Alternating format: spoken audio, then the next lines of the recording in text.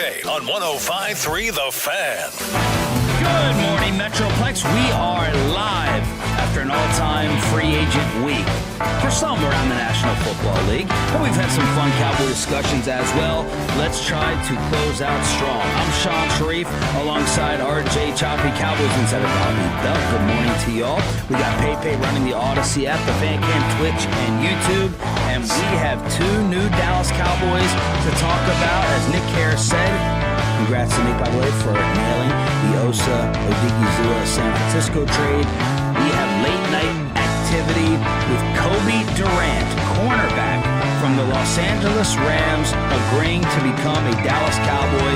It's a one-year deal from Jeremy Fowler, 28 years old, started 29 games over the last 2 years with LA as an outside corner, 26 pass breakups in 4 years. Yeah, he's an outside corner, but he has played inside some too, so he definitely has flexibility. I think it was 2023, like half his snaps were taken inside of the slot, so he's got the ability to do both. A little bit lighter, but he's got ball skills. He's a little bit of a gamble guy, like a little bit of a guy who's going to take a chance and try to get a jump on a ball. But no, I think that before knowing what the money is, a guy that you're signing this late in the process, I think it's a good signing. He's a good player. Nick Harris adds, Choppy, I like this ad. Much needed durability in the corner room. Gives Deron Bland versatility to move inside or out. Also elevates Rebel going into year 2. High ball production and discipline on the outside. You don't absolutely have to draft a corner with a high pick now. Look, I still want a corner with a high pick. I do like this. I mean, I think corner depth is as important as it gets in your defense. It's a spot where you're going to have so many defensive backs back there on certain times that you want to have depth. You want to have no holes. You want to have nobody they can exploit. Now, I mean, if he's a risk guy, a little bit's okay, right? It's not Diggs out there. It's the guys that take risks and take chances on every single play, or the guys who never take them. Those are the guys that are frustrating too. But no, this is depth. You can never have too much depth. You got a good vet. Somebody has a lot of pass breakups. I mean, this is. I think this is good. Yeah, 4th round pick out of South Carolina State, and ESPN had him as their 15th best remaining free agent. What he brings with his smaller frame, 5'11", 185. Big wide receivers can create matchup advantages against Durant on the perimeter. However, he can run and play inside. In 2025, had 3 picks, returning 1 for a touchdown. It's when Nick says you don't have to draft a corner now, this is what we were talking about yesterday, about liability exposure. It's basically just how much, like, guys you could run out there and play with. The Cowboys could run out there and play tomorrow with Kobe Durant, Deron Bland, and Savon Rebel, assuming everybody's healthy. So that doesn't stop you from then taking Mansour Delane, though. Like, it's not enough to do that. So this is literally just what all 31 other teams do, which is cover their bases. He's better than anybody you had playing corner for most of last season. Kobe Durant is that. So you've improved regardless. Even if he has to play, he's better than what you were throwing out there last year. If they take Hood at 20, because this guy's 5'11", are they a little small at the position, height-wise? No, I mean, 5'11's not small. 5'10", when you start getting into it, is when you get to 5'10 and under. I need to see what his arm length is, but when I've watched him play before, I've never thought of him as being, lacking length. Todd Archer also adds that the Cowboys agreed to a deal with offensive lineman Matt Hennessy.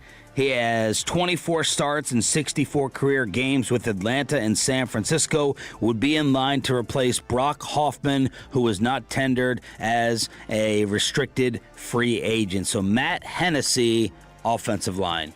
Yeah, him I don't know at all. He's a veteran, I know, and he's a rotational guy. I'm going to be interested how much they've walked away from their idea at the end of the year about putting this guy here, this guy there on the offensive line, versus just saying, yeah, our offensive line needs to be what it was thought to be at the start of last season, which is Guyton's out there, and then Steele's out there, and then you've got Tyler Smith on the inside with Booker, and you've got Cooper Beebe playing center. If they start shifting anybody around, if they start bumping Smith out to tackle or doing anything else like that, then that's where that kind of a signing, I think, piques your interest a little bit more. The money has. Go ahead. If you had to be named after a liquor, it's Hennessy, right? That's what you want. Not Tanqueray.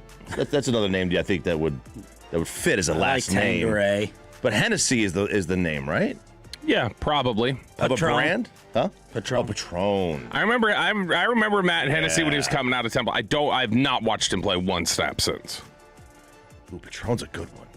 Tanqueray is kind of an exotic female name. I like that as a first. Be, Yeah, yeah. it sounds like a stripper name. That could be a good I might have first to name. go back to work with Amanda this weekend. Tanqueray. Next to the floor, Tanqueray. I would not want to be a football player named Tanqueray, but yeah, maybe a dancer. Yeah. Okay, the money has been redone for Rashan Gary. Todd Archer, of course, is all over it. 2 years, $32 million, $16 million guaranteed, $13 million bonus. Cap number drops from 19.5 to 5.4 in 2026. There are 4 void years in the deal. You guys have to explain that to me. But overall, they save $14 million towards the cap this year on the Rashan Gary restructure. They initially said 6. Yeah. Which did not make sense to me. That's high. And I 6 void years. Yes, I mentioned in the email that 6 void years doesn't make sense. And then Todd circled back and said 4. It's like, okay, 4 makes sense. So Well, what does it mean, the void years? it's an accounting trick. That's all it is. So How do you have 4 void years on a 2-year deal? Yeah, no kidding. So they do it regularly We now. can still cut your ass after we cut your ass. They still do it regularly. There are automatic years built in that are going to be. It's something that I wonder if they'll get rid of in the CBA eventually, but it's just an accounting trick. So basically, the NFL allows you to spread the cap charge for the signing bonus over the life of the contract up to 5 years. So adding 4 void years on it makes it a 6-year deal. So that means that this year, next year, and then he's got his 4 years, that they restructure his deal this year. So that spreads over 2 seasons and 3 void years. Well, next year, when they're going to want to restructure him again because they're shifting all this money around, they now have a 5th year that they can restructure it into the future. Because if they didn't have that extra void year on there, they'd be spreading the cap charge over 4 years instead of 5. So it just lessens the cap hit that they're inevitably going to restructure next year, too. So dumb it down for me. How should I look at this? Is it 15 a year now for Gary versus 18 and 21? No, he's got his money now. His money's his money. So, but in terms of just effect, like how it's applied, yeah, it's going to be essentially 16 a year, but the cap charge itself, it's going to be 5 this year, and then next year I'd imagine it gets something closer to like 8. All right, so that's redone. I mean, you can say sure. I'm saying it's 5 and 8. I believe you're saying it's Rashan Gary. When you're asking about what Rashan Gary costs, Rashan Gary under cap the next 2 years probably costs you $5 million and $8 million, which is nothing. Rashan Gary, speaking to DallasCowboys.com, giving his instant reaction to being dealt here. You know, when I got the call, really, having my emotions, they was everywhere, surreal at the same time, just understanding the connections that I have here, and the coaching staff, just made it feel like my second home, especially, my family being here, and, just a great experience. Other highlights from the conference call with the rest of the media will be with the outside linebacker group. Confirmed he was hacked on IG before being traded. Yeah, right. Hey, we're trying to get something booked there. Huh? We're trying to get something booked there. He was absolutely hacked on IG. Oh, we're trying to get something booked. Trying to get him on the show. Never mind. Damn Zuckerberg. Called Kenny Clark when he found out he was being dealt. Said it was an honor and a privilege to work with KC again. Says his run game work is some of the best in the league. Calls the move from Green Bay to Dallas bittersweet. Flipping this defense around will take consistency from everyone. Quote, I see how bad everybody wants it on staff. I want it to, maybe even more. Yeah, and I mean, it's the stuff about Kenny Clark that he talked about yesterday. He talked in depth about how close he was to him and how important he was to him and how he, how they work together. And it's funny, when we were talking to Aiden, who's Mr. Packers back there, Aiden, we had brought up the fact that, like, well, what did you think of Rashan Gary? And he's like, yeah, he wasn't great last year. And he goes, but before Micah got here, he's like, consistently the best thing about our defense was Kenny Clark and Rashan Gary when they did work together. Like when you were able to use them on twists and stunts and do different things, that was the best thing we had going. And I think that that's clearly a big thrust of, and we've gotten to this point over the last week where everybody says, oh, we just want the players, and fit scheme to it and yada, yada, yada. It's very clear that they have I think narrow definition of what they want. And Gary and Clark and the chemistry that they have and the way they work together, they're very much trying to build complementary defense rather than big-time stud defense. I mean, can you as a defensive, can you disrupt what the offense is trying to do? I don't necessarily need you to sack the quarterback. Are you disrupting? Are you as an individual just disrupting things? I mean, look, you can play better as a unit than you can as individuals, and that'll be a lot about what we talk about at 720, I guess. But Reed Blankenship on his own was not a great player. Nakobe Dean on his own is not a great player. There's somebody else on that defense for the Eagles in 23 that was not a great player. You're talking about 3 out of 8 guys that on their own, or 3 out of 11 guys that on their own are individually not great players, who they were on the most dominant defense in the NFL that year, because they all know how to play their role. The guy whose comments that I loved reading the most was actually Jalen Thompson. Said, once-in-a-lifetime opportunity. It's amazing to play for America's team. I am ready to get it going. And he was talking about the V word non-stop. He said, label me as a defensive back. A physical safety, a safety that can do pretty much everything. I don't consider myself just a safety. I'm a DB in general. This is Jalen Thompson, the former Cardinals safety, talking about his game. Physical safety, a safety that can do pretty much everything. I don't consider myself just a safety, a DB in general. Nickel, corner, free safety, strong safety, wherever they need me at. That's where I'm playing. I've had some conversations with CP a little bit. Great coach. Everything is pretty much familiar to me in terms of scheme and in terms of how he coaches. So I'm ready to get it going. I also got my coach Schmitty came from the Cardinals as well. So ready to get it going with him as well, man. You need me a nickel, you need me a corner, safety, wherever I'm willing to do it. Defensive back is the position for me. And then he went into a lot of detail over Coach Smith. This is the, when you look at it, you really can't, and I know everybody always like say, I'll do whatever. I'll do whatever. I can do whatever. I like, people will always say that. Yeah.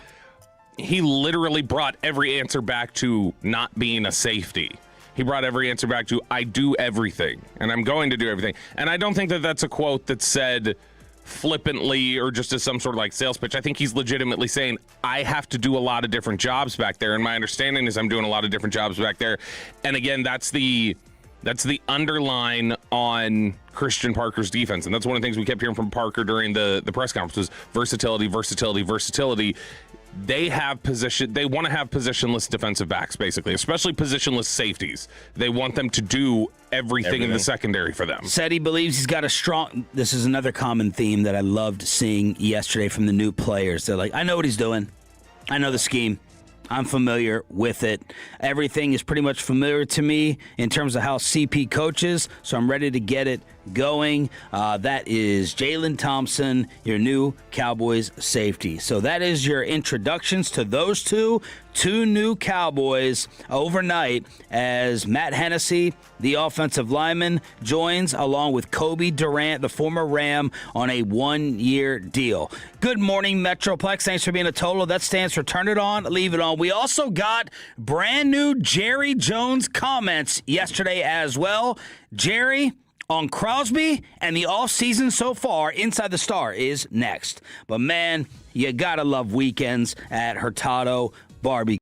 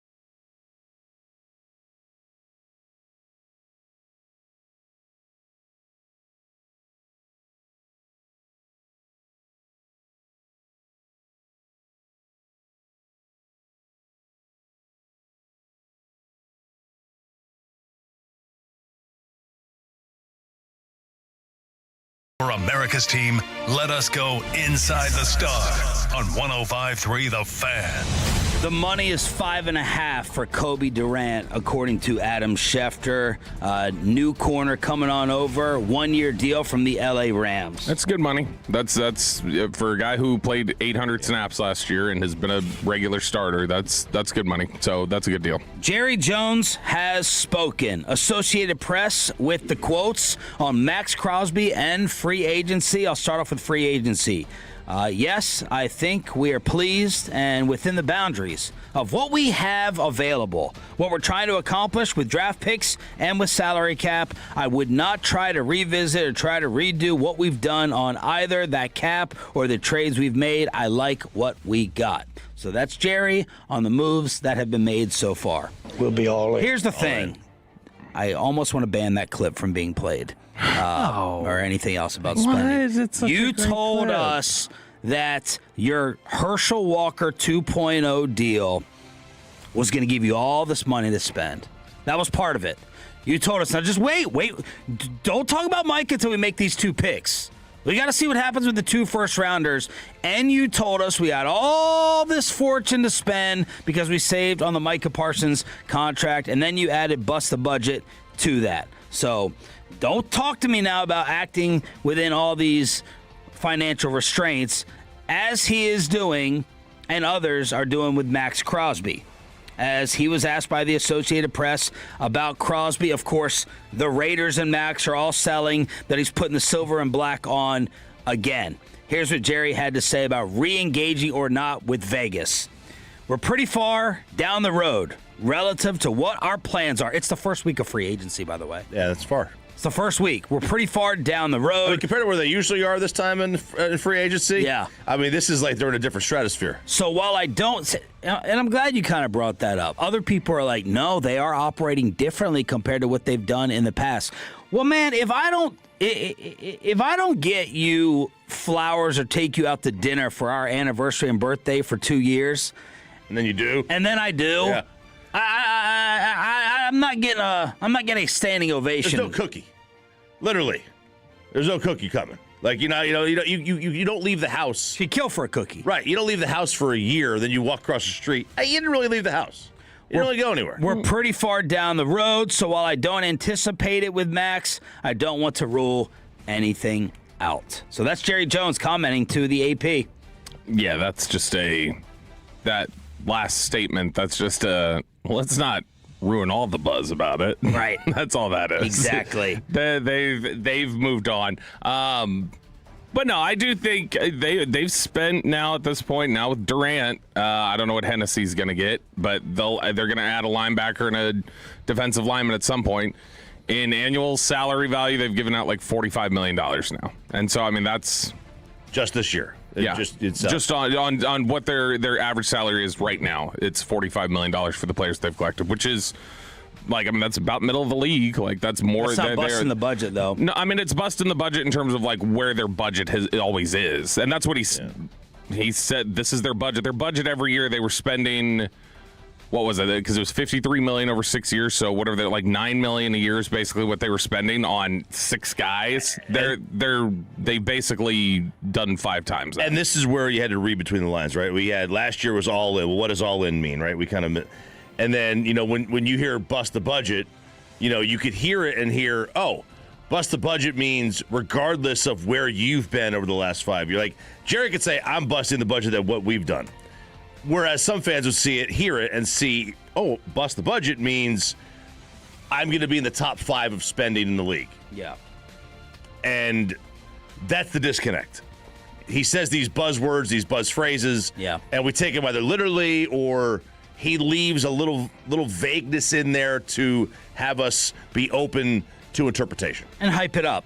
Sure. He gave us an off-season hype line, and he doesn't really care if it's 100% accurate and that's where, I mean, I don't know whether it's sociopathic or what the term is. He doesn't care if it's proven true. He just cares that we talk about it and hype it up because it's the big headline. I think he believes it is true now. Like, I think he does believe he did that this offseason already. I think he thinks he did. that he went over the top? I don't think he thinks he's lying there. I think he thinks he did. He's like, I just restructured 50 and then put another 50 on it. That's $100 million in addition to having the highest paid quarterback in the NFL and other high contracts. Okay, man. And I would say back, you got, I guess, 3 new starters if you replace, Clowney with Gary. Mm-hmm. So we got 3 starters. They'll get a 4th, probably a 5th. Well, two picks. No, outside of that. They have to get a linebacker and they still have to get a defensive end. Like, they have to add it to the roster. Well, to me, it's still doesn't feel close enough to making it an average or above average defense as we stand right now. And again, first week of free agency, even though Jerry says it's pretty far down the line. The Raiders, I'm glad you guys gave me a little bit of hope. Neither of you are buying the Raiders coming out and saying Maxx is not traded. This is Mike Florio, ProFootballTalk.com. Per a league source, the Raiders are telling teams that Maxx will not be dealt. We're told they never wanted to trade him. He wanted out. Now that he's back and is publicly recommitted, he is staying put. And you're not buying it. I see your tricks here. I see you're trying to play hard to get. You're making us think that the marriage is all happy, but we see through it. We see, that he leaves for golf at 7 a.m. on a Saturday, and he returns for dinner, and then he falls asleep on the couch. We see these tricks. You're not super happy there. You're not super happy with him. He's not super happy there either. You're trying to drum up a market. Oh, you don't want to get rid of him? Oh, okay. Well, we're gonna overpay. I'm not selling the house. I'm not selling. I'm going to make you overpay for this thing. I see what you're doing. I see right through it. I appreciate the game. I love the game. Give me the percentage he starts next year on the Raiders. I still think because he's on the roster now and there is the medical aspect to it, I still think it's greater than 50% that he plays for them. But I don't think that they're just not fielding phone calls. I think that they're going to they're not going to come off their, hey, we've got a high price for this guy. Yeah. They're not going to give him away. Oh, I don't think they're fielding phone calls right now. I think maybe right now, but they will after the draft. It's part of the whole pitch. Get him healthy, get his knee right, and then call people on him. And then, but right now, everybody's got to act like, no, he wants to be here. He's like Maxx has got to put up the facade too. Just like, you know what? Yeah, run it back, baby. I'm back, Raiders. I've forgiven everything because one medical staff failed my knee. What's your percentage that he's on their team to start the year? 20. Okay. David Moore. Man, I was getting Dallas Morning News. I was getting my hair cut, and I almost took the scissors to turn them on myself as I was reading this from David Moore, formerly of the Dallas Morning News, D Magazine, and of course, he's been embedded with the Cowboys for years and years, and he was explaining the Cowboys and Crosby. Now that the Ravens have backed out of the agreement, there was a short-lived expectation Dallas will jump back into the mix. Here's why it wasn't that simple. Crosby was the fork in the road. Losing him set the club down a different path. One it immediately went down by trading for Rashan Gary. The time for flirting with Crosby passed, with Dallas committed to executing Plan B. Officials stress privately the club has no intention of reigniting those talks with Vegas anytime soon. Skeptics, me, reject this line of thinking, arguing Maxx is a better player than Gary and that the Cowboys should be willing to bust the budget presented by this unexpected mulligan. Me. Besides, it's not like the roster is loaded with pass rushers. The painful counterpoint is Dallas entered the week with precious little wealth on the defensive side of the ball other than at tackle. Investing the salary and draft capital required to add Crosby, good as he is, doesn't make sense. Given how woefully lacking the Cowboys remain at corner and linebacker, they must balance the roster, which is a part of the big reason why they traded Osa and Solomon. More on that in a bit. So the pivot to Gary and then not having enough money, according to David Moore, to re-engage. I don't believe it. I don't. I mean, there are some times where the Cowboys just say things and I'm like, okay, I don't believe it. That's one. I don't believe it. They were in on it last week. They can flip their switches and their other money to free it up. It puts them in a bad financial position in a couple years, but so is the other stuff they've done this year. So I don't believe it. It's that they don't have the money with the question about the knee. They don't want to spend on that. So whatever they'd be willing to spend on the knee, yeah, we don't have that money. We're not going to flip those switches for a bad knee. But, yeah, we would have done it if he would have been fine. David Moore finishes up there.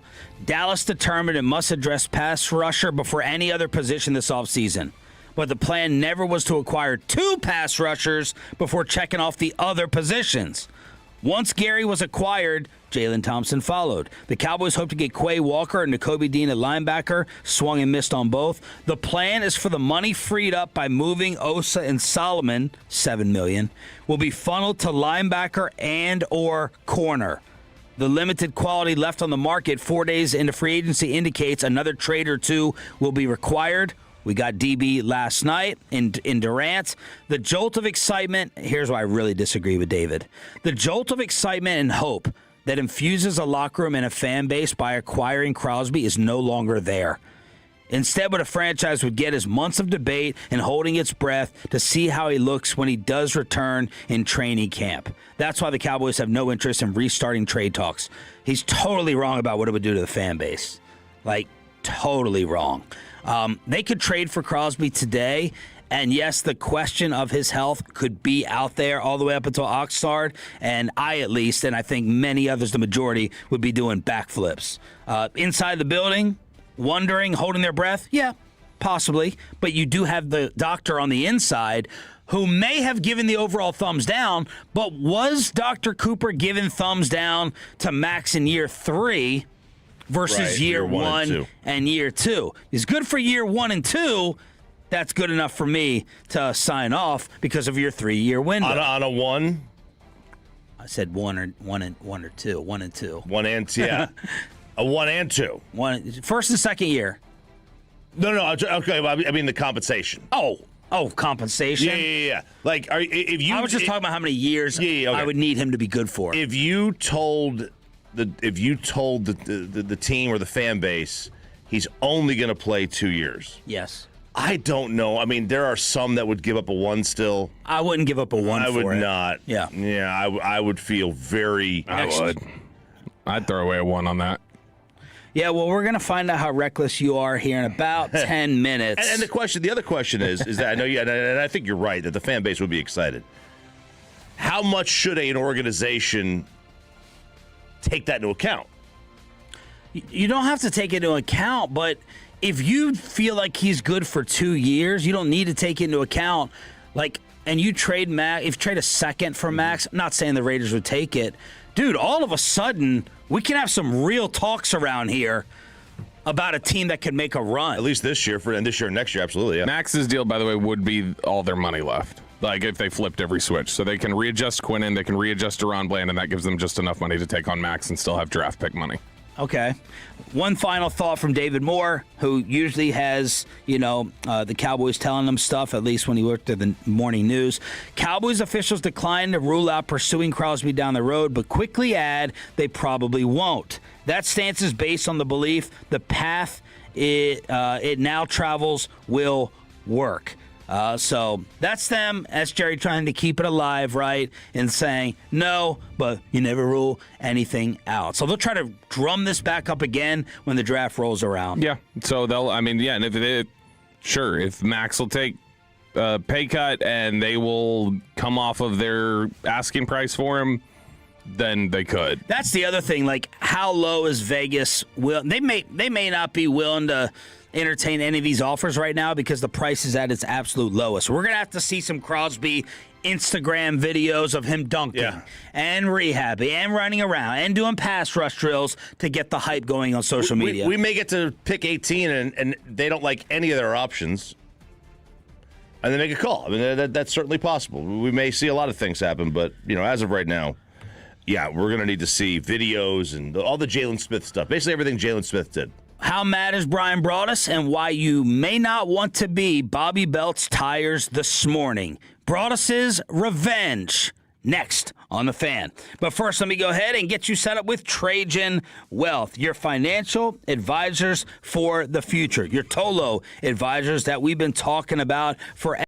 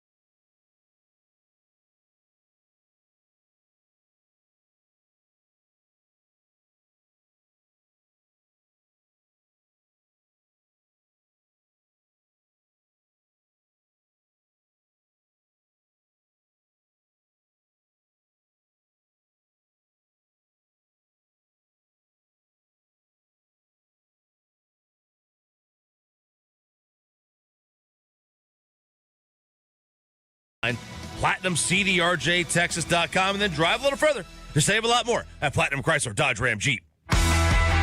And it's back to Sean and RJ right here on 105.3 The Fan segment here brought to you by Classic Chevrolet. If you're in the market, upgrade your vehicle, get Classic Chevrolet in Grapevine today. The #1 Chevy dealership in the world, 3 years straight. They've got more new Chevys than anyone else, all priced to sell. Visit ClassicChevrolet.com. This is Texas. This is Classic Chevrolet. Together, let's drive, relax, enjoy the difference based on new Chevrolet registrations 2023 through 2025. It is the discussion that has taken over the water cooler, the coffee machine, and the hallways here at 105.3 The Fan. Chelsea, she just asked me, she goes, what happened? How did Broadus react? What's going down? Who made the AI video? Was that you? Yeah, I did, but I didn't think it would sell well coming for me if I tweeted and tagged Brian, so I gave it to Zach. You fed it to Zach? Yeah, I was like, here, you can... yeah, that was something I fed to them that I was okay with them leaking. Yeah.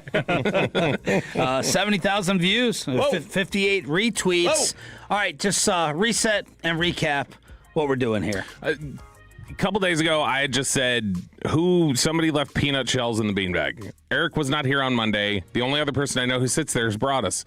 So I just kind of flippantly said, I was like, Broadus left peanut shells in the beanbag over there. Well, he texted, and he was not happy.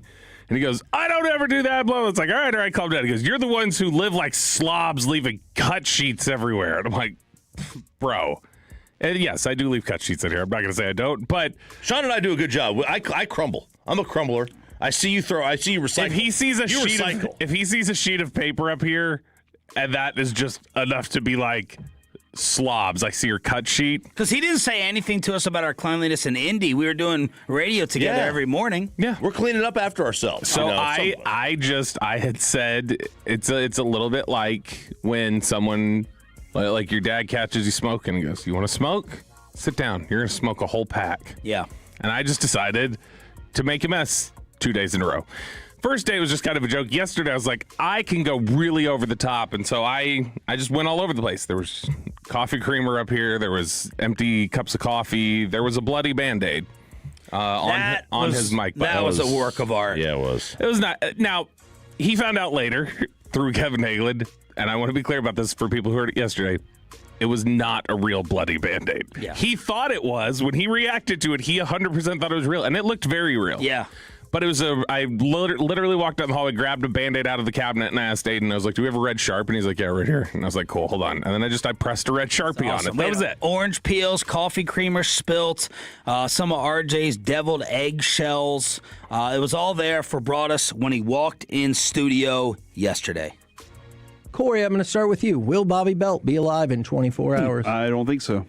I told him this morning, this has to stop today. I can't with the wrong dude. I can't do this anymore for me, like my own personal feelings. Yeah. I love a good bit, but I think he's gone too far with this one. You start leaving bloodied Band-Aids at your workstation. It is that time of month for Bob. Hell has no fury, right? As they say. And who knows where that blood came from on his body? Yeah. You know? That's no fury like a woman's Workplace violation. Might I'd have been say RJ's. Spittle, if you're listening, that's a bloodied Band-Aid at my workstation. I think he's taunting you about the old marathon nipple days. Nipple days? Yeah. I just let him straight bleed. Oh, yeah. Oh! Yeah. Gosh, that's aggressive, dude. I thought it was just spilling coffee and Nah, man. and the peanuts. I know we hawked a loogie over there. There's all kinds of sticky stuff on here, too, that we had to deal with this morning. So, Sticky stuff. Robert, if you're listening, bro. like bodily coming to an end. fluids. Yeah. Bodily fluids. Is that what the sticky stuff is? That's next level, bro. I just assume I had to use 2 or 3 of those wipe things to try and get them up. Oh, no. I mean, you take like stop. a Room Raiders. I saw the beginning of G-Bag, and I was like, oh, he's kind of calm and cool. And you all were like, no, the crosstalk. He was livid. I'm not hearing that right now. The Band-Aids at my workstation. Nah, It's building. You wait till, okay, you're going to hear it when you start getting threatened here in a second. Workstation. That's next level, bro. I just assume I had to use 2 or 3 of those wipe things to try and get them up. Oh, no. I mean, you take like a Room Raiders black light to this room right now. Oh, God. Can you imagine? Yeah. Ew. One of the things we had to make sure there was more eggshell out. Oh my gosh! It was Yes. so bad. We were like, Bobby, you gotta listen, man. You gotta help us out a little. The bloodied Band-Aid is one thing, but the eggshells are just a bridge too far. The orange peel was all over the place. Yeah, dude. I don't know. It's okay. You seem to think the orange peel made it smell better. He kept looking at Corey going, smell this. I was like, no. It's nice. No, thanks. It's a shame that their show is going to suffer from that. That whole show is going to suffer. What? That whole show. No. You know, Pepe, all of them. Pepe. Hey, listen, they're dealing with a guy that gets up way early in the morning. Oh, how early do you normally get up? About 5:30. So, yeah, I just, hey, I'm going to see you park where you're at. Just be ready. We camping out. Just be ready. Yeah, it's not going to be pretty, boys. Sorry you did that to your guys, Bobby. And Sean, RJ, just hope you guys have AAA to help this out. Man. All right, stop. Yeah. Bobby, Broadus, let me just say this right now. If you're on your way to the parking garage, you will not be going to Indy next year. And you will not find my car. If you touch my car, if you touch my vehicle, I'm not going to say what it is, you will not be going to Indianapolis. I sent you a box of Wild Fork to thank you for Indy. Leave me alone. Those were RJ's eggshells. Leave me out of it. I pitched in. If you listen to me, I said, Bobby, stop. You're going over the top. Leave me out of it. No combine. I'm threatening you with it right now. Continue.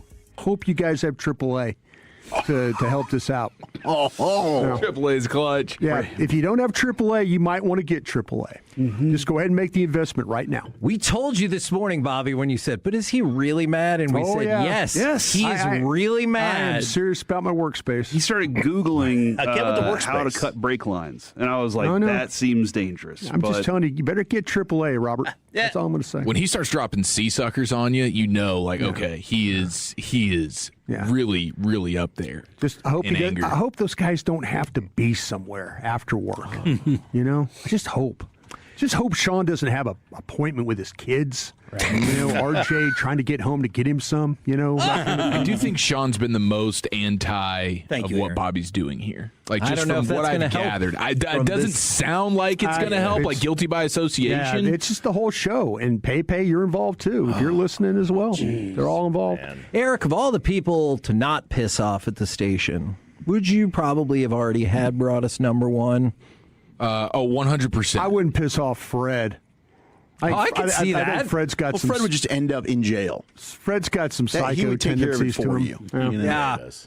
Yeah. Yeah, that makes a lot of sense. I wouldn't. I've been working with him for a while. Yeah. That definitely would be I can see him just kind of going nuts because there were times where I didn't know what to think. I just was like. They caught me on a bad day because I was in a dentist chair for 4.5 hours. Oh, man. No. And this all started in the recent weeks with you complaining about how messy they leave their workstation. Absolutely. So now they're tripling down on the mess. Yeah, absolutely. Which affects all of us, with cups and run sheets and all kinds of crap laying around. Listen, Tell come corporate on them. Just pick up after yourselves.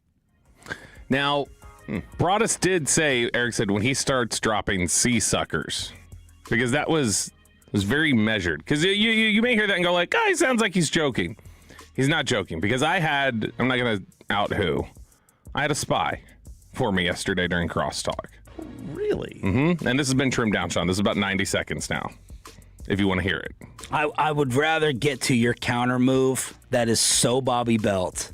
It's amazing. It really is. It really is. Do you ever feel at any point when you're doing these things that you're doing, like yesterday and today, that you may go too far? Nope. Okay. Well, I'll be 100% honest. That's all I wanted to know. I'll be 100% honest. He said he was in a dentist chair yesterday. My thought was, how funny would it be if I drove up there right now while he's on the air and I let air out of his tires and left a toothbrush on his windshield? Yeah, you've been known to leave things behind. Now, only Bobby Belt would do this morning. He was so afraid that Broadus would do something to his tires. Bobby told us he Ubered to work. This is an amazing He had move. to. He had to do it. He Ubered to. Is that true? Yeah, that's not afraid. That's chestnut checkers. I have somewhere to be after. I don't want to. Are you going to do it every day next week? No. But he's too calculated. He's emotional about it now. Brian, I love you. This is ball busting. It's Sean. Hey, busting your balls. Hey,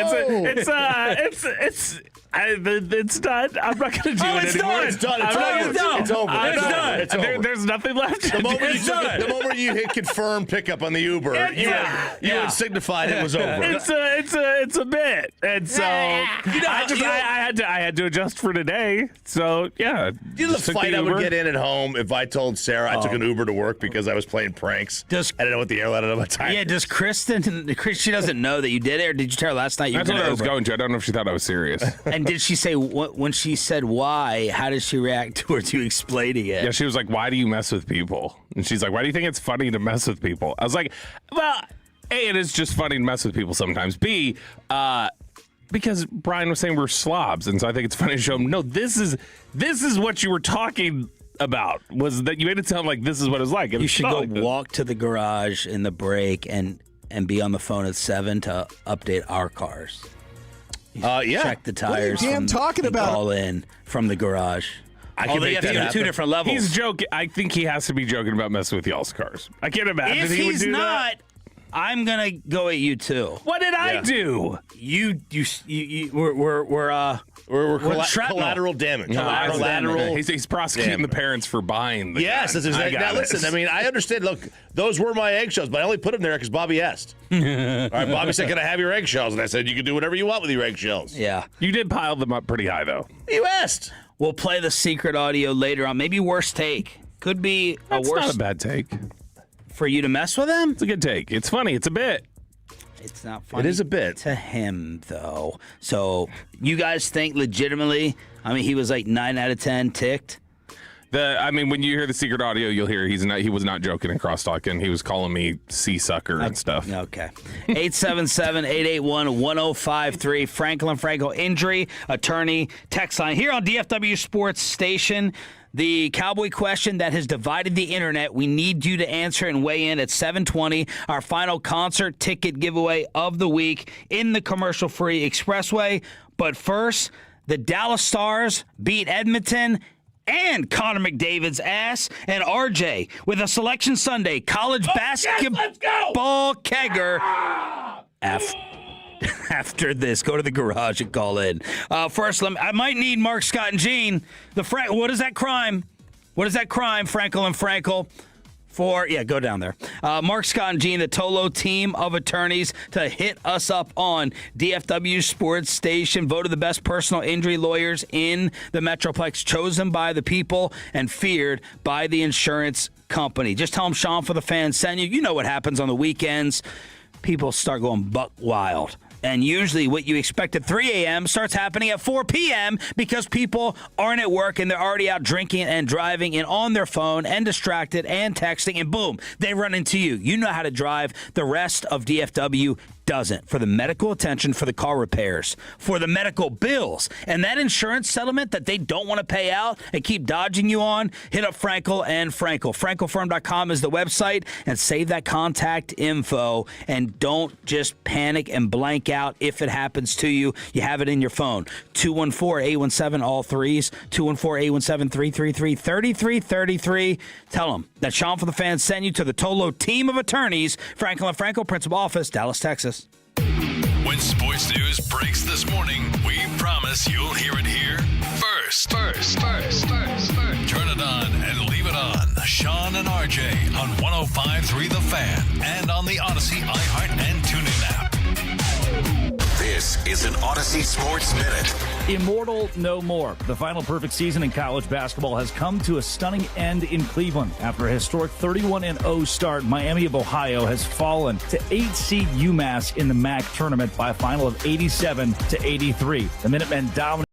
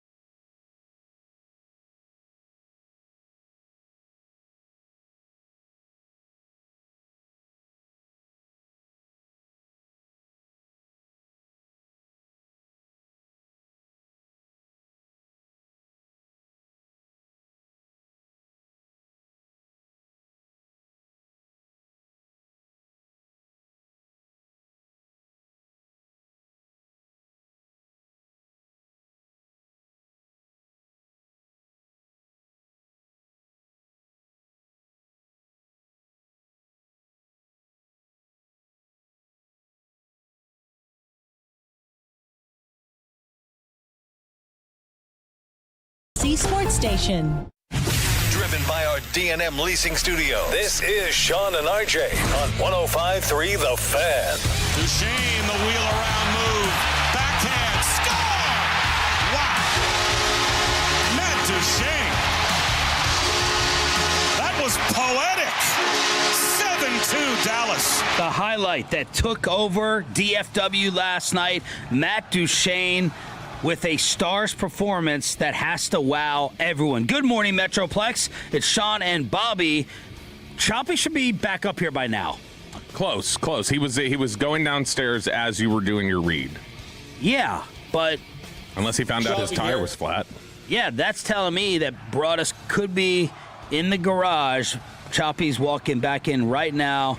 Bobby Ubered to work, so it would be me and RJ's cars that would be in jeopardy. What a twist if y'all were the ones who got it flat and I was fine. Well, Tolo Mike said you got better than Triple M around the corner, baby. Yeah, hell yeah, Mike Osmond. Yeah, Mike Osmond, the Osmond, the car whiz. best mechanic at DFW. You don't look too stressed. We have 4 tires, and they have air. Okay. That seems to be the Did you check solid. Peyton's? Peyton parked too far down the way for me. For some reason, when I pulled in, he did keep referencing Peyton specifically. Within the same 3 spots that I usually park in. You're further down. For some reason, when I pulled in today, there were 4 empty spots, and then you. You should have gone. Well, the first one's Dan. He got on him, Dan Brunoff. I parked in his spot one of the first days. He said, "Dude, that's my parking spot." So I left that one open. He did. It was during, I think, when you had bad weather. I got here a little earlier because of the weather. I parked there first. He got right behind me. He got out of his car and said, "Hey, dude, that's my parking spot." I go, "What?" No, we're all good for now. You should have seen Brunoff sunning Nick Harris last week in the kitchen over weather. It was so funny. We should go get snow salt and do a DB in the spot. It'd be like, oh, you think you have reserve spots here at the station? I'm going to talk to Dan about that on the way out today. No, you we're got good. your own spot. We are all good when it comes to where we as of the moment. For now. As of 7:02 in the morning. Yes. We're fine. And Bobby, of course, Ubered to work out of the Broadus fear. Stop saying fear. I'm not afraid. I'm not afraid, Sean. Then you would have drove your car. I'm strategic. I don't want repercussions. That doesn't mean I'm afraid of them. If he gets me and he bests me, okay, I'll live with it. The Stars jumped out to an early 5-goal lead and physically beat Connor McDavid and the Oilers 7-2 for their 3rd straight win. They now have 10 points in 14 straight games, second longest point streak in franchise history. Robo led the way with 2 goals and 2 assists. Jamie Benn had 2 more goals. That's now 6 points in the last 5 for the captain. Wyatt had another power play goal, his 22nd, which ties Dino Ciccarelli in 86-87 for the most power play goals in a single season in franchise history. More from Gavin Spittle, Spits and Suds. They extended their power play scoring streak to 11 games, which sets the record for the longest stretch in Stars team history. All is good on the ice. All is good. They are a wagon right now. They are rolling, and things are. How much ground are they making up? Who's moving more in the standings? The Stars moving up or the Mavs trying to move down? I haven't looked at the standings. It's like they've been winning so many games. The number one goal right now I know is, last I checked, they were like 3 points up on Minnesota, but I think that's climbed. They're just trying to get home ice for round 1 over Minnesota. They sweep the Oilers. Yeah, and this is one of the big things, because the Oil have been like the thorn in the side for the last couple of seasons, and right now you're clearly better than them. They snap McDavid, the league leader in points. They snap his 19-game road point streak. That's gone. This is one of those wow victories that you're like, okay, like we're puffing out the chest to the rest of the league. Everyone take notice. And I saw on social media a lot of like, okay, if only, because they were up like 5-0, and then all of a sudden it's 5-2. It's like, all right, if only Otter just doesn't give it up. And it's like, man, Edmonton is the best power play in the league. And they're arguably the best offense in the league. Well, they're one of them. And you're going to give up goals. You're going to give up goals to Edmonton. Colorado has 97 points. We have 92. While we're going 9-0-1 in the last 10, they're 8-2. Oh, yeah, that's the kick in the pants, man. I mean, Colorado's just a really good team. And it's also wild that the 3 best teams in the entire conference are all in the same division. Arguably the 3 best teams in the entire league or 3 of the best are all in the same division. I mean, I feel bad. Like, there are some teams out east, like Columbus and Ottawa, who, if they were in the West, they'd be in the playoffs right now. But they're not. And Peyton, you have some numbers? Yeah, 66% on Money Puck. Very good. Good stuff. Very nice. Blue Mustang, Broadus. Yeah, go get the Blue Mustang. Yeah, get the Blue Mustang. Yeah, the Blue Mustang. Camaro, blue Camaro. It's a Challenger, Sean. Rally sport. Well, it's a wannabe, whatever it is. Rally sport. It's a wannabe Corvette. Whatever the wannabe Corvette looks like, let that air out. Look, Ottinger has been the big talking point. How loud have people wanted to be about it? Saying, look, he hasn't been the best goalie on the team this year. Is that true? And how much does that matter? He saved 56 out of the last 59 shots on net in the last 2 games. He seems to be like the big underlying question mark going into the postseason. Yeah, I mean, look, he still made Team USA. You know, like, he's still one of the better goalies in the league. It has reached a point, I think, with some of the Stars fans that I've talked to, of it's not Dak-like, but it's kind of gotten to that where, like, so I think there are, if you were to ask Stars fans, a lot of them would say he's the question mark. Because this team is so good. This team is so loaded. Like, they don't have Is a ton Jim of Neal holes. going to win GM of the Year again? Think about that. Should. I mean, they're that good. I mean, obviously, it's going to be hard with Colorado. Colorado did some stuff at the deadline, too. Yeah. And it's just going to be really, really difficult. Minnesota's GM has done a nice job as well in the West. But, like, I mean, look, this is such a good roster. It's just a sound roster. They don't have a whole lot of holes. Their biggest hole is still like a 7 out of 10.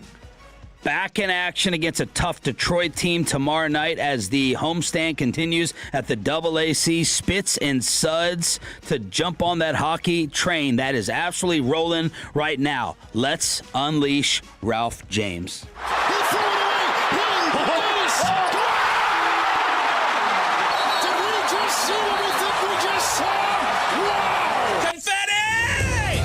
Babe, we had our first big wow moment of the college basketball season, and it took place on March 12th.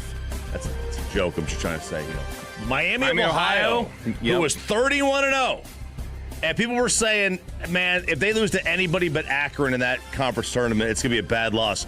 Well, they found a way to get a bad loss. They lose to UMass. Suckers and now the number one question going into the weekend is, does a team that's 31-0 and loses in their opener of their conference tournament deserve to get an at-large bid when they had, out of the 365 teams, the 362nd ranked schedule?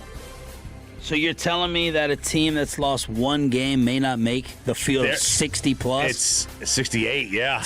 I think they're going to make it. Okay. It's a very difficult. Like, I don't care how. Look, I don't care 31-0. I don't care who you are. 60 plus teams. Yeah, I think you could make it to go 31-0. Like, I don't know how many teams. Again, I don't care how bad the schedule is. You're going to have an off night. To go 31-0 is like, and they've struggled. They haven't been. Do they have great. the weakest strength of schedule of all time? It's bad. They have not played a single Quad 1 team. Now, Quad 1 is a top 30 team on the road, a top 50 team. Top 30 team at home, a top 50 team on a neutral site, and a top 75 team on the road. They have not played a single one. Some of the teams they've beat, Sean: Old Dominion, Air Force, Mercyhurst, Arkansas Pine Bluff, UNC Greensboro, Maine, UNC Asheville. It's like Notre Dame football. Yeah, basically. Yeah. So it's not a great schedule. When you're 31-0, it's like, okay, what are you doing here? What's the point of the regular season? That you've just basically said, if they don't make the tournament, you've said the regular season is even more meaningless than it already is. Well, yeah, but you have to have a legit regular season schedule. I agree. This was their 3rd time playing UMass this year, by the way. They've beaten them the first 2 times. So, I mean, you play a team. Rolling in his grave. Yeah, exactly. The coach is Frank Martin. Jay Bilas. Your old boy. Oh, really? At UMass, yeah. He's the coach of UMass. Did you say Jay Bilas? Yeah, that was the bit that they always called him Bilas. Oh. His old coach used to call him Bilas, didn't know how to say it, so Dan Patrick would always call him Bilas. Massachusetts, like, if you've played a team 3 times and they were competitive in the first 2, yeah, I would imagine at some point they're gonna get the jump on you. Yeah, they are ranked according to KenPom. Now, KenPom is the big metric site. It's like Jeff Sagarin kind of only like updated. They're right behind High Point. That's how kind of low they are. But it's a problem for the committee because they're going to be ranked number 93 in these rankings. SMU is a bubble team. They're 41. Auburn is at 38. It's never a good sign when you click on their ESPN schedule. And if you look at it, it's like, oh, okay, they're beating all these teams. There are 3 teams on their schedule that are grayed out. No logo? Which means you cannot click them through because ESPN does not have a school page for them. All right, so a couple of other things. Big news in the Big 12. The Big 12 tournament is going on in Kansas City. And shout out to Brett Yormark. He did 2 really correct things here. You love him. I do. First off is they made a court that's an LED court. It's glass. It's a different playing surface. It looks gray. Whether you shoot a three-pointer or you make it, the three-point line lights up, kind of with fire. All right? Okay. When you get a bucket in the foul, the inside of the three-point arc lights up. Kind of cool, right? They can change things up. The only thing that's bad about it is, 1, the players slip and they don't like it. And 2, if you have courtside seats, you're not allowed to have any food or beverages. Oh. Because if it spills on the glass, it's LED, circuit. it short circuits Bobby everything. could not sit there. So, yeah, absolutely. So, the players complained about it. I think it looks really, really cool on TV, but they have said they are done. They are going to go back to the hardwood for the semis and the finals. So, they're done with the glass court. It was really, really cool. I loved it. Shout out for the uniqueness and the idea, and try to do something different, but right move by canceling it. All right, so local teams. This is Selection Sunday this weekend. Texas should be in. They should be in. Every metric I've seen has them in. They're not safely in. They might be headed to Dayton again. They were in Dayton last year. They played Xavier. Same with SMU. They look like they're going to be a bubble team as well. They're probably heading to Dayton. I think one metric has them, or one bracketologist has them playing each other in Dayton. I've also seen where Lenardi says that if Miami of Ohio gets in, SMU might be the team they replace. Okay, so right now it's Auburn, but what you don't want is another bubble team or another team that's a favorite to win their tournament that loses like Miami of Ohio. Tech, they're injured, but they're safe. They're safely in. It's not a question about it. There was a point this year, they could have gotten as high as a 2 seed. Those days are long gone. They're anywhere from a 3 to a 5. Yeah, the injury, Toppin got hurt, and they had another injury as well. I don't know how the committee's going to handle their injuries. They might drop them to a 5. I doubt it. They're probably going to settle somewhere in the 4 range. A&M, I think, is a very interesting team. Most people have them as an 8 seed right now. I don't see them getting any higher than a 7. I would not want to play A&M if I was the 1. If you are a 1 seed, if you're Michigan, if you're Arizona, if you're Duke, Florida, UConn, whoever it is, if you see A&M, now Florida might be different because they played them in the regular season, but if you see A&M on your schedule, this is a murderous team to play. All they do is press and shoot threes. And if they're hot, they're going to knock you off. This is not a team that a 1 seed wants to see. TCU, they're going to be seated right around A&M in that 7 to 10 range. I think they're set for the 8-9 game. Oklahoma, they're either going to be one of the first 4 out or the last 4 in Dayton. SMU, same thing. Texas, same thing. They're probably going to be in Dayton, but Oklahoma might be the first team or second team that is eliminated. Are you hyped up? I am. I'm ready to go. Same as other years? Yeah, I watched quite a bit yesterday. Quite a bit of the conference tournaments yesterday. The conference tournaments, they really got going yesterday. They haven't had the same impact on me. These networks have decided to move them around. It's not just on ESPN. Like, if you want to find the Big East network, you got to go to, FanDuel TV or something now. It's CBS HQ. The SEC tournament's been on the SEC network and not on ESPN. So they're kind of all over the map, but I'm ready. Let's go. Sunday night, 5 o'clock. And we have to come up with a show punishment for the bet. You have to mess up Broadus's workstation again. There we go. 877-881-1053 in order to hit us up on the Franklin Franco Injury Attorney text line. The latest I got from Bet Online 4 days ago. Oh, these are for conference tournaments on who's going to win. I don't care about that. But I think Michigan was the favorite to win it all. That makes sense. They're way high up on Ken Palm. Yeah, Duke has got some injuries, so that's gonna put a wrench into them. And they almost lost yesterday.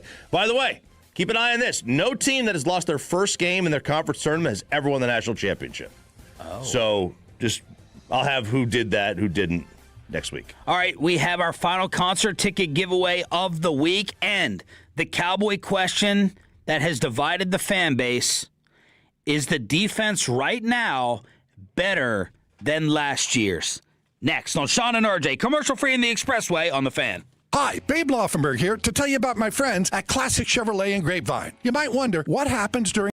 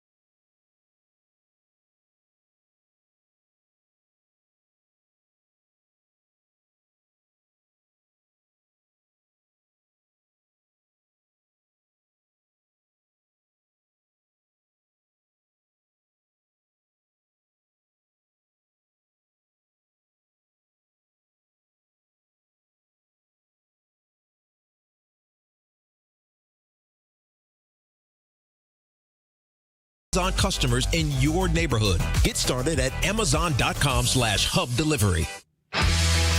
And it's back to Sean and RJ right here on 105.3 The Fan. It is the Expressway right now on The Fan, and it's brought to you by the On Time Experts. It is time to blow up the Franklin LaFranco Injury Attorney text line at 877-881-1053 on the home of the Cowboys. A loaded week. Thank you for being part of it. We want to hook you up with our final concert ticket giveaway as a way of saying thank you here on Sean and RJ. That is coming up momentarily. 877-881-1053 for the fan text, 877-881-1053. And there's a great divide amongst the fan base over this question.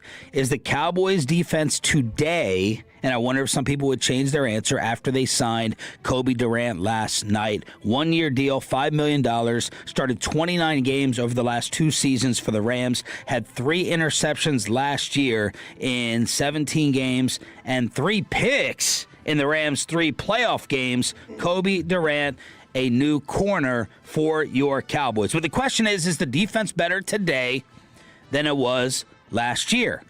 And I'll start off with Eric Chiafalo. After the Osa trade to San Fran for a third, the Cowboys didn't do anything in free agency that indicated they are really going hard to win now. So the Osa move makes plenty of sense. The whole thing is frustrating because we all want them to try hard to win now, but clearly that is not the plan at the moment. John Owning, who we all like and respect, who hops on the G-Bag Nation from Pro Football Focus. These aren't the moves that are going to lead to substantial improvement for the defense. Better coaching is the only thing that really moves the needle compared to last year. He was not a fan of the Osa trade. And then Bobby's favorite. We don't even need to reference that dork. Double M. I feel pretty confident saying the Cowboys are worse on defense than they were in Week 15 or 16 from Marcus Mosier. Maybe that's my problem. Double M's. Osa gone.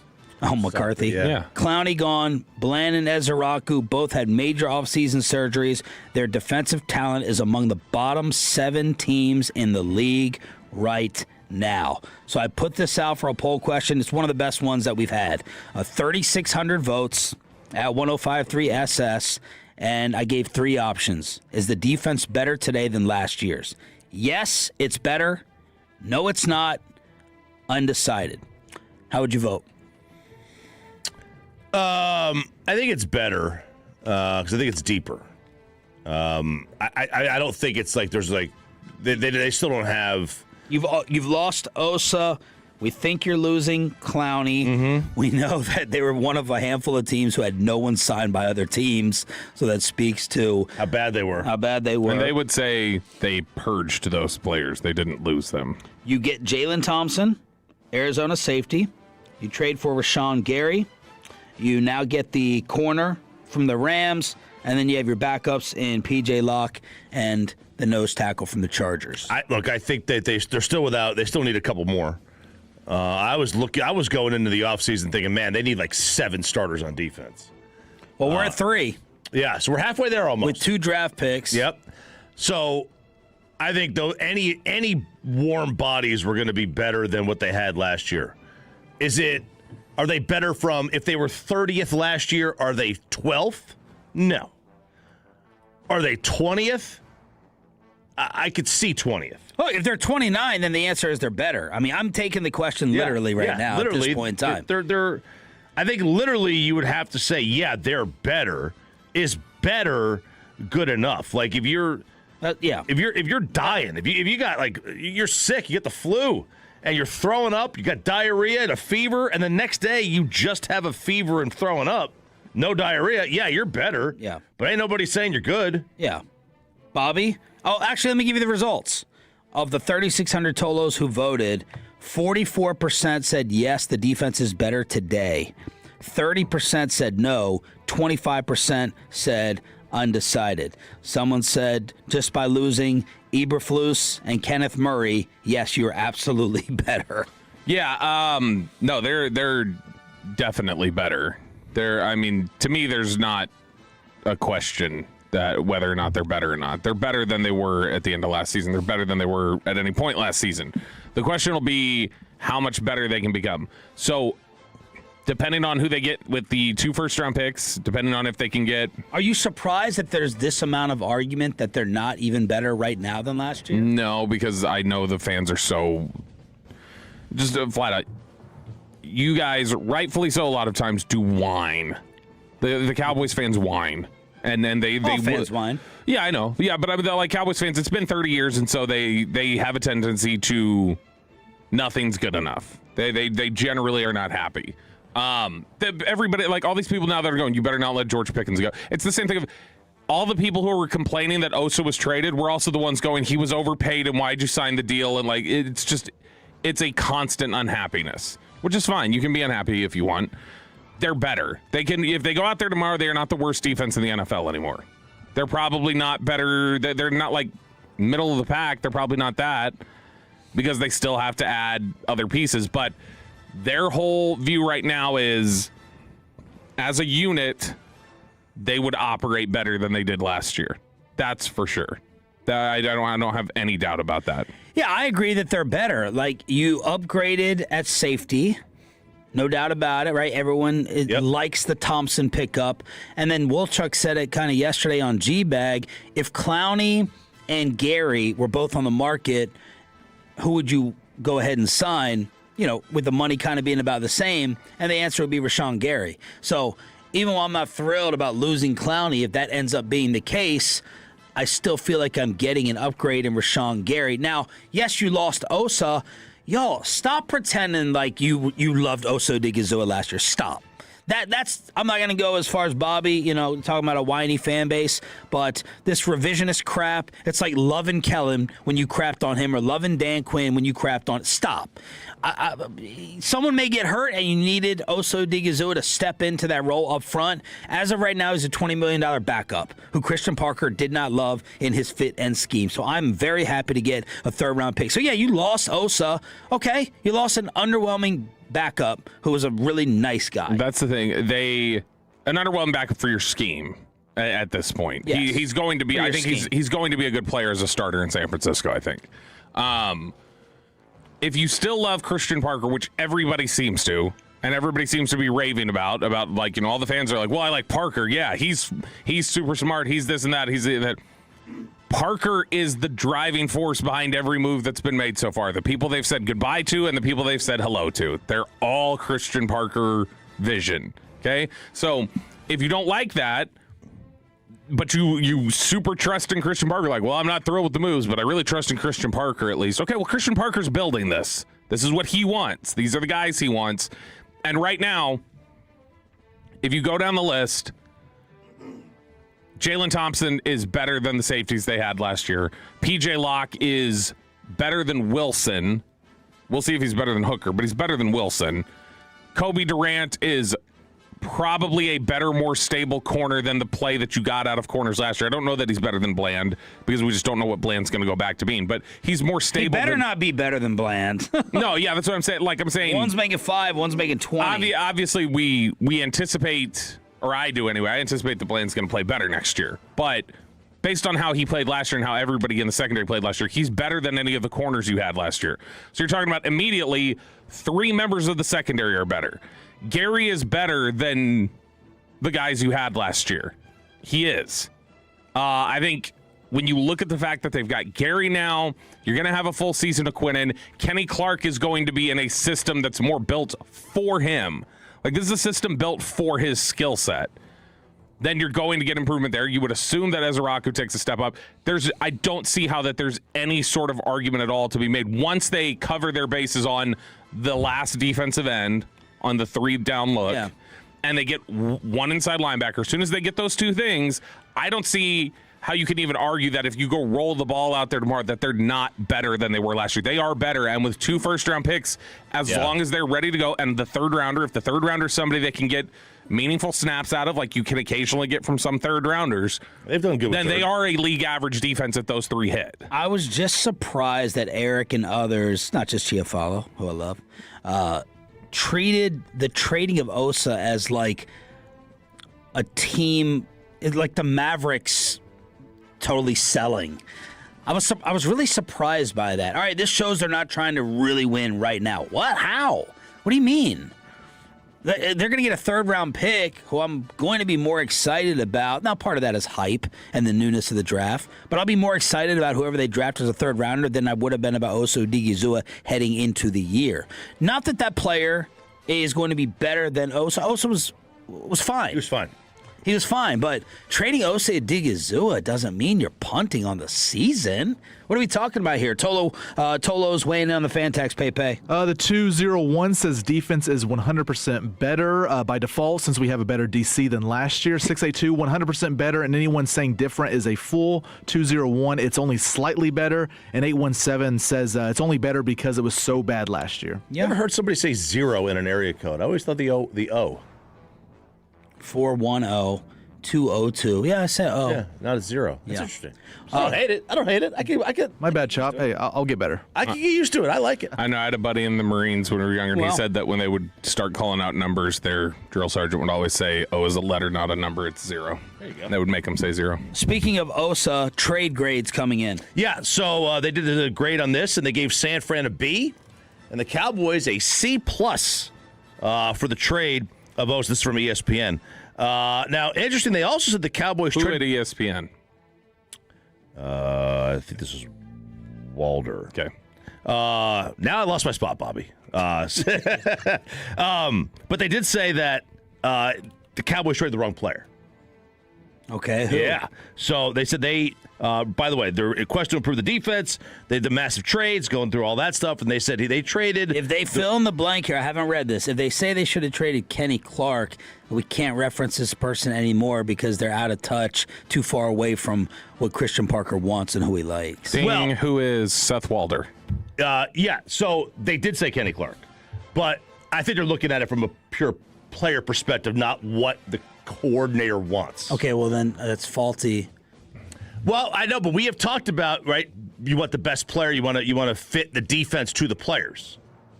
But that's it. We want Christian Parker.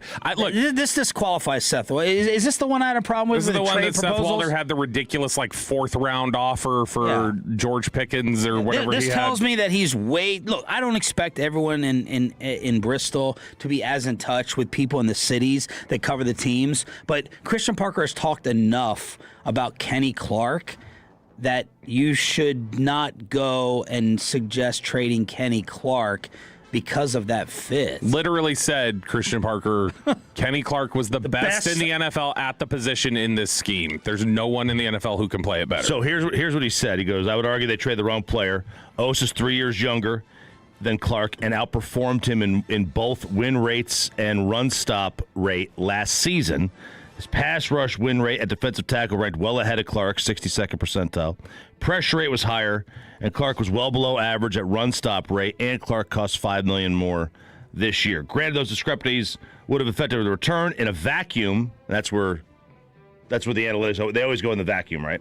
In the vacuum, which is, I would keep Osa as the player next to Quinnen. Yeah, and in a vacuum is faulty logic here. Right, if you were just to sit there and say, scheme, regardless of scheme. Let's do the thing we just did about Clowney and Gary both on the market. If Osa and Kenny were both on the market, who would get what? Osa would get more.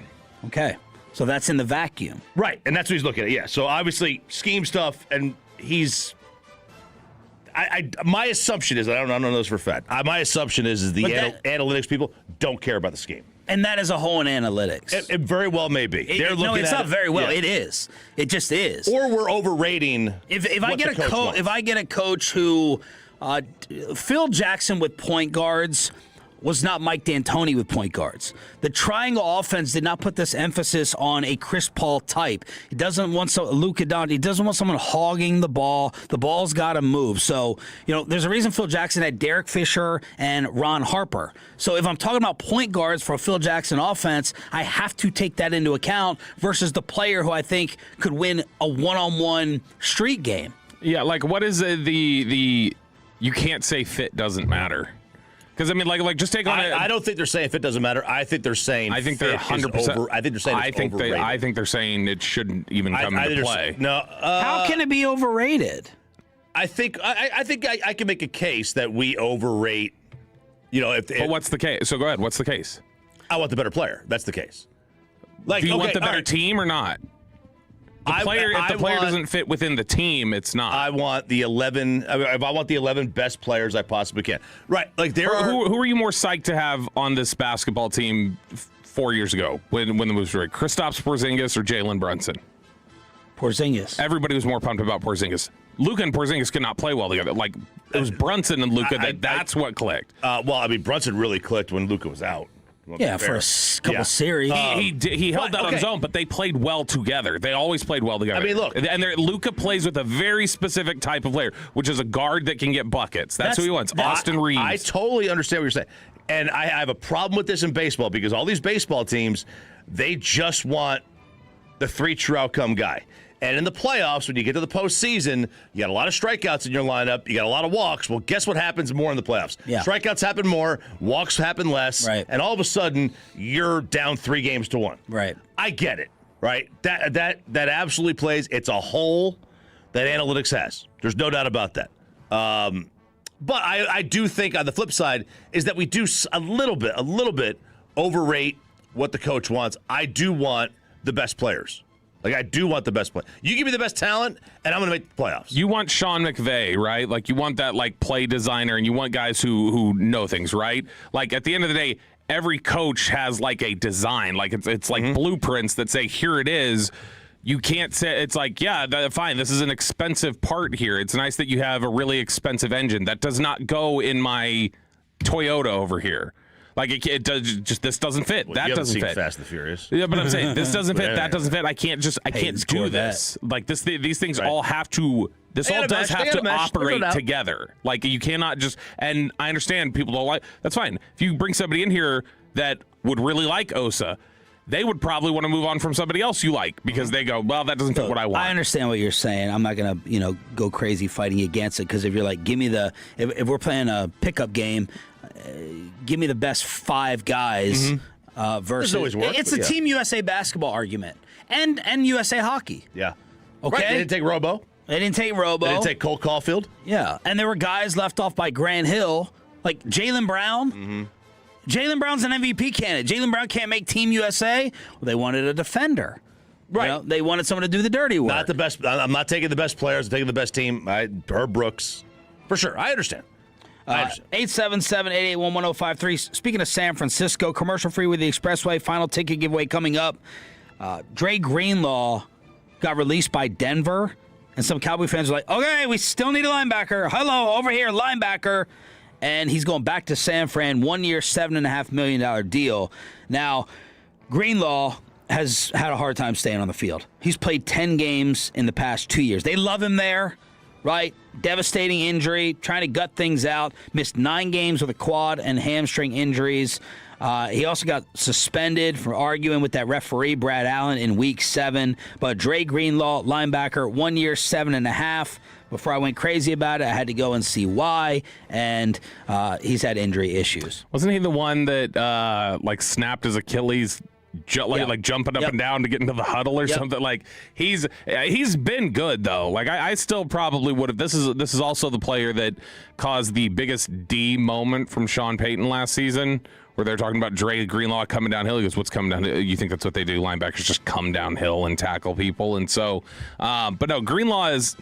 I probably would have been interested. They weren't, though, because it's not even a case of they got outbid. They weren't interested in him, and I think again that speaks to that defensive staff right now has a very particular thing in mind about what they believe players should look like. Nick Eatman loved my Phil Jackson analogy. I was thinking about having Nick on to talk Cowboys free agency, but I didn't know how to dance around Crosby.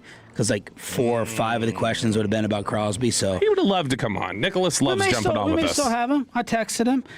We may still have him, but they got to do this thing over there with these stupid rules over Nick Eatman tampering with Maxx Crosby. It's so dumb. That's NFL. That's dumb NFL rules, not dumb Cowboy rules. Yeah, not dumb Cowboys. Don't be scared of Eagleton like you are, Broadus. I'm not. No, I'm saying that's not. There are plenty of dumb Cowboy rules. That's not one of them. Let's hook you up for turning it on. Leaving it on. All right, Portillo's. That's right now. Caller number 10 at 877-881-1053 wins a pair of tickets to see Jimmy Eat World at Toyota Music Factory on Thursday, September 10th. That's caller number 10 at 877-881-1053. All right, so there it is. All three of us agreeing that the defense is better. And then you sit there and you look at the fan text and the tweets, 44% with 3,647 votes saying better, 30% nope, 26% undecided. Let's get to the junk drawer. Did you know that Benjamin Franklin invented the junk drawer? Junkin! 877-881-1053, Franklin Franco fan text, in order to clean up the email and the leftovers from the week. Choppy, what would you like to start with? You know what? Let's start with this question we had on our group chat. How about that? Okay. I thought we weren't supposed to expose the chat. Well, okay, we're going to expose the chat. We're going to expose the chat. Sorry, have we gotten this notarized? Right. Has everybody agreed to take part? All right, so there was a photo that circulated of Jordan Addison wearing a Matt Forte jersey. Oh, this is a great one. Okay, so Jordan Addison wearing a Matt Forte jersey. Right. Who's already been a troublemaker in Minnesota, Jordan Addison. So, obviously, Forte was a Bears player. Addison plays for? The Minnesota Vikings.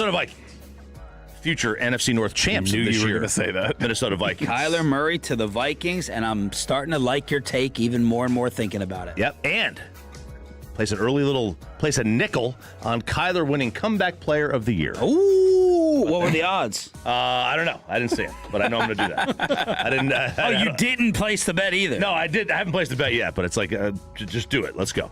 All right, so he was wearing a Matt Forte jersey, and this created a firestorm across social media because it's a player on a rival team wearing a jersey of another player. Now, this player's retired. So I was asking, what are the rules here on players wearing jerseys of other teams? Like, I don't think Dak Prescott can wear a current Jordan Davis jersey. Let's say he wore a Cunningham jersey. Or Reggie White. Or Randall, yeah. Reggie, I'd be fine with. Reggie, how all-time great does the player have to be? Well, that's why I would immediately trade Jordan Addison, because who in the freak has a Matt? Why would you wear a Matt Forte jersey? Yeah, unless this isn't Walter Payton. Right, unless you know him. Yeah. Right, unless you know him, went to high school with him, which you didn't, or went to the same high school. Different years, obviously. But and Bobby, I think you said there's no room for it, no time for it. No, you can't be an active player wearing anybody else's jersey. Can't be like Dak can't wear a Titans jersey. Active.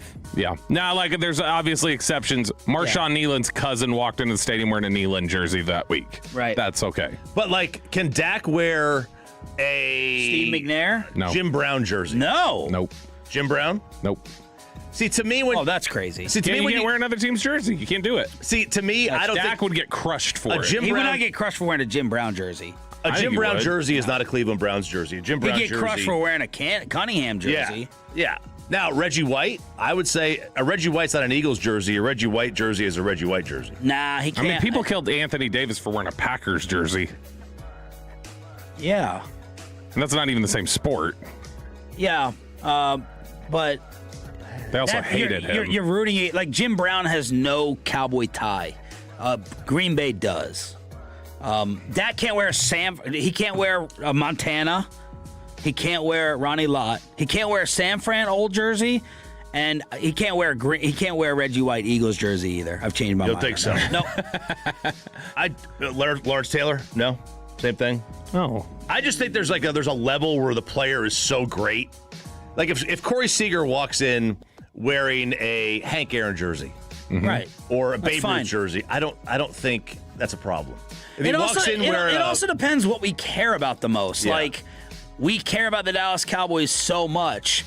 Babe Ruth Yankee jersey on Seager. 206 also saying we crushed Brunson for wearing an Eagles jersey in the Mavericks games. Yeah, but it's again, he has no allegiance though. He's not a Dallas Cowboy. That's him showing his fandom of the team, which is real. If the rival, right? But if Dak just wears a Reggie White jersey, or let's say a quarterback, let's say it's Joe Montana, that's just a legendary player. But it can't be a San Fran jersey. That's my ruling. It can be a Chiefs Montana. It can't be a 49er one. Cooper Flagg grew up a Celtics fan, right? If Cooper Flagg wore a Larry Bird jersey, is that upsetting because he was a fan of them, even if Dallas and Boston are not rivals? I'm fine with it. Now, if he wore Ginobili or Parker, I think that's different because it's a Mav enemy. But in that instance, it's also too soon. But in that instance, isn't it also like what do you have your eyes on to the future? Boston? Why are you showing love to Boston? I'm not looking at future project. I mean, maybe someone will be worried about that. I would not care if he's doing a commercial with Larry Bird. They killed Micah for wearing the 76ers jersey when he wore the Tyrese Maxey one.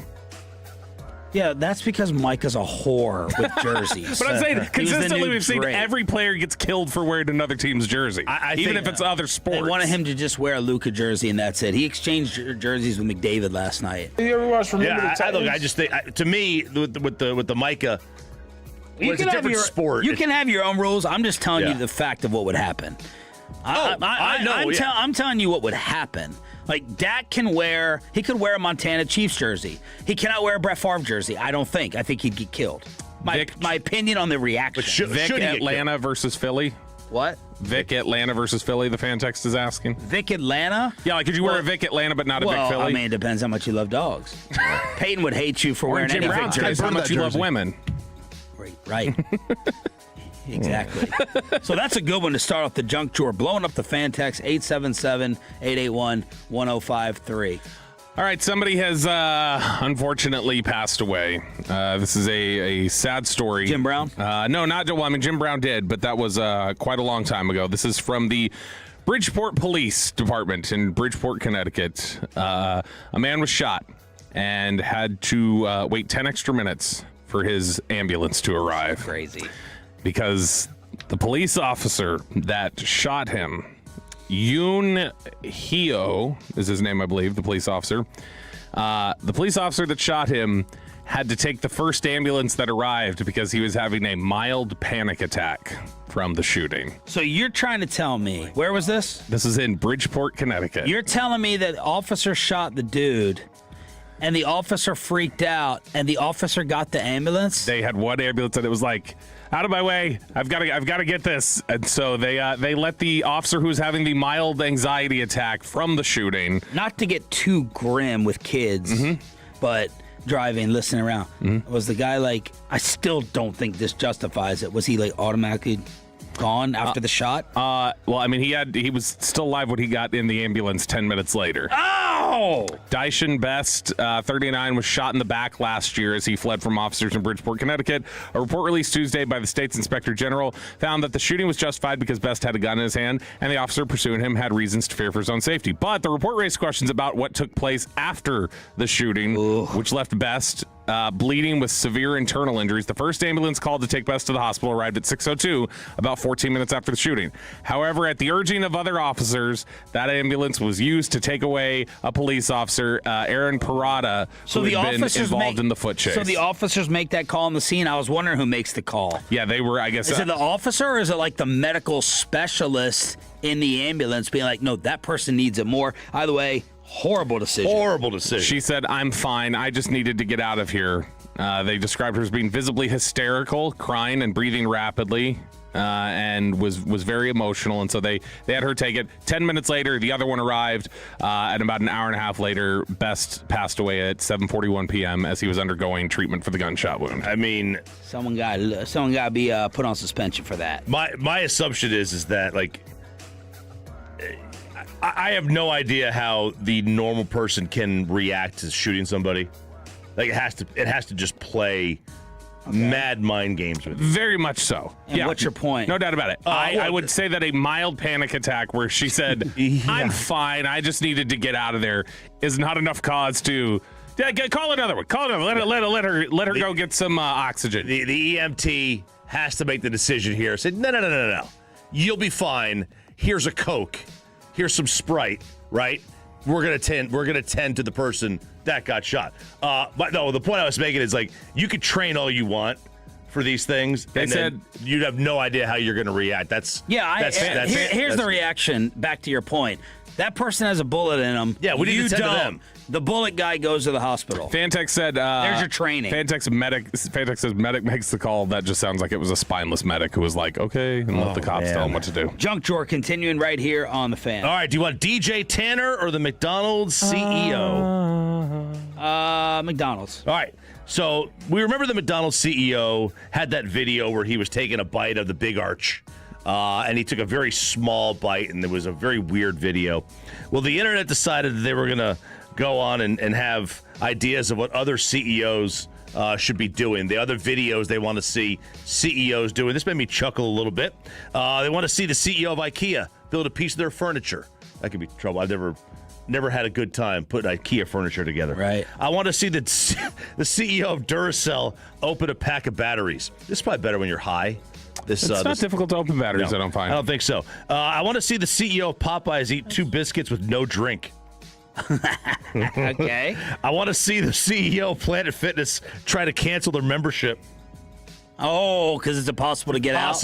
It's impossible. I want to see the Ticketmaster CEO try to buy concert tickets during the presale. I want to see... Man, some of the other things, I'm trying to think the most impossible things to opt out of. Like... I think ESPN's app made me. Now I don't regret it, but I have tried to figure out how to get out of it. The Schefter Shams updates, they like. Oh yeah. I haven't been able to figure out how to get out of those, and it's like sign me up for those alerts. The alerts are terrible. You got to. I mean, the text ones are easy, right? You just hit stop. But the ones where you got to go to your notifications and hit the drop down, and I want to see... Cable companies make it incredibly difficult. Yeah, they do. Where it's like, oh, okay, but you got to do this and this, and you got to bring back our equipment. That means you got to leave. You got to bring it over here 45 minutes to this place. Yeah. I want to see the CEO of Nature Valley eat one of those bars without getting crumbs all over the desk. The CEO of Kleenex get the first tissue out of the box. This one. The CEO of any airline is sitting the CEO of any airline is sitting in the middle seat in normal economy on a cross-country flight. I want to see the CEO of HP set up a printer. I can't set up a printer. Man. Who uses them anymore, really? I do. Do you? You have one? Print it out for the eulogy.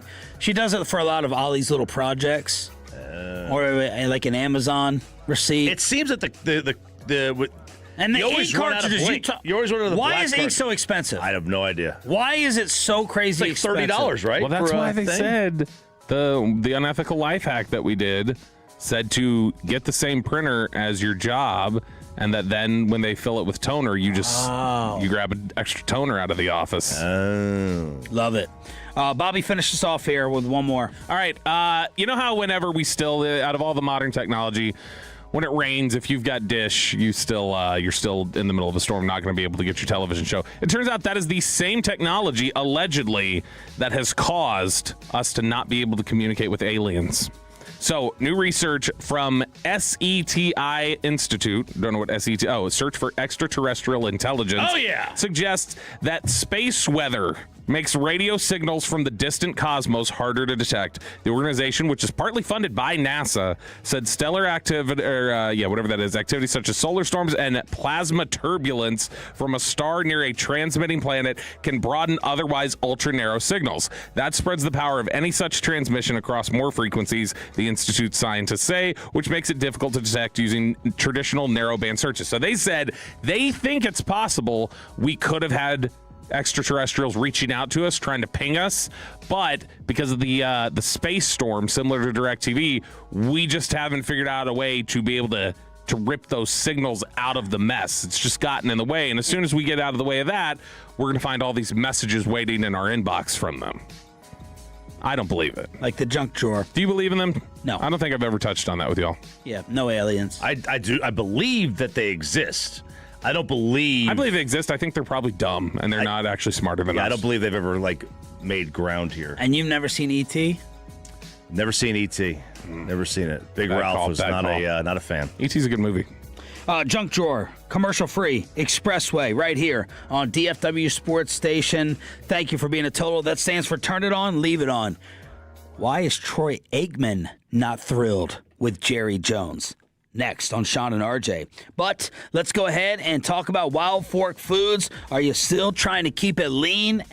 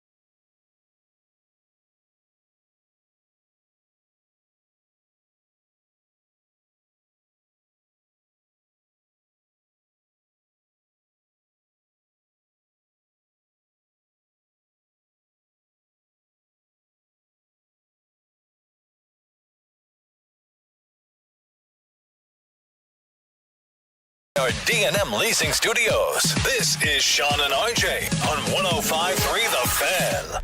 8 o'clock hour here on a Friday. Thanks for being a Tolo. That stands for Turn It On, Leave It On. Sean Treef, RJ Choppy. The tire's still inflated. Bobby Belt because his car's not here. He Ubered this morning. Big brain move. To Dodge Brian Broadus, and we'll see the state of our vehicles when we leave here today. 1 hour ago, they were all intact. Fantex said that Broadus will pick up Uber driving just to be able to pick me up this morning. That'd be funny if he looked up your address. That's, what's on file here with the company is the old address. He doesn't know where I live yet. Is there Text me, Brian. No, shut up. Is there any chance that he would go to more lengths than you would? I would say this. He might on the first one. I would say this. He won't keep it going. Yeah, first Bobby's off, commitment to I'm the bid is going to be very offended from Hagee that he goes, is the one person here that you don't want to piss off Broadus? No, stop. I don't want to piss Broadus off. I did for this bit. I just thought this was funny. But when we hear the secret audio later, he even makes reference to what I already told you guys, which is it was suggested, let us air out of his tire at 9:30. He goes, I got a podcast. Like, see, he won't even skip a podcast for a bit. So I think I'm safe by not bringing my car today. But Bobby is easily the one person that you do not want to hack off here because he knows how to use AI. Mm-hmm. And, within 11 minutes, you're going to be doing something with someone that you shouldn't be doing. Illegal. Mm-hmm. And he'll make it look like it's actually proved. Why is Troy Aikman upset? Troy Aikman is, which we've talked about this a little bit before, which I was surprised. Last time we referenced this, I saw a few people on the fan text going, what are y'all talking about? I thought it was common knowledge at this point that everybody understood. There's a chilliness to the relationship with Jerry and Troy that exists. I think that Troy, in the course of doing his job, Jerry has not always loved, like, hey, you can't do me a solid? Maybe talk a little bit nicer about the team over here. And I think he's gotten his feelings hurt sometimes with some of the things that Troy said. And Troy's been a little, okay. Troy's blunt. Yeah, Troy's very blunt. And also Troy, I don't think, loved the way that Jerry helped Jerry's hand in putting the team in the position that it was in the last few years Troy was here. And I don't think that he's always loved that. But Troy Aikman was doing a 2-hour sit-down as part of a podcast for his 8 beer. Like, it's an interview he did with some partner for his 8 beer, and he was talking about the Jerry Jones Netflix documentary. This came up. The Gambler. And he had said, was discussing, which I don't remember that thing making him look really poor. Do you guys? Troy? Yeah. The thing about the receiver. Yes, that did. I'd be ticked off about that racism implications. Right, but I think that was more just like, that was, they were talking about something that Switzer had implied that then everybody else was like, I'd never experienced that. Nothing else that I can remember making Troy look bad. So he says this was his quote. Jerry had editorial rights. So I think whenever anyone has editorial rights, it's probably not a good thing that someone gets to slant the narrative in their favor or however they want it told. What I noticed was there were sound bites that were used just randomly, like when they wanted those used, like, oh, that'll work well here, but that's not when it was said. So that's what bothered me, and of course, I'm sensitive to how it reflected on me. So Troy feeling like, not a big fan of The Gambler. I was, it's a little bit like when Mike Pettin gets asked about Brian Flores, and they think, oh, he's about to give a glowing review. Like, how cool is it to work with Brian Flores? He's like, it wasn't. Yeah. And it's like, oh, okay, it's a little awkward. So it's like, how great was The Gambler? And he goes, didn't love it. Thought it was actually really slanted and made me look bad. I know that Maxx Crosby came away from The Gambler as a big fan of Jerry Jones. That's not going to be reciprocated with Raider interest, the way the Cowboys are talking right now. But if Last Dance was a 10, how did you receive this? Well, 7. Yeah, I was going to say 8. But I didn't leave it coming away saying Jerry Jones manipulated it to make him look fantastic. Did anybody else? I thought it showed some Jerry warts pretty... He admits to him. Yeah, I thought it showed plenty of it. Like even the Jimmy thing, where he's like talking about, my wife to this day tells me, like, why do you ruin things, basically? And he's like, I don't know why I do it. Yeah. And like, I mean, I thought there were a few different times where he was very upfront about, like, I effed up, or this was me being, like, petty. I asked PayPal, I was like, let's go search for some of the audio evidence that Troy could be talking about. This is one of the Aikman clips that we pulled from The Gambler. When the season finally ended, Jimmy walks into the locker room to talk to the team. We just had our best season, and he's starting into this speech about having won the division and the postseason, and he was giving us that moment that we had never gotten. And that moment was about to happen. And then the door to the locker room opened up, and he stops and turns around, and it was Jerry and a few of his friends. And Jimmy just stopped and said congratulations and went to his locker, and it was over. We didn't get that moment that we thought we deserved. So, I mean, that's kind of calling Jerry out right there. I don't know what Troy is referring to, but I do think that Troy is a fascinating character to me. I love his brutal honesty while calling games. He's usually brutally honest in analysis and giving his opinion. Troy he seems like one of those guys he would not be fun to gossip with, man. I need fun gossipers in my life, and he's just cardboard cutout, American boy, and straight down to business. But I do think he could be sensitive in some area, overly sensitive. Yeah. I'm overly sensitive too. Did he have a problem with the snippet they had in there where he said he started writing poetry because he read Herschel Walker did it or something? Could it have been the Steve Walsh stuff? That just occurred to me.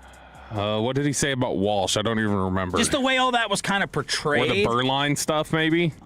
Burline, that's what I meant. Well, because they covered both of them. Yeah, I didn't remember Walsh being... I was like, well, I wasn't Walsh in this as much. Maybe it was the Burline stuff.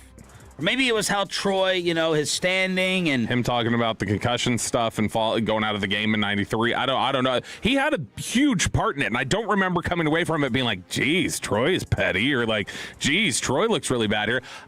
It's interesting. This came up the other day. I was at lunch with Kyle Frazier. Yep, I was at lunch with Kyle Frazier and Cody here at our marketing influencer director or whatever. I was having lunch with them, and they were asking, they're like, if you could just get one 15-minute interview with anybody, what would be like the dream interview to just sit across from someone and talk to him? And I was trying to think, and Troy was really high up on the list of people I was thinking of, because I always think Troy is very blunt. Troy generally will touch on and talk about anything, and he has great stories, he has opinions on things currently. So I always have a really high opinion of Troy. I know some people don't, some Cowboys fans don't at this point, because they think he's mean and he beats up on them. But for me, in terms of just honesty and integrity in the way they talk about things publicly, Troy's way high for me. So I didn't have a bad opinion of him coming out of the documentary at all. I think integrity is it's a good word. Kyler Murray, 1 year to Minnesota. The agent Eric Burkhart put it in there that there's a no tag clause. That will allow Kyler to become a free agent again next year, no matter what. RJ is all in. Mike Evans, speaking as a new 49er, said, I thought they were one piece away. I am that piece. And then the Steve Tisch stuff, the Giants co-owner, how sneaky was this? Man, this is very sneaky. So he is going to transfer ownership, right? So this is kind of a way to get out of potentially losing his team. For being mentioned in the Epstein files. So this is what this is going to do. This is going to he's going to put it into a trust, allowing the 77-year-old and his siblings, Lori and Jonathan, to pass their ownership onto their children, rather than face a possible revolt from fellow owners. So he has they already put most of their 45% of their ownership into the trust. They held about 10% of the team directly, right? So that's all they had held back. But they're doing this obviously to prevent the NFL from coming and saying you can't be an owner anymore. You got to lose your team. So they're just like, all right, well, it's not my team anymore. I already gave it away, and my kids didn't do anything wrong. So you can't blame my kids. And it's a loophole, right? It's an absolute loophole. And should the kids pay the price for the action of the parent? No. All that stuff. So I would probably do the same thing if I was implicated in something and I didn't want to lose my house. Should the kid pay the price in what sense?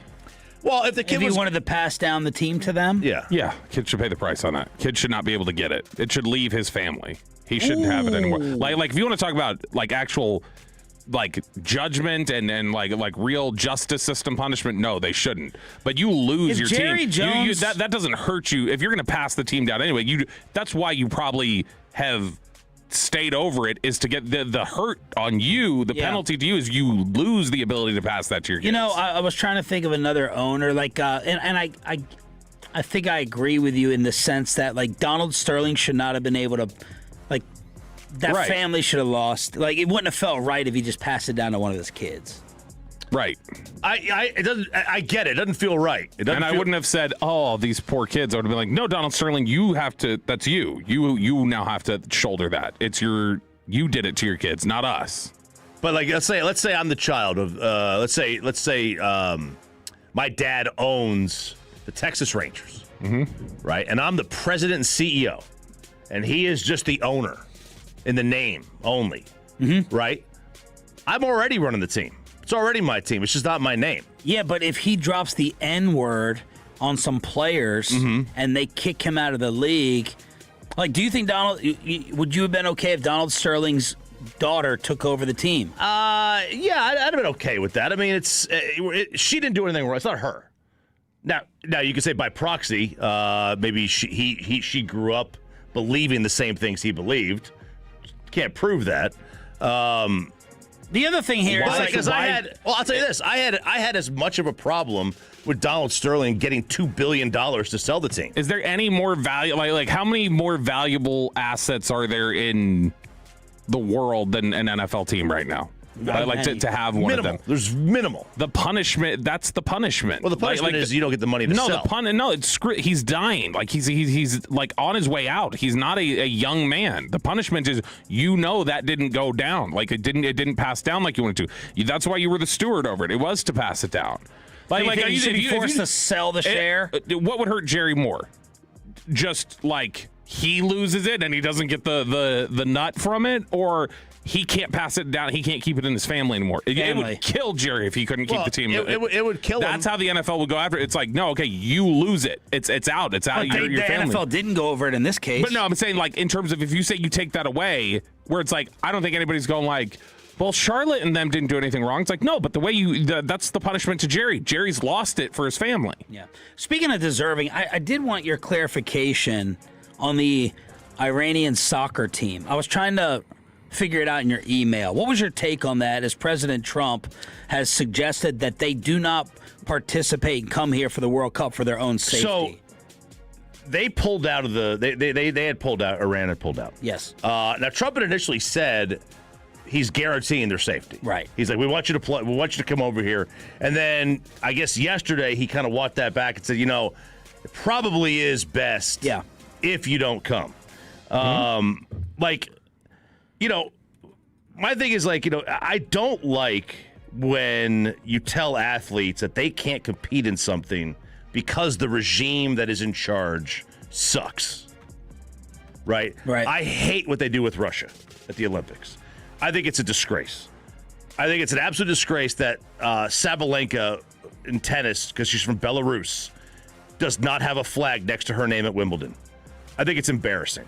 Okay. She has nothing to do with the Belarusian government. Agreed. The Iranian World Cup soccer players have nothing to do with the mullahs.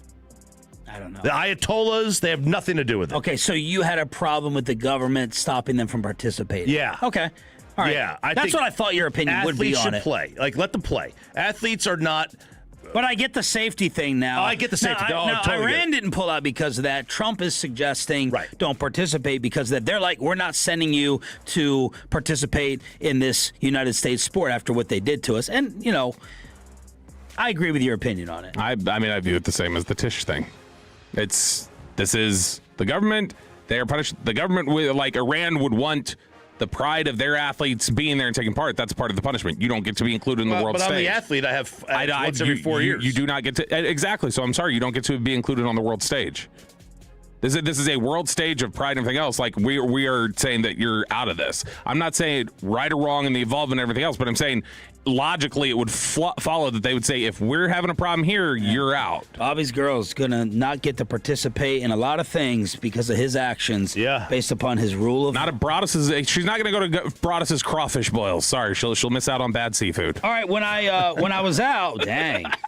That's not a Broadus critique. That's a seafood critique. Bad seafood? That sounds like a Broadus critique. I'm going to have to buy him a gift card to a seafood place. Apparently, I missed out on a new game that the guys have come up with. Oh, my God! Yes! Yes! They Get just the Stevie Wonder music ready, Peyton. They just found out They just found out we're going to play it next if they ever shut up. Let's go. Let's get you over to Base Power. BasePowerCompany.com/thefan. If you have been a victim of these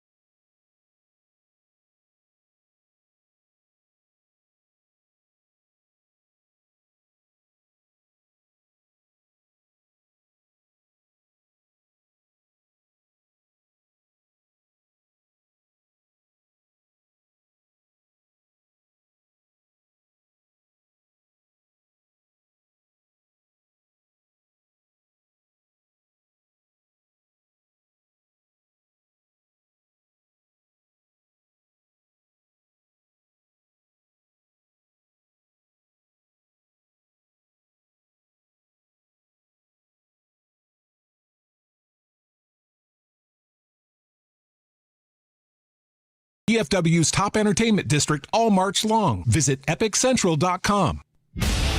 And it's back to Sean and RJ right here on 105.3 The Fan segment here, brought to you by the personal injury lawyers, Frankel and Frankel. If you've been injured in a car or truck ride, call Frankel first, 214 or 817-333-3333. With Frankel and Frankel, there's never an out-of-pocket cost. They only get paid when you win. Frankel and Frankel, the go-to car and truck attorneys in Dallas. 20 for their last 52.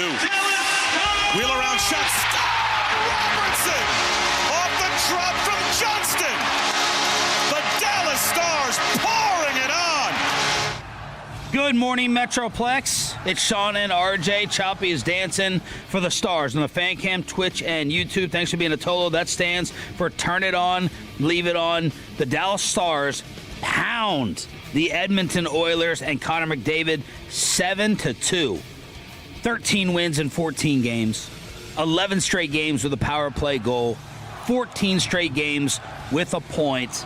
This team is on fire. That little struggle before the Olympic break, that is long gone. Long gone. Since January 22nd, which is, obviously when you have a month off almost, they have just been an absolute behemoth to go up against. They're doing things, defensively they have stepped it up. Offensively, they can't be stopped certain nights. And then both goalies, whether it's Otter or DeSmith, they come to play. Now, Otter is, people are calling him the weak link. That's how good this team is. That's how sound they are. They're so good that it's like, all right, what's the biggest question mark? They don't really have, their biggest question mark is still a 7 or 8 out of 10. And if they didn't have Colorado in their own division, they would never leave the American Airlines Center. They would have home ice in every game. Or every series. Spits and Suds with more of your hockey love with Gavin Spittle after they rolled Edmonton at home. They got Detroit at home tomorrow at the AAC. Below the belt coming up at 8:40. But there's a new game to play. Yes, there is. Now, this is an unfortunate song that Bobby chose. I didn't. This is just music. It's called Blind Ranking. Blind Ranking, Sean. Now, maybe you don't like this song? I do. I love the song. So why is it unfortunate? Well, Blind Ranking. Stevie Wonder's Blind. Oh. So Blind Rankings, if you haven't seen what this is, it's all over TikTok. They say, rank these blank without knowing what comes next. Okay. So I'll say rank these computer companies without knowing what comes next. And I would say Apple, So Dell. I can't change it. Right, then. you can't change it. So if I say Apple and you say number 2, and then the last one left is... You have 5 slots to fill, and you just have to guess if he's going to give you a better or worse one within the list, and then you see if you like your list at the end. All right, so the categories that we have available to you, we have sporting events, social media apps, conspiracy theories, foods, snacks, ice cream. Is snacks in the food? Are you telling me food, snacks, and ice cream are all separate? All separate. Ice cream flavors, all right, and then accents. Food, ice cream, attractive women, basically. Snacks. And accents? Accents. Well, I don't want to do apps or conspiracy theories, so you guys can pick. What? I want to do conspiracy we theories. do that all the time. We've never ranked them. Sporting events. Sporting events? Sure. Okay, let's go. Here we go. Rank these sporting events without knowing what comes next. Okay. The NBA playoffs. Is this for attendance or for watching? Watching. Yeah, you're intrigued, I guess. I don't know. I'll say. All right. You don't know what's coming. I don't know what's coming. I was going to say 3, but I'll go 4 because I'm going to guess that you give me some better stuff. Okay. And I like the NBA playoffs. 4. The Masters. God, 5. I like the Masters, but I guess I'm stuck, so I'll go 5. My favorite of all the golf tournaments by far. Okay. The Major League Baseball playoffs. 3. 3, yeah. I don't like how this is going so far. You don't like your list? I'm going to assume we're going to get football and March Madness at the end. No, because this is him. He's going to throw us he's going to create a list that we have to say the MLB playoffs is the best. So he's going to give us crap on the next 2. In fact, I'm going to put it at 2 because I think you're going to do that. You put it at 2? Yep. I don't think he's going to do that. March Madness. That's number 1. 2. And I'm fine with it. I don't feel stuck with that because I know you're going some type of football 1. And if not, we're not going to play the rest of the categories. That'll be the end of the game. Go UFC 238. So you would put the college football playoff over March Madness? Probably. Yeah. Yes. Yes, I would. You would? Okay. Yeah. Because I really love March Madness, like the first 4 days. Yes. I like the rest, but I love Not the first same. 2. It's not the same. I totally agree. The first 4 days are awesome. First 3-4 days. And then number 1, or the last one, I should say, is the NFL playoffs. There you go. Damn it. I'm okay with my list. I'm not. March Madness would be number 1. Oh, wow. Yeah, if you just want to talk about raw, like, spectator, like, enjoyment, like, if I don't have a team in it that I'm interested in, I would... no rooting interest involved, March Madness out of all those is the most interesting to watch to me. Yeah, I would agree. I actually think if you have a rooting interest, the baseball playoffs it's every night. Yeah. You know, so your 1, 2, 3 in whatever order would definitely be Madness, Playoffs, Masters. No. Give me your order. My order would be March Madness. Now, am I assuming I have a rooting interest or not? I'm just saying no for myself. I don't know. If I have no rooting interest, it's March Madness 1, NFL playoffs 2, MLB playoffs, Masters, NBA playoffs. Okay. If I have a rooting interest, it would be March Madness 1, MLB playoffs 2, so something like that. Okay, so that's sporting events in the books.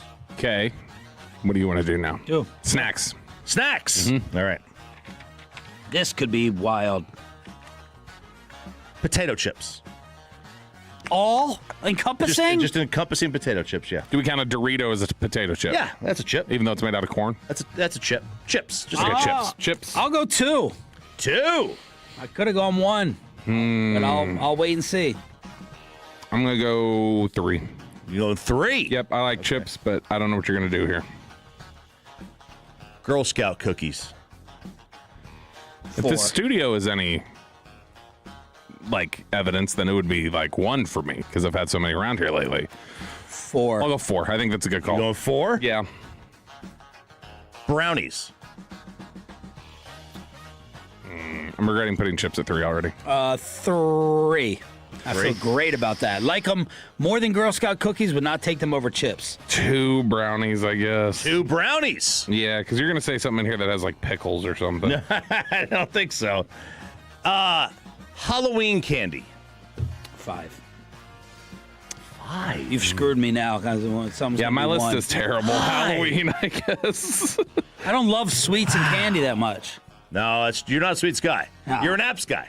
An apps guy. You're an apps guy. Savory over sweet. Halloween, I guess, is 5. Halloween is 5? This isn't going to be good. And then ice cream is the next one. Okay. Chips should have been 1. Yeah, I would really chips. I would go chips 1, and I could have ice cream too. I'm not mad. Not mad. I think of ice cream. I don't think of ice cream as a snack. I think of ice cream as like a dessert, which I think is different. Brownie's a dessert too. I know, and that's why I wasn't happy that I had to put that over chips. I was upset with that. Your tism really kicks in with thinking about this. It does. It's like it's going to be put on a wall and you're going to be judged for life. That's what blind ranking is. This is your take for life. Yeah. Hey, Pay, in the first 2 categories, is there anything that's just outright crazy you're offended by over the ranking? I mean, the first ranking, I think I did pretty well. I had MLB playoffs 2, so I probably leave that there. This one, I put potato chip 3 off the bat. I'd probably switch Girl Scout cookie above that, though. I didn't want to put Girl Scout cookie 2, but I had to put them 4. I went ice cream, brownie, potato chip, Girl Scout cookies, Halloween candy 5. Okay. So, all right, but I would switch 3 and 4. The thing about Halloween candy is I eat it in such volume at one time, and I never eat it again for the rest of the year. Yeah. Right? The Twix. I love Twix. I love Kit Kat. Those are my favorites. Okay, so got time for another one. Would you like accents, ice cream flavors, foods? Hey, Pay, you pick. Let's do accents. Come on. Accents. Okay, let me pull up the accents here. Where is it? How could it be in that different of an email? Let's go with... it's in the same one. Here we go. It's just a lot of them. I have a lot of them here. All right. Now, these could be local. They could be international. Scottish.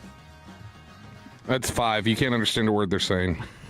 Oh, man. You can't. I know. I love trying. Just see if they can say burger. Sounds like they're, it sounds like they're I'm gonna go gurgling mouthwash. I don't disagree, but I'll go 4.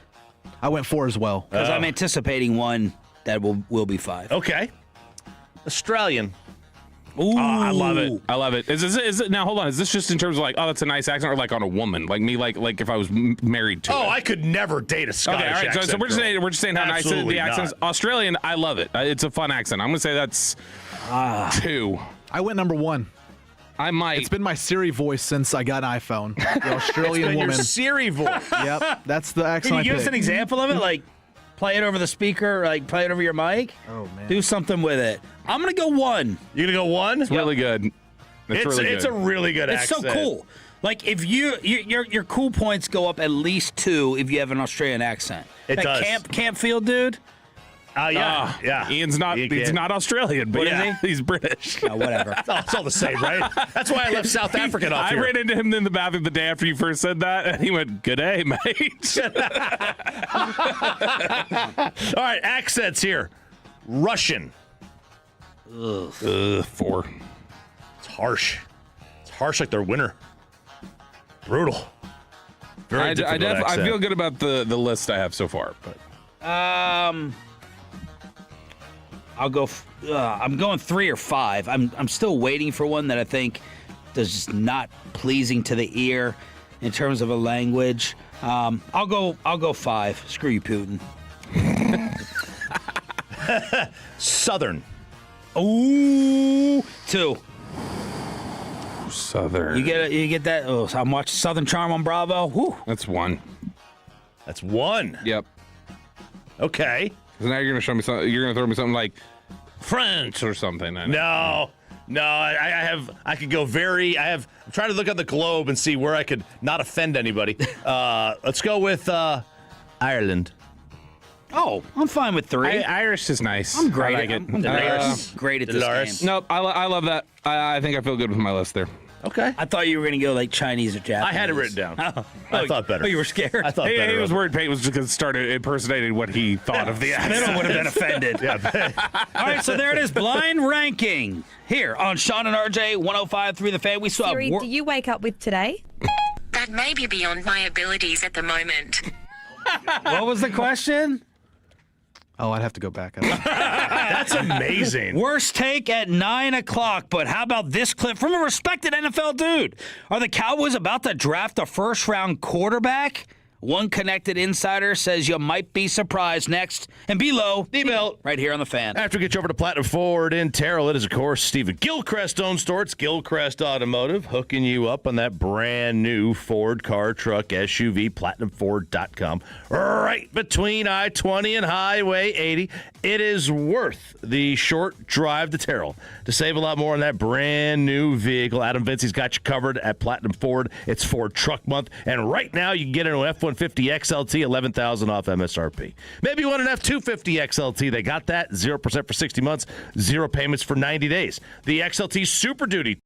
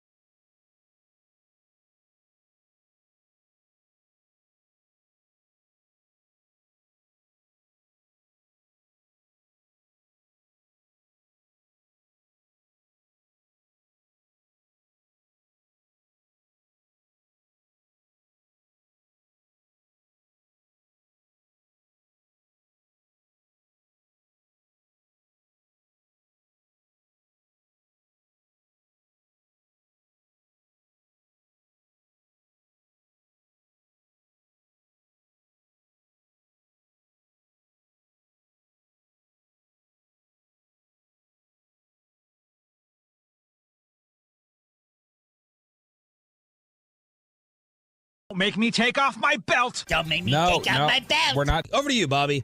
Albert, what are you doing? That's all I can say. Albert. That's all I said on Twitter yesterday.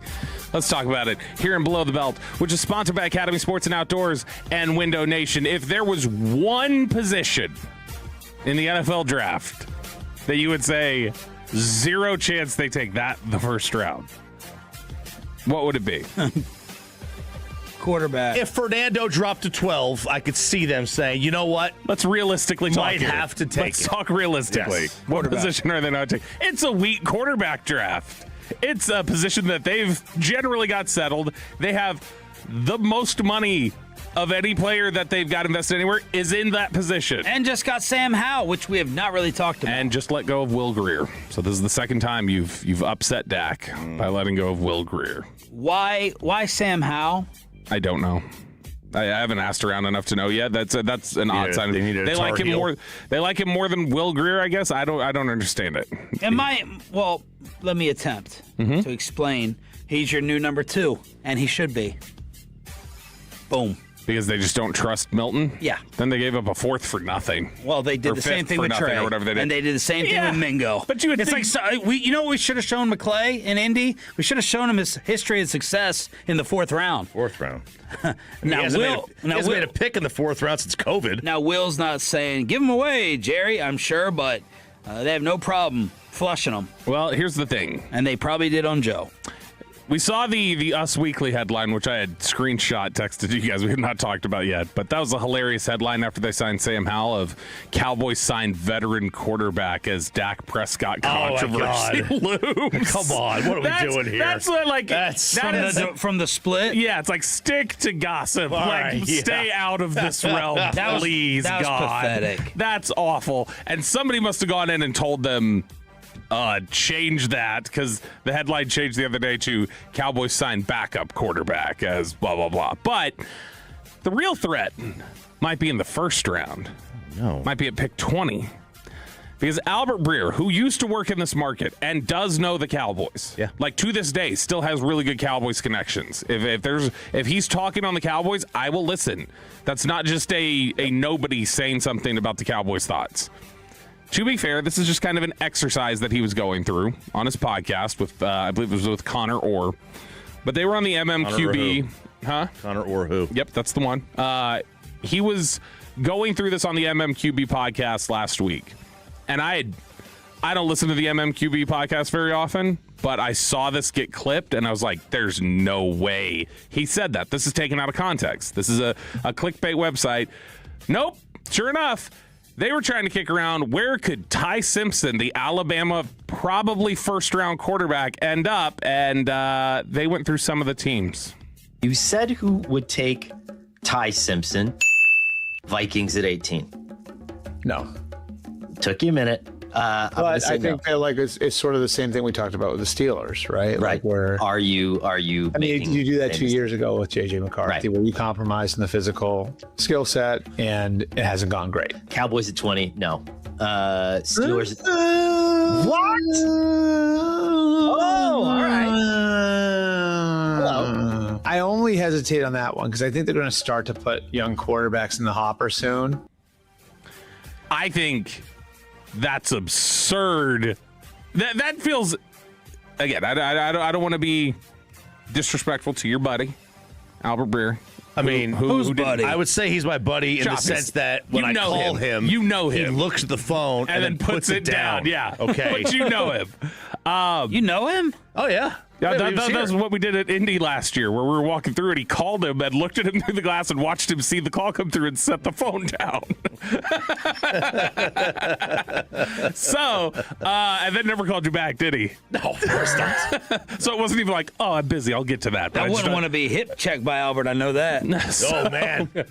Yes. So Albert, I mean, this is not an offensive thing, I promise. But if you don't know that they're interested, that feels kind of reckless with your standing as somebody who does understand the Cowboys organization to just throw out there that, oh, yeah, they can totally take Ty Simpson here. I think There is not a move they couldn't make. Such a revolt. I mean, to be honest, there would be such a revolt. I don't know about that. See, I was about to say, and then I stopped because I think I share both of your opinions. I don't know that there's a move they could make that most of the fan base would say, you reckless individuals, how could you do something like that when you've told us about all the stuff that you're doing? But there is a section of the fan base. Yeah, 20, 25%, 30. Who is going to say, he's a bum. He sucks. Yep. And then a smaller sliver maybe that goes, he doesn't suck, but he's old and he's got to go soon. Yep. So let's get the process going here. Let's not be caught with our pants down. I have absolutely always said that this team, when it's time, no more of these bargain quarterbacks. No more of these undrafted free agents, get lucky on a fourth round or whatever. Draft a first-round quarterback like everybody else that wins does. Preferably take him at number 1 if you can get there. But that's not what you do here right now. And that's not what you do. You know, if the Rams, with their pick, wanted to take Ty Simpson because Matt Stafford might be in his last year, even that's like, what are you doing? I get it more, but it's like you get your quarterback after your other one has already retired. So you get the benefit of no cap charge. I was just about to ask you, how high up the reckless scale would you say this is, Sean? Or do you think there's an argument to be made for it? Well, let me just play devil's advocate. Before last season, if we said the Cowboys in their first round drafted quarterback, no one's flipping out. So we're all rejecting this as insane right now because Dak played a full season. If Dak played 9 or 10 games last year, which many of us thought he would, none of us are flipping out about this. So I wouldn't be happy. Let me, for the record, be clear. But I do want to point out it only took one Dak full season for us to totally get back on board with his health. Dude, where were you on? I can't remember. Because 2 years ago, this was a major, consistent question moving forward. So now we're just going to dismiss it? Sure. Because he had a good year of health? Was Simpson, I can't remember, was Simpson one of the guys that you said you don't see it with, or you occasionally see like, oh, he's got a little something? Got something. Okay. So you wouldn't, like if they were to take Simpson, even if you thought it was reckless, you'd be like, but that's not a guy that I think automatically just he's never going to be anything. I don't even want to. As a lotto ticket thing, not like like it's like, oh, that's at least a fun lotto ticket to have. Like he could be something. He could someday. be something. Let's make it a little more interesting. We'll deal in hypotheticals. They do, but y'all have to agree with me on that, right? Like now we're acting like it's crazy. Before the season, it's not crazy. We're like you have to find his replacement. He's injury prone. Yes, I think a lot of people just didn't anticipate the offense looking that sharp, even if he was healthy. And so I think that surprised people, and they went, oh, well, now it's a little bit more of a gamble worth taking because the offense looks so good. Yeah. Yeah, I would wait it out. I'm not saying what you would do. I'm not saying that. I asked before the season, weren't we all saying that they should think about the replacement? This is high on the priority list. And before the season, if I told you in the 2026 draft they're drafting a quarterback in the first, you wouldn't have said it was nuts. That's what I'm asking. I wouldn't have said it was nuts. Let's make it more interesting then. Some miracle does happen, and Mendoza does fall to 12. I'm taking. Would you take Mendoza then? No. I wouldn't either. I don't love him. Well, you love him. I love him. Yeah, you love him. Yeah. you want him to marry your daughter. I want him in my family. Yeah. I want him in the family. Yeah, you want to pinch his cheeks and you hungry. You need some food. No, I would not. A little bit of that, but yeah, as a player, you wouldn't necessarily say stands out in a big way. But still, But Choppy would. I would do it. I mean, even though I don't think. I don't even know that I think that he's going to ever turn into be as good as Dak. I'm reset. I'm getting 15 years at position. I'm resetting it. I don't believe he will. I think he's going to end up being Cousins, and I don't think Cousins is better than. Well, Dak. I mean, look, and I know it's completely different because Andrew Luck was thought of as one of the great prospects, but the Colts did the same thing with Manny. He was hurt. Manny was hurt, but they said, look, he probably will never have the career Peyton. Well, we have to do this. Yeah, Peyton's thing was like fusion surgery. Peyton was wasn't it? done. Well, he still went and played four. But he was done in Indy. Yeah, not yet. No, they cut him. They cut him for Luck. Right, but his finances and the medical outlook was really bad. He didn't have 2 or 3 years left there, and they drafted Luck. They knew it was done with him there. Well, they didn't know it was done. He went and played 4 more years with Denver. His time in Indy they knew was done, right? No, they knew, so they were bad. When they drafted Andrew Luck on draft day, what was Peyton Manning's status? They had already cut him. That's what I'm saying. But they only cut him because they had the first pick and Andrew Luck was on the board. Okay. Right? That's why. But medically at the time, there was a humongous question about him. Yeah, absolutely. When Denver signed him, there was a thought of nobody, even Denver projected he would be the player he was in Denver for totally agree. 2 years. But, they all thought he was going to be the player that won the Super Bowl in 2015 that couldn't throw a football anymore.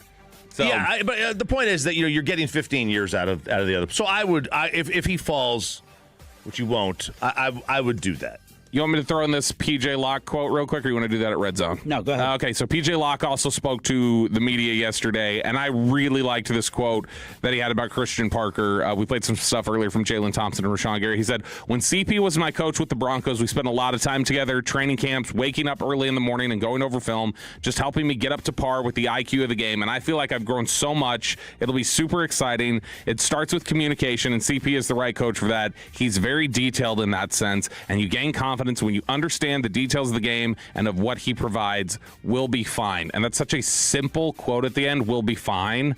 But there's something oddly comforting about a player walking in here and just being like so at peace with it's going to be good. Like, I've worked with this guy before and I know the margins he can create. We're going to be fine. And he said it's such a surreal moment, full circle. My wife is from Fort Worth. Whole family grew up Cowboy fans. And he is, once again, wearing that Cowboy hat while signing that contract. Below the belt, putting up the highest numbers today on the Fan Cam Twitch and YouTube. Wow. Take that, Brian. There you go. More than the blind rank? No, you should probably go check the garage I'm just playing. Well, yeah, you guys should check your cars. Yeah, Again, it's like the Steve Tisch theory. You guys get punished. Yeah. All right. Do we have any nominees on the fan text for worst take? Is it Bobby for messing with Broadus? Is it the Ravens for pulling out, or Zach Wolchuk for liking it? Worst take, final hour after this. But here's a worst take. If you get your brisket or meat from anywhere other than Wild Fork, that's a worst take. And you're ripping yourself off. My buddy from Maryland is coming in a couple weeks. I said, what do you want? What can we cook? What can we smoke? He's like, I need Texas brisket. Can I get that in Maryland? You go to Wild Fork, 9 DFW locations, or wildforkfoods.com and check out the selection. You want to make a corned beef? You want to mess around with a pastrami like I'm doing right now with my 10-day cure? They got the beef brisket flat cut by itself for $25. You can go with the choice beef brisket flat cut. You can go with the Black Angus beef flat brisket. And that's just the flat. You want the entire thing? $85 for a prime. Now go compare that to the others. I'm always saying go compare it. I'll do it for you. $85 at Wild Fork. The others, $135 from a local online one. I'm not going to disparage their name by saying it out loud. Just know that it is a ton more. Go get it from another place that has snake in it, which a lot of the competitors say they use. Look at the price difference. It's crazy. You got the Wagyu beef brisket that is available as well. And, of course, any different cut and selection to meet your budget for the weekend. Tell them Sean for the Fans sent you for the butcher's knowledge and the unbeatable price.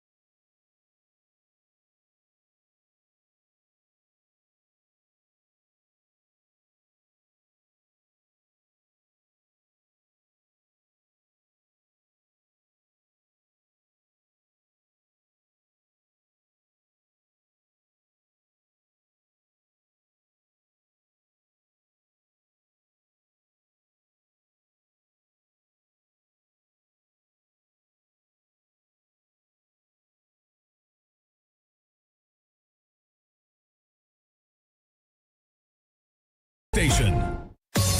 Driven by our D&M Leasing Studios, this is Sean and RJ on 105.3 The Fan. Ever met someone who is so extremely dumb that they don't know how stupid they actually are? There's been a whole lot of stupid said this week. You are made of stupid. This is Worst Take, your nominees and the biggest loser on the Franklin Franco fan text. 877-881-1053, 877-881-1053. Coming up in the red zone at 9:20, we're going to introduce you to your two new Dallas Cowboys that happened late last night. And I think Bobby has talked me off, finally, of the Maxx Crosby ledge. 9:20, your two new Cowboys. And I think I'm going to give up on my Crosby dream in the red zone. This is Worst Take. Yes, it is, and I'm nominated already by people and people who think that this should be a slam dunk. We shouldn't even have to go through nominations because it's such an obvious one to me. I don't think so. I think it was a good take. I'm being nominated for screwing with Broadus and screwing with his workstation. I should point out it's our workstation. This is where we both sit every day. But he had obviously chirped a little bit about how messy we keep it because I don't throw away the cut sheet. There's a piece of paper here every day. Yeah, but by the way, I take a little bit of it. Don't put me in this, Brian. Yeah. Talk about your section over there. Talk about your chair over there where Bobby sits. I'm on the opposite side of the room. I sat next to you in Indy. No, we have no history at this radio station of being. I wouldn't allow us to be the messy show. Yeah. All right. When Sandler's in here, I don't even want to room with Sandler when we go on the road to Surprise when we used to because he was the messiest. He left grapes everywhere. Yeah. Popcorn. He'd be doing Rangers posts and popcorn shreds on the ground. Yeah. I don't have a history of messiness. So there's the one sheet here. So I just said, all right, let's make it really messy. So I made it really messy yesterday. There's coffee creamer over here. Yep. There was coffee. There was empty coffee cups. There was orange peels, eggshells, napkins, and a bloody Band-Aid, okay? Yeah. There was one bloody Band-Aid sticking to his mic button. No, it was not really a bloody Band-Aid, but he did not know that. It was a Band-Aid where I had written on it with this. It was this exact Sharpie. This red Sharpie that I pressed into the Band-Aid and then stuck here as a joke. Well, we played the audio earlier of Broadus and Crosstalk going off. We have not played the audio yet of the secret reaction when Broadus did not know he was out there. I did have a hot mic here to capture him and his thoughts. So he does not know this was recorded for real? No, he does not. And I bleeped it. So you're going to have to listen a little bit because some of his cuss words, he's walking away from where I had the mic. But he got by for most of it. After so this is 4 hours of dental surgery. Yes, this is him running in here what after 4 tough hours SOB, of dental. by the way. He is. I mean, I'm calling out. Yeah, 100%. I'm out. So this is Broadus walking into the studio yesterday for Crosstalk and seeing everything. But all right. Again, I want to make this year a year you train for I see thin mints. There are thin mints. Those are just regular. Yeah, he's that is. How do you from an active lifestyle? I'm very sorry. I'm about to. I'm serious. I'm gonna let the air out of Bobby's tires. He's not getting home today. Tomorrow, whenever he has. I'll come up here at 5:30 in the morning, whatever. And 9:30 would probably work. That'd be good. 9:30 would work. I gotta be on my. You got places people see. Look at this shit. The paper sticking to the thing. I swear to God, I'm gonna do something. I gotta figure it out. That is what he's counting on. He's like, is he gonna really leave? He wants retaliation. We told him today has to be the last day, though. Oh, there's a Band-Aid. Band-Aid with blood on it. Worse. He's getting his tires. He's gonna get his tires lowered. Lowered. Get ready for. So he doesn't think I'm going to retaliate? I don't. It feels like he kind of wants you to, honestly. So if I let the air out of his tires, that'll be okay? I'm okay with that. I think he is prepared for that outcome. All right. We told him. You didn't hear that from me. That I was like, you better watch it. And he's like, we'll see. I mean, you were being serious. Yeah. He asked many times if you were actually mad. And we were like, yes, he's actually mad. I'm actually mad. I'm actually mad. Sounds like Kevin was kind of egging him on there a little bit, and then he did the Bassick. Yeah. When Bassick used to get real worked up and upset and ticked off, he did like a couple. Yeah. Brian will also do one of the ones is then you start if you realize you stepped in and you apologize. The one you'll get from Brian is it's okay.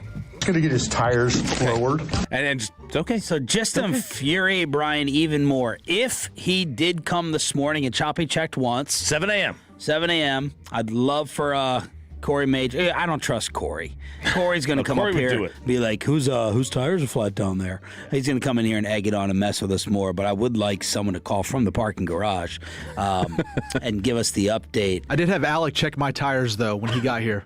And you're good? He said I'm good. Good. I forgot what I was going to say. What if today is just the day you make him even more upset that he came up here to get his Bobby revenge, and Bobby's car isn't there because Bobby did Uber this morning. I can't believe this. That's just smart. That's playing the game. That's threw away $50, but smart. When you hear him in that clip, like I heard yesterday, I go, that sounds like a legitimate. He's hot enough that tomorrow he might do it. Yes. And so I didn't think he was 10 out of 10 furious. I expected to be angry based upon y'all's preview of it, but no way I would totally dismiss him doing that. I don't think he'll do it next week. So I don't think he'll just keep it going, but he was mad enough that I think the very next day he might come up here to do that. Agreed. And so I was like, all right, one day I'm going to Uber. So if I undo the tire thing, right? Mm-hmm. Yeah, you need to how long? It's a you undo it, the cap. Take a pen. Just you put a BB and you tie the cap back on it. It'll depress it and let it out.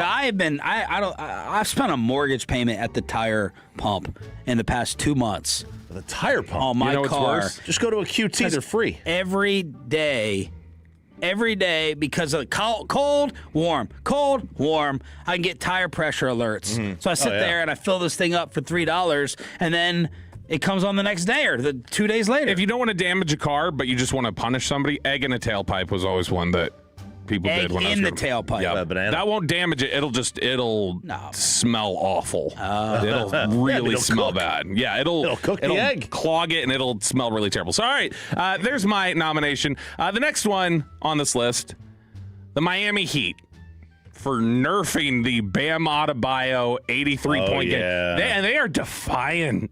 Eric Spoelstra is like, I regret nothing. I love seeing Bam. It looked like he was waving people off saying, don't foul, stop fouling. I hate it for Bam that this is how it's being discussed for him, and it's really not his fault. That's why I'm nominating the Heat. I'm not nominating Bam Adebayo.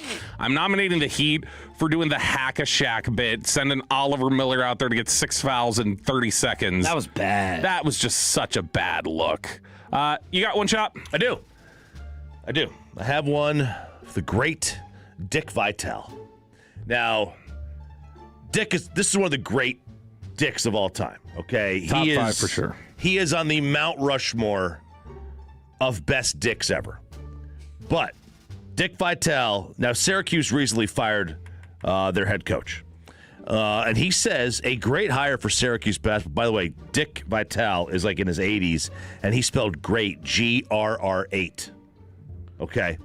Great hire for Syracuse. You should love that, an abbreviation. Would be Bob Hurley. Has had some quality years and a tough job at Arizona State.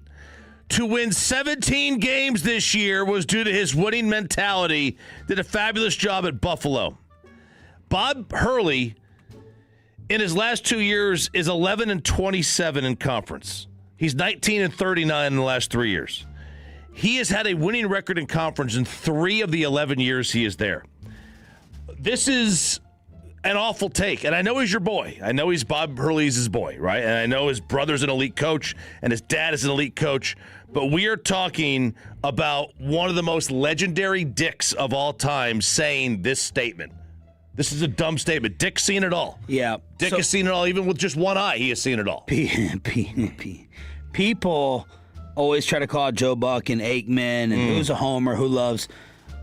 Vitale could be the all-time 1 seed. Like, when I grew up listening to Summer on Madden, I was like, man, these guys, they only love the NFC. Yeah. Now, I didn't realize that's all they did, as a kid they had the NFC deal. And, you're going to talk about the Packers, the Cowboys, and the 49ers. Absolutely. They were deciding all the championships. But Vitale with the ACC, Duke, North Carolina, and Jim Boeheim, his guys, all-time homer. And Patino, Calipari, those guys. That really exists at college. Like with Feinbaum in the SEC, Vitale and that, it definitely exists on that level for them. This is a bad take. Bobby Hurley. I mean, Jerry McNamara is right down the street at Siena. Just made the tournament in his second year. He's the next guy. Former Syracuse great. Yeah, he's the next guy. It's not Bobby Hurley. This is bad take by Dick. All right, next one on this list. You got one, Sean? No. All right, next one on the list. We're going to nominate the Baltimore Ravens for saying, just kidding, guys. You're just kidding. We don't want Maxx Crosby. We want to bail on the steal. And then I guess everything after that, the cover-up, we plan on having both of them here, guys. No, you didn't. Stop it. Okay, so you're not believing that? I'm not believing that. I think that's just them trying to be like, let's really go this way with it, because then that'll give us the best cover possible. So the Ravens there. And then finally, for me, although I should say, before I move on to Zach Wolchuk's nomination, do you want to nominate the Cowboys at all? Whether it be for the Rashan, it's because Rashan Gary, that's why we're not going after him. I'm nominating Jerry Jones for Bust the Budget. Okay, so you're giving a retroactive nomination here. Yes. Okay, all right. Retroactive nomination. A second straight off season of a misleading or untruthful off-season promise. What's your point? And then finally, Zach Wolchuk for liking the Facebook post that was just destroying the KNC masterpiece. But he claimed that he only saw the part about, he saw praise for the morning show, saw praise for G-Bag. He's like, oh, this is the guy who loves the station. And then he liked That's it. a 1,000% lie. That's a lie. Now, again, do you think he read it and just was like, I'm only liking the part that talks about us? Yes, because I've done that in the past. Yeah. Sure. Now, if someone is absolutely vicious towards other coworkers and colleagues, I won't like it. But if it's like, I like the other shows, but y'all are my favorite. Yeah. Or, stuff like that. I'll like it. It's no big deal. No, He read it and he knew he had an out to it. He read it and was like, ooh, I have an excuse here if they call me out for it. It's a valid excuse, No, but he you're wrong. didn't know he had an excuse. He didn't think anyone would see it. It would get lost in the likes. Then when he heard it on the radio, he heard Bobby give him his out. Bobby said, oh, maybe he didn't, or it was Kevin. He didn't read the whole thing. And then he decided to go ahead and rip that. All right, so Ari Myrov of excuses. We've got the see, it would have been okay. So I like posts all the time. You don't even have to say something nice about the rest of the station. If you say something bad about Carter Freeman, I like it. So if you want to tweet anything like that at me, all right. Here are the nominees: me for screwing with Broadus, the Miami Heat for playing around with the 83 points on Bam Adebayo, the Ravens for saying just kidding, Jerry for bust the budget. Dickie V, one of the greatest dicks of all time, for what was it again specifically? Well, he wanted Bobby Hurley to be the Syracuse coach. And Zach Wolchuk for liking the KNC masterpiece diss post. What are the totals voting? Right now it's Bobby. I think Bobby's the winner. I think you have one vote for Dick Vitale here just because RJ kept saying Dick the whole time. But right now it's Bobby on the fan text. I'm going with, oddly enough, I'm going to end up going with the Miami Heat. I think it's really stupid what they did. I think they screwed up what should have been a really nice night for Bam Adebayo because they made it phony. So I'm going with the Heat. You know what? It is the Miami Heat. That's an awful. They took something from him in the process. Ruined the record book. And they took something from Bam Adebayo. A really nice night. They took it from him. Y'all, stop sending me. Alec, you too. Stop sending me tire inflators. Oh, wait. All right. My bad. I thought because you were saying Broadus is going to get me. This is for my consistent problem, the other problem with the tire. All right, my bad. Alex said, best investment I've ever made. Okay, that's cool. And D-Rock sent me one as well. All right, I thought you were trying to say I deserve to get it. At $30? A $30 tire inflator. What's the worst investment you ever made, Alec? That Venmo drug deal? It could be. One of his tattoos. Oh. No! Oh. And by the way, Broadus, RJ did throw in. It got lost as we were all talking. He said it was from what? Clown Global? That was RJ. That was choppy. I have not done anything. He loves the drive-by take. Let's introduce you to your two. He won't be able to drive in them tires. Your two newest Cowboys. If you missed it overnight, and I think Bobby has talked me off of the Maxx Crosby ledge. The Red Zone is next. But speaking of all this car talk, you can't talk cars without GiveMeTheVin.com. They want to buy your car, whether it's your daily driver, your pickup truck, your SUV, your minivan, your supercar, or your exotic. Say goodbye to dealing with dealerships and private sale tire kickers and get a true buy offer for your vehicle. GiveMeTheVin.com. Put your car right on the money, providing you with a hassle-free online option to sell it for more than what the others are going to try to offer you. It's as simple. How do you do it? You go to GiveMeTheVin.com. You put in your car's VIN number or license plate. You'll get an offer in minutes. That's well above any dealer quote. You can go to one of their pickup locations or they'll come right to you. It's easy and it's fast. Just tell them Sean for the Fan sent you and that you're a Tolo at GiveMeTheVin.com because they are America's best car buyer. Sell us your car. GiveMeTheVin.com. So easy you can do it in your underwear.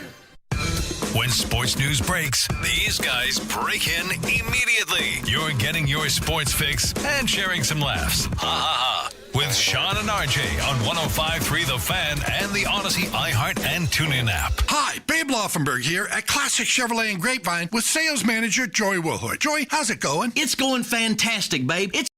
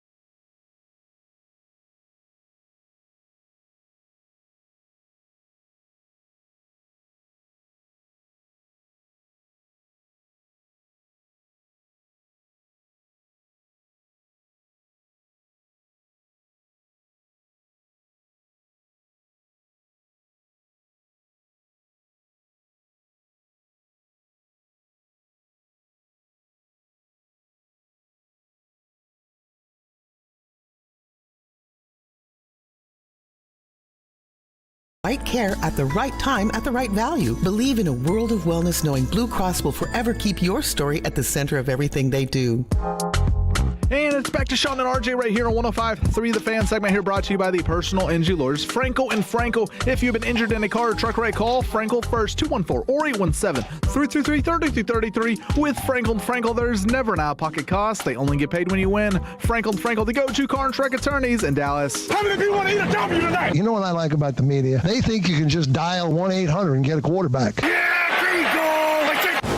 Crosstalk with a KNC Masterpiece is coming up at 9:40 on the Fan Cam, Twitch, and YouTube. They are on the road, and sick Aiden Butler still getting the job done. Still sending the Zoom link. So get better, Aiden. Carter couldn't even do that when he was well. All right.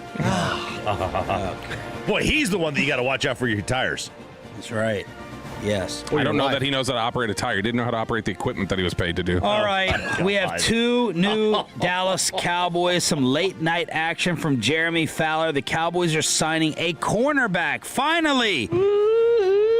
Kobe Durant from the Rams on a one-year deal. Started 29 games over the last 2 seasons for the Rams as an outside corner. 26 pass breakups in 4 years. ESPN had them as their number 15th remaining free agent at age 28. Smaller frame, 5'11", 185. Big receivers can create matchup advantages on the perimeter. However, he can run and play inside. Last year, 3 picks, returning 1 for a touchdown. I really like it. I think Kobe Durant is a good player. Like, I'm not going to say he's like great or anything else.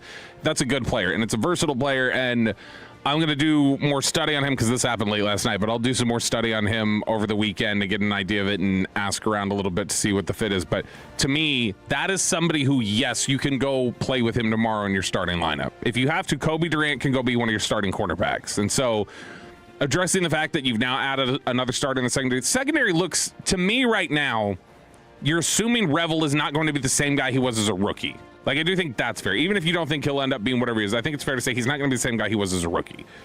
Bland, you hope, bounces back a little bit. But otherwise, like, even with those assumptions, I feel a lot better about the secondary right now than I did a week ago. So I think the secondary is where they've made the most leaps and bounds improvements, and they get Rashan Gary as a pass rusher here, and that can hopefully assist and help with some of that too. But to me, I think the secondary is in a much better place than it was 7 days ago. Ooh, okay. So 7:20, we attacked the Cowboy question that has divided the fan base on whether you think the defense is better today than last year. We all said yes. I really didn't have any hesitation. Bobby strongly agrees it's better. 3,700 Tolos have voted. 44% said yes, it's better. 30% said nope. 25% said undecided. Now let's ask the follow-up. If you say you're undecided, I don't have a problem. I don't know how you could say it's definitely not better. I mean, all the PFF guys are saying it's not better. Like, you have people that they're mad they lost Osa. But, I mean, Osa within this defense wasn't going to be the Osa you think he is anyway. So, to me, it's like, then you wouldn't have liked the switch to the scheme anyway. And so, before the Osa move, you still should have had it as a negative because you've already degraded Osa. So, to me, that's how I look at it. Yeah, I think it's better. Now let's do your worry level. 1 to Eberflus. D-line, linebacker, secondary. Your linebacker worry right now is what? See, that's the group that has the least, but it's also the least important group. At present, what's the worry? At present. So obviously, even if I think they're going to do something else, it's more like if I had to play a game tomorrow, how worried would I be about that position? 9. Yeah, I'm trying to put my number where the worry level talent-wise is versus the importance of the position and try to marry the two. Yeah. Because if the D-line and the secondary are good, you could hide a little bit. Now, you can still get punched, but you can hide it more. Parker, they ask the linebackers in that Fangio-style stuff, they ask the linebackers to do a lot. It would be my biggest worry of the 3. Just because of... Not what I asked. That's obvious. 1 to 10. 7. D-line. Not terribly worried. 4. Okay. And scheme pressure, of course. And secondary. And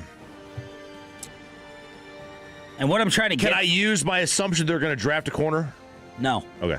That it's still pretty. It's a 6. A 6. 9 on linebacker, 6 on D-line, 4 on the secondary. What I was trying to get to in this is I think my biggest Bobby disagreement, and it will continue moving forward, I think, is going to be on the secondary. He is much more high on the bounce back of Bland and Revel. I think it can happen, but I'm not like, all right, that's definitely going to happen. I'm much more high on Bland than Revel, by the way, as a bounce back candidate. Yeah. Revel still does give me concern. Yeah. I mean, I've already put the shovel away. On who? On Bland. I put the shovel away. He had a handful of good games last year, and before that, his years were good. Yeah. I mean, you can say cool, but he had 3 good years, and then he had a handful of good games last year, and then a year overall that wasn't great. I don't know how you can go cool and dismissive of his. No, hold on, I'm dead serious. I don't know how you can say 10 games because you went cool in a very condescending, dismissive way. I don't know. Yes. Yeah, you're right. It was. Yeah, it was. I don't know how you can be that dismissive on 10 games versus 3 years where he was one thing, and then even in that 10 games, he had a couple games peppered in there where we came in here and said he was a star up. So I don't know how you can say just cool or want to throw a shovel on him. That's ridiculous. I have put the shovel away. The hole is dug. I'm just waiting for So you dug the hole, but you haven't put the final dirt on. No, I haven't even pushed him in. Okay. Just the hole's dug. Okay, right? okay. You got to keep a hole in the desert. Okay. Always got to keep the holes in the desert. Well, let me get my shovel. And this hurts me because I think Bobby has talked me off of the Maxx Crosby ledge. I said this week I was going to be emotional. I was going to be a roller coaster up and down. But at the end of the day, I do have to be objective. I do have to be FAF. And Bobby explaining the current and future money to me doesn't make it sound smart to go and acquire Crosby, even if they wanted to give up 20, even if they could get a second-round conditional deal done.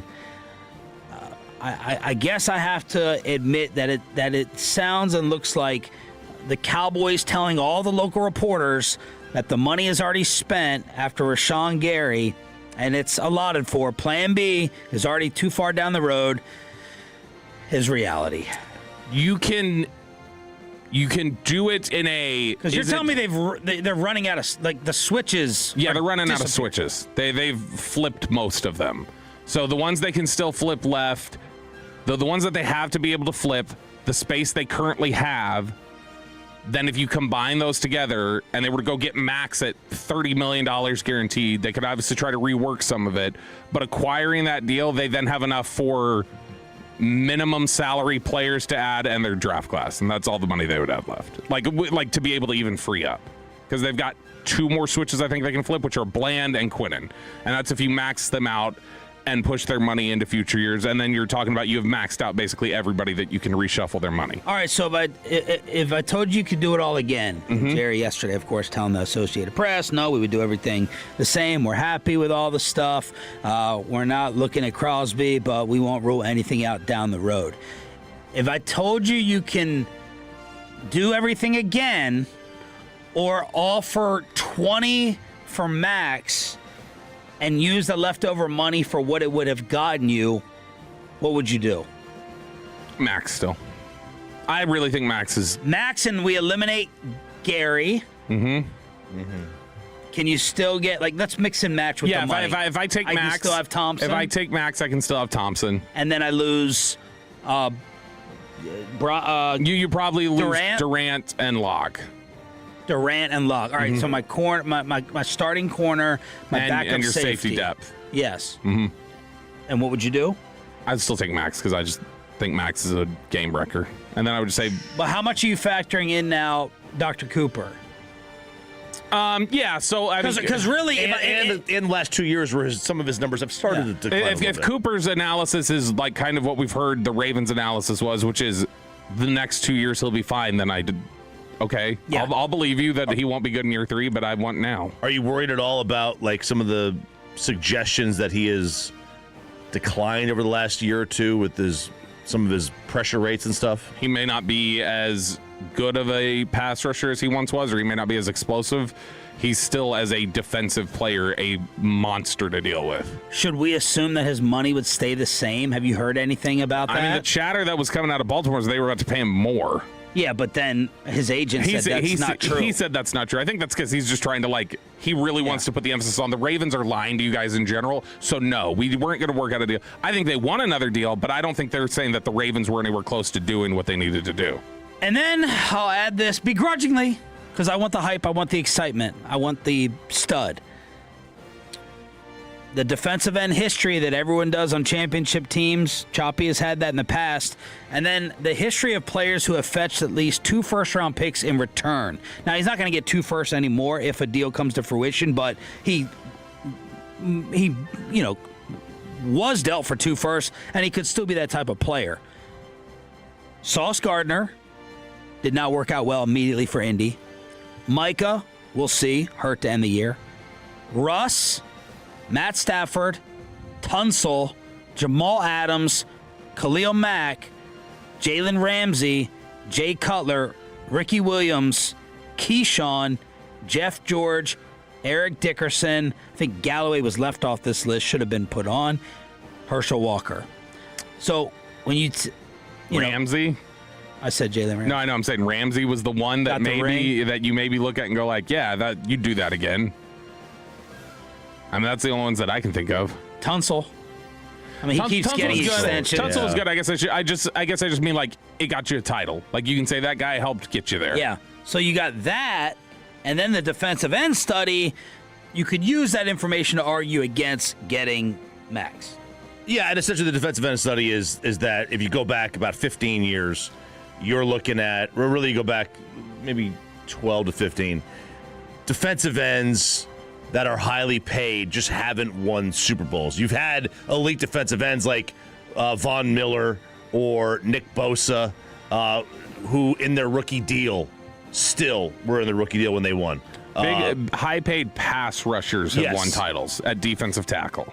Defensive tackle. Donald and Chris Jones. Yeah, and that's where the money is going for the success. It's the edge rushers that, some of your highest paid edge rushers. I mean, we're not even talking about winning Super Bowls, not even making the Final Four. Let's cross-talk with the fellas. The KNC Masterpiece on the road at the Dallas Card Show. We check in with them next. After we get you over to Base Power and save you some money on your electric bill, and we're going to save you peace of mind, because when that grid goes out, yours stays on, because you have the built-in home backup battery that comes with Base Power, and you get to save money. Sign us up. You can get just the energy.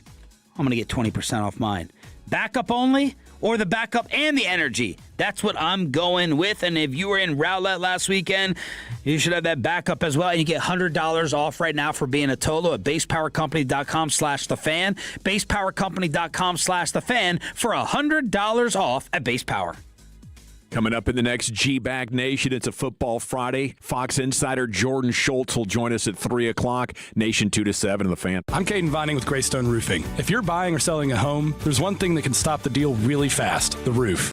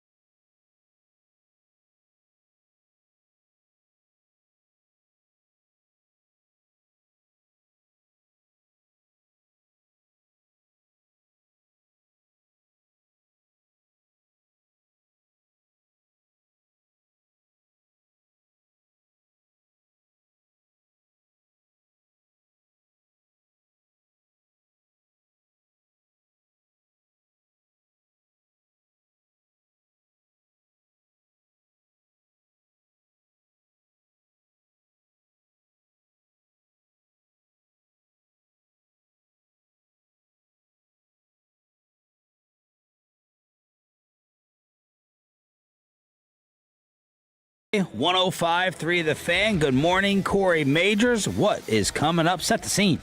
Guys, we are at the Dallas Card Show at the Marriott at Waters Creek in Allen. This place is always popping. We already have an extensive line for the VIPs, if you will, Kevin. That means the very important persons, because persons are important to us. We've always said that. So we're going to be out here all day today and want you to come on out, say hello to us, check out everything. Kevin, when is the general public open? The general public opens right when our show ends. Okay. It feels like they timed it that way. But if you want to get a VIP pass, you could jump in here right now. So if you're a VIP, you're getting like first access to the cards?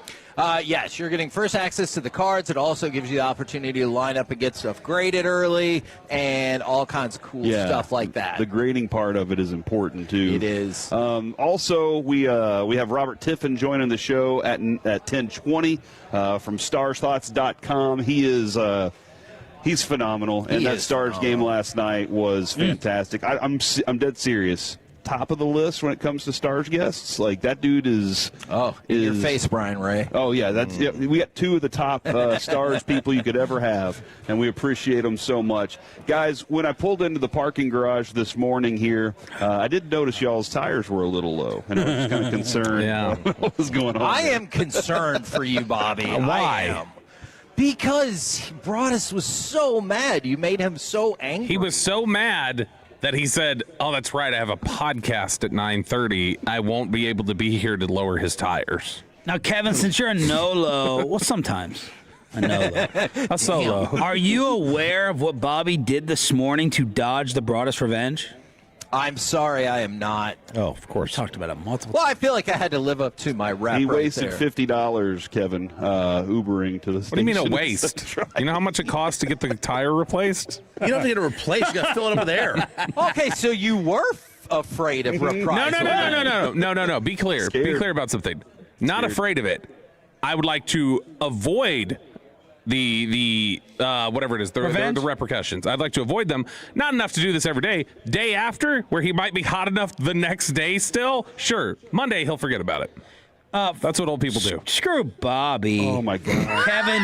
I love Brian. I'm just screwing around. Based upon, so did you guys not touch the mess the entire show? Correct. We did not do anything. With the guest coming Good for in, you guys. how did That's she look commitment. at it? So she arrived late, so we already had kind of a little, extra on her. You know, she didn't have any place to say anything. Yeah. But then she brought gifts. She also brought gifts because there were some cards she brought. That's true. And when she opened it up, she goes, "Do y'all want me to throw this away?" And we just kind of looked at each other and we're like, "Nah, just leave it there." Oh, so you contributed to the mess. Wrong. No, actually, Kevin I ended made up throwing it sure away. to throw that away so I could avoid getting lumped in because I feel bad for Sean, RJ, and Peyton for being lumped in to Broadus's revenge tour. But we did explain to her what was going on so that she wouldn't be like, they're just the grossest. Yeah. And then we saw her this morning, her and her friends. So we're all out here. So today. how worried, seriously, Kevin, do you think that me chopping Peyton should be? Yeah, I don't know, because when Bobby said, hey, some time will pass, I'm not going to say he'll forget about it, but maybe he'll cool down. But he was pissed. And when he said, like, hey, sorry to rest of you guys, you're a part of it now, I am concerned for you. Man. Let's see. I don't like being collateral. I'm not responsible. I'm a personal responsibility guy. I'm not responsible for what other people do. And I don't accept responsibility. And if you try to give me something, I don't accept what you're giving me. If you go out there and your tire's flat, what are you going to do? Absolutely nothing. Are you going to drive home on it? Yeah. No, I meant like back to Broadus. Nothing. I'm not gonna get drawn off sides in this childish, foolish games. I mean, your car will literally be off sides. My car will it'll be out of whack. Those are brand new tires too. Oh yeah. Like I got them last week. Like what? Look, here's what I know. Ooh, I came in today. expensive, The microphone was not flipped upside down like it has been. Oh, you think you set him straight? Look, everyone needs correction. Okay. Wow. Spare the rod, spoil the child. There you go. Did you guys watch my Netflix show yet, since you're doing the card thing? Sorry, real quick. It's a bold decision, Bobby, to double down on that. It really, I'm not leaving a mess. I'm not leaving a mess. Are you going to talk about your peace offering or no? I do have a peace offering for him right here. Look at this. See? It's a smiley face. Now now Bobby in the break was like, all right, I'm gonna call a truce, and I said, no. Yeah. We're not at that point yet. Sure. You can't attack and then call the truce before he gets a chance. Yeah. he gets to rebut. There's an offering, and then terms can be discussed. Right. There's an offering in there. No, because if he gets even, there's no offering.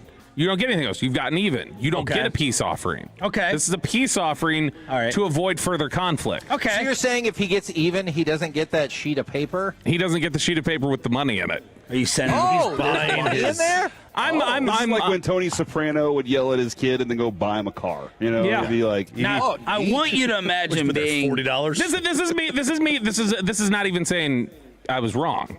This is me giving here's a settlement. Here's a settlement. Yes, exactly, a settlement. Here's a settlement for. He's buying out his anger. Here's a settlement for. The bit got you angrier than I anticipated it getting you, and it was not a personal thing. It was a bit, but here's the offering Bobby, to assuage your anger. Bobby, can I ask a question? Good word. Yep. Was that offering maybe necessary on Wednesday or yesterday morning? Because you knew how mad he was yesterday morning. Yeah, and but decided to go in more. Because the one on Tuesday wasn't even like that big a thing. So when he reacted like that, I was like, well, now we just got to learn to control our emotions here. Now I want you to be Bobby's wife for a second. This is why I always take up for her. Okay, sorry. Oh, you'll love it. So this is why I always feel bad for Kristen. Here she is. It's a nice, lovely apartment that they moved into, but you're in an apartment nonetheless with 3 kids at one point. And this man has just basically lit $100 on fire. Well, and then whatever's in that envelope. Over coffee. Well, I'm including that. Okay. Over eggshells and coffee creamer and S's and giggles. $50 in ride share round trip this morning. And then I'm going to assume Bobby is a high spender, not on a house, but in these things, there's probably 40 in there. Well, I'm going to round up and $100 for nothing. Just gone. Interesting. You think it would be 40? I'm going 40 low. Are you putting in? I think it's probably 50. If you gave 100, I'm going to take 50 out of it and give it to your wife. How old is Broadus? Huh? How old is Broadus? I don't know. 63? 69 years old. I bet there's $63 in there. Good guess. What's the now? I was thinking it was like the twisted part of me. How much do you? I listened to Crosstalk and I heard him talk about the dental procedure, and I texted the nosebleeds and I said, "Wouldn't it be just like another elevation of absurdity and hilarious to drive up there right now, take the air out of his tires, and leave a toothbrush on his windshield?" Holy moly!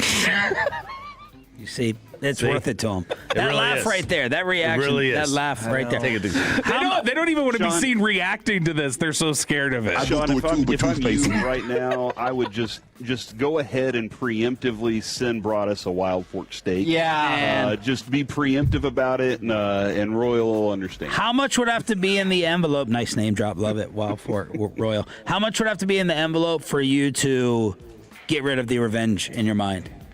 I think 100. 100, not 50? Nah, man, $50 might do it. It might do it. $50 It depends. earlier. Yeah. Anybody? Corey, what's your number? $150. Oh. Sean, what's your number? To get you to drop it? For you to drop it. It's like a game show. I mean, I wouldn't freak out over 75 bucks. But if it was something that you really didn't like. 75. Okay. It sounds like he won't be angry then. See? Oh. Poor Kristen.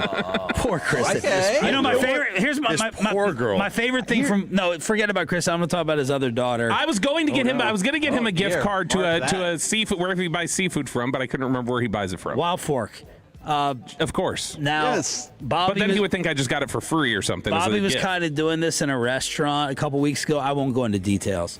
And I love that his daughter, she challenged him. She goes, "What are you doing?" Oh yeah, and she's Kristen. And she goes, and Bobby's like, "What do you mean?" She goes, "You don't have money like that." Oh man. Wait.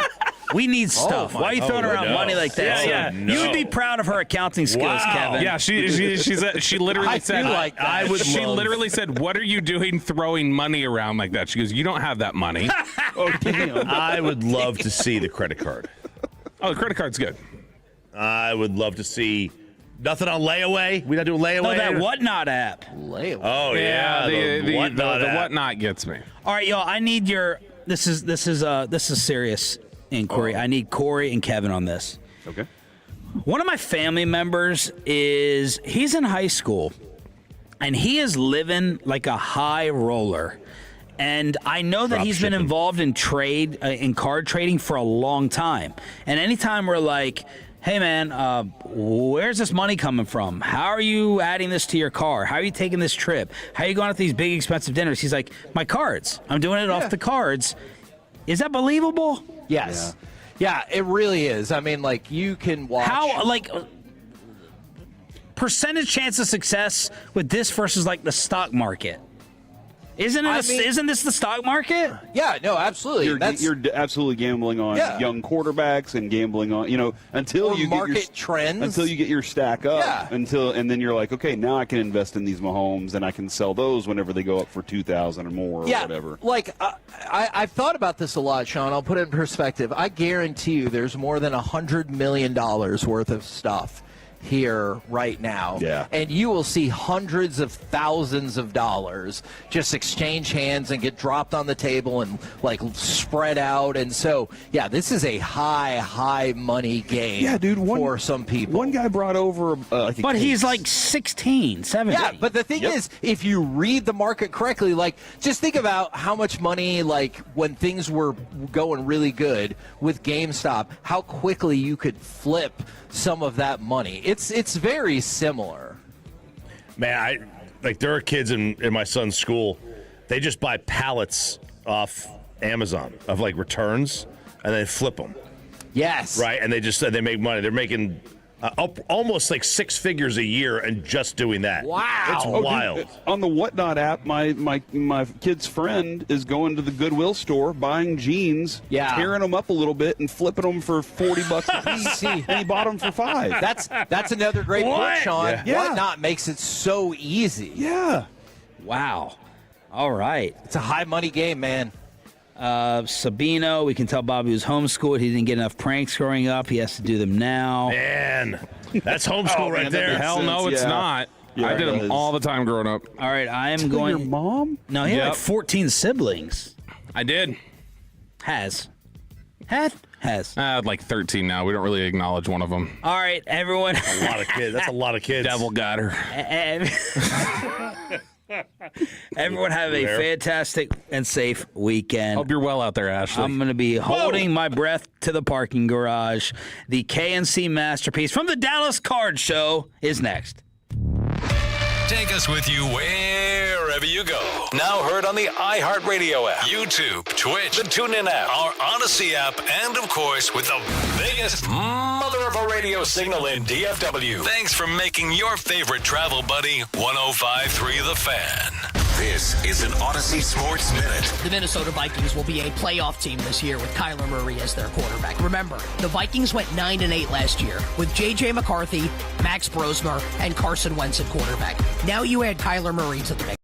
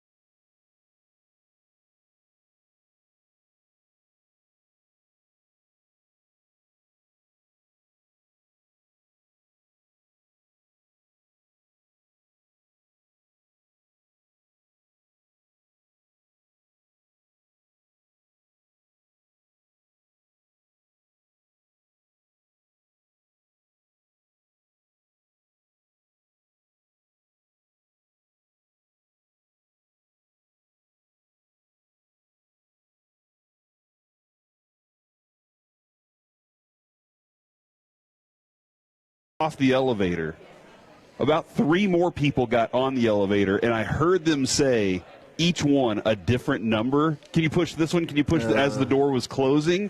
And that meant that whoever was the last one had to stop at like 9 floors, 10 floors in order to get to where they wanted to go. And I was like, that is ridiculous for them. So, man, this is amazing from the 858. I always change my room to the top floor so I don't have people above me pounding on the ceiling. Same, yes. I didn't know that you could do that. And so we got some shout-outs as well. Shout-out to my mom's old bodybuilding coach. Okay, what's up? Fabian. Hold on, is that because Mom looks good? No, or because this person followed up. Dad? This person followed up and said he reached out to me to take me to the gym with him and get my health back in order, as I've kind of let myself slip over the last couple of years. Starting tomorrow, very excited. That's awesome. How you looking? And I think they said they're starting tomorrow. Okay. And then from the 214, is the gum-chewing pretty lady going to be there? Okay. I believe that is in reference to Kate. Kate is here. We've already seen Kate. I saw her twice already this morning. She was down there on my way at walk-in, and then she walked by us moments ago. 3rd floor high enough to not be burglarized, low enough to survive a fall if you have to jump from a fire. That's thinking right there. That is thinking. Because that's a great answer. When I locked myself out of the hotel room accidentally, the maintenance guy goes, well, I guess we got to go get the 3 ladders since you're on the 3rd floor. And I was like, what? He goes, yeah, we just stack them on top of each other. You'll go in through the window. It'll be fine. And I was like, okay. Are you serious? And he was like, no, let's go. Okay, so from the 214, man, I like the amount of thought people have put into this. I promise there's lots of sports today, too. Nice hotel, highest floor possible. Middle tier and lower, 1st floor, don't trust the elevators. That's a great point because you will get on some elevators for hotels that you're like, am I going to live? And the higher the floor, it feels like the higher peril, the higher danger that you're going to be going on there. From the 903, I always want to stay on floor 13, but no one will let me. And obviously there's plenty of hotels you'll see that will not have floor 13, which always... I wonder why. I don't know. They really believe in jinxes? Probably.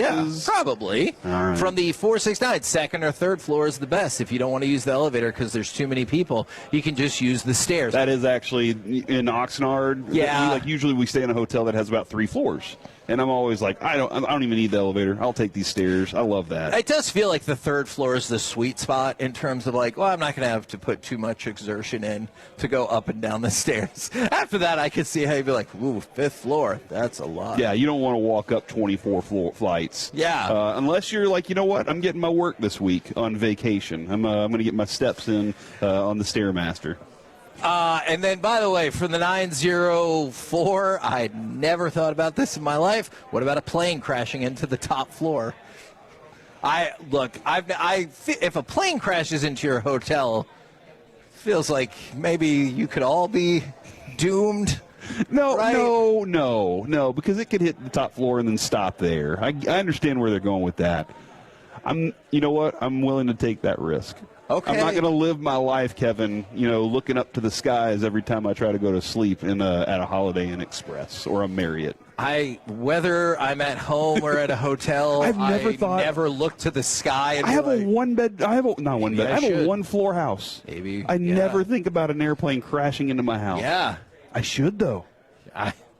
Do I have airplane insurance? I don't know. Do I need airplane insurance? That's true. That's where the tricky act of God part of the insurance can get you into trouble right there. All right. Do you want me to throw out some sports, or do you want to continue? Sorry about the ring. Hotel. That's fine. We've had plenty of fun, so I think it's totally fine. You know what? I don't know how much other time we're going to have to bring this up. So, Alec, can you go ahead and give me cut number 3? Let's try to squeeze in a little bit of Mavs because I don't know if we'll have it otherwise on the show. No whistle. They play on, and the man of the moment, it's going to be up to him to bail him out again, which of course he does. Chris Middleton. Now, Chris Middleton was objectively tremendous last night. Not only did he score 35 points. He did it on very efficient shooting, and then from 3, he was freaking ridiculous. I don't know if you want to juxtapose that with the continued shooting struggles and maybe general struggles of Cooper Flagg since he's gotten back. In these last 5 games, since he returned from the mid-foot injury, he's only shooting 35%. So obviously the point totals are lagging. I still see the effort on defense. You're still getting some good assists and rebounds in certain games. But, man, his shooting has been tough since he came back. So Chris Middleton, he was fantastic. Yesterday, the Mavs win. Now, the part of it that you might not love is the Mavs win over a team that essentially is right where they are. I know they don't have the exact same record, but more or less, they're exactly where you are. And so if you care about the draft and the lottery odds, then this is perhaps a win you did not want. Yeah, you can kind of control that. If Chris Middleton's going to go out there and hit 8 3-pointers, like that's just one of those nights where you let the dude be hot. Just let him do his thing and see where the cards fall at the end of, cards, if you will. Yes. You go out there and just let that all kind of happen and see how it goes. I am a little concerned with Cooper Flagg, though, Kevin. And not like a concern of is he good? We know he's good. But is that midfoot injury hurting him a little more? Where's his mentality right now with a team that's floundering the way that it is? Right. Is he like, you know what, I'll roll out there, but I'm not going to go give max effort like I usually do in, night out. That feels like it would be surprising, for the right? remainder of this season, because I'm not going to win Rookie of the Year. Kneppel's winning it. Man, Kneppel has just been ridiculous. I'm not going to win. I'm not going to be in the playoffs. I'm just finishing this rookie season out. They want this. They want the best pick possible as well. I'm just going to go out there and do my thing. I will tell you that cruise through the rest of the season. That would change a lot of my perception of Cooper Flagg, because that doesn't seem to match up to anything I've heard or seen about him. I don't think that's the case. I kind of wonder, well, first of all, is he just in a shooting slump? But then the other thing you always wonder, too, is like, were we totally ready to come back from this mid-foot injury? That's my I don't know. That's the first thing I think is it going to be something that he can play through for the rest of the season, but kind of gives him a little every time that he's out there, and is it worth it? Or is it one of those where it's like he actually should be sitting, and he's just that kind of guy that he's out there? Or because there's nothing to me that tells me that he's a guy that just is like, oh, I got a hangnail. I can't make it today. Like I said, that would be so disappointing and really throw off my idea of who he is as a player and a person. So I don't think that is happening, but there's no question he's not shooting well right now. Hey, did we talk to Ross about setting me up outside today like we talked about when we were at spring training? As I told you at the time, I was going to just set up right over there in the sun. I do not believe you can just have an alternate broadcasting position because it's a nice day outside. I feel like we talked about this at spring training, though, and he was like, we'll see. I feel like there was a we'll see added in there. Whether it's Ross, DJ, or anybody else, well, maybe that one time at Tolbert Garage. When have you ever seen engineering set up our broadcast position in like 3 minutes? Oh, yeah. That one time at Tolbert aside, that day, I do remember that day. But otherwise, I don't believe. Look, you can ask Ross in the break if you can have a separate broadcast station outside because it's a nice day. Here it is, Kevin, from the 214. Top floor, corner suite at the Ritz-Carlton is the suite place. You got 2 balconies, one for a different side and view, double bathroom, and like 1,000 square feet of space. That is from Cliff. DT from the Cliff. Yeah. Oh, Cliff? Yeah, I want 2 balconies. Sure. I also would like to consistently stay at the Ritz-Carlton. Yeah, that'd be nice. I would appreciate that. And somebody brought this up, by the way, talking about Gafford from the 817. Man, Gafford is somebody who he's had a disappointing season, but as of late, Turned it back really picked it up. We're the KNC Masterpiece right here on 105.3 The Fan. Coming up next, we'll do some breakfast at Tiffin's with our Stars insider, Robert Tiffin. Next, live from the Dallas Card Show, 105.3 The Fan. When your friends say, hey, did you hear? You can proudly say, I heard it on the Fan. Keeping you sports informed with some quality laughs along the way. Turn it on and leave it on. 105.3 The Fan, the Odyssey app, iHeartRadio app, and TuneIn app. Hey, Tolo, Sean, and RJ here with the greatness of Own Well. It is that time of year, the time of year where you want to start thinking about protesting your property taxes, because we know these property taxes are going to continue to go up. So last year, Sean and I both protested our property tax. Took 3 minutes. Took 3 minutes to sign up. Own Well does all the rest of the work. I was able to save over $975. Sean saved a ton of money too, simply by using Own Well. Tolo customers can expect to save on average $774 a year by signing up. I was right at $800. Own Well has an 88% success rate.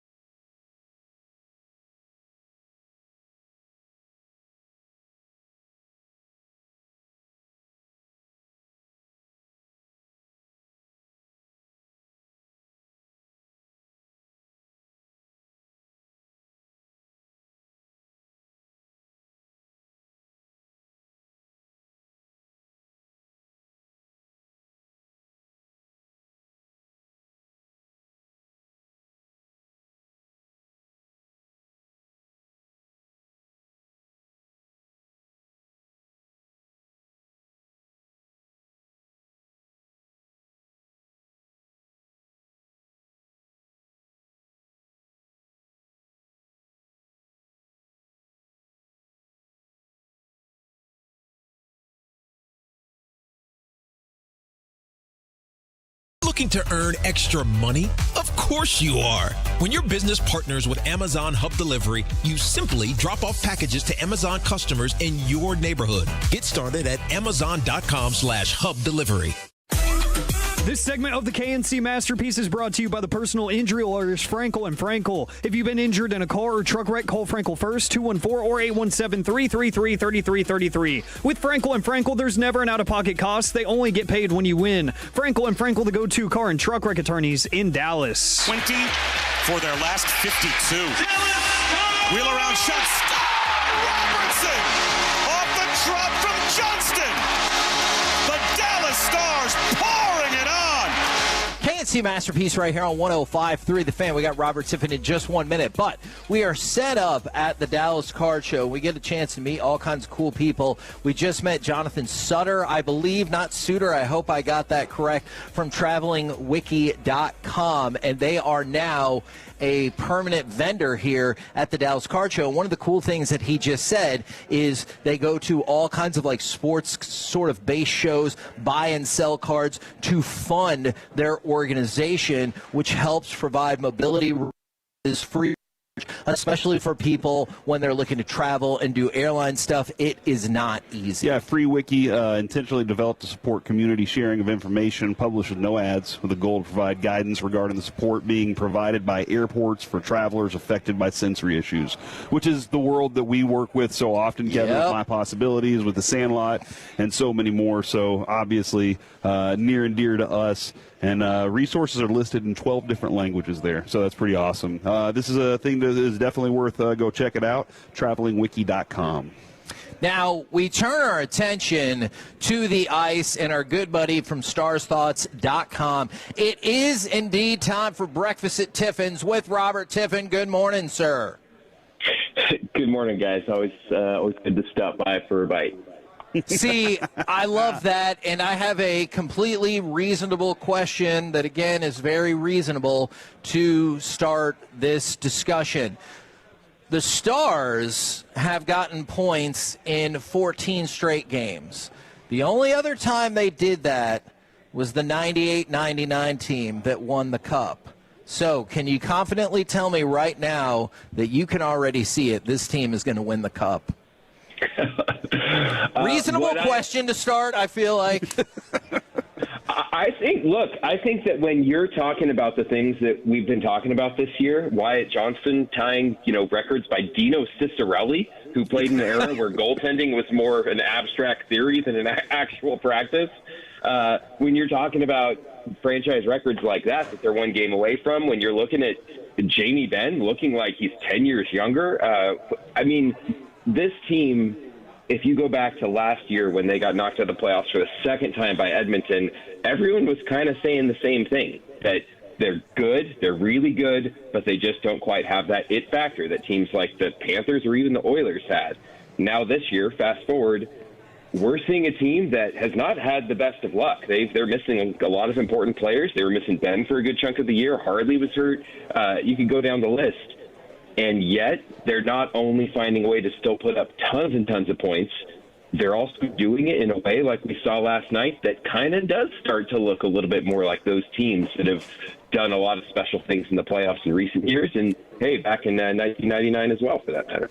Well, and if I can cut to and steal a line from you, starsthoughts.com, Game 65 Afterthoughts, these Dallas Stars are different. I mean, all you had to do was watch Justin Ripkovian last night to see that was the case. There's an image you can find on pretty much any social media site out there right now of Justin Ripkovian, who's a rookie. He's an older rookie who's undrafted. In some ways, he's kind of in that same vein of Antoine Roussel, who longtime Stars fans will definitely remember from about around a decade ago, who's an antagonist. But the thing I'll say about Ripkovian is that he's a hockey player first, and the pest or antagonism really comes out of that. He's a really good hockey player. He was the AHL Rookie of the Year last year. The guy can score, he can make plays, he can hit, he can fight, stand up for himself. Last night, he tangled it up with Connor McDavid in a scrum where they were throwing hands, because McDavid lost his mind because they were getting blown out, and Artu Huru, another undrafted player the Stars found, who's been really good for him this year in a brief call-up, threw a puck at the whistle as he was trying to clear the zone. It went right into Leon Draisaitl, another former MVP player in the Oilers, and McDavid and Draisaitl lost their minds and went after these two players. You have two players who've won tons of hardware over their careers, and they're going after two undrafted players in the Stars who basically were living rent-free in their kitchen. So you watch a game like that on top of everything that Wyatt Johnston, Jason Robertson, Jamie Benn, Matt Duchene, all that, Miro Heiskanen was outstanding last night. Not that anyone's going to remember it after how that game went. And it's hard not to believe that this team has that factor that they seem to be missing the last couple years when they got bounced out of the playoffs. My wife was at the game last night, and obviously she was asking, should I go to every Stars game? And I was like, yes, you absolutely should go to every Stars game. Help us keep scoring 7 goals. Let's do that. So I was definitely going to check in on this game no matter what. But in that third period, and you brought it up, it seemed like the announcers they couldn't talk about anybody else but Jamie Benn. Can you tell me why Jamie Benn looks 10 years younger right now? I was thinking about this. I've been thinking about this the last few days because he's just been going so well. And a couple things are really different about Jamie Benn this year. One, he had his son late last year. He and his wife had their first kid. That broke a really long consecutive game streak that he had going. It was 300 or 400 games, something like that. It was really, really long, and he missed games because he wanted to be there for the birth of his child. Pretty good reason. He didn't tell anyone at the time, of course, because that's kind of typical Jamie Benn. It's going to be understated. But you go back to before that, in the last couple of years, Jamie Benn's role was kind of diminishing from night to night. He had gone from being, an Art Ross player, face of the franchise, captain, all these things where he was carrying the offensive load with Tyler Seguin for the first decade of his career, really, to kind of a bit player. The weird thing is he's actually playing fewer minutes this year, and yet he's been a more significant part of the team, if that makes sense. And I think he's having more fun doing it. As much as you can never tell that Jamie Benn's having fun or not, he just tends to go about his business with his death stare kind of all over the ice. But he's already got 14 goals, and he missed 20 games already this year. He had 16 goals in 80 games last year. He's got 14 goals in 40 games this year. He's got as many even strength goals as he's had the last few years, just about, outside of that first year Wyatt Johnston arrived and played with him, and they kind of had that renaissance going. So I think he's having fun. I think he's feeling like he has a role, and frankly, I think Glenn Golitzin knows Jamie Benn and coaches in a way that gets the best out of him, even when he's not necessarily playing top 6 minutes anymore. Obviously, I hope it's okay with you. We're going to start really upping our use of the phrase the Benaissance. Oh, yeah, definitely. I hope that is okay with you. Now, how nice is it when the score at the end of the first period reflects the run of play? Because in hockey, you don't always get that. But the Stars dominated the first period by every facet, and it felt like the game was over after the first 20 minutes, with the score reflecting how much they were whipping Edmonton out there. It's the first half of the season. I remember having a couple conversations with people about how different this team under Goldson was, because they were getting outshot, but they were still scoring. The power play, you might remember, was white hot to start the season. Yes. So they were winning some games they probably didn't, quote unquote, deserve to win. But if you remember back to last year and even prior years under Pete DeBoer, it was pretty common for the Stars to be out shooting a team, but only to be up 1-0 or even to be tied or losing. Like, they were the better team a lot over the last few years. I mean, you don't get to 3 Western Conference Finals by coincidence. They were a really, really good team and really well-coached team, but they had trouble translating that into the sort of dominance that we're seeing. I mean, over this 14-game point streak, they're outscoring teams 2-1. They've scored 60 goals in those 14 games and only allowed 30, 34. They're outscoring teams 4-2 every single night. And they're doing it in multiple ways, right? It's not just, we're going to lean on, Mika Rantanen hasn't been here for half of that point streak. Roope Hintz hasn't been there for that. It's sure they're getting Wyatt Johnston, who's going, the power play has scored, 12 games? I think it's 11 games straight. The power play scored, but it's everyone.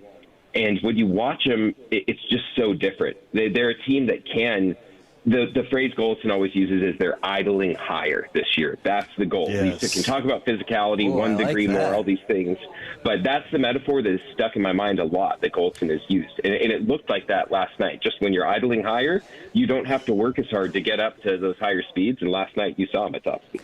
The thing that I've really loved, I know we all know how important special teams is. That will always play in the playoffs as well. But, man. And maybe even better with the Goldson coach team. Exactly. I'll ask you about that in a minute. But it really feels like they have upped their game. And it, not just in the 14-game run, but, the last month and a half, 2 months of actual play, they've really upped their 5-on-5 game as well, have they not? Oh yeah, it's night and day from the start of the season. Again, they were being carried by their power play and Mikko Rantanen and the top of their lineup. Jason Robertson was getting it done and saving them from some games where they were getting heavily outshot and outpossessed and outchanced to start the year. And that was great, but that's generally you're going to say that's not really sustainable over the course of a season, let alone a playoff series where another team can really dial in and game plan for you, right? But the second half of the season, and it really does correlate to a Tampa Bay loss in mid-January in that stretch where the Stars won only 2 games or won twice in 2 games. That Tampa Bay loss, Goldson had some comments after that. They really just kind of lost their game halfway through. They were getting out-hit, just outplayed. Since then, there's been a focus on being more physical, not running around chasing guys down, just trying to kind of go crazy, but to be more physical just in that idling higher sense. We're going to be more physical everywhere, and that's flowed into this sort of more dominant gameplay where they're winning more battles. They have better shot share. They have more scoring chances, and you're seeing it in plays over and over again where, last night there was a power play the Oilers had late. The crowd was booing Connor McDavid every time he touched the puck. He was getting frustrated. It was, you could see the Stars were just feeding off of it, and it was flowing into every part of their game. Yeah, just because he's the greatest player, that doesn't mean that you have to cheer for him. Heck you can yeah. definitely be, get into his kitchen a little bit. You brought it up, Corey. Genuinely feels like these two teams despise Yes, they one do. another. Yeah, no, there was some animosity, and I think Robertson mentioned that after the game last night, that there is a little animosity out there, and I like that. And I like, you add a couple players when at the trade deadline that do add that toughness, and then they help out with that element of toughness. Robert, you follow Robert on Twitter, subscribe to StarsThoughts.com. You tweeted something yesterday, and we were kind of having a little back and forth. I was curious about this. You said that the Edmonton over the last 7 years that Gulutzan was there was always really good at the power play, but then in the playoffs they got better. And I'm always Kevin knows this. I'm always about sandbagging it. He's good. And my question to you was is he making an adjustment in the playoffs that he just didn't show his hand throughout the season? But I liked your answer even more. I really think that one of the things that you see about great coaches isn't just the ability to see things. Like Pete DeBoer, for instance, he's clearly a great coach, brilliant hockey mind, understands tactics as well as anyone. There's a reason he's so respected, and there's a reason his teams tend to do so well.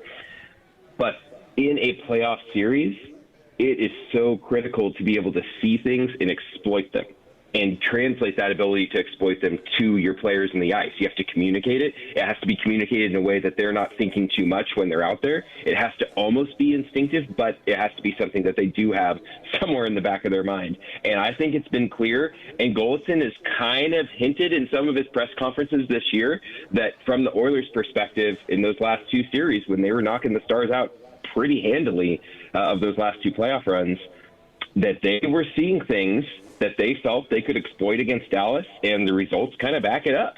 So when you're able to do that against a team like the Stars that have been rolling as well as they rolled under Pete DeBoer for 3 years, I think you have to agree that it says you know what you're doing. The Stars had a really good penalty kill. They have for a long time, but against Edmonton, they really had trouble. The Stars had a lot of really good offense at 5-on-5. Against Edmonton, they started having trouble. Their power play dried up 2 years ago.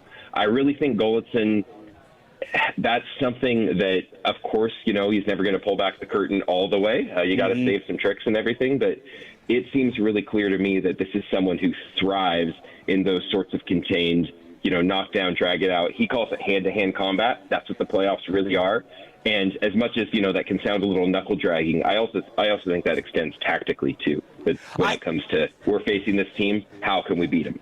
I totally understand why we're having the love fest. It's a 14-game point streak. But Robertson should have scored that third goal in the third period last night. Yeah, I'm here to say nothing negative about Jason Robertson. I hope you understand this question. What would you say to Stars fans, and maybe me just a little bit, that are like, that's all awesome, and I'm pumped, but these last 2 games notwithstanding, I'm still worried about Ottinger letting in a leaky goal at a key time that will kill our playoffs? I would say go back to last year's playoffs and look at those first 2 rounds. Watch those first 2 rounds, and Jake Ottinger is probably the we all remember Mikko Rantanen in Game 6 and 7 against Colorado, but they don't get to Game 7 in Colorado if Ottinger doesn't keep them in it in Games 2 and 3. They could have been down 3-0 in that series if they hadn't won those 2 overtime games in Game 2 and Game 3. Ottinger was incredible. He outdueled Mackenzie Blackwood, who was playing really well for them. And then he faced Connor Hellebuyck, who won not just the Vezina Trophy as the best goalie, but the MVP of the whole league last year. Right. And Ottinger was better. So, yes, against Edmonton, we all know how it ended with Pete DeBoer and everything like that. But I think you can't really have it both ways. You can either say, oh, sure, last year it was, or years past, Ottinger's pretty good, but oh no, you get in the playoffs now, he's not as good. Well, last year he was really good in 2 rounds of the playoffs and dragged them as far as they did, and then their offense pretty much disappeared outside of Jason Robertson against Edmonton. Edmonton pretty much had them, they were slashing Roope Hintz's foot and breaking it. They were clearly just pushing the Stars out of that series. Either Ottinger's a playoff goalie for 2 rounds and he magically forgets against this one team, or Edmonton was just the better team for 2 years in a row, and Ottinger, can only do so much. Yes, he hasn't had his best season. That is absolutely true. He will have to elevate in the playoffs. But look, goalies are voodoo. Sergei Bobrovsky was, relegated to a backup. People were saying that was the worst contract in the league 3 or 4 years ago. Then he won 2 Stanley Cups with the Florida Panthers. So I think, yes, you can't celebrate or do anything until the playoffs arrive and you get it done then. But I think Jake Ottinger has already given fans a reason to believe that he can do it in the playoffs. And this year, the playoff path is going to be as tough as ever, so he'll get that test right off the bat. Corey, you and I are subscribers to StarsThoughts.com, and this is why everybody else should be as well. Robert, love having you on. Appreciate the time and info. You bet, guys. Always enjoy it. There you go. Robert Tiffin right here on 105.3 The Fan. By the way, Tyler Booker sitting on the glass last night. Man, he was pumped during that game. Yeah. Was so All right, excited. well, let's figure it out. Get Tyler Booker and your wife to every game we possibly can, and we're going to truck teams on through the playoffs. Based on the results, that's the only option. Yes, we're the KNC Masterpiece right here on 105.3 The Fan. We are live from the Dallas Card Show. Coming up next, it's time for Baseball Nuggets. Which Rangers could make the top 100 after this season? Next, right here on The Fan.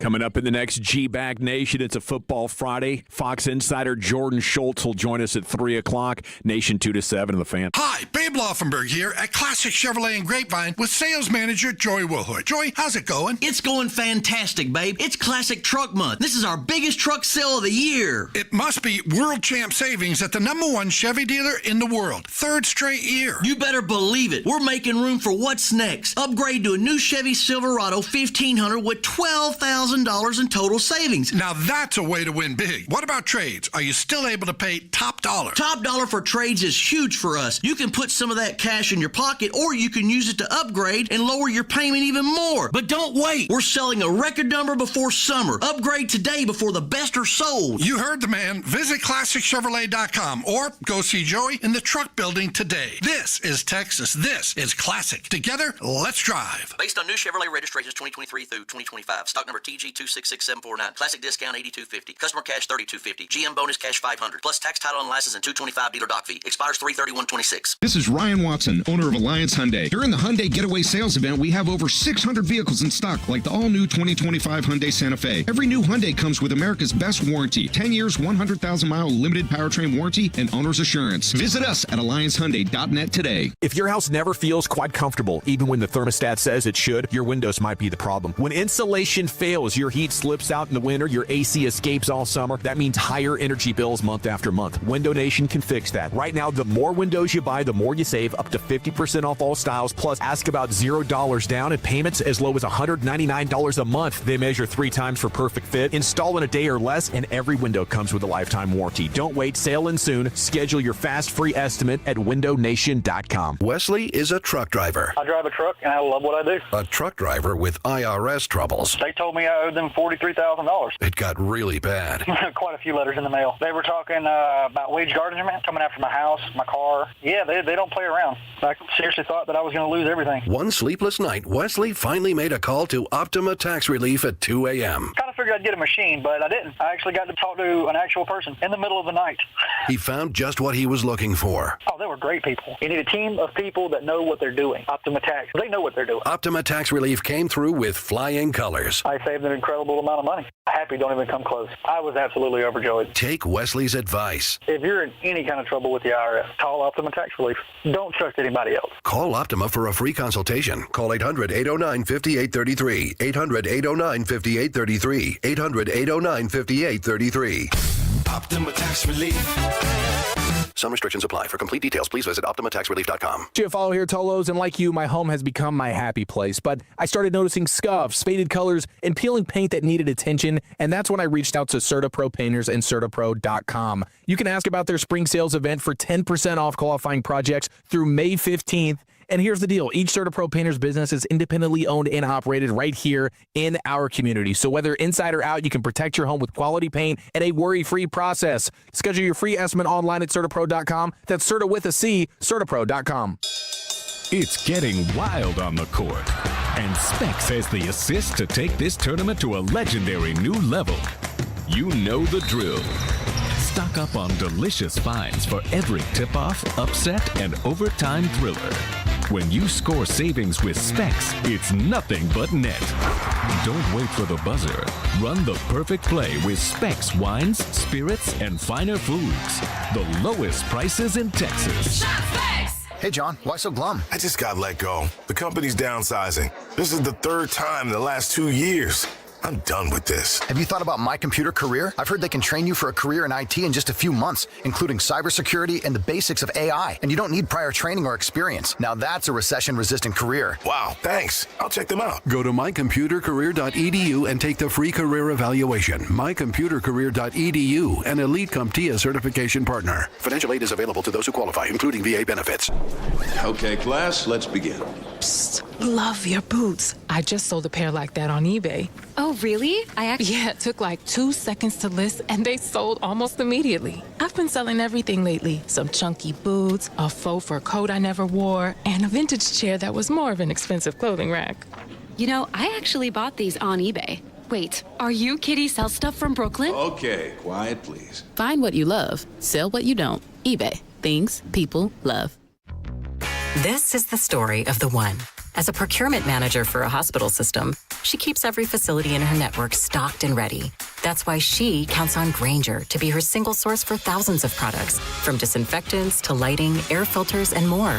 And with fast, dependable delivery, Grainger helps her keep every facility stocked, safe, and running smoothly. Call 1-800-GRAINGER, click Grainger.com, or just stop by. Grainger, for the ones who get it done.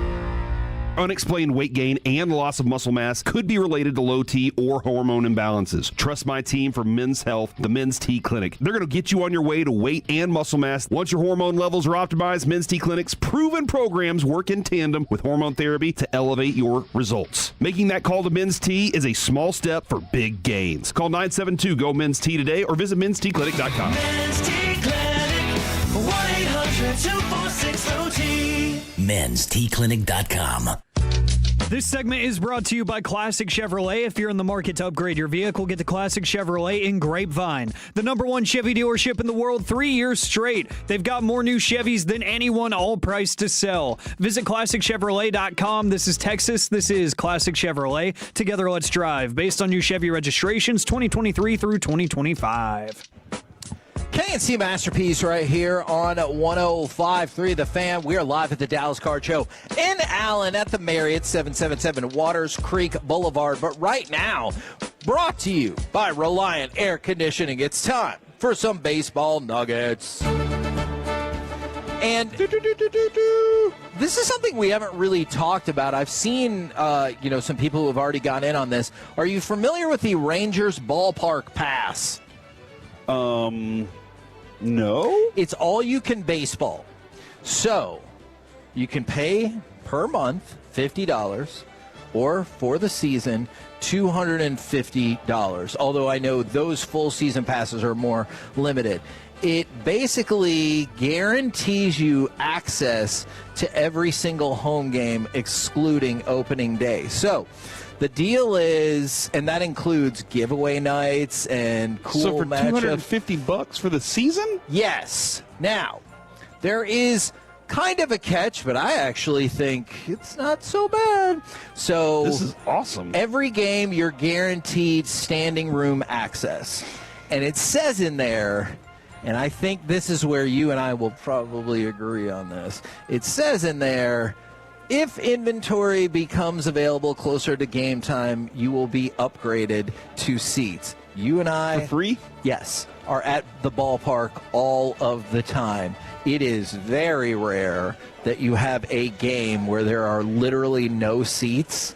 So I would be willing to bet, though not guaranteed, that a lot of these games that you choose to go to, you will end up with a seat just fine. Okay, like for a family of 5, this is actually a pretty sweet deal too. Oh, yeah. For a single, this is an awesome deal. It's essentially a season ticket just about for $250. The reason I say for a family of 5 is because I'm the one having to pay for the 5. Right. But if it's a single, I'm the one having to pay for the $250, or $50 a month, whatever it is. Let's say I do have a month where I'm just like, I'm going to as many games this month as I want to.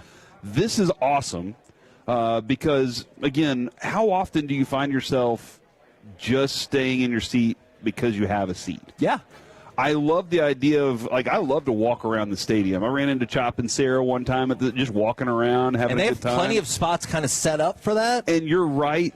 This to me is a smart business decision on the Rangers' part.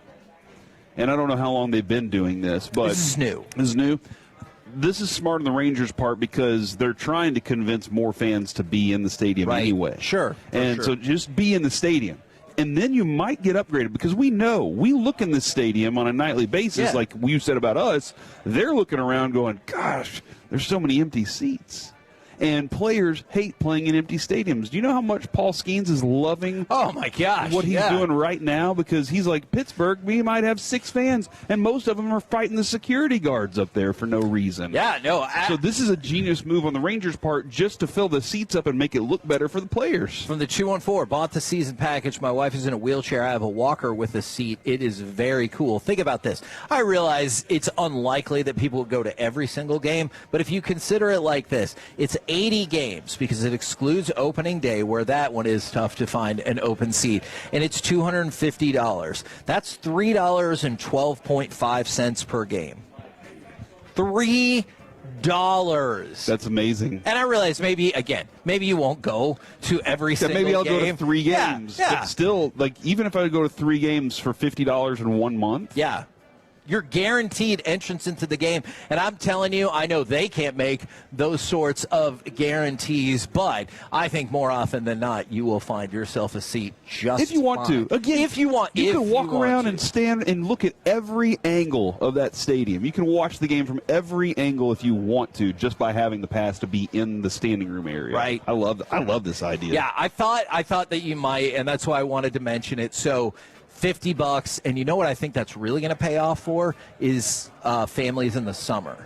Like, if you're a family in the summer, couldn't you be like, hey, depending on the way the schedule breaks down, June is going to be baseball month. Or I know All-Star game, but July. We're not going on vacation because our vacation is going to be in Arlington. Yeah. Our you know what? We're going to actually stay at the Lowe's Hotel across the street, and we're just going to walk over to the games for the entire – because this week they have 3 games over there. So when they don't play, we're going to go to Six Flags or we're going to go to Hurricane Harbor. Right. Dude, this is actually this is a smart way to push the economy in Arlington, too. I thought you might dig that. You're a man of the people. I love people. All right, let's talk about the World Baseball Classic some more. Off the roster for the United States, Michael Wacha, Ryan Yarborough, and Tarek Skubal in their place. And this just makes sense from an availability standpoint. Will Vest, Tyler Rogers, and Tim Hill. So I think Won't Vest will probably be there as well. Feels like Will Jacket. I really thought it was going to be he'll be in, will invest. I'm not repeating the rest of that. So Vest, Rogers, and Hill give Team USA a lot of bullpen options. Each reliever held Major League hitters to a 640 OPS or lower last year. Really? So, hooray! Yeah. Tonight, 7 o'clock, you get the game against Mexico in the quarterfinals. Canada? Canada. I was looking at... Yeah, because I was telling my buddy we need to be playing Blame Canada all day long today. Against Canada at 7 o'clock. Tomorrow, Japan is going to play. Yamamoto is going to start the quarterfinal game against Venezuela, and then he'll go back to Phoenix to rejoin the Dodgers. And that's kind of the thing that we've seen with Skubal and everything. The thing that kind of bums me out is I'm sure if they made the finals, they'd let them fly back. But I like the idea that they all can just, keep hanging out together. Even if they're go to not Hurricane Harbor. I mean, hang out at the card show together. I don't know about all of the options that they would want to go down that path. How many Rangers players? Because you know all the Rangers players that like cards. How many of those guys do you think are they have an off day and they know there's a card show or a card shop next door to where they're staying and they're like, I got to go? I mean, I know for a fact that Josh Young has done that. I know he's not a Ranger, but I know for a fact that Derek Lively has done that. Berger's really into cards too. Yeah, so there's a lot of them. Yeah, it is not unusual here at the Dallas Card Show, but again, much like the Rangers season pass, I don't want to guarantee this. It's not unusual to just see Derek Lively walking around to get some Pokemon or John cards. Machota, Yeah. Oh, yeah. John Machota is here all the time for sure. And, most importantly, hopefully for y'all, we're here. All right. USA, Canada tonight. How you feeling? What you thinking? To rip off G-Bag. I think we destroy Canada. In the game? In the game, Gotcha. yeah. We're not going to use the Russian brain-frying ray gun that the U.S. government bought from them. Yeah, I didn't tell anybody about. I'm learning about this right now, so I have to. Man. Yeah. We're going to destroy. They don't have they don't stand a chance, dude. Honestly, I don't even know how they got to this place, being Canada. For the record, this is the first time they've ever advanced this far. That being said, a lot of maple bats in Major League Baseball. So you do got to give them some credit for having all those trees available to us. Huh. Is that where we get all the maple, or do we get those from somewhere else? 877-881-1053. Where do all the maple bat companies get their bats from? Okay. And the reason maple, Kevin, I say that is because the sap obviously strengthens the bat. So either there or Vermont. I got what you're saying. All right, appreciate that. Thank you. We're the KNC Masterpiece. Hey, when we went to Vermont, there was a syrup tasting bar. That was a thing. It is true we went to a syrup Could you tell the farm? difference between the syrups? Absolutely not. They didn't, blueberry and pecan, you're like, okay, I can tell that one. Yeah. But all the other ones, you're just like, all of them are maple. Yeah. They're like, you'll notice that we used a different whatever. And I was like, I'm sorry. I appreciate Can I get another stack of waffles, though, please? Yeah. That lady was so passionate, and I told her I could tell the difference because you could tell it meant a lot to her that you could tell the difference. And I'm like, it is more subtle. And she goes, it is more subtle. And I was like, I don't know. You were making stuff up I in her did. face. It meant so much to her. Was it just in a spoon, or was it on No, they something? gave you one of those little, paper cups. No. They did. No. They did. No. Okay. I would say bring me waffles to dip it in at least. Okay, well, look, if you wanted, there was a bottle right there. You'd probably take a slug out of it. You know what? Next time I go to Vermont and go to this syrup tasting place. The first time, I'm taking my own waffles with me. And I'm going to be like, I'm going to dip these, lady. And she's going to say, that's actually, you know what, a smarter idea than the last guy that was here that kept talking about how subtle it was. They might have had 3 people working there that I saw. I do not recall a bag check or anything. I think it'll be fine. We're the KNC Masterpiece right here on 105.3 The Fan. Coming up next, the NHL, perhaps Eric Spoelstra, and the WAC. Do any of these entities deserve Forgiveness Friday? Do you? Plus, we got a card battle we're ready to start. Next, right here on The Fan. Sean and RJ, the KNC Master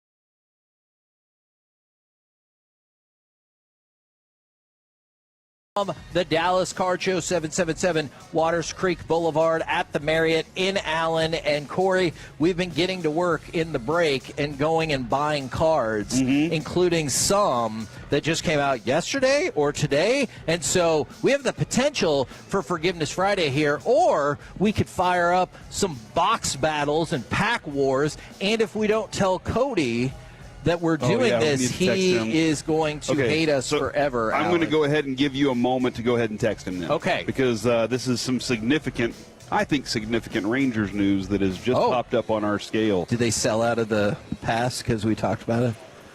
Kevin, I would love for that to happen. Yeah.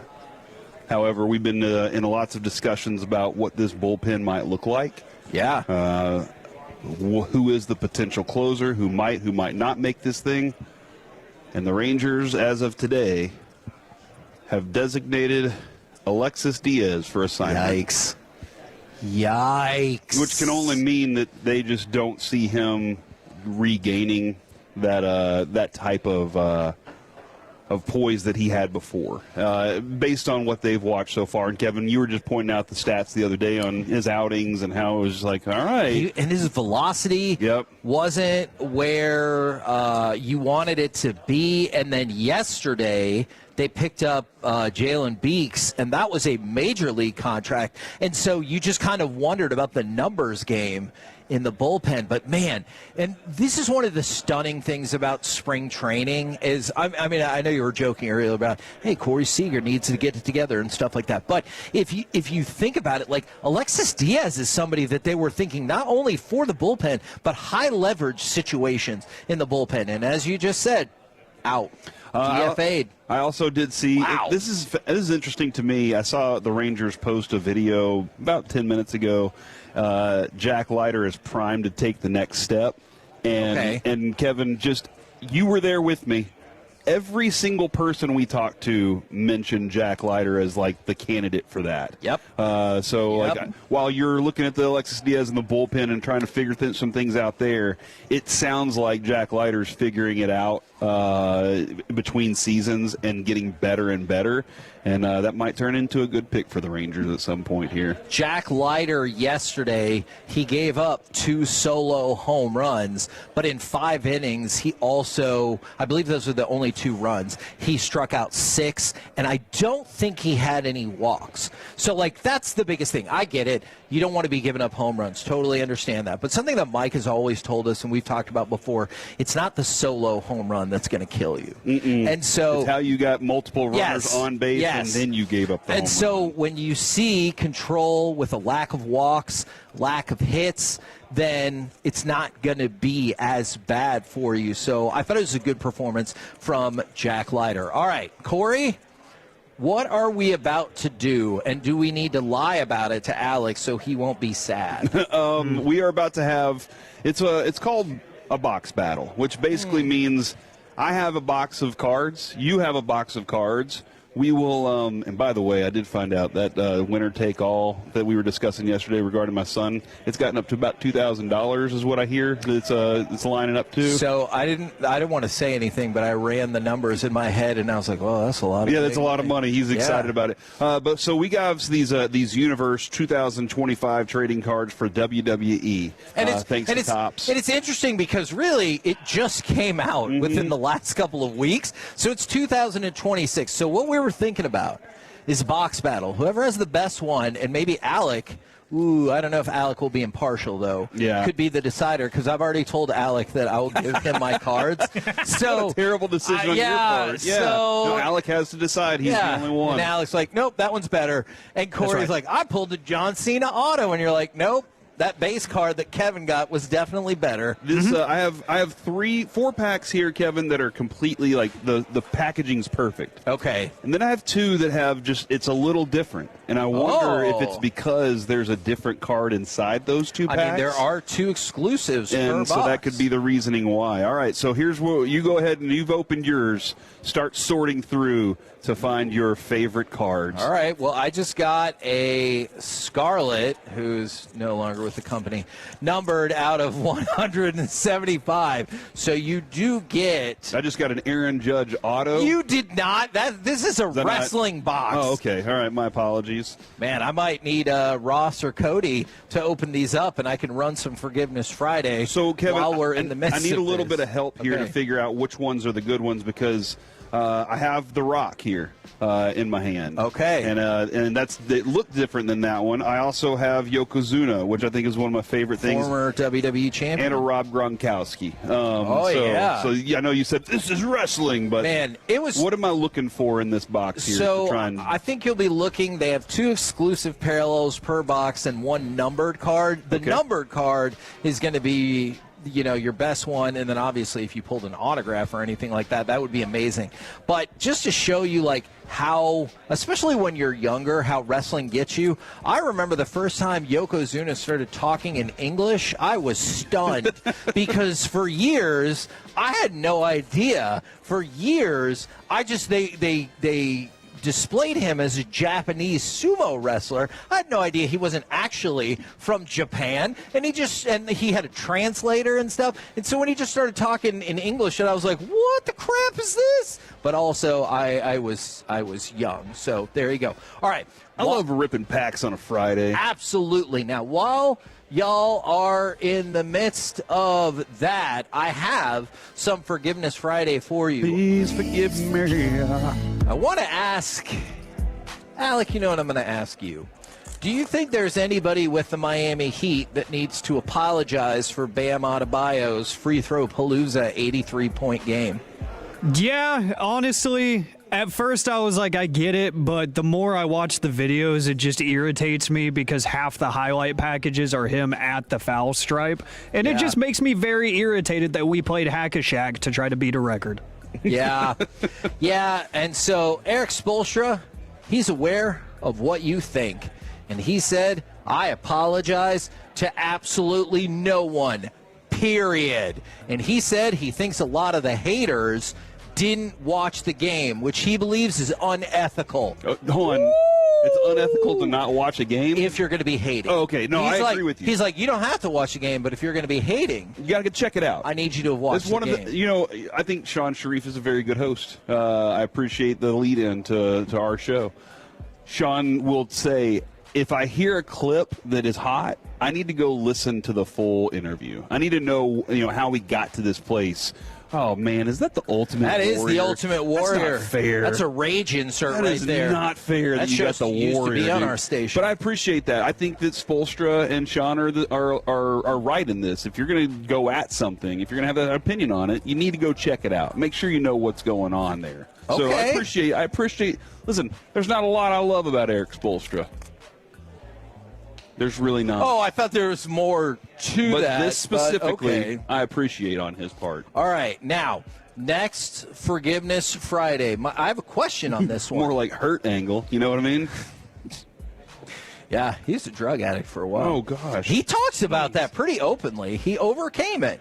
So, Alec, who needs to ask for forgiveness in this scenario? Is it Utah Valley and their men's basketball team? They'll play UT Arlington tonight at 8 o'clock. Go Mavs. Or is it the WAC? Because the WAC told Utah Valley that they could not play in the conference tournament until they gave them $1 million. Now, it was not as nefarious as all of that because Utah Valley is leaving the WAC for the Big West. And as part of their agreement, they had to pay $1 million. And they still hadn't paid their exit fee. And so the conference was like, then you can't play in the conference tournament. So Utah Valley has now posted their $1 million fee, and they're in the tournament. Does Utah Valley need to ask for forgiveness for, dragging their feet and not paying the fee that they knew that they owed? Yes, they do, because it's like if I decided, hey, I'm not going to pay the note on my beautiful Chevy Blazer from where, Kevin? Platinum Chevrolet. That's right. And then the guy comes up with a tow truck outside of my house, and he's like, give me the keys. And I'm like, no, I'm going to pay it. I just don't want to right now. He's still going to take the car. So you have to know that that's going to happen. And 2, you made the decision to leave the conference. You knew what you were going to have to do. And plus, anything that gets in the way of my UTA Mavericks, I'm just automatically against anyways. So okay, I'm with you on that one. So rooting for UTA there tonight. I got a card of a dude that was in Magic Mike.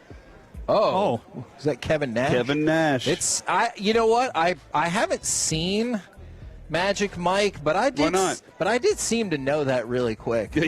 You definitely. Well, because you know wrestlers, Kevin. Yeah. And you know what they do outside of wrestling. I think I've completed my opens. Okay. And I think I got all mine here. So had you ever heard that at the movie theater that they weren't cleaning the seats off between showings, and so I'm sorry. That's why. What did you just say? Huh? What are you talking about here? Hey, maybe that does not sound. Maybe Forgiveness Friday for me. I heard it is a very interesting movie. Now, we mentioned this briefly in Crosstalk yesterday.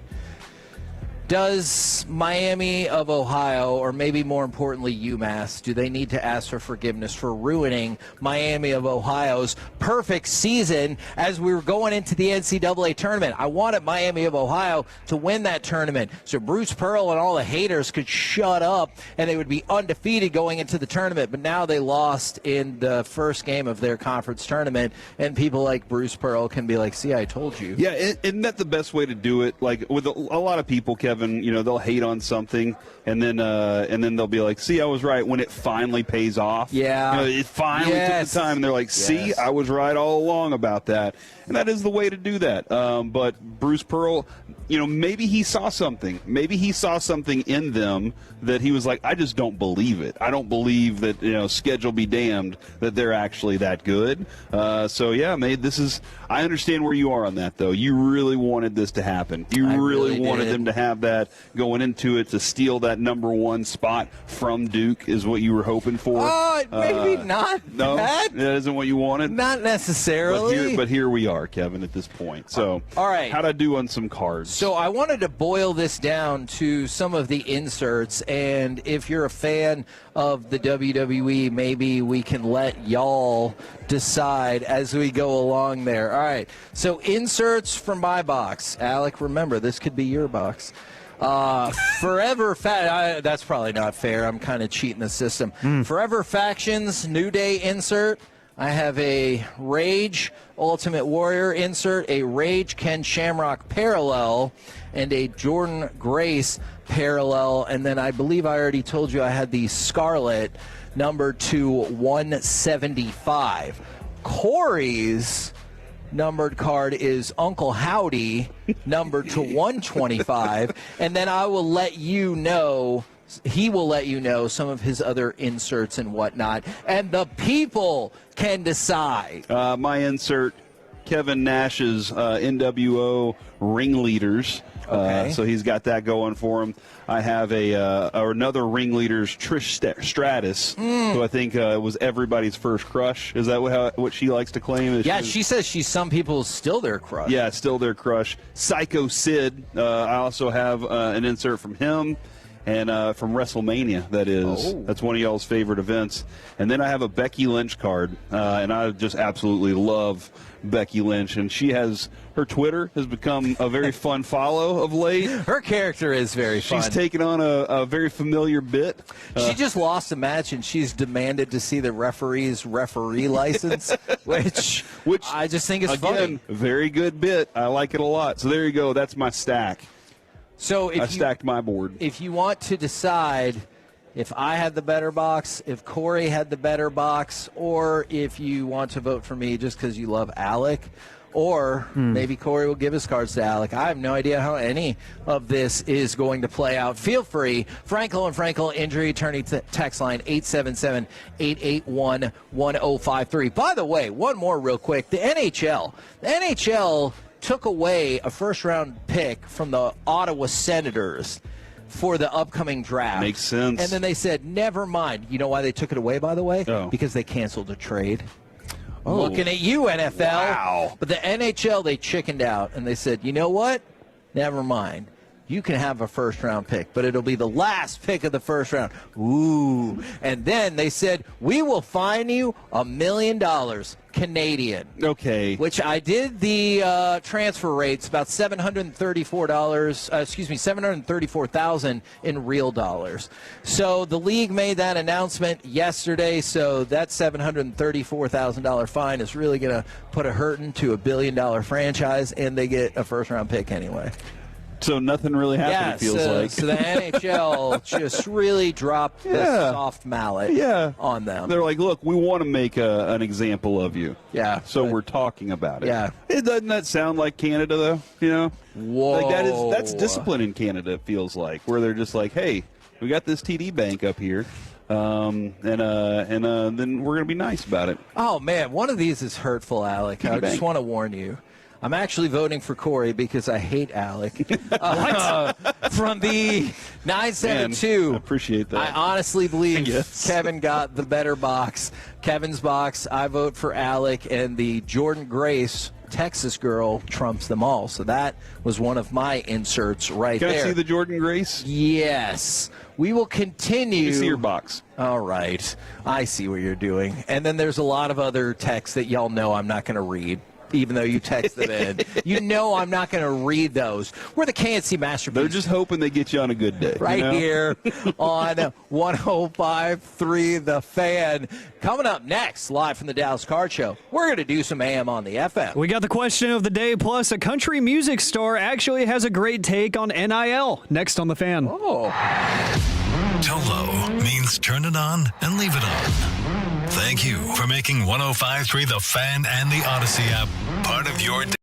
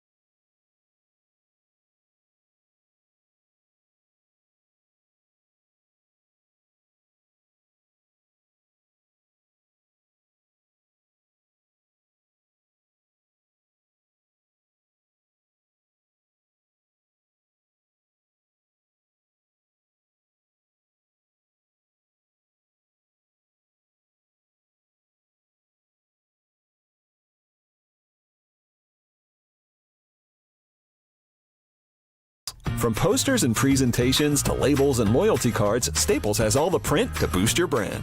Shop now, in-store and online. Staples. That was easy. Put a spring in your step with HealthSpring Medicare coverage. Whether it's helping you choose a plan that fits your needs or guiding you along to make the most of your benefits, Medicare coverage from HealthSpring empowers you on your health and wellness journey.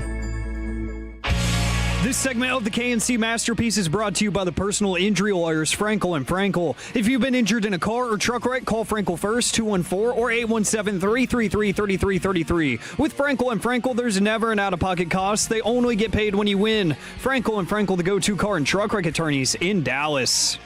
KNC Masterpiece back here on 105 through the Fan. We're live at the Dallas Card Show, and Alec, the people have spoken by a slight margin. Whoa. I am victorious, which means you are victorious. I don't know about this, Kevin. Oh. Kevin, normally I vote for you because Corey thinks wrong about diagonal cut burgers, but I think Corey has the better cards. Oh. Is what I see mostly. That is that's one text. So here's what I will if do. If so, man, what a coordinated effort. I will accept the victory. Okay. And I, too, will give Alec Medford from the Medfordplex. Man, oh, yeah. That's right. All the winning cards. I love it. So there you go. I love it. I'm glad that you accept your defeat like a man. You gave me a non-hostile takeover of this situation. I appreciate that. No use complaining. If you're beat, you're beat.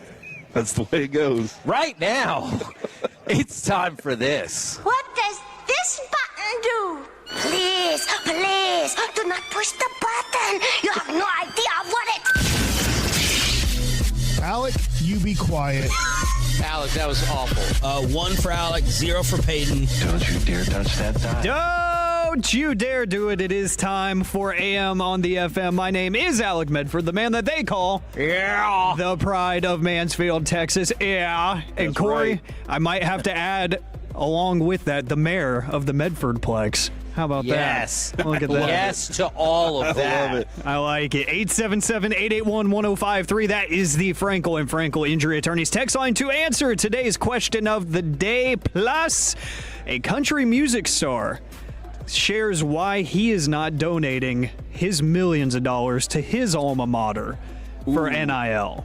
Alec, yes. Question when we're talking about donations. I'm going through the base cards right now. If I've got doubles, can I give those to people? Yes, 100%. Okay, great. We are for the people. We are the show of people, for the people, the show of people of the record, if you will. So that yes, makes sense. The record show of the people of the for the records. That's right. I often say that.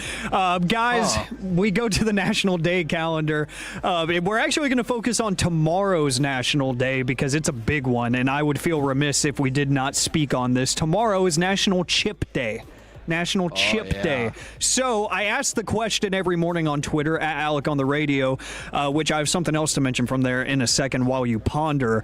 What is the best chip? And also, two-part question, what is the most overrated chip? 877-881-1053. I will let you ponder because I do want to direct you back to Twitter, where I mentioned at the open of the show that I tweeted a video of Bobby Belt cleaning the studio. Yes. The video was quote tweeted by Crown Global Media, also known as Brian Broadus. And he said he better have damn changed. This is not over. So...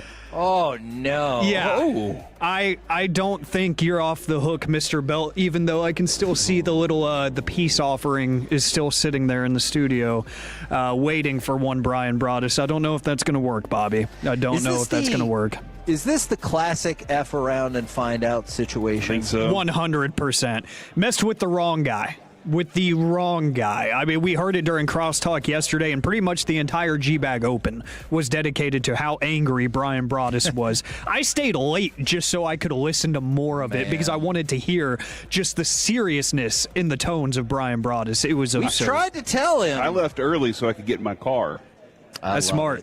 That's smart because it was must listen. And then before we get back to the question of the day, it's a shout out Friday. So I have to give a massive shout out to my alma mater, the Mansfield Summit Jaguars boys basketball team, headed back to the state championship this weekend against Beaumont United. They're going to play tomorrow at 1 o'clock. This is after they beat Lovejoy earlier this week, 52-35. Just wanted to give a massive shout out to my alma mater and Coach P. They have done amazing work the past really 5 or 6 years getting that program to be an absolute powerhouse. So it's really fun to see my people thriving once again. So yes, the pride of Mansfield, Texas has to shout out a Mansfield school. Very cool. But the question of the day I'll reset for you for National Chip Day. What is the best chip and what is the most overrated chip? Because I know people have some controversial chip opinions. Alec, I will tell you this. I watch Letterkenny and Shoresy a lot, right? Yes. Letterkenny had an episode where the entire town got together and they were going to decide what chip they would deliver to whatever the chip company was as the best, the best chip. With it could only have like 1 or 2 seasonings on it, I believe. Okay. And so they kept eliminating all dressed, and they said all dressed can't be the best chip for this submission because it has too many flavors. Oh, okay. Ultimately, at the end of it, they decided that all dressed was the best, and I was like, that. The whole episode was built around you can't make this one your submission, and the whole town was like, but even still, it's the best flavor you could possibly have. So that turned out to be it. Kevin, last year in Arizona at Surprise, we went to Jersey Mike's. We did, and I saw all dressed for the first time, and I tried it. It was a fantastic chip. However, currently, and I don't know if this is because I'm getting older and my taste buds have changed, but you give me a sea salt and vinegar kettle chip from anything, sea salt and vinegar is now become my favorite chip of all time. I will order it. I will grab a bag no matter what. Sea salt and vinegar. And as a child, I would have gone, bleh, and thrown those chips back at whatever human brought those to me. But now as an adult, I will catch those chips that the child Corey throws, and I will eat them. Man, my all-time favorite was always the 3D Dorito. Oh, man, those. Oh, yes. So weird. I know. And, I guess, Alec, they weren't super popular because it didn't feel like they were around that long. Nope. But they always came in the grab-and-go thing that also the top spun off as like a cup that you could just dump the chips into. It's true. Yeah, I just thought that was super cool. So my all-time favorite is got to be the 3D Dorito, and then obviously Cool Ranch is the best. This is the opinion I didn't want to give. Is the chip that is obviously overrated is the Cool Ranch Doritos because Cool Ranch is gross and just go away. We don't need you. You can go to, you know what I'm saying? Nacho cheese flavored. I don't want to say it out loud because I'm very upset with you right now. You know what, Corey? You could just tell him to make like Exorcist Believer. Yeah, exactly. I will go to Texas. You know, that's exactly how I feel about this. I can go to hell. If I see you in that's public, why when he asked that out in the world, I'm gonna push you into the street. We're that's in how the I feel world. about it. Yeah, but right now we're not in the street. You know, that's true. Okay, look, and this is why when you ask that question, I go ugh, because I knew we were gonna get to this point, and everyone was gonna be mad at me, and y'all are mad at me. The first text I see says no, and I feel like there's gonna be like 8 million more of them. You know, it's okay because Cool Ranch used to be my favorite. It really was my favorite for the longest time. And then you weren't 7. The times that I'll still eat some, but it's whenever you get the one that's just caked with the seasoning, and you're just like, that's the I grossest can't believe one of all. Go, oh my God, I want to throw them through this table, Alec. Yeah. I want to throw them through the table.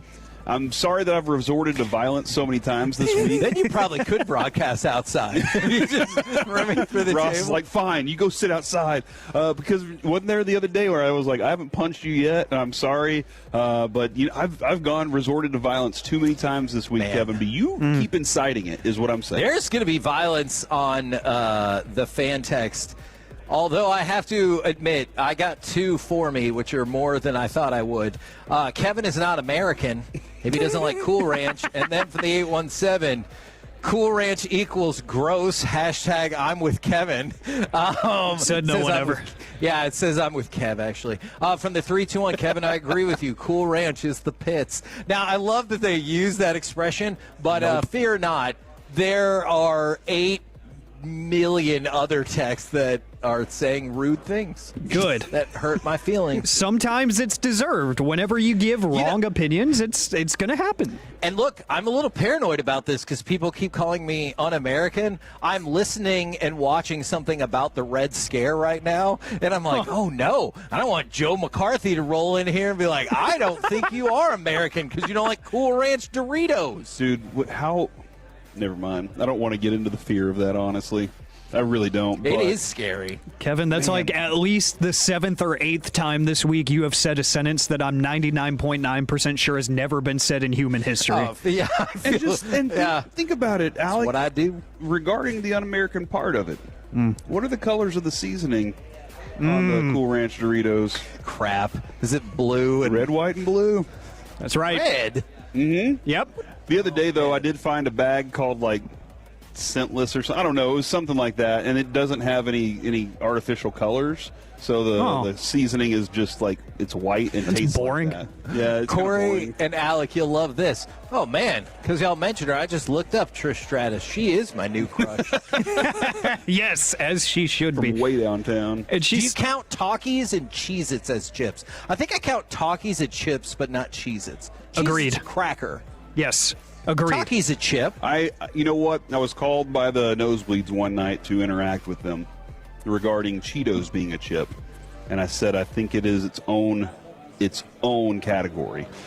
So that's where I left that. Guys, this is an odd pivot to sports, and it's a combination and meshing with the world of country music. Have you heard of Luke Combs? Yes. I have. The country music star, he's 36 years old, and he was once enrolled at Appalachian State University, a native of North Carolina. He dropped out for obvious reasons. He got really big in music and probably made the right decision for his career. But he was studying criminal justice with the plan to one day become a homicide detective. Very different career. So he was committed to that before he went viral on YouTube for his music, and then he stopped going to school to pursue music. But he still roots for App State because he went there and he spent his money to go there. So it's understandable. But he says he refuses to donate to their NIL fund despite his $20 million net worth. He told Bussin' with the Boys that he will not donate any money because, quote, I need some concessions, I need some assurances. And he said his donations would be contingent upon contracts, more specifically 2-year contracts. Have to have it, he said. 1 year is not enough. So he says that if he could get these players that he is giving this money to commit to stay at the school for at least 2 years, then he would donate. But with the world of NIL and everybody transferring every other year, he's like, nope, I'm not going to pay these kids to take my money and run away after a year. So I kind of get it, and I kind of like it. I actually, that makes a whole lot of sense to me, and I would love to see that, especially in like college basketball. We're the KNC Masterpiece right here on 105 through the Fan, live at the Dallas Card Show. Coming up next, it's time for Gridiron Gravy. Are concerns about trading to a division rival overrated? Next, right here on the Fan. Coming up in the next G-Bag Nation, it's a Football Friday.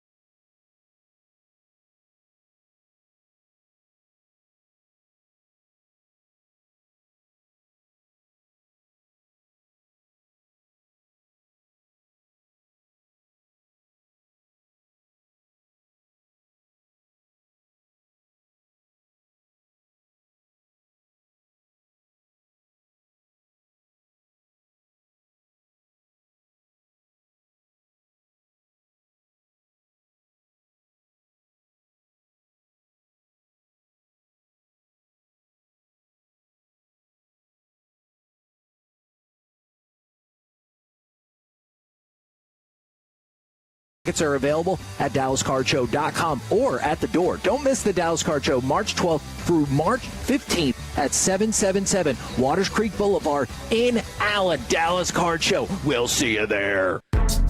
This segment is brought to you by Classic Chevrolet. If you're in the market to upgrade your vehicle, get to Classic Chevrolet in Grapevine. The #1 Chevy dealership in the world 3 years straight. They've got more new Chevys than anyone, all priced to sell. Visit ClassicChevrolet.com. This is Texas. This is Classic Chevrolet. Together, let's drive. Based on new Chevy registrations 2023 through 2025. Here comes a Georgia blitz up the middle, and Arnold goes down in the arms of C.J. Allen.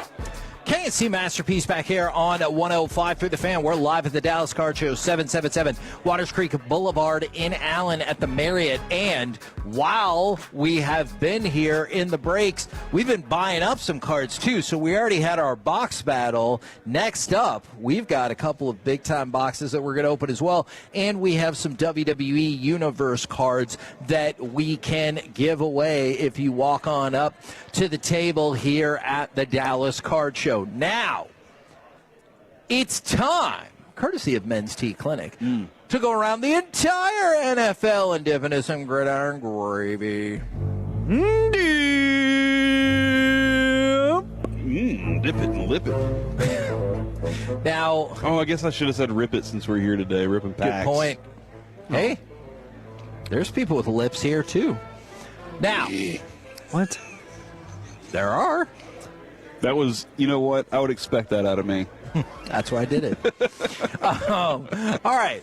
So I wanted to start with, honestly, a question for y'all two. And then, of course, everybody else can weigh in on the Twitch, on the YouTube. Are the Stars winning the Cup? Yes. Yes, that's a fact. Okay. CBS listed their 10 biggest surprises of the free agent period.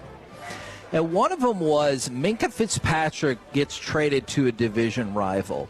So the thing I've been thinking about quite a bit is I think concerns about trading to a division rival are vastly overrated.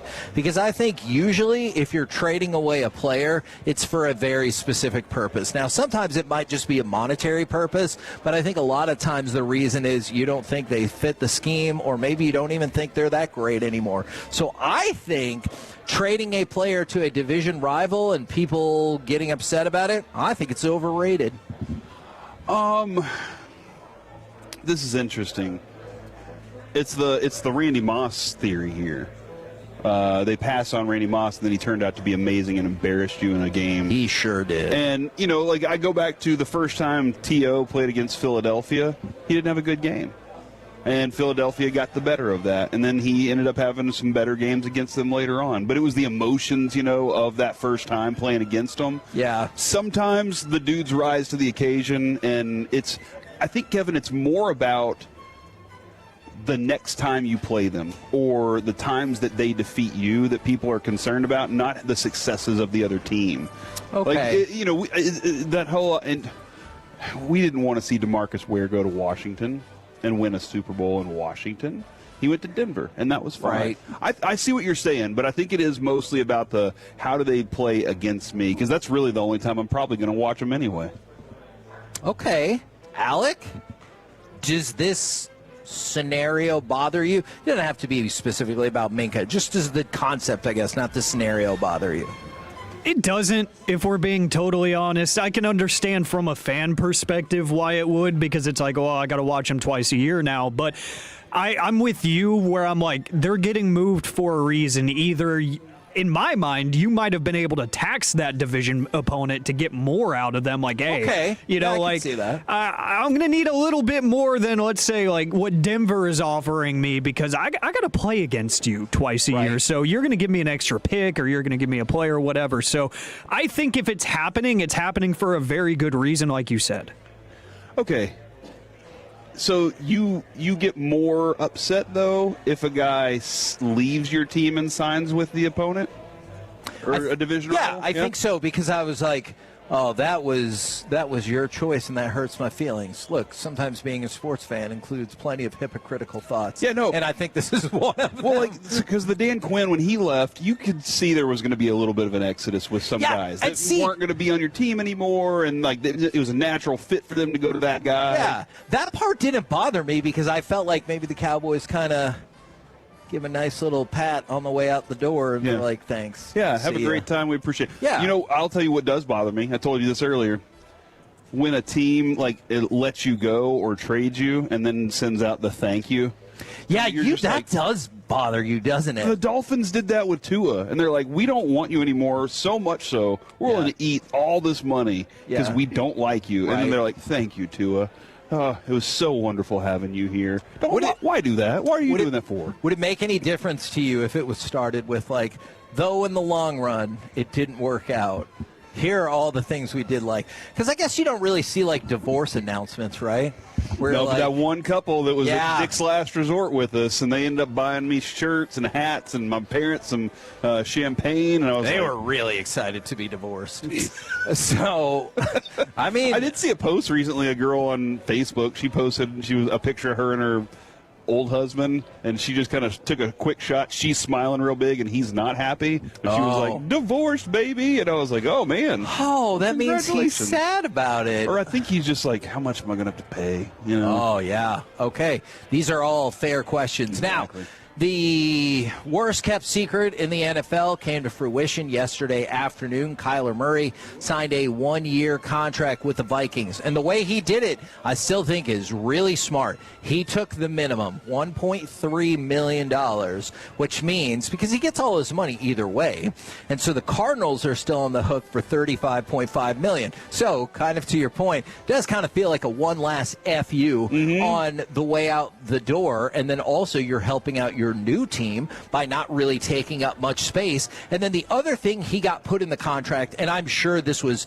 required wherever he was actually going to sign, there is a no tag clause in there, which means that Kyler Murray will be free and clear next season. So the logic being, obviously, he hopes he can build himself up in Minnesota. We'll see how that all plays out, and then he'll be on the actual free agent market, and if he's built up his value, be able to cash in again, maybe Sam Darnold, Daniel Jones style. Okay, all right. That's a smart decision on his part. We did have this discussion, yesterday about what the head coach said, Kevin O'Connell, and I wonder if that tune changes now. Do you think that's going to change where he's like, okay, we have a competition?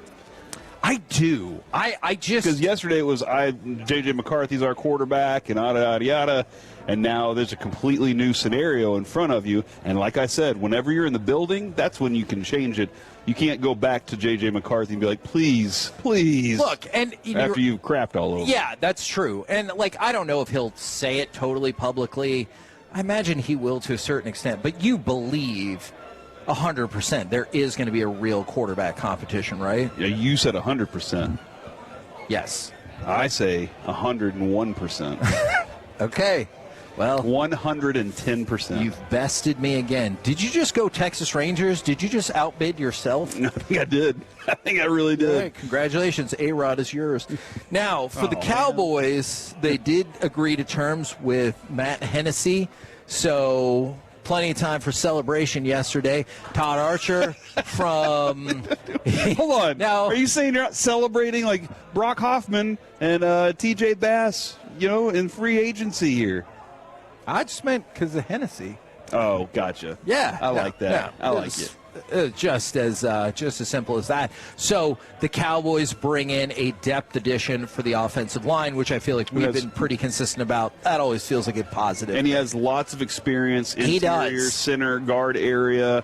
He's one of those guys that has plenty of games with other teams and plenty of game experience, and that's a big deal whenever you have a backup like that. Absolutely. Couple of other signings. C.J. Gardner-Johnson signed a one-year deal with the Bills. Dre Greenlaw, 1 year, $7.5 million deal to go back to the 49ers. And do you want Trey Hendrickson question or the Athletic mock draft? Let's hit the Trey Hendrickson question. Okay.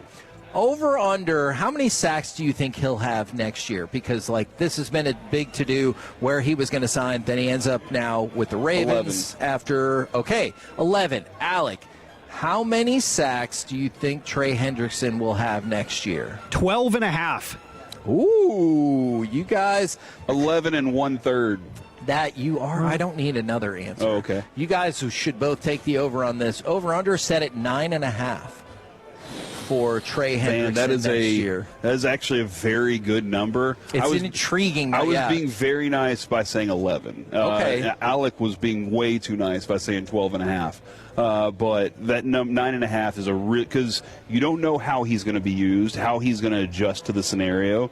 There's a lot of things there, but you're right. That is a very intriguing number. Now, Geno Smith says he's eager to make things right with the Jets, and also pointed out the Jets are getting a much better player than he was the first time around, which I appreciate. Yeah. That level of self-reflection, yes. too. Yeah. And there's no question he's better now. He's like, don't put all of Oakland's or the Vegas Raiders' losses on me. Yeah. He's like, that was a garbage franchise last year. Yeah, I mean, look, and he's definitely going to another garbage franchise, but I'm a different player.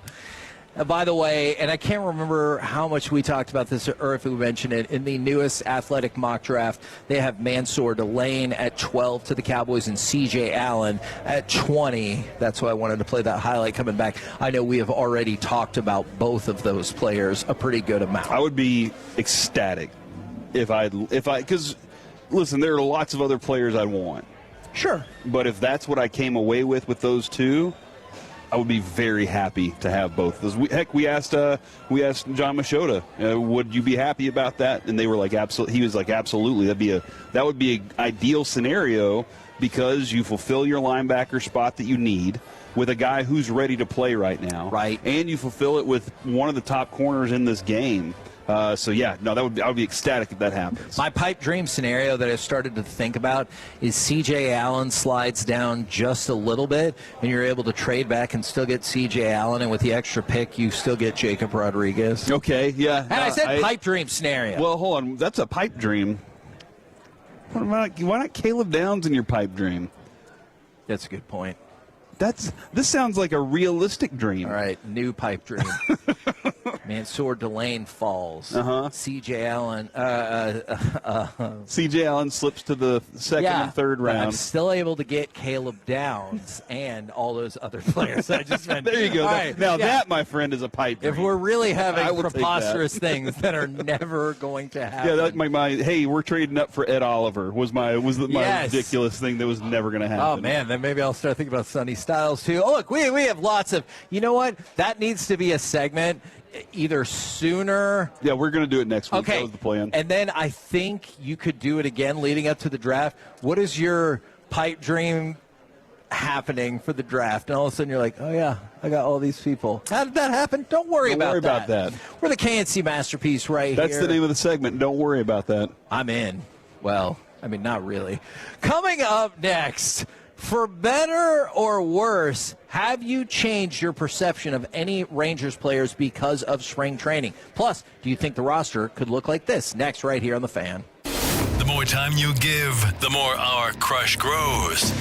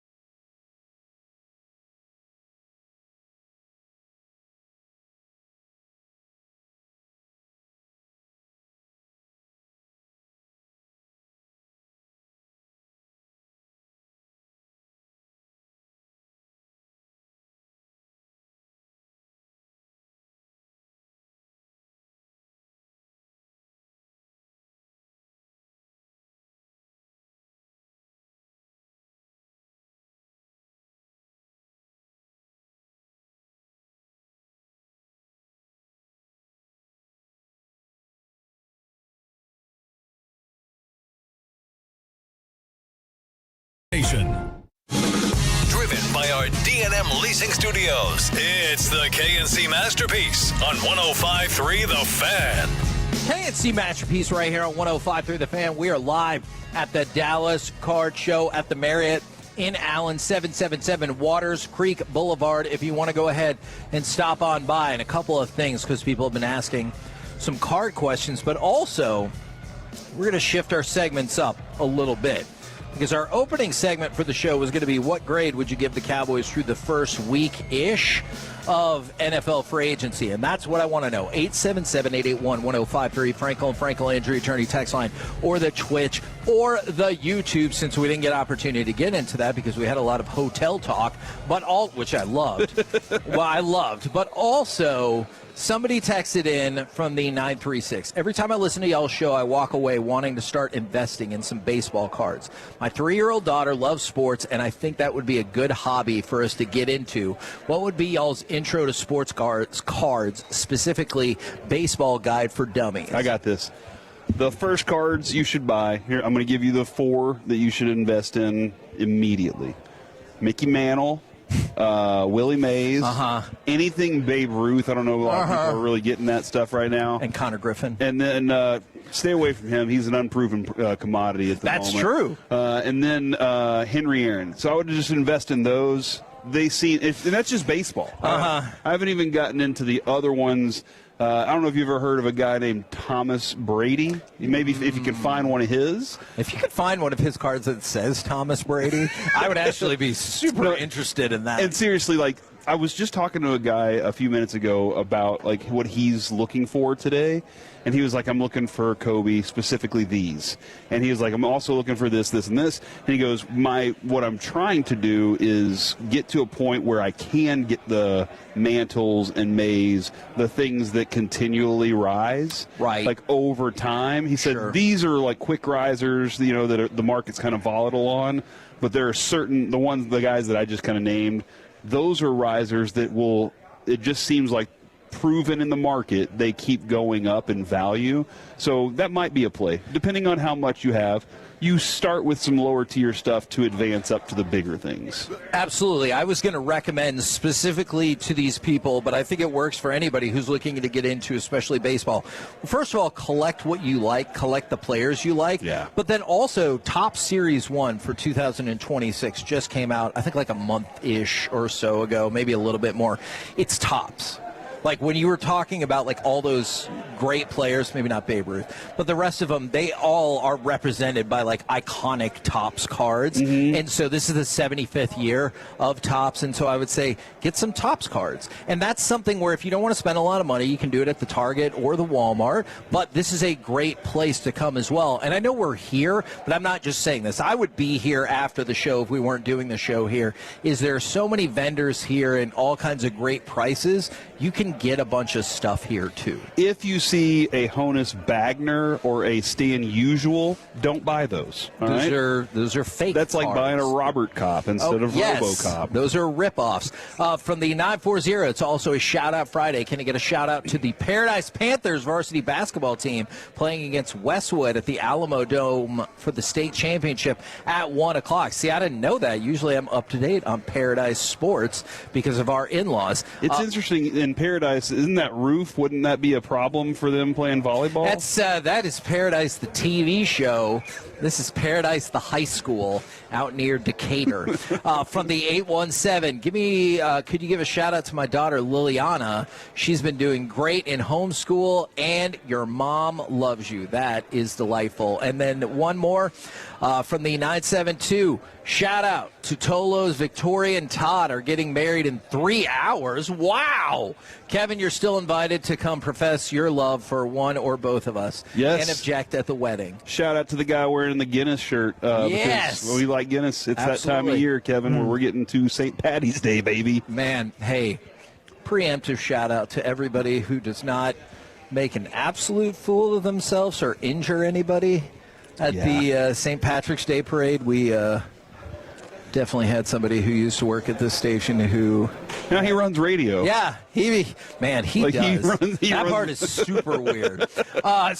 Because honestly, Kevin, a dude that's that good, and that like Yes. he's a good dude. He had a moment, He had made a moment. an ass of himself. He'll tell you that. It was an accident. Absolutely. All right, so what grade would you give the Cowboys through a week-ish of free agency? And this includes everything, like the trades and all of that, like the whole deal. What are you thinking? Or I'll just tell you my grade straight away. If you want. Yeah, go ahead and tell me your grade, because I think when it comes to grading, expectation versus what you're getting is a big factor here, and most Tolos right now are going, you said bust the budget.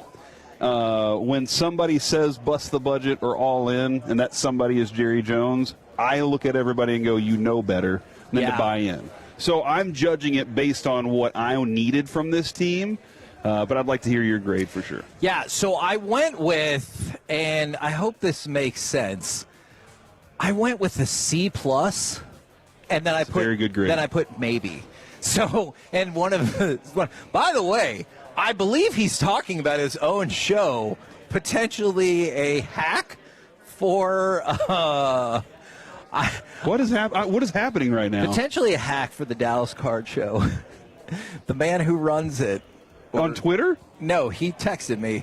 He said parking. You should park in like maybe an empty parking lot like a Target and Uber over for $5. So like if you're looking for a parking hack right there for the Dallas Card Show, there you go.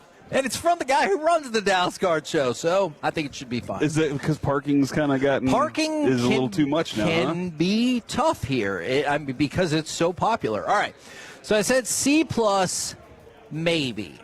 And then I wanted to ask why you. Maybe? Okay. Like it can be better or it can be worse. I think it can definitely be better, but I think I might be talking myself into worse because of the conversation you and I had before the show yesterday. How many starters did they add defensively? Best case scenario, two is what I'm feeling right now. And with room to add more. Yes. Now, and actually, I think they added another one last night. We'll talk in the C block about him a little bit. But at the moment, I would say three, as a matter of fact. In this moment, I think three. All right, because... But a lot of people don't know the third one that well, so they're like, I don't have a clue who that guy is. So, for the Cowboys, when we said they were going to fidget with the cap number for Rashan Gary, right? Man, they did something really fascinating. They added a bunch of void years. Yeah, I need to double check that. The reason I know that is because of Alec. Yeah, I was looking at the numbers, and it makes way more sense how it should be 3, but I need to look specifically at what those void years look like. But the most important thing is they dropped the cap number for Rashan Gary from $19.5 to $5.4 million. Now, that includes a bonus of $13.2 million, and that's how you're able to kind of spread that, especially with the void years. But going forward, you're not going to be eating a whole lot of money. Let's just say this year is a disaster for whatever reason. You're not going to be eating a whole bunch of money, hardly any potentially going forward after this. But we said with no guaranteed money, it's the left on the deal. It's the same thing they did with Kenny Clark. You're able to way lower that deal. So when people are like, he's going to make the same as Micah, he's $5.4 million. Do you think so? Where are we cap wise right now? Exactly. Because I'm trying to figure a couple different things out. Where are we cap wise before Pickens?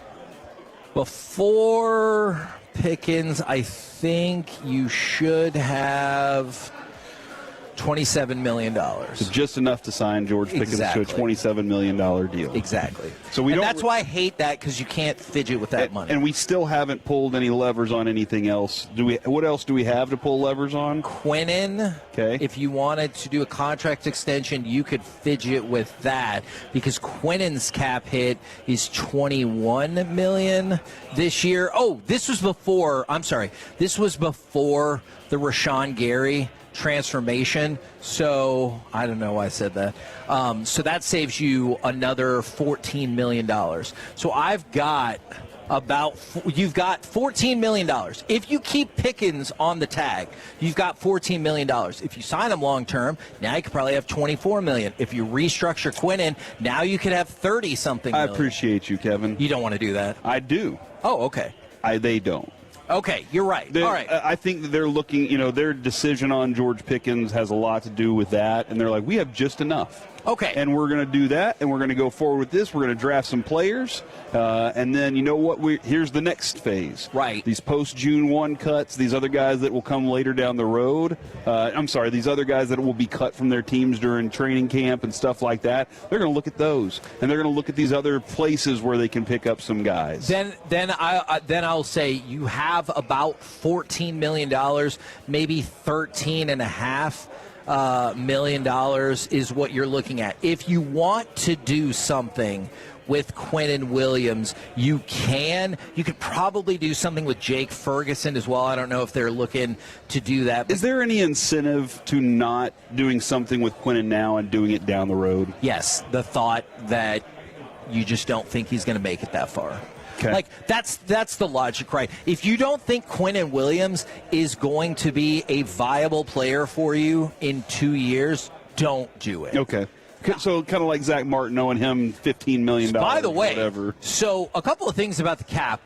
One, I swear I'm not trying to be funny about it. I just think this is some BS right there, unless they get an exemption or whatever. But Zach Martin, I thought he was up. He counts $16.5 million against your cap this year. And that's something I kind of think is some BS, man. That Zach Martin, he wanted to get paid appropriately, but he did kind of shake down the Dallas Cowboys, and also the Dallas Cowboys take a lot of blame for the way they set up this deal and how much money they already owed him because of all the switches they had pulled. Because every year, Zach Martin was a contract. They were like, oh, we can flip that switch. Mm-hmm. And you want to be careful of that because guess what? Zach Martin, he wanted more money at a time that he deserved it, but also I think at a time he kind of knew maybe he was going to retire. This might be my last grab and here. Guess what? So you've been sitting on like a $30 million cap hit for Zach Martin broken up over the last 2 years, and I think that's some BS. Also, if I'm Zach Martin, I'm probably sitting there thinking, you know what? That's my payment for never getting me to a Super Bowl. I mean, you might be right. And also, it's not Zach Martin's fault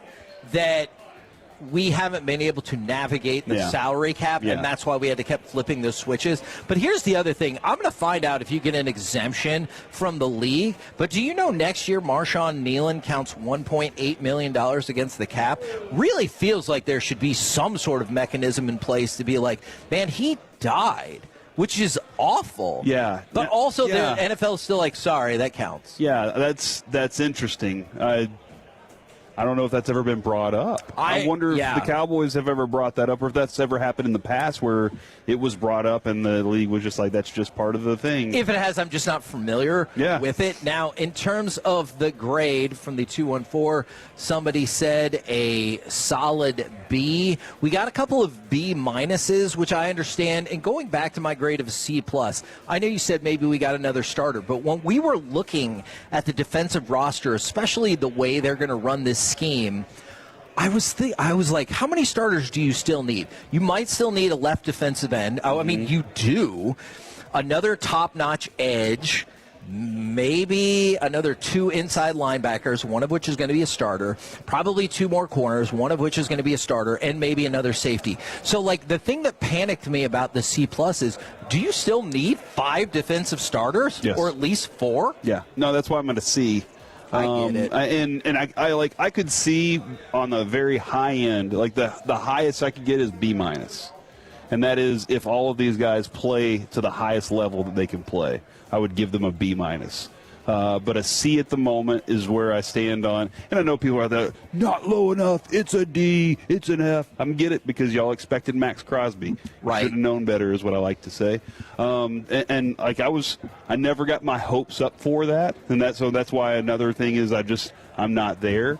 And that's why I'm not frustrated by it either, because I never expected it to actually happen. And in fact, Kevin, I always expected them to offer just enough to not get the guy. Yeah. And that's kind of how I felt. And again, we appreciate the discipline, but I knew exactly where they stood on that. So, yeah, I'm at a C right now because Rashan Gary is going to be – I think he's going to be fun to watch alongside Kenny Clark. He's excited. He's excited to be here. He likes what Christian Parker's doing. I liked hearing P.J. Locke say we're going to be fine because of what Christian Parker's attention to detail is when it comes to this defense. A lot's going to ride on the coach. And you know what? If you can keep that coach around for a little bit, maybe they'll add more players to the mix that are these other dudes. Yeah. But a lot is going to ride on what that guy can provide with the coaching of these players. By the way, somebody asked, yes, that does include the tender numbers. So, like, if I'm not saying this would happen, but if somebody came along and said, I want Aubrey or I want Bass, then theoretically you could have 2 more second-round picks and about $25 million in cap space. Some of that goes to your draft pool, of course, but gives you, some flex to do something. And ultimately, Kevin, we want 4 tenders, not 3,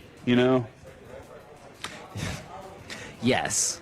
I think you're talking in the food space, Chicken I believe. tenders. We're the KNC masterpiece. 6 is the best, but 4 over 3 every time. Okay. Yeah. Yeah, do you feel like chicken places, this is your fault, do you feel like chicken places give you just short of what you really want, and then the next option is way too much food? Mm-hmm. Because they're like, hey, I got a 3-piece meal, and you're like, man, I love a 4-piece. I know some places have 4-piece meals, of course. But other places are like, so you can get the 3-piece, or you can get a bucket of 8. Yeah. And you're like, come on, man. Yeah, well, and again, 6, I can eat 3, maybe 4 in that sitting, but those other 2 are going to go in the fridge later.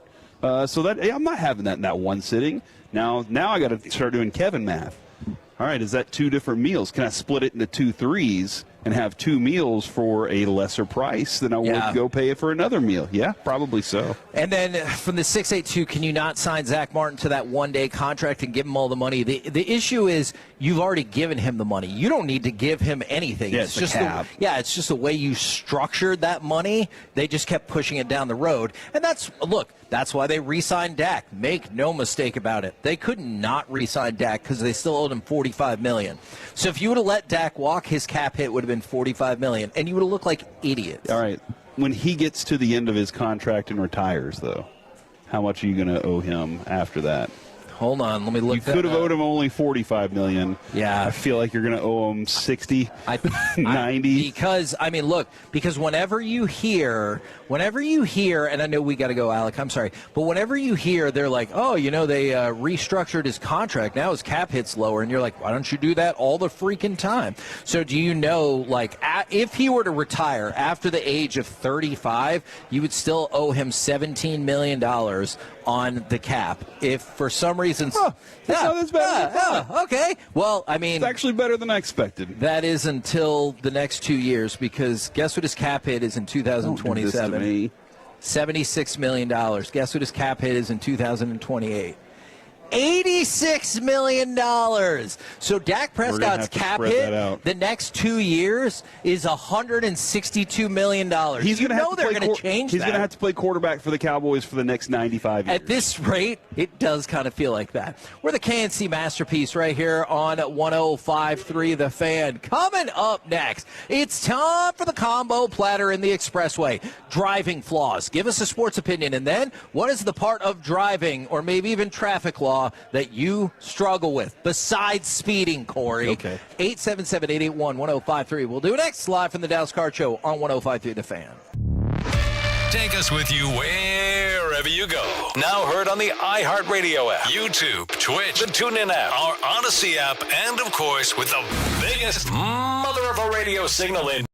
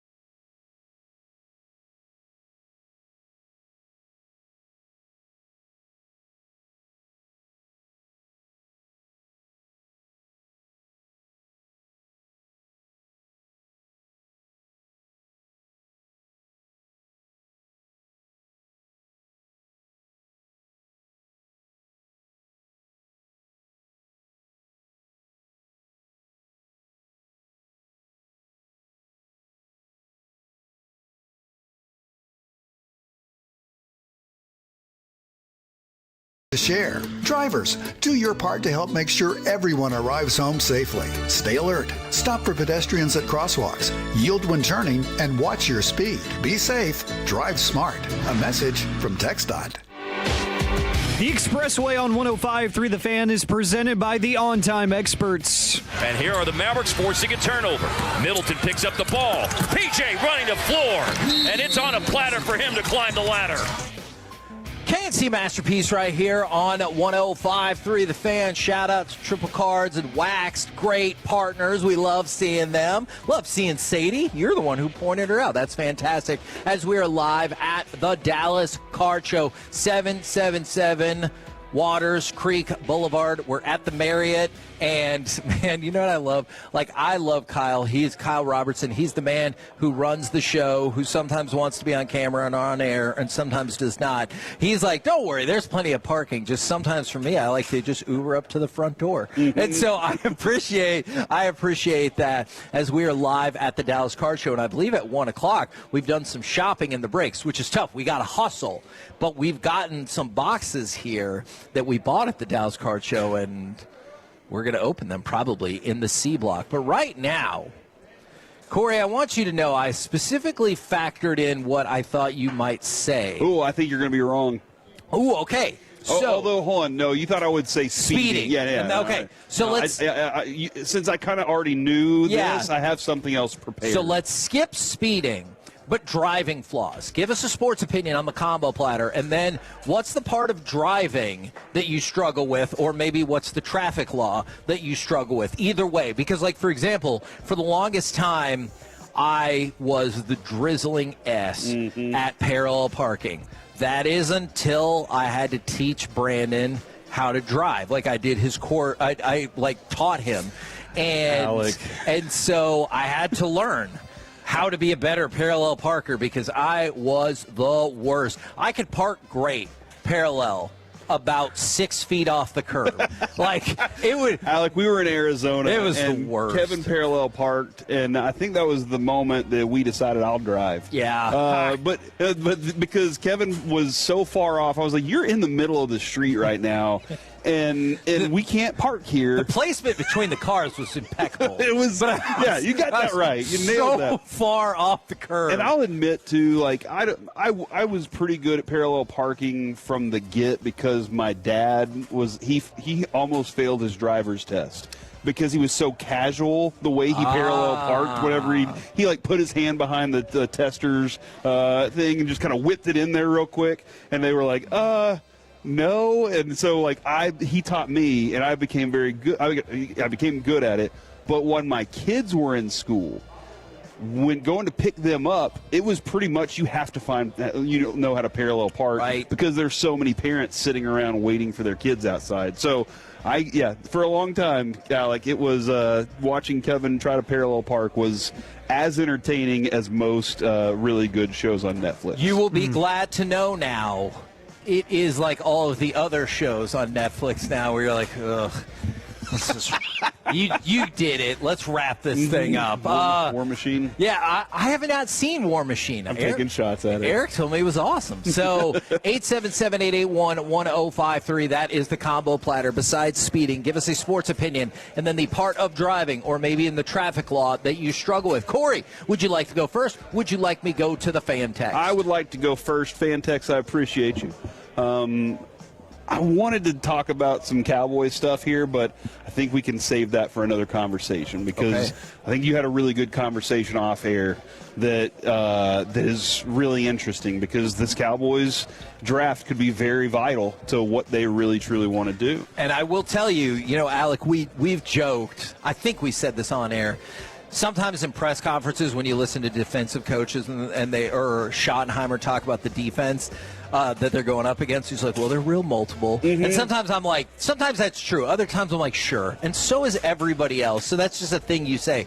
But man, oh man, it sounds like the Cowboys have a lot of confidence in the multiple position ability of several of their defenders that they do not believe they are anywhere near in the market for as many starters as I think they are. And quite honestly, to be to pull off what Christian Parker wants to pull off, like the vision for what he really wants, you have to have players that can do a lot of different things. You just don't want to be limited to those players like the Cowboys were a couple of years ago, where they're trying to roll out safeties as linebackers that get pushed out of plays, and you just get destroyed running. You need to have kind of like those old Spurs teams. Yeah, they had the tool on the bench. The Mavericks in their championship, he had an island. Carlisle had an island of misfit toys that he could go grab out of nowhere. Corey Brewer for 7 minutes. And then that's all he needed was that Brian Cardinal. I just need you to be in there and draw some fouls. So you have to have that kind of depth. And whenever they talk about a guy that only fits one role, you don't want to have too many of those guys. So that's another conversation down the road that I'm sure we'll dive into a little bit more. I have 3 things sports-related I want to get into, if that's okay. Yeah. I really hope you take Alex's sports opinion, too. You know what? I'll only release one then, and I'll keep the other two for later. Actually, I have 2 that I'm going to do now. One, I really hope this isn't yours, Alec. I hope it is. I disagree with Choppy when it comes to your name. Your name is what your name is, no matter how many times people have mispronounced it and decided what your name is. And we just learned that Trevor Achan is the way that you say it, not Trevor Etienne. And that's a shocking change. Yes. Like if he was like, I need everyone to get on board, it's ETN, and I'd be like, I feel like people argue about that, okay. But that's a big change. Yeah, he was like, it's Achan, and which is fascinating because wasn't Devon Achan? Yes. Wasn't that his Achan? Yeah. It was yeah. So I think if that's your name, you can definitely change it and be like, guys, this is how it's supposed to be said. If George Pickens one day was like, it's actually George Pikens, guys. I know like that doesn't fit and everything, but it's Pikens.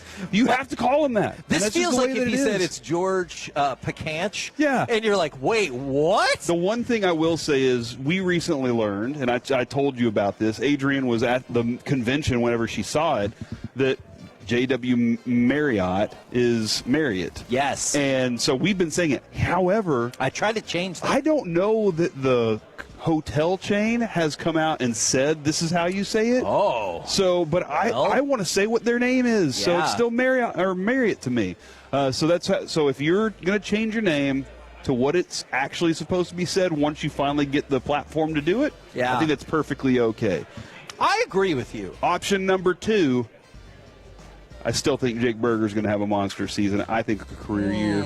I think he's going to have a career year. He's going to have an 825 OPS.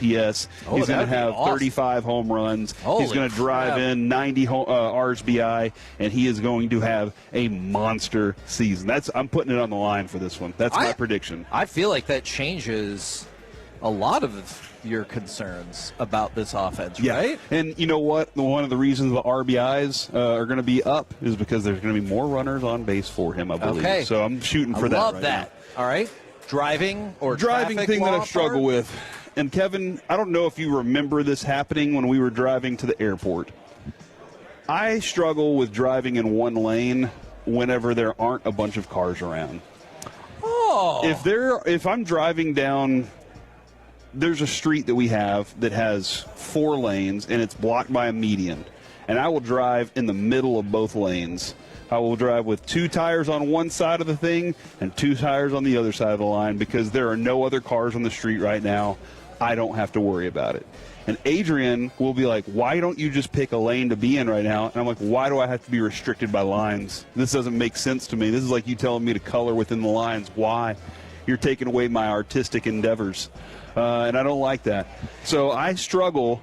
Even when we were driving on the highway, Kevin, we were getting onto one of the bridges, and I just took both lanes over. There was nobody else on the bridge. And I was like, Kevin might be a little worried right now, but I know exactly what I'm doing. Do you think people struggle with that when it comes to parking? That's what I think. If you're like, I have to park in these 2 lines where 2 cars are. Yeah. But if there's no cars, I feel like people are like, screw it. Yeah, I think that I don't, because I'm always thinking of how often I come out to my car, and I'm like, you're too close to my car. But I think that some people are like, yeah, I'm going to park like this, and it's not going to matter because nobody's around right now. There's plenty of other parking spots.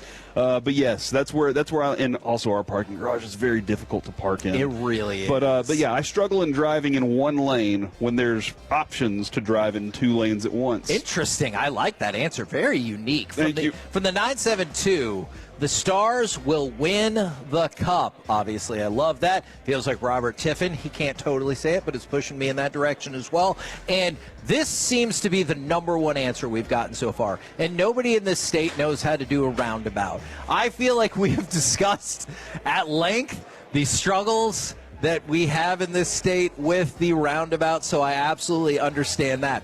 From the 8-1... No, the roundabout is crazy. It's tough. And there are roundabouts here in Allen. By the way, yeah, if you go to, I know we're talking about the show itself, but if you go to Kyle's shop in Allen, a couple miles from here, the Sports Collectors Hub, there's a roundabout like right over by there. Yeah, I've definitely been through that one plenty of times. Now, for the 817, the Cowboys are not going to make the playoffs this season. And then I don't totally understand if you're supposed to stop if a school bus is going the opposite direction on a street that has a median. So that's their struggle. I think we all know. You see the stop sign, school bus is on your side, you stop. You should. But the other side is the median thing, I think, is what gets us. I think the median's okay. I'm not completely certain either, so don't just go by me. But the other day I was driving back from Men's Tea Clinic, by the way, and there was a school bus. There was a school bus stopped, and everybody on the other side of the median kept going. But Adrian, I know, has gotten in trouble for no median, just a line, which I would probably split the line. But she got a ticket because the camera on the stop sign caught her. Oh. And she was like, I didn't even know. And I was like, you use that excuse a lot. Oh, man. From the 3-2-1. Cowboys defense will be better than last year, but still ranked in the 20s defensively, and I have trouble not getting mad at the bad drivers. See, but here's the thing. I need you to reflect on yourself here. We all need to reflect on ourselves at least a little bit. From the 858, Cowboys defense will be good enough to take us on a deep playoff run this year, and I am absolutely terrible at using my blinker. See, that's the level of self-reflection. My kid always gets on to me, and I'm like, listen, you are 18, all right? I've used my blinker enough times. From the 214, Corey, I call that James Bond driving. If you look at the old James Bond movies, he would split the line, and he would always be in the middle because there was nothing but a video screen. Yes. And then somebody said, oh, my gosh, from the 469, I just pulled into a parking spot and pulled out and pulled in again to make sure I was straight in the line. Yes. And I'm telling you, for whatever reason, it becomes infinitely harder when there's nothing to judge it against. Yeah. Like, you know the lines. But if there's cars on either sides, too, you're like, it's like a surgery. I got to get this right. I did have a moment at Walgreens the other day, Kevin, where I pulled up, and I couldn't see the lines because the sun was so bright. Like, it was a weird moment where I was like, is that the line? And then I got out of my truck and looked down and was like, I'm only going to be in there for a second. Like, it was terrible. And there was plenty of other parking spots. From the 817, the Denver Broncos are not signing anybody because they're preparing for a big trade. And I struggle yielding. Now, yielding kind of reminds me of the roundabout, and that's where people get into trouble. I bet they're talking about something different, is yielding the right of way. The thing that bothers me is when people decide to stop at a yield sign when there's nobody there. That is not what the yield sign is for. It's specifically a yield sign and not a stop sign. Look, if someone's coming, good on you. You're doing the right thing. If there's nobody coming, no one in the area, you do not have to stop. Because I feel like especially you're like curving into a new lane, especially if you're breaking off to the right. You do not have to stop in that scenario. All right, Alec, we've got plenty more text, but what is it for you? Give us a sports opinion. And then what you struggle with driving or a traffic law that you struggle with. Gentlemen, my sports opinion, Corey took it. I don't have one. No, I'm kidding. My God. I'm kidding. My real sports opinion that I had to think of on the fly, because Corey did take mine, is that I think when you look at the pure talent and skill at their position, the Cowboys signed one of the best free agents available on the market in Jalen Thompson. That's why I'm not allowing myself to be too upset with the lack of any other moves outside of that, because I think you got a player that a lot of the rest of the league knows of. They are aware of how good he was, but everybody kind of knew that there was one place he wanted to go and one place only, and you got very lucky that that place was here. I think he was one of the best free agents available. Alec, just to kind of piggyback on that, when I was talking with Bobby, man, it sure does sound like the Cowboys have comfortability using him at corner as well. Yeah, specifically in the nickel. He's got flex, and that's why I said whenever they signed him, like, if you want somebody that can play that quote-unquote star position, where it's like, hey, one play you could be a linebacker, one play you could be a deep free safety, one play you could be blitzing the quarterback. Like, he can do anything you ask him to, and he can do it better than anybody that you have on the roster right now. So I think that is awesome, and I just love that they keep on making moves, even with the corner that they signed early this morning, where it's like, this is a starting corner. This is a player that elevates the floor of your defense, so you cannot be much worse than you were before. So I can't be too mad at them. Do I wish they made some other moves, like get a real linebacker in this group? Sure. But they do too. Yeah, but I can't be too mad that they didn't, because I think they killed it with what they did do. All right, and the driving or traffic flaw or issue? So I'm with you, Kevin. It used to be parallel parking, and then you start, having friends that are moving into apartments where that's the only parking spots available. Yeah. I dated somebody that the only parking in front of the apartment was parallel parking, so I had to learn quick. So that's not really an issue for me anymore. I will say, my one flaw is probably being too conservative in certain situations, and one of them, I would say, tight spaces. I get too paranoid in tight spaces with my car, and the perfect example is like when you're going down an access road and you need to turn right onto a different road, and you're in the center lane and there's a right-hand turning lane, but there's 3 cars in that lane that you're already in, and there's maybe a car width of room to get into the turn lane. I will sit there and wait for the light to turn green and then go into the turn lane, because I'm too scared of either scraping the curb or scraping the car that's now to the left of me. Because it's happened before where somebody slammed on their brakes and I was going into a left lane and I scraped their car. And I'm paranoid ever since then. So there's times that people behind me are like freaking out, like, dude, just go, turn. And I'm like, if there's even 2 inches of space for me to get through, I'm not going to risk it. I'm just not.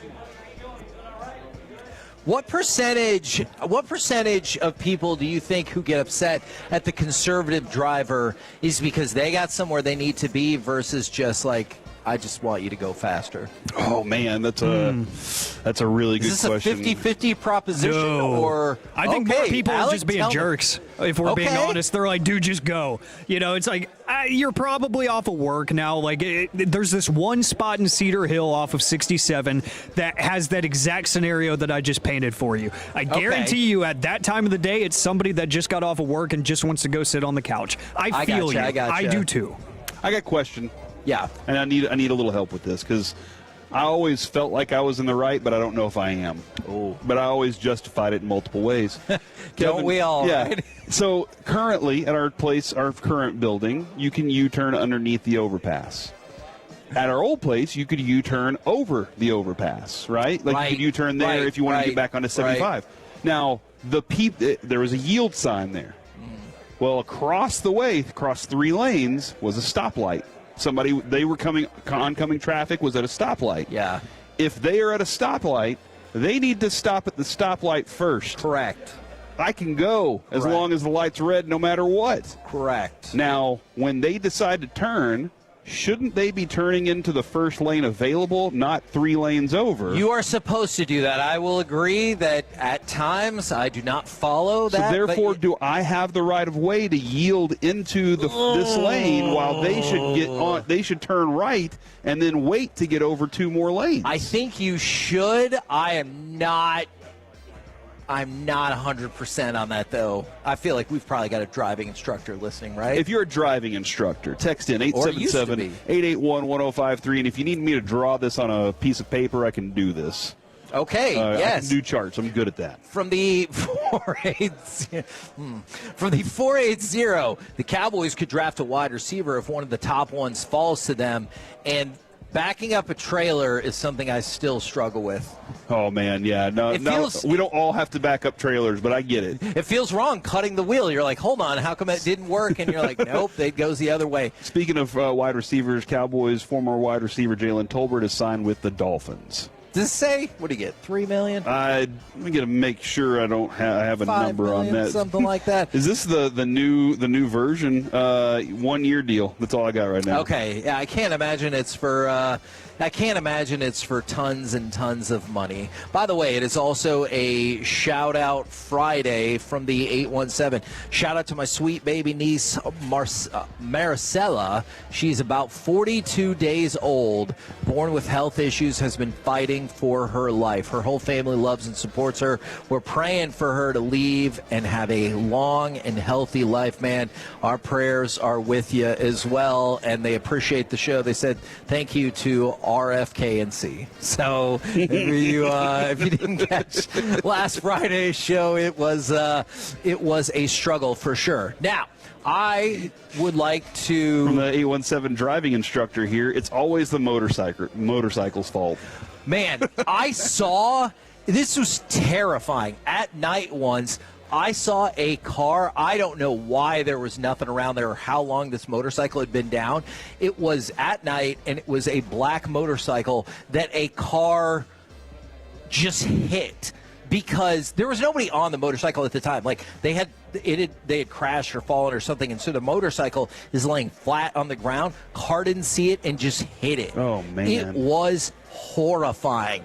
For me, my sports opinion is I know they won last night, but the Mavericks are going to get the job done and have a top 5 pick in this NBA draft. They're going to have top 5 odds. They're going to stick, and they're going to get a top 5 pick in this draft. Now, I know a lot of people think this is a 3-person draft before it drops to the next tier, especially with Caleb Wilson's injury, but there are so many good players at the top of this NBA draft. This feels like the most top-heavy NBA draft in a really long time in terms of you could go through the entire lottery and have stud after stud after stud. So I believe the Mavericks will get that done. And for me, I struggle respecting the no U-turn or no right turn on red signs. Yes, you do.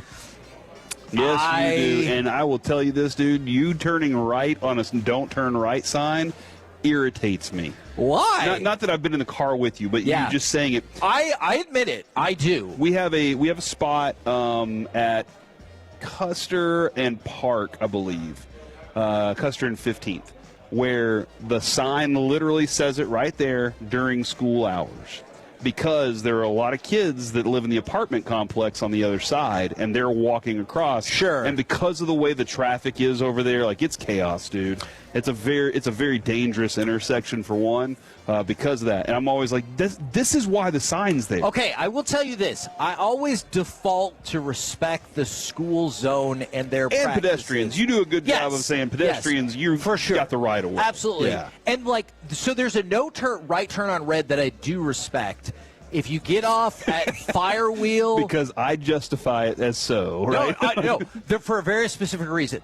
At Firewheel and George Bush, if you get off there and you look to your left, there's the mall. There's a big concrete kind of barrier going across the overpass for the highway. If you right turn on red, you can't really see where the cars are coming from. And if you do, it's going to be too late and you're going to cause a mess. Yeah. My issue is the wide open 4-way stops, nowhere near a school. There's no one around, and it says no to right turn on red. I will admit I struggle with that, and the no U-turn. And I was like, that's your opinion. I have the room with my car to do that, and I know I shouldn't. I readily admit I should not do that. All right, let me ask you this.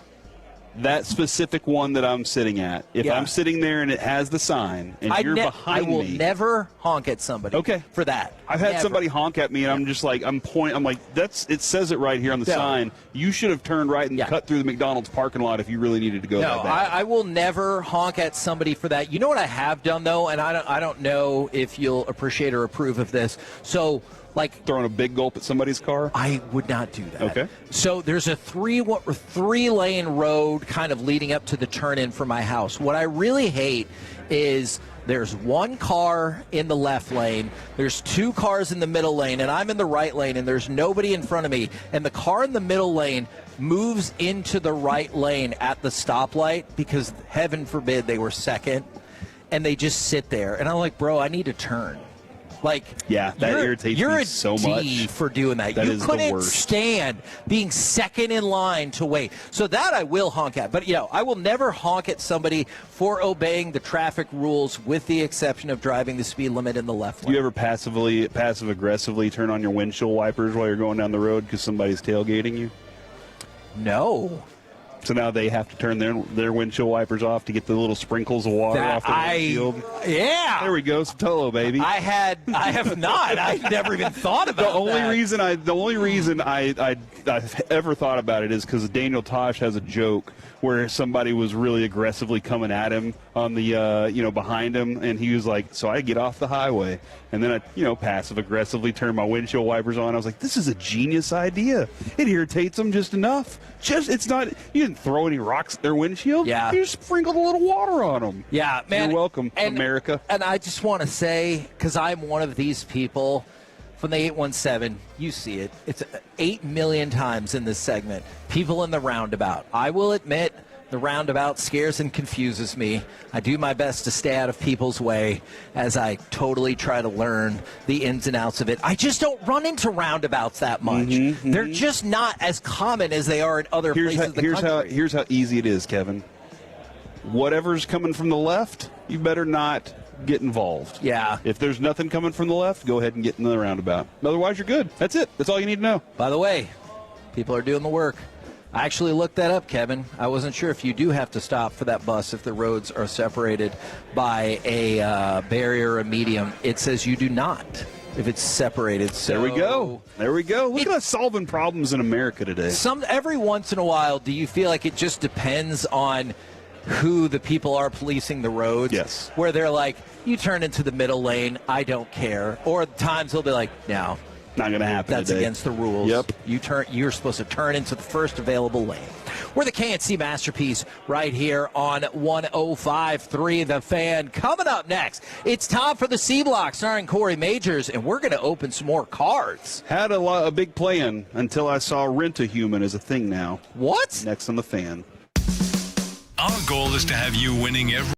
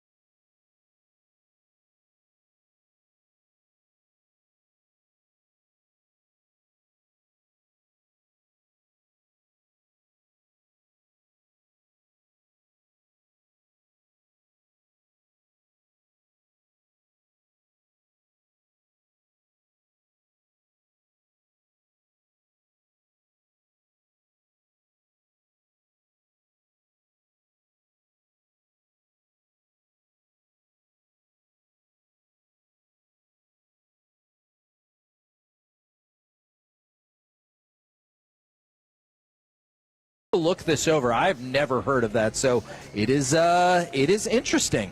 But right now, as we're live from the Dallas Card Show, it's time for the C Block starring Corey Major. Oh, Kevin, guess what, man? I am trying to find the story. I accidentally, there it is. About renting humans? Yeah, so you like Polymarket, right? Polymarket is very interesting. Oh, wow. Yeah, here we are. Polymarket has said, breaking new startup. Rent a Human allows AI agents to rent humans to perform tasks they cannot physically perform themselves. And I have concerns about that. This is where I think we need to go ahead and turn the sprinklers on. Why don't we all go ahead and sign our own death warrants? Yeah, where is the headquarters for AI? Like, is there like a central location? We've put them all in this one little area and said, okay, AI will exist here, and if anything ever goes wrong, we'll just flip the switch on them. Yeah. Or has AI said, you know what, we live in the cloud? And we're everywhere. That's probably the problem now. Oh, we're everywhere and nowhere. Too many locations. But yes, new startup Rent a Human allows AI agents to rent humans to perform tasks they cannot physically perform themselves. And Kevin, here's the thing: if let's say AI Rent a Human says, "I've hired you." Okay. Good Do you decision. trust AI to pay you? No. And not like seek payment later on? No. In some way, shape, or form, or create a way. Be my broken body when they use me to generate fuel, like in the Matrix. And that's where I'm a little shocked at where we are at the moment. Yeah. In that AI has decided to do that. But here we go. You know, that's the way that life is going to be for lots of us, guys. This weekend, I'm going to be auctioneering for junior players yet again. I believe this is my third year to do this. Junior Players is an organization in Dallas that has they are set up for the arts. It's acting, acting, plays, musicals, and it's set up for kids that don't have all the privileges out there. And they're a place that you can go and you can get great instruction on and be involved in plays and musicals that they put on themselves. I love what they do.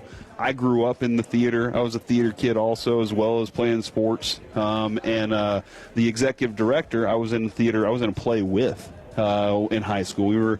We actually got our high school further than they'd ever been in years to the next level. I think we went to region or all state. I can't remember exactly which one it was, but she and I were in that play together. We had a scene together, and now she's running that, and they do phenomenal work. These kids, that's man, cool. Just think about this. This is a place to go and make new friends, be not causing problems. You know, that's one of the things I think that kids with a lot of extra time on their hands are like, maybe I could get some attention this way. Well, you can get some great attention that way. So I'll be emceeing and auctioneering for that this weekend. And one of the co-MC, he works on the board at DISD. I got on the Zoom call with him the other day, and he goes, "Oh, I didn't realize I was on with a superstar. I listen to the KNC Master. Me and my son listen to the KNC Masterpiece all the time. Oh, so I'm really looking forward to working with him because he's a really awesome dude. So that's going to be a lot of fun this weekend. Kevin, would you like to go ahead and tap into these while Alec and I would discuss this? Alec, I'd like to discuss this with you because Kobe Durant was signed by the Cowboys last night. And a lot of people might be like, "Oh, cool! He had 3 interceptions." They might be look one at of your starters. Might be looking at your numbers here. I do not justify everything by PFF. Okay. Sure. I want to make that very clear. But I did want to give like a good kind of idea on reference because I haven't had a chance to watch Kobe Durant yet. Right. I want to watch him to get a little more information on him. But what I've looked at so far is I think this is a dude that can be a ball hawk for you, and he has some pretty good coverage skills. So I went and looked at his PFF grade. Now, I believe PFF grades only go to like 80 or something. Okay. Something weird like that. His PFF grade is a 66.7. Now, upon first hearing his PFF grade, you were showing me you want to stop? My gosh. Because Kevin, the person or this box of cards that you got, somebody said, I hope you pull a Paige Beckers. Yeah. You may have pulled even more significant of a card, and I love Paige Beckers. Man. And the rest, so. Oh, my. So this is the Panini 1-in-1.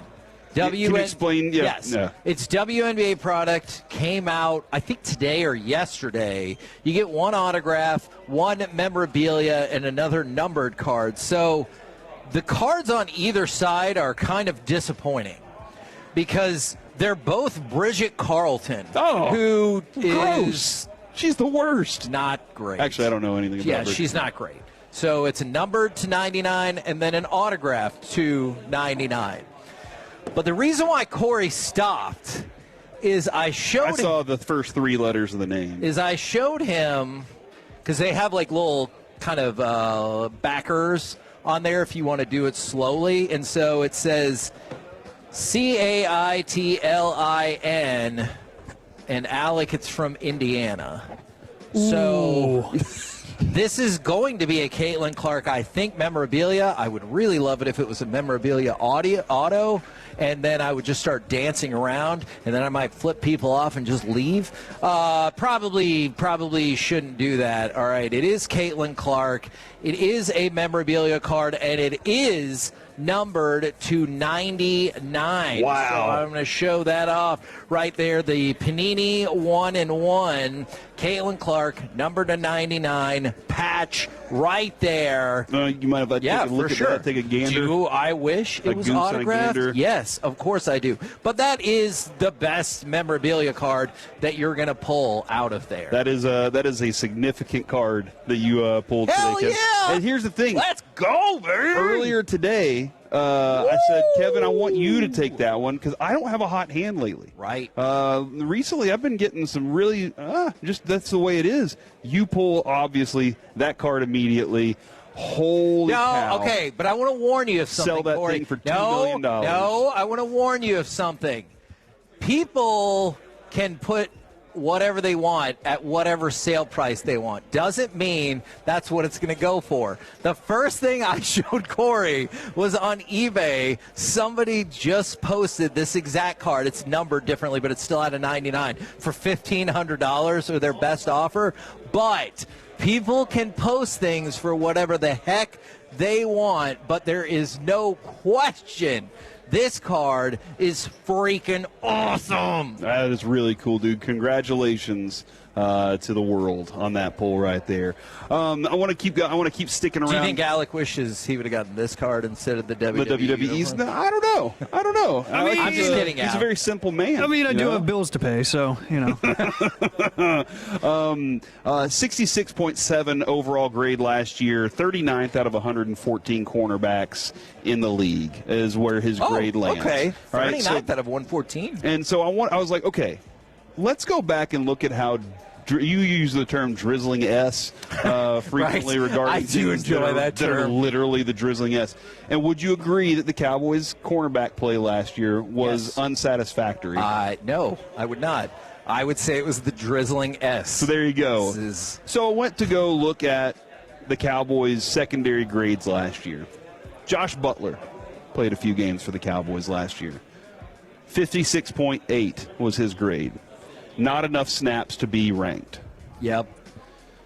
I was like, what about Reddy Stewart? I love Reddy Stewart. All right, I really do like the player. I think I give Reddy Stewart a lot of more of like he makes these tough plays. He's not necessarily like my favorite cover cornerback, but he sticks his nose in there and plays tough. I'm with you. Do you feel like we gave Reddy Stewart a little bit more credit just because he stepped up in the situation? Yes, for sure. Yeah. Like that's. Yes. I mean, that's. We needed somebody to play. Yes. He had a 51.1. Again, Kobe Durant, 66.7. Deron Bland. How do you think Deron Bland did last year? Not great. Would you say Deron Bland is your best cornerback right now? Yes. Okay. He had a 65.2. So he was still below Kobe Durant. Okay. What do you think about Trayvon Diggs? Oh, man, I imagine that's pretty rough. 59.8 last year for a dude that was being paid handily. What do you think about Triquez Bridges? It feels like he's 49.3, Kevin. What do you think about Siobhan Ravel? Yeah, This is unfortunate. I'm assuming you're going in order, so worse than that? He had a 35.2 last year. Now, again, I don't think that he had a chance. Oh, my God. I don't think he had a chance, honestly. He came off the injury.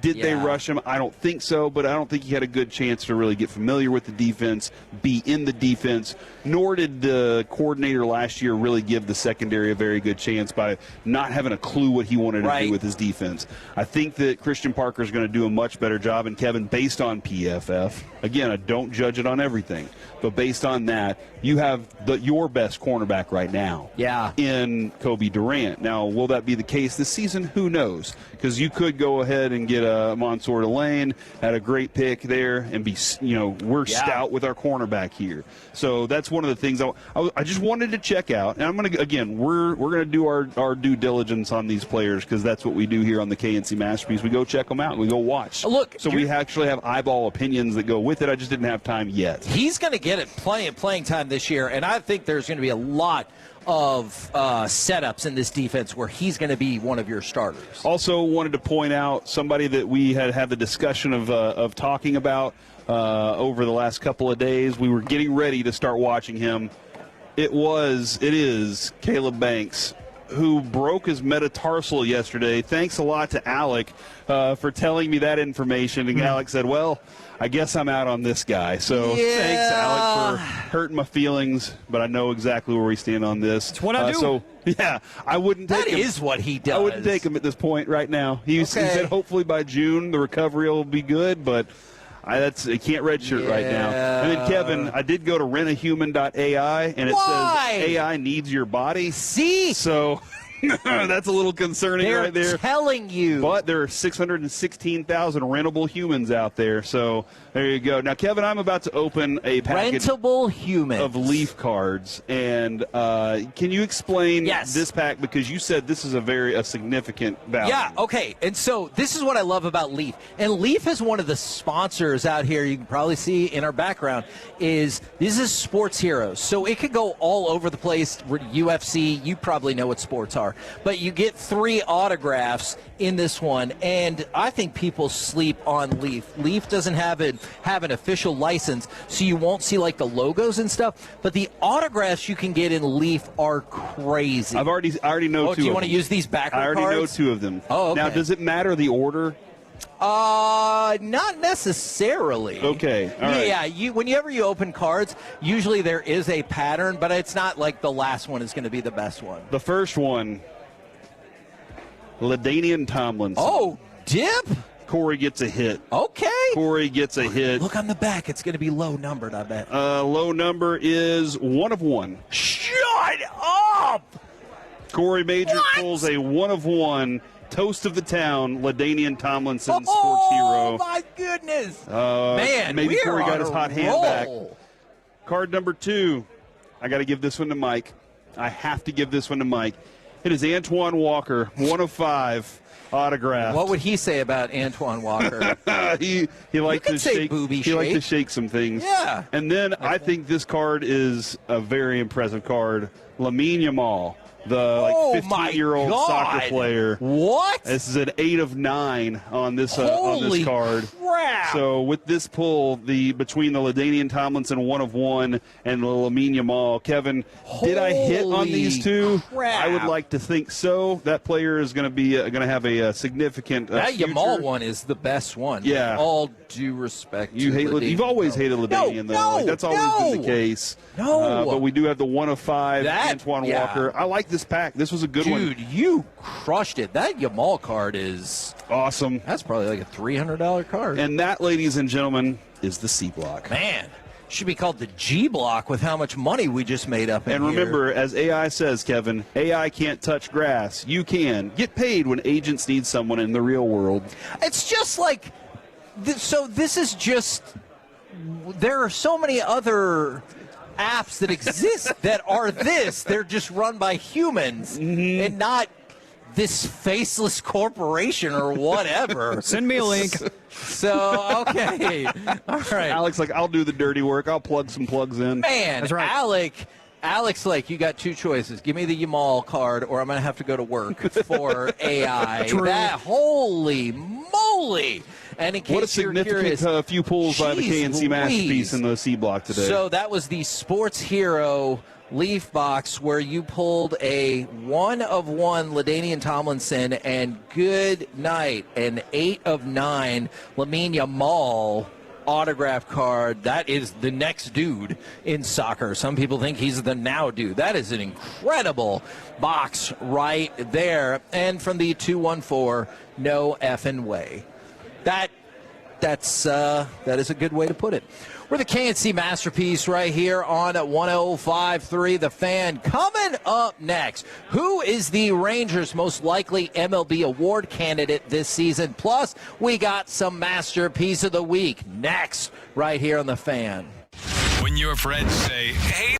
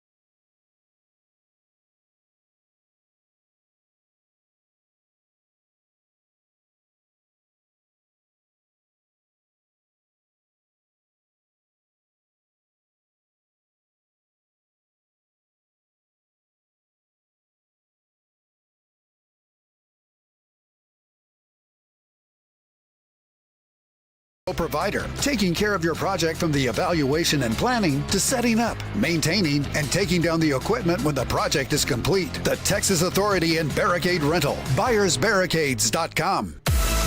This segment of the KNC Masterpiece is brought to you by the personal injury lawyers Frankel & Frankel. If you've been injured in a car or truck wreck, call Frankel first, 214 or 817-333-3333. With Frankel & Frankel, there's never an out-of-pocket cost. They only get paid when you win. Frankel & Frankel, the go-to car and truck wreck attorneys in Dallas. As DeGrom comes home with the 1-2.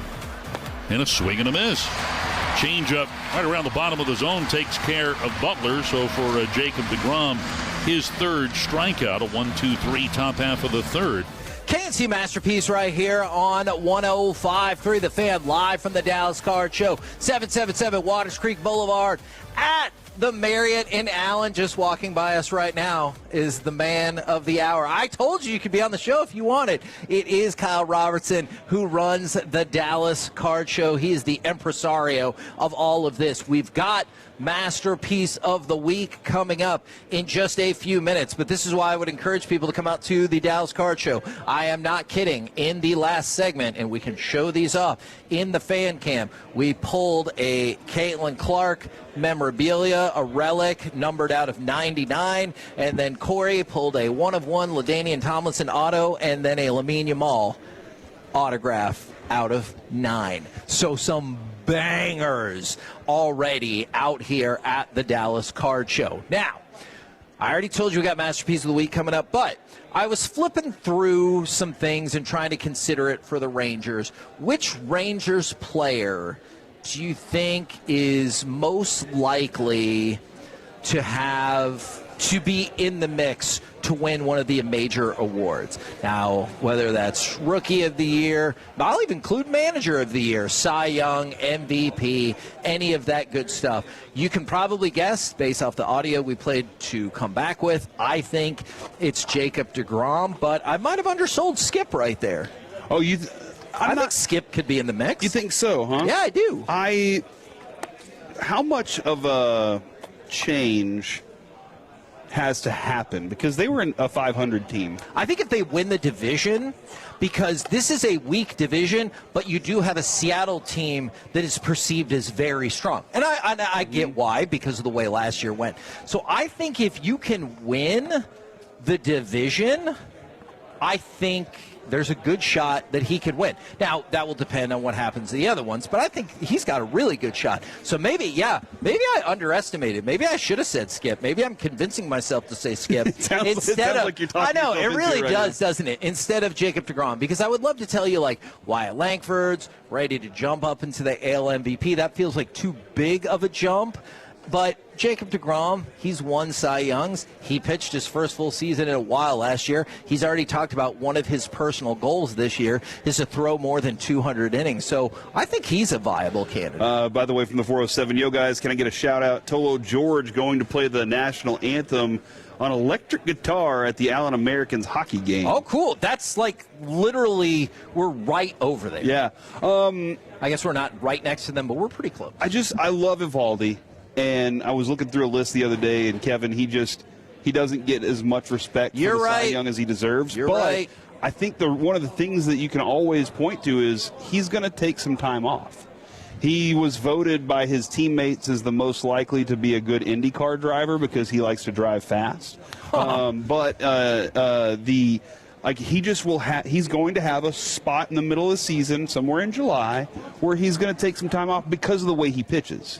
He's like, I'll pitch as many innings as you need me to, and if I'm in the groove, just keep putting me out there. And then he has a little tenderness. He knows his body well enough to be like, all right. So I just don't think so. I could see DeGrom finding form this year and being in the Cy Young candidacy because of he's just DeGrom. Can we go back to Evaldi for just 1 second?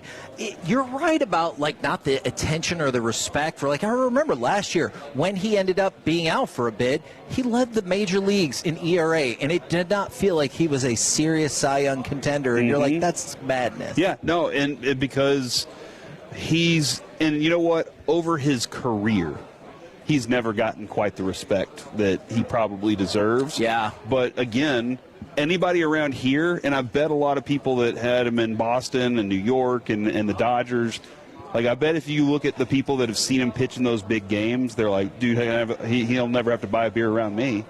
You know, and maybe is the Cy Young as cool as that? Probably not. Yeah, I don't know. I don't know exactly where you stand on that. Right. I want to put Jack Leiter into a place that I shouldn't. I think he's going to get nominations for it this year. Wow. I don't think he's going to win the Cy Young. Yeah. But I think he's going to get a vote this year that we're all going to be like, yeah, he had that kind of season. Jack Leiter is top 6 for Cy Young. His trajectory the last 2 years. Now, aren't you like, that was my number 2 Dude, if he's pick. top 10, yeah, I'll be like, you're probably right. We've done it. Yeah, you know, he's finally cracked the code and made his way into that conversation. So, yes, because right now we're still like, okay, he's good. We can see the progression. We can see some things.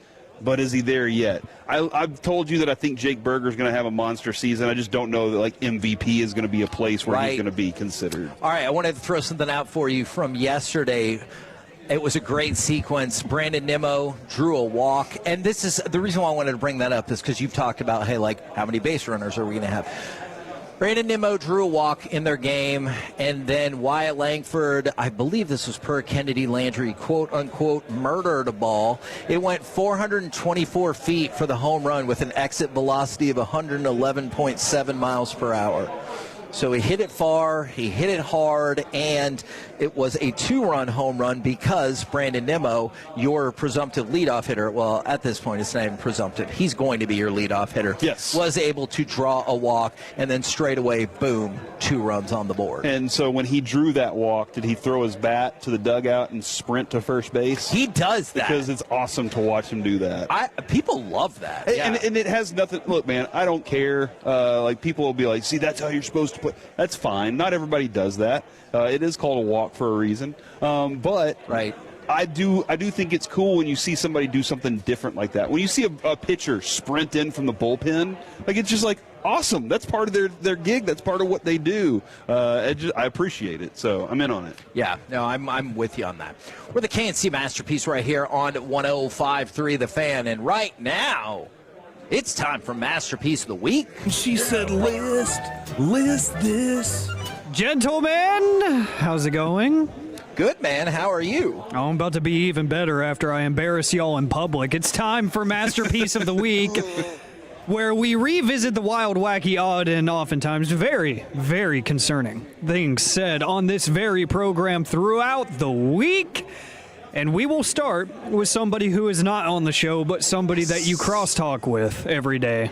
His name is Zach Wolchuk, and he actually has 2 entries this week. We will start with this. He used his hands and he abused it.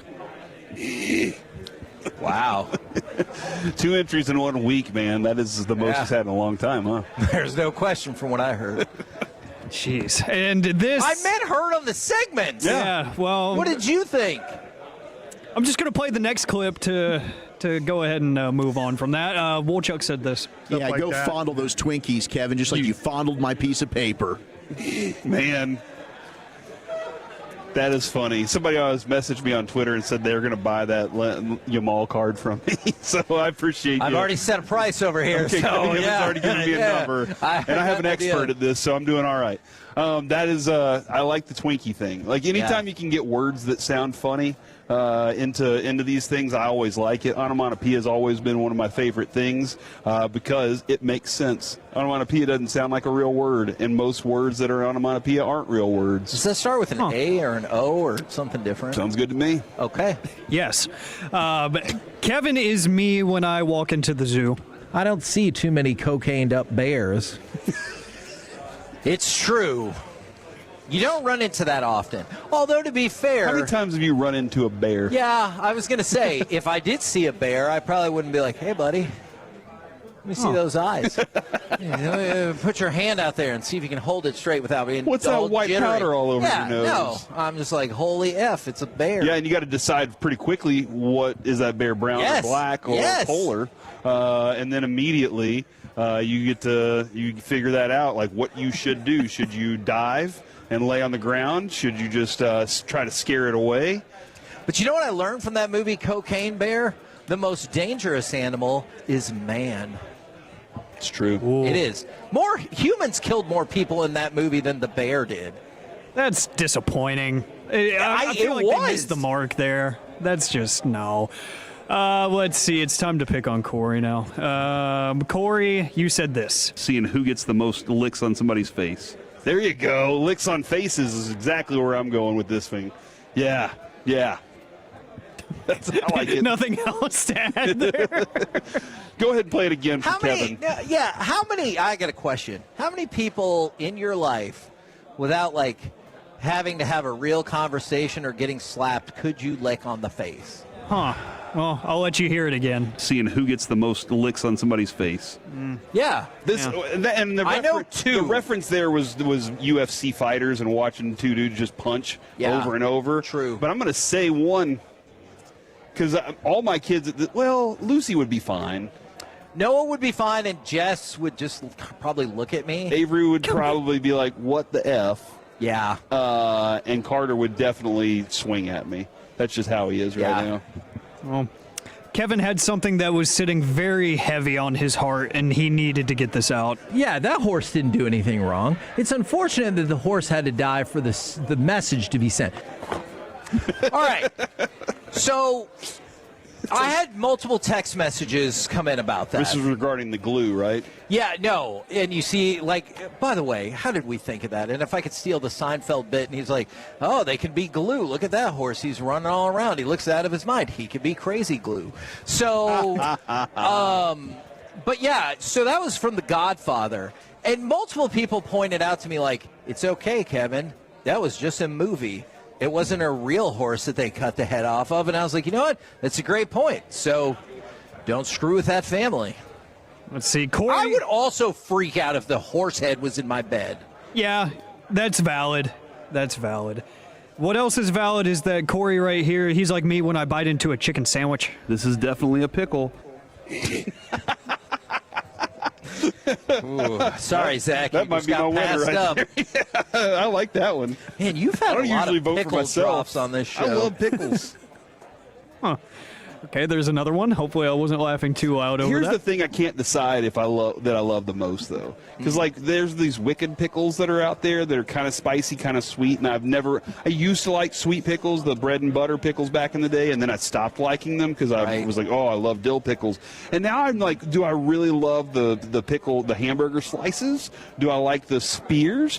I don't love, like, the whole pickle. I just like parts of pickles. I want to apologize, Alec, in advance for this. If we ever did a show at Radio Row at the Pickle Bowl, would it be okay if we had a whole bunch of guests and they sat down and we go, all right, what's your dill?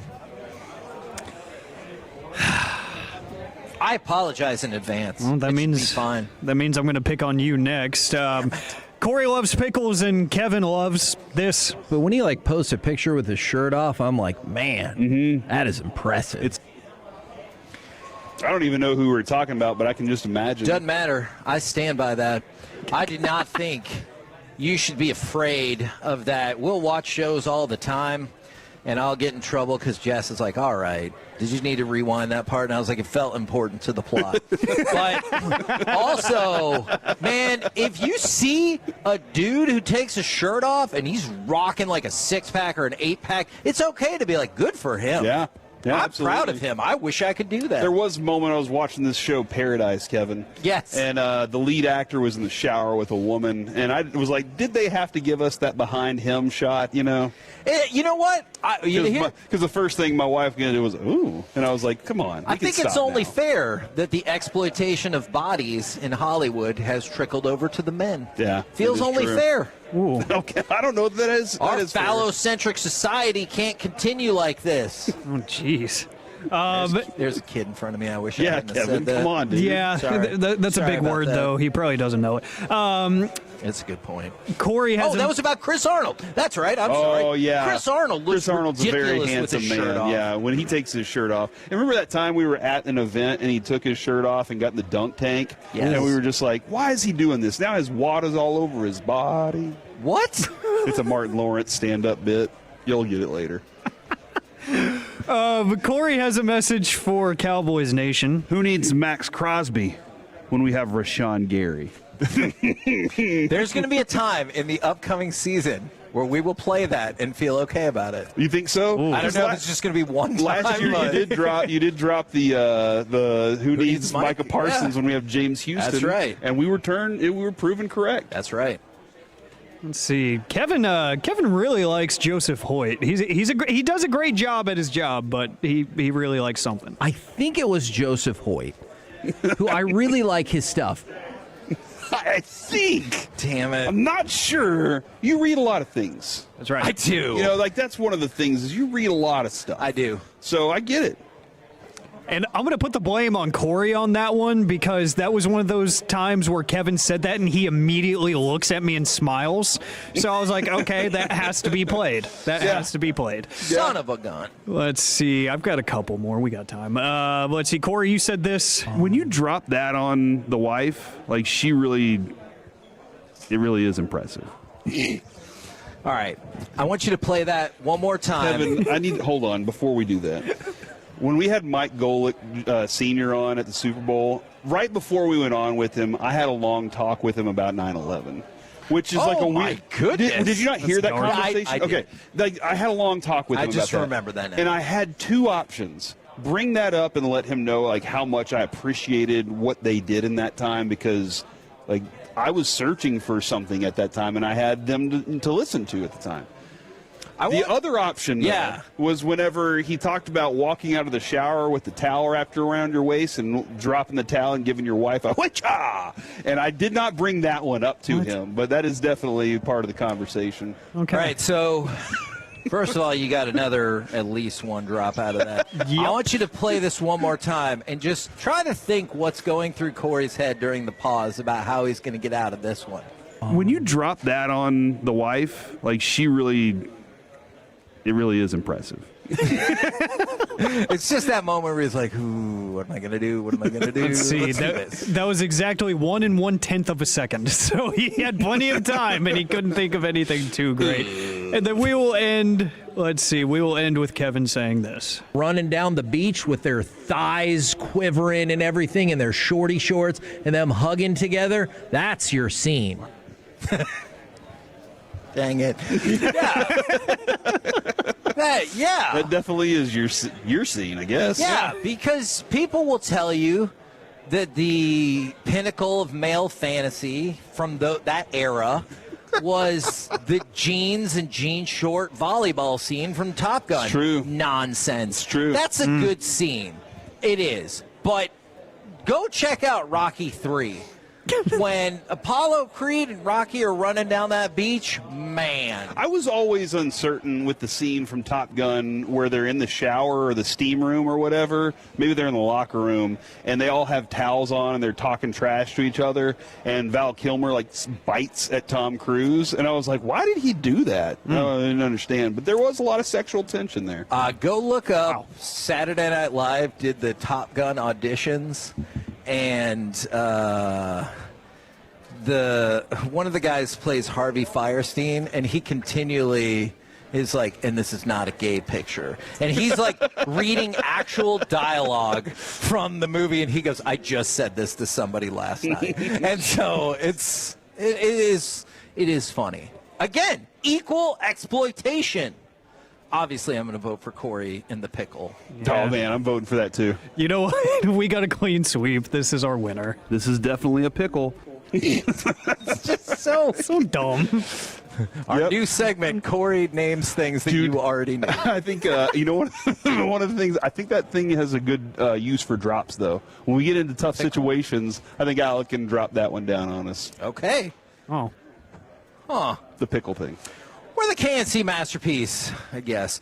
Right here on 105 through the Fan, live from the Dallas Card Show in Allen. Coming up next, let's chit-chat with the fellas from the G-Bag Nation right here on 105 through the Fan. Coming up Monday morning on Sean and RJ, all the free agent action from the weekend, plus stars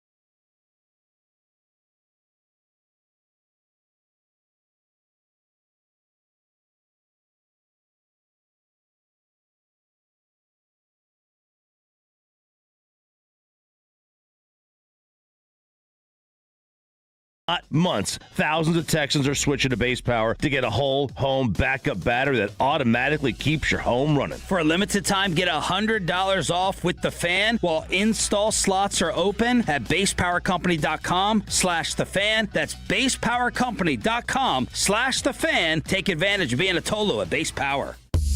This segment is brought to you by Classic Chevrolet. If you're in the market to upgrade your vehicle, get to Classic Chevrolet in Grapevine. The #1 Chevy dealership in the world 3 years straight. They've got more new Chevys than anyone, all priced to sell. Visit ClassicChevrolet.com. This is Texas. This is Classic Chevrolet. Together, let's drive. Based on new Chevy registrations 2023 through 2025. Duchesne, the wheel around move. Backhand, score! Wow. Matt Duchesne. That was poetic. 7-2 Dallas.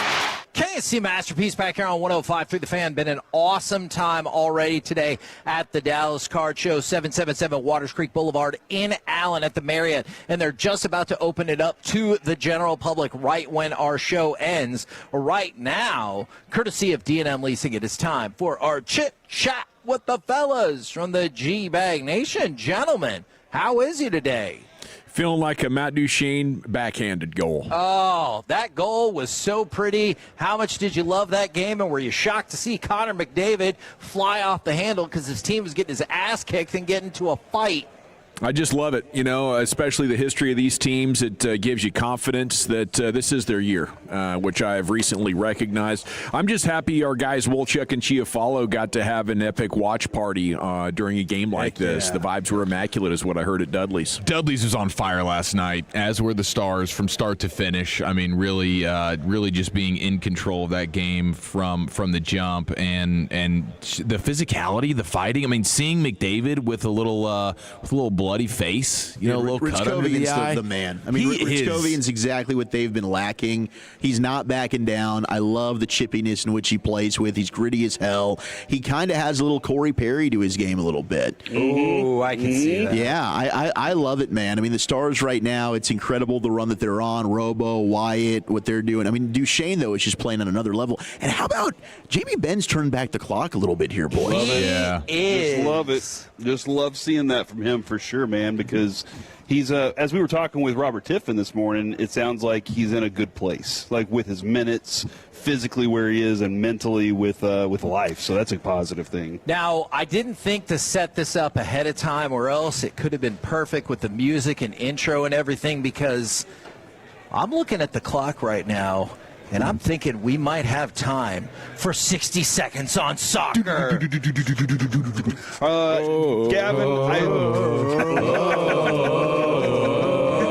give me freedom. We are at the Dallas Card Show out here today, and we were lucky enough to snag some boxes and open those up. And I don't know. Watch the priests out there. Thank you. I don't know, Gavin, that all too much about cards. I don't know where you stand on that, but you do know soccer. He knows a buttload, dude. Lamine Yamal. I pulled an autographed 8 of 9 card for Lamine Yamal. What is your thought on him? He's amazing. I mean, maybe the best player in the world right now already at a very young age. He is the guy who all the kids are buying the jersey of right now. And he's a 10 out of 10 international superstar. He's next, and now. This isn't this isn't the Sky Report like our Houston guy, right? No. Lamine Yamal is. Oh, he's a legit player. Okay. Yeah, he's top of it. I thought maybe that he was ball sacking you a little bit. Think we were getting Maez, Mr. Maez. Yeah, Maez. He's a really G-Bag of the Day champion. He's a really good goalie for Tottenham. They're playing like ass. That's why they're going to get relegated. Yamal is the next face of soccer if he's not the face now, and he's 18. Yeah. I think he might be the hair as well. I like what he's got working. For? I like the salad. I play for Barcelona. United States of America. What? How much is that worth? I feel like 350 is fair. It's kind of worth the range at right now, and that might change down the road. We'll see. I'm trying to decide: do I go ahead and sell it now while I'm out here, or do I wait a little while? Okay, I think you should consider it. By the way, what did you guys think about picking up Kobe Durant? This is somebody who it feels like is going to get a lot of play in this defense. Yeah, at 3:40 today, Heggie, I'll give you a really good scouting report on him. But yeah, this guy is a nice get for the Cowboys, and it might be a little bit of a shift in philosophy for the kind of secondary that they're going to have when it comes to body type. So we'll talk about that today, too. With a name like Kobe Durant, you think he would have been just an all-time NBA scorer. But he flipped the script on us, man. True. Yeah. Do you think it's the spelling that held him back? Yeah, and just the general size factor. 5'11" is hard to real spud web. What do you find fellas got coming up on the program today? Well, if you think Kobe Durant was good, wait till Brian tells you about his running partner, Kevin Bryant.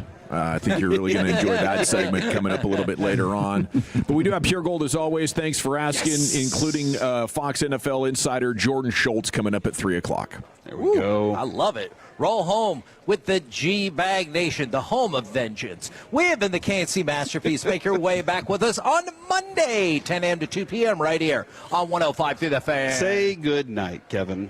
Good night, Kevin. This is definitely a pickle. Sean and RJ, the KNC Masterpiece, G-Bag Nation, and Fan After Dark. Live and local. Turn it on and leave it on. 105.3 The Fan and our Odyssey, iHeartRadio, and TuneIn apps. This is an Odyssey Sports Minute. Presented by Robinhood. Learn more with Robinhood at Robinhood.com.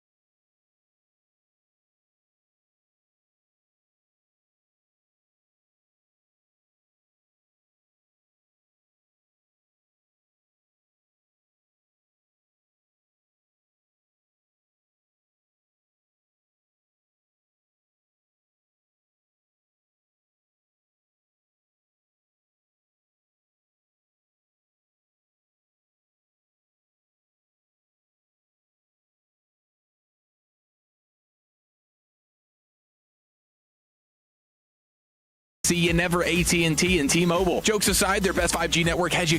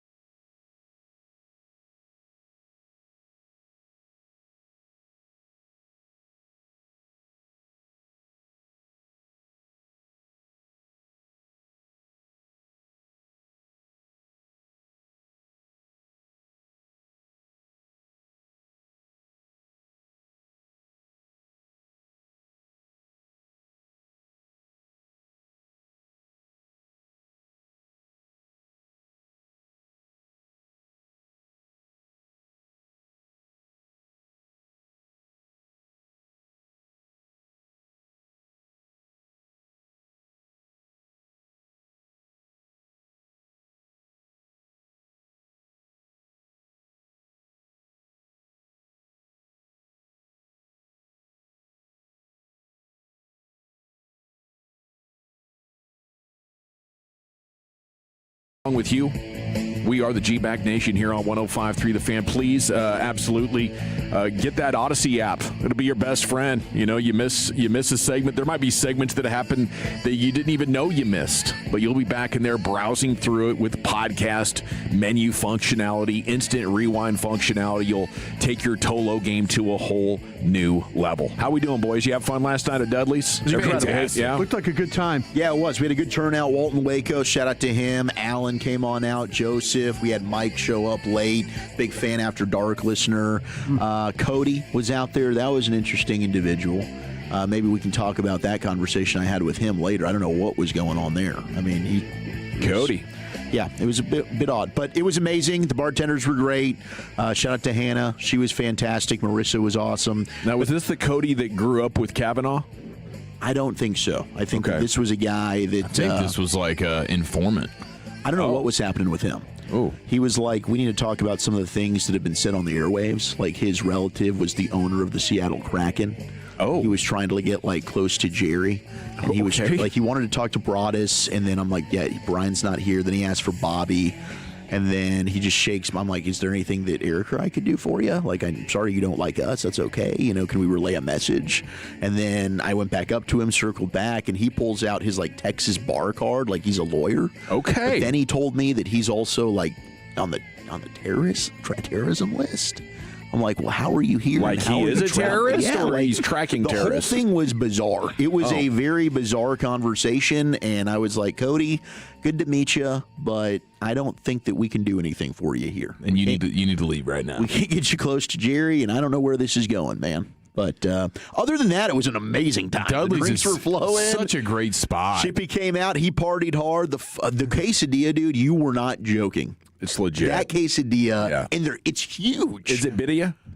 Well, he went with the chicken one. You went with the chicken quesadilla. I just asked for a quesadilla. Which I think was actually better. Have you ever noticed Dawson curls his lip up when he says this? I'm trying to pronounce it properly. Bidia. He does. It was outstanding. The lip goes up, and then he says it, and he looks around for acknowledgement. Bidia? Did I get it? Did I get it, guys? Yeah, I think you nailed it. I think you crushed it is good, though, man. They have good food. Their pretzel's outstanding. If you ever at the bar, have a pretzel. Yeah, great environment for sports watching. Great lounge in the back, like with comfy seating and everything. You know, we always talk about that. Like let's get some comfy seating in our sports bars. You know, and they have that. They have like a lounge in the back of the spot.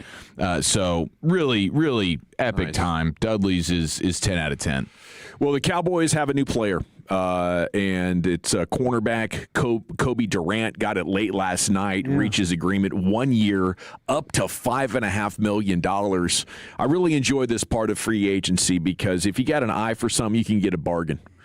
Yeah, this is a bargain. Projections were closer to 10 for this dude. Yeah, I don't know why, and I'll say, it's like, I'll give you a full-on scouting report at the 340 mark. But, man, after watching him play, our pro personnel guys missing something here. Our team's missing something here. You know, I just wonder, maybe it's the 5'11", and maybe it's the 181. But I wonder when you watch the guy play, boy, he plays a lot bigger than that. And I could say I want to ask you guys a question here later on about we seeing a shift in philosophy when it comes to maybe smaller players. The traits. Yeah. Like the Cowboys, like, you know, how's that conversation with Will McClay going? Because Will McClay ain't a small trait guy. No, he likes the arm length. So this kind of shows you. Yeah. So, but anyway, I wonder if some pro personnel guys missed this one a little bit, and maybe there's something I don't know, but you could go back and you could watch him play through the season. You can watch him play in the playoffs. You know, this guy's a guy will line up and get it done for you. He was outstanding in the playoffs. I mean, there's two massive interceptions in that game against the Rams. And you can watch the overtime one. Carolina was huge. game too. The guy's covering. Yep. I mean, there's a lot of good things about this guy.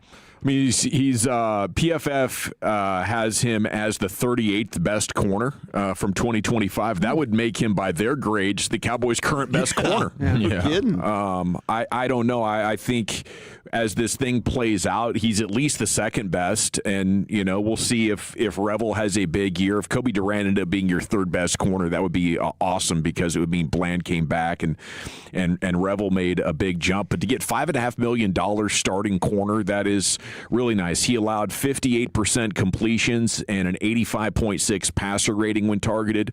He was ranked 120th on the Athletics top 150 free agents.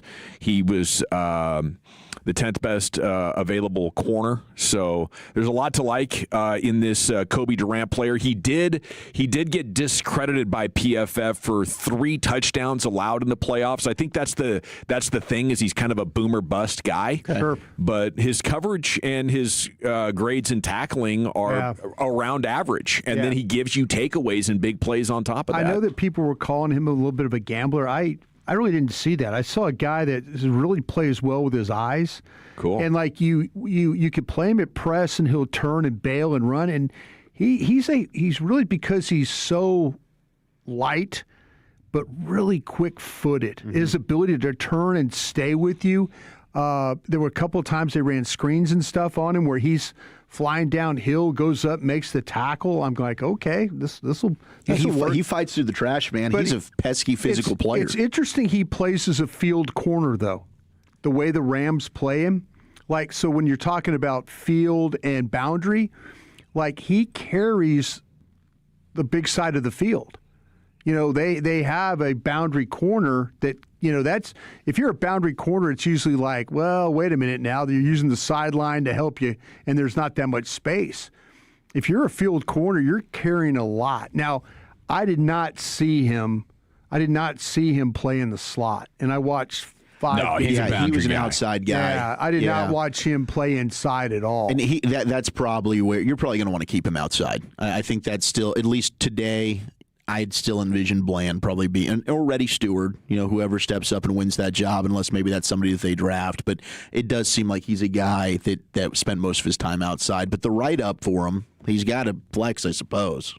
He did play more inside early in his career, like 3 years ago. I think maybe he played a third of his snaps in the slot. I know all the tape that I watched, everything was the outside. Everything was outside. This last year, there was maybe a couple of snaps per game on the inside, but they've continued to raise their floor and add quality players. So now, obviously, the biggest need is middle linebacker. And how they approach that is still a mystery. I mean, this one kind of dropped out of nowhere. There were no hints that the Cowboys were working on a corner yesterday, but they certainly were.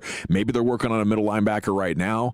I think the need at linebacker is so significant they should probably sign one and draft one. Mm-hmm. And at that point you'd be good. But if you would go sign one now, Wagner or Okereke, you got a choice of 2 Bobbies.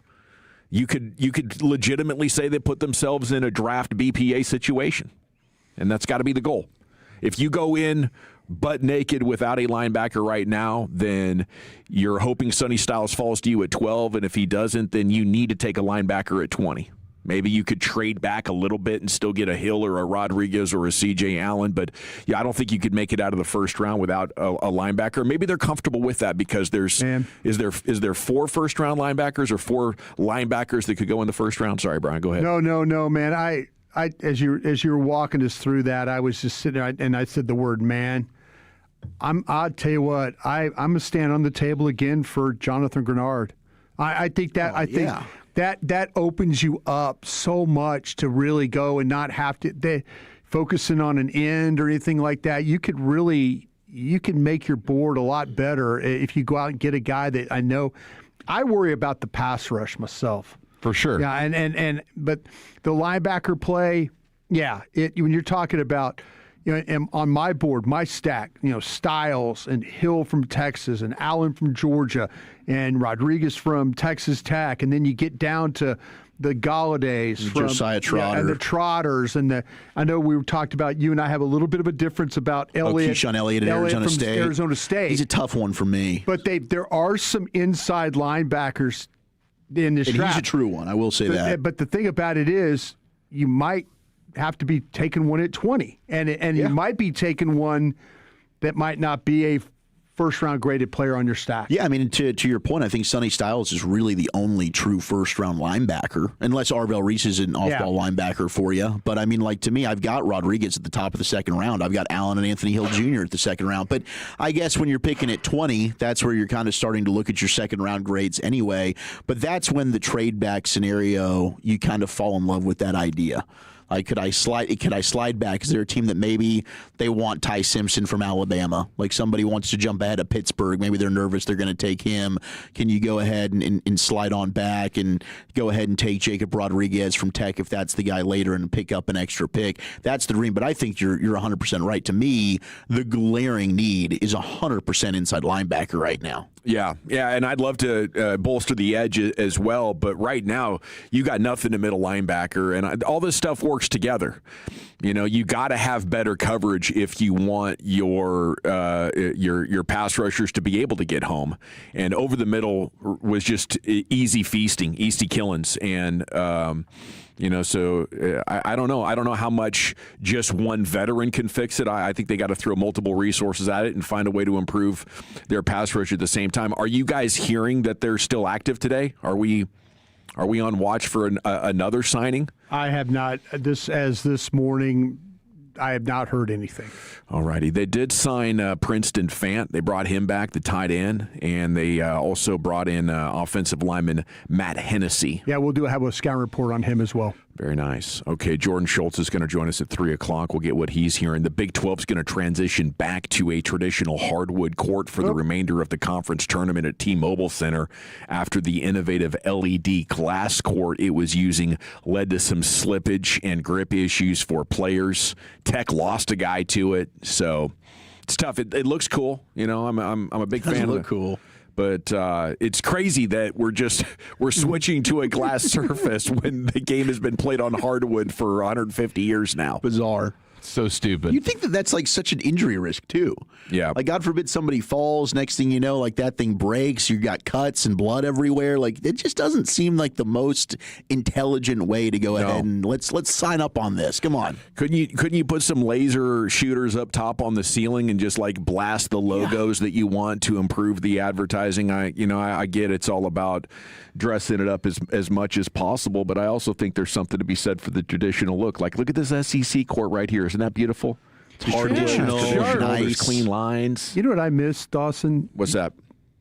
We could go all the way back to the courts. Remember when they had no sponsorship on them? Yeah. That it was whatever school they played at. Like, you would see, like, they'd play at Boise every year. Like, one of the first round games would be a Boise. Play down there in New Mexico. Yeah, and it would be like Santa Barbara. It would say the Pit. Yeah, it would say that was cool. And it didn't have all the markings of NCAA, but you kind of knew where the region was. Yeah. Like, you were like, oh, wait, that's Boise's court. Or, wait, oh, that's Dayton's court. You knew them by just how the court looked, but we got a lot of ads going on right now on these courts.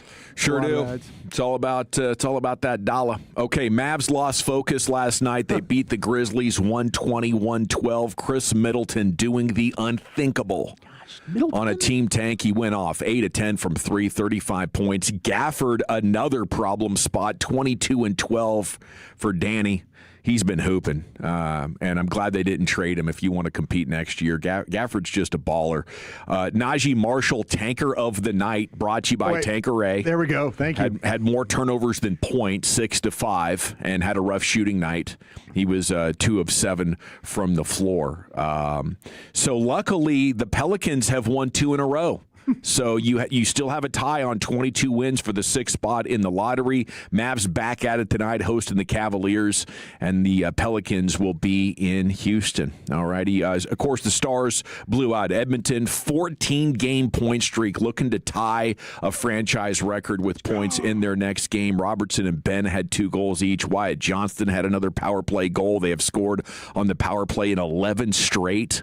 And it's a lot of fun. I guess the next game tomorrow against the Red Wings, who are better now. They're They're a playoff team Detroit this year has bounced again. back.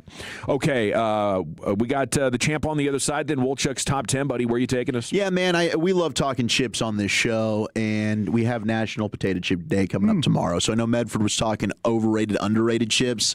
What are just the best flavor of potato chips? That top 10 coming up next in the nation. But, one of my favorite things is Prize Picks. I absolutely love playing Prize Picks. I know you will as well. Speaking of your Mavs and your Stars, hey, you can always go ahead, whatever sport it is that you're watching right now. We got some tourney basketball going on. You can go ahead and hit some of the max discounts they're offering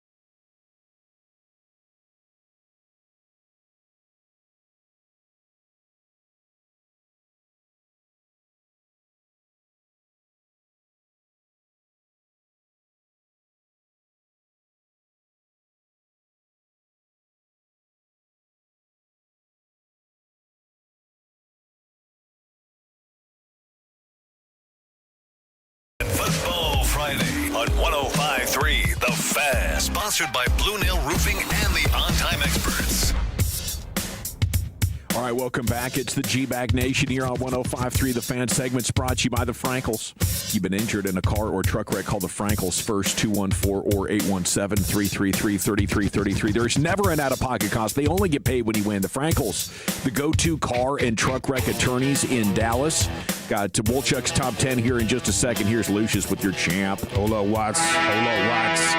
All right, our winner and champion of G-Bag of the day so far is the award-winning Texans and NFL reporter, Aaron Wilson. He was on live on social media talking to his fans. They were asking him questions about the draft, and he got caught with a bit. He should have just lied, bro. There aren't a lot of big name tight ends anymore. Everyone would love to have Kenyon Sadiq, but I don't think that's going to happen. So we'll see. I think that Dixon, my ass, is definitely swarm. I think he would fit in. Blake Fisher, swing tackle. Absolutely. Good. Aaron. Yeah, he's getting a lot of traction online, by the way. Is he? Yeah, he's getting a lot of traction. Could this be like a failing forward situation? Might be, bro. Might be. People that didn't know who he was, they know who he is now. Call him a draft expert. I mean, I kind of want to get him on a live chat now. See what else we could get him with. Some names at him. Yeah. I mean, that's the new generation. They love that cringy, ironic sort of virality. You know, maybe that's exactly what Aaron Wilson needed. He delivered. Long time member of the NFL community. You hate to see it. I don't know, Brian. Do you feel like when you bring these media scouts under your scouting umbrella, this is the first cautionary tale you need to tell them? This is what you need to tell them. If you haven't studied a player, don't even bring it up. If you don't recognize the name, don't even talk about it. Yeah. Yeah, it's safe to say I don't know. Yeah. I don't know, man. Listen, there's a lot of players out here. Mm-hmm. You know, you can, of course, tell them the Puka Nacua story. Yeah, you got me on that one. All right. Yeah, Puka Nacua for sure. It's time for Wolchuk's Top 10 of 220. Here's Zach with an H. Thank you very much. All righty. We're going to get to the top 10 best flavors of potato chips in the U.S. of A. What is your favorite? 877-881-1053. Oh, Miss Vicky's jalapenos. Dude, Miss Vicky's jalapenos undefeated, and those are perfect to put on a sandwich. Yes. They are so damn good. Like Jersey Mike's, you put a little jalapeno. Miss Vicky's on there. Get a little smashy smash. Crunchy crunch. Really good crunch. Oh, that's good stuff. Hey, Brian, don't get too excited, okay? Don't stand up. I know you're going to be pitching a tent when I tell you this. The reboot we've all been waiting for. Did you guys know this was coming? Peaky Blinders? Baywatch. Oh. We got a Baywatch reboot, okay? Fox is rebooting Baywatch, and guess who is going to make their professional acting debut as Grace, a highly enthusiastic junior lifeguard in this reboot? Pam Anderson's daughter? Does she have a daughter? I don't know. Quite the lineage. Hasselhoff's daughter? Hasselhoff guy. They need to bring him back. I mean, I hope we do get some cameos here, okay? I want Hasselhoff running on the beach. I wouldn't mind Pam, although if you just saw Naked Gun 2, Pam, I don't know if she's still got it anymore. Let's do drunken Hasselhoff eating a cheeseburger. You know? Cheeseburgers. And we just do a whole bit with this, and he's like running. He's got some mustard dripping off the side of his face. I love that. No, it's Livy Dunn. Livy Dunn is going to make her professional acting debut in the Fox reboot of Baywatch. Congratulations, Livy. Now, here's the thing. You think Baywatch... Congratulations, Baywatch producer people. Correct me if I'm wrong here, Lucius, but like... I don't know much about Baywatch, bro. But I think McGuffey's. Really? Yeah, I didn't watch Baywatch. The McGuffey show of record. Right? Nah, I didn't watch it. We're running, and we got the McGuffies. The McGuffies are just boing, da boing, da boing. I think Livy Dunn is more of a peach bottom. Yeah. Well, it's modern. Less McGuffey. This was the 80s and 90s. Everybody was obsessed with the McGuffies. And now we're more of a Georgia peach a derriere I like culture. that. Well, good for her. I mean, I don't know if she'll be able to act or not, but, I mean, that's a great opportunity for her, and I think that the gymnastics is now in her rear view. Baywatch is going like Cowboys' new staff. It's just like different traits, you know? It's just all traitsy. What are we doing here? Okay, we're going shorter corners. Now we're going rounder bottoms. Lower camera angles. Let's make this happen. Not sure if she can act, but we do know she can ass. Yeah, she sure can. Sometimes that's all it takes. She does. So this is a show, and she's actually going to be like a mainstay? She's wearing a bikini a lot of the time. Is this Paul Skeens? Yeah. Yeah, that's Paul Skeens' girlfriend, Livy Dunn. LSU gymnast. He needs to make a cameo, dude. Yeah, and I hear he might. As a baseball player that's lost on the Baywatch. 214 Baywatch was nap time. Yeah, here's the thing. Like, did anybody really? Paige Sporanic should have been the top choice, 817. I know Eric would have co-signed that. He'd have been all fours. Settle down. Howling at the wind. Woo, Paige, yeah, those McGuffies are real. But if there's another show, poor man, like it was the worst 2 days of his life. It was bad. The best part though was later on when we interviewed the other Paige, Paige Van Zandt, and her fellow slap face fighting girl that was with her that I can't remember her name. Eric just removes himself from the interview. He sits at the table far away and is just like staring at his phone like, I want no part of this. I was chopping it up with Gojo at the time. Yeah. Golick Jr. swung by and I was like, yeah, let's talk ball. The funniest thing Just was bro down. last week, though, at the baseball park when Brazil was playing, and Dawson tries to draw everybody into that one. Yeah, and Chief's like, I really can't see. I'm pleading the fifth. There's like a row I can't see anything. Sorry, man. Next topic. We spin the wheel of topics. I don't know. What? Wait a minute. What are you talking about, Dawson? I can't see. I think Wolchuk was out sick. I was trying to get their ruling. Is that a real or fake butt? I was listening. And I couldn't figure out for about 30 seconds. The whole thing was awesome. Why Eric appeared to not even know who I was talking about. I was just looking at Jock Peterson the whole You're like time. giving him direction, like right there, row 2, right in the front there. Like, Right come on, there, you see right her. there, You see her, right? No, not at all. Eric's like, Dawson, who are you talking about? I can't see. There's a row of people in front. We getting Crosby or what? Yeah, so what's happening? What? No. And then we have the Chicago Blackhawks and the Ottawa Senators are going to face off in a pair of NHL regular season games in Germany during the 2026-2027 season. So we had the Finland game that the Stars took part in last year. And now the NHL is taking on Dusseldorf, Germany. So we're expanding, baby. I like this. That's right, comrade. We're bringing our hockey to you. Let's go. All right. Here's the top 10 flavors of potato chips. I'm with you on the jalapeno Miss Vicky's. Those are undefeated. Is this They're people delicious. people voting on their flavors, or is this by sales? No, this is just the U.S. What are the favorite? Yeah, I guess it would be by What are sales. you doing over then. there, Broadus? Top 10 potato chip flavors in the USA. So this is probably by sales. Okay, very good. Yeah. I was just curious about that. Yeah, sure you were. This is the most popular nationwide. Is the salt and vinegar the most polarizing? It's at 4. Okay, good. It made the top 5. And I love salt and vinegar. I will say you eat too much, it does do something to your mouth. Yeah, it'll There's a eat burning. at you. Yeah, I'm like, ooh, I've outdone acidity myself on the here. tongue. Like, ooh, I need to stop, but I don't want to stop, but I need See, to. I think these chip flavors need to be a little bit more subtle when you're talking about that salt and vinegar combo. Yeah, it's really blasting you. It can get aggressive. But I do appreciate that flavor. I do like it too. Those ones that you had me try in Surprise. Oh yeah, the Boulder Canyon. Now that they've got new flavors, dude, those were delicious. Were those incredible? So darn good. Yeah, bro. the hickory barbecue's really good as well. I know, and I had to punt on the hickory barbecue one because I didn't eat for 2 days while I was there, so I just left those in the room. Wow. I should have stashed them in my bag. Yeah, I bagged those things, man. I should have stashed them in the plane bag. snack. Yeah, that was a silly mistake on my part. Lucius, your top chip flavors, my friend. Right now, I've been rocking this, the nacho cheese Doritos. Right and true. That's very old school. But the Mexican style, the Mexican chip ones. Sabritas or something like that? No, it's not a green bag. It looks just like the nacho cheese Doritos, but it's like kind of a little darker. Okay. The bag is a little richer in the color, but them things are good. Sabritas or whatever they're called. Okay. Yeah. Sabritas. Classic is the ruffled cheddar and sour cream. Yeah. Oh my gosh. Yes. So damn good. Those are number 5 on the list. What are all dressed? That's number 10. All dressed flavor all dressed chips? potato chips. I've never had that flavor. Is that like an everything bagel? Is that what all dressed is? 877-881-1053. Help me out here. All dressed. It looks like it's a purple bag of Lay's. Okay. I'm gonna have to get a feel for what the actual profile is. 682 Miss Vicky, spicy dill chips are pretty elite as well. I do like the pickle chips. Savory, tangy, and sweet is the all dressed. Sounds pretty good. So yeah, maybe like a sweet, tangy barbecue style. I've never I don't know. seen this Miss Vicky's you guys speak of. Really? You've like never kettle been to chips. like Jersey Mike's? Isn't Jersey Mike's got that like on the rack I or like never a get Subway or chips there. something? I never get chips at there. Miss Vicky's, she's been getting it done in the chip game for a long time. Man, I just took a glance at you, and Michelle's doing work. You're looking slim, my dude. Yeah, it's because I sat in a chair for 4.5 hours. Is that what it is? You can't eat. You're dropping some weight. Yeah, No, I can't eat. It's obvious. It hurts. You're doing well. It hurts. Maybe.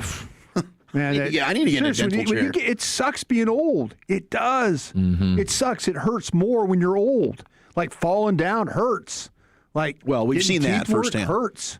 You know? God, Yeah, when dang, you guys, I hope you guys don't have to go through that. When you were bouncing around yesterday about Blake and like whatever bad happened to him also happened to Broadus, I'm like, wait, did he fall in the Avis parking lot? Did he take a spill? But he's too athletic for that. You didn't see me fall at Pickler. Woolchuck did. I know. I'm glad I didn't have to witness that. Yeah, that was. I really felt bad. Woolchuck was made sad. Yeah, I didn't want to even bring it up on the air, and it hurts. You just did. Okay, so Thanks, 817. Michelle appreciates that. No, she's doing a good job. She's keeping you lean, man. 817 said She's all gonna kick dressed. me to the curb.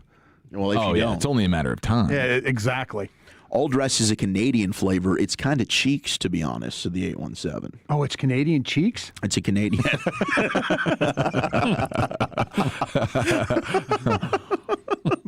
Yeah, it's Canadian cheeks. Voodoo chips are goated. Zap Voodoo spicy chips are voodoo. good. There we go. Now we're dancing. Ketchup flavored Lay's is another good one from the Great White North. I'll tell you, ketchup flavored Simba chips is what we have in South Africa. They're Simba chips, and they love the ketchup flavored. And I had them there. Honestly, everything just kind of tasted better. I don't think they're putting as much like artificial Lion flavors. King play? I don't think so. Oh. I thought the same thing. No, I think it it's is. your daughter How could that it eats not be? ketchup on everything, right? My daughter loves ketchup and ranch on everything. You On don't everything. think so? I'm looking at the Simba chip bag right now. It's definitely a lion on Well, there's a line, but I don't think it's based off the Lion King. You know, it's Simba chips. it. Completely different. 100% different. There's a line on the bag. I'm just telling you, man, I'm South African, all right? Yeah. Well, I mean, Woolchuck knows. Have you been to South Africa? No. Have I? Yes. Okay. I do have Google. You do have Google. You're right. They got a lot of smoked beef flavor on the Simba chips. They got the cheese and onion flavor, Mexican chili flavor. Cheese and onion. They got a chutney. Yeah, chutney's big. That's, I haven't figured out what to eat chutney on yet. Mrs. H.S. Balls chutney flavor. I'm not joking you. This is a real chip. Balls flavored, huh? Yeah, the Balls chutney is good though. I've had Balls chutney. It's actually the number one chutney in all of Africa. Yeah. Okay. Is that better than the duck sauce flavor? It's better than the duck sauce. My dad's a big Balls chutney. And by the way, happy birthday to my dad. It's my dad's birthday today. Yeah. I'll get you some Balls chutney on the way home, Dad. How old's your dad today? 57. Wow. Well, I'm older than your dad. I'd like to smoke a birthday heater with your pops I'm today. older than his dad. Yep, you are. Pops You're only 57? 57. Young and spry. He's looking good. He's only 7 years older than Dawson, right? He's doing a good job. Wow. Hey, no, wait, I forgot time Dawson out, was kind time of an out. old bag. Did you know his dad was 57? He had I me young. wondered how close in age we were, you know. I was going to assume, my parents are in their 60s. I would have just assumed that pushing 60. yours But I would kind be of as had well. an idea but about your folks. I didn't have an idea about your dad. I didn't have an idea about that one. No, I mean, it could be 67. I might have just ball sacked you. It could be 57, and I didn't want to say that he was 67, but All right. whatever, with 5 or 6, we're just going, he's 21, guys. Don't even ask. It's rude to ask ages, okay? 9 is kettle-cooked original sea salt. 8 is dill pickle. And I like pickles, but I haven't messed with the dill pickle chips. Pickle chips are pretty good, dude. They are good? I like a lime. I like the combo of like a flaming hot situation with like a lime flavor. Like you get the lime The lemon. Lay's, yeah, with like like a some flaming hot Cheeto puffs. That is just like a ridiculous That sounds combo. good. 7 is flaming hot. 6 is jalapeno. There you go. There's your kettle-cooked jalapenos. 5 is cheddar and sour cream. So there you are, Lucius, which is cheddar and sour cream is a phenomenal combo. 4 is our salt and vinegar. I like those. 3 is the classic sea salt. I like that too. 2 is sour cream and onion. I'm out. But number 1, the best flavor of potato chip, according Plain. to the US of A, barbecue. Barbecue. Barbecue. Kind of fake. Yeah, no, it's definitely fake. And there's some barbecues that are good. There's others that, I can punt on. Yeah, I think the Boulder Canyon is doing it extremely well. They are with that hickory barbecue, but like the Lay's barbecue chips, it wasn't usually my smoky? bag. It's not They bold kind of enough. smoky flavor? It's not tangy enough. Yeah. It's not enough. It just tastes like a bad regular potato chip to me. That it got some weird seasoning spilled on it. If you ask me, that's shocking. Woolchuck. Jalapeno's the best. And Miss Vicky's, I think they do it the best. Miss Vicky's great. Top 10 at 2:20 every afternoon here in the G-Bag Nation. Right after we replay you the G-Bag of the Day champ. We got Biggest L and Biggest Dub coming up next, Chief. Where are you taking us? Yes, sir. 877-881-1053. Where have you taken some L's this week, more importantly? Where have you gotten those personal victories? That's next here on The Fan. Okay, I want to chat Frankles with you before we do anything else, though, because life's unpredictable. You never know when you or a loved one could be injured in a car or truck wreck. Could even happen on a day like this when it looks pretty nice out there, pretty perfect weather. But, negligence can strike when you least expect it. And the unfortunate reality is when you get hurt and it's not your fault, the guilty party is going to try to blame it on you. When that doesn't work, they're going to try to get you to settle for less.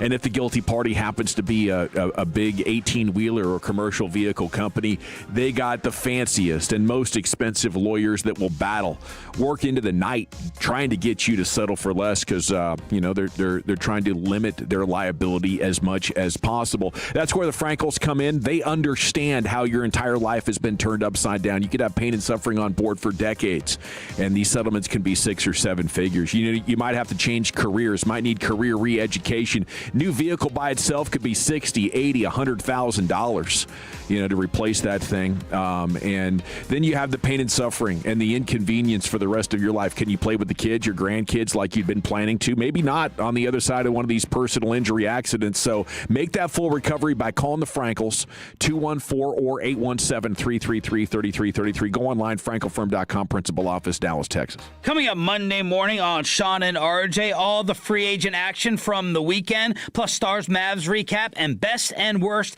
at 7:40 in the commercial-free expressway. It's a Monday morning on The Fan. Cowboys fans, the NFL offseason is heating up. Before summer temperatures come on with a full blitz, schedule a first-time $59 AC tune-up and professional cleaning with On-Time Experts. Proud partner of the Dallas Cowboys. Here's the truth. Dirt, dust, and debris are the #1 killers of air conditioners. Most companies do a quickie system check, but at the On-Time Experts, we remove all that harmful buildup. Go to theontimeexperts.com and schedule your $59 tune-up today. The On-Time Experts, a proud partner of the Dallas Cowboys. Follow here, and I want to show some love to the 817 if you're looking for that brand new vehicle this weekend. I got the spot for you. It's the all-new Alliance Hyundai, ladies and gentlemen, conveniently located right there in Fort Worth, I-35 and Golden Triangle. It's basically in my backyard, and it's fantastic. I love Ryan Watson, the owner, big-time Tolo, and I worked in the car business for a couple of years. Let me tell you, they are doing things second to none. His team and their commitment to honesty, top-notch service, treating every customer like family is absolutely the real deal. I've seen it firsthand, and it's why people keep on coming back. Right now, you can catch a big dub with the Hyundai Getaway Sales event. It is happening at Alliance Hyundai. Every new Hyundai comes with America's best warranty. 10 years, 100,000-mile limited powertrain warranty, plus owner's assurance for total peace of mind. You can get great deals like 0% APR on the 2026 Hyundai Tucson. You can get 0% APR and $13,000 off MSRP on the all-new 2026 Hyundai Ioniq 9. And they have a great selection of the all-new 2026 Hyundai Palisades ready to drive home today. So make sure you capitalize on that.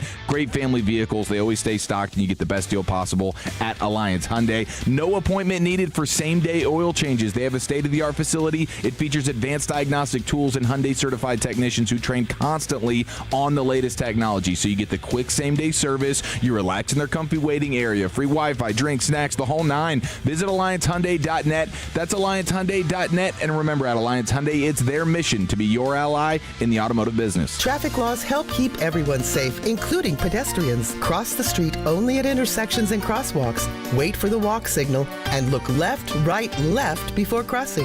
Be safe. Walk smart. A message from TxDOT.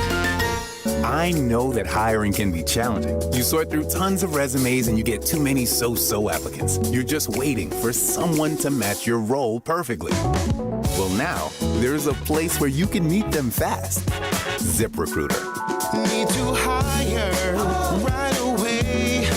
Start your search for strong candidates. The right fit awaits. Build your team. Build it sooner. Meet your match on ZipRecruiter. Just head to ZipRecruiter.com/free right now to try it for free, and you're on your way to meeting your match. 4 out of 5 employers who post on ZipRecruiter get a quality candidate within the first day. So try it now.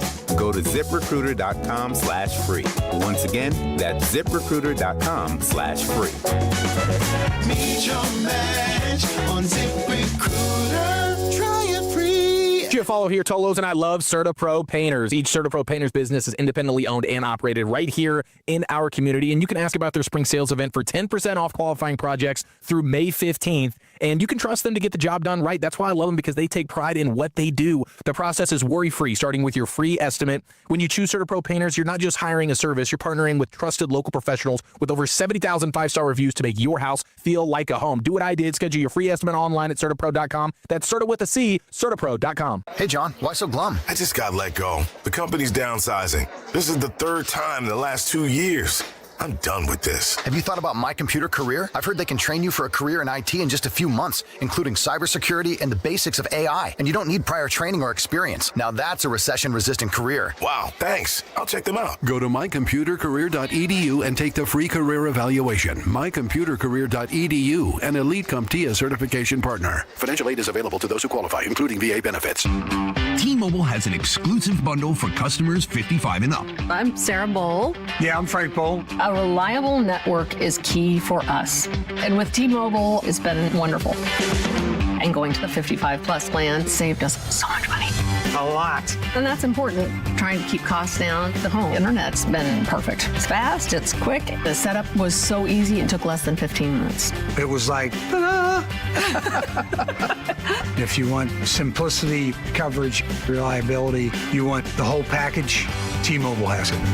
Right now, T-Mobile customers 55 and up can get 2 phone lines on America's best network, plus America's fastest 5G home internet for just $30 each.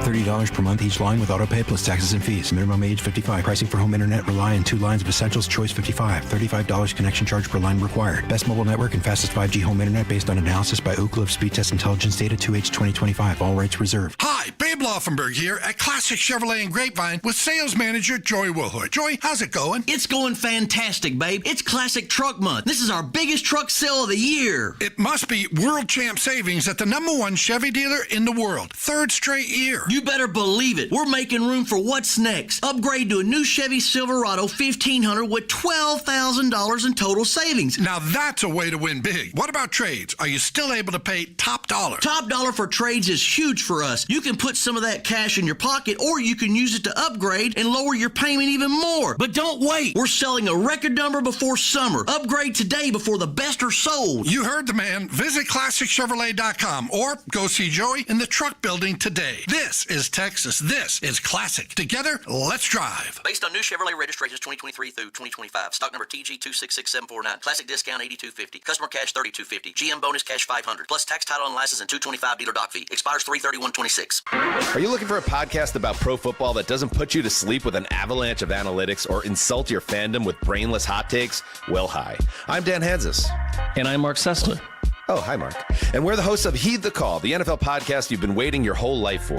Heed the Call covers every game, every storyline, everything that matters, and we do it all with a touch of mirth. Football is fun. Why shouldn't your football podcast be the same?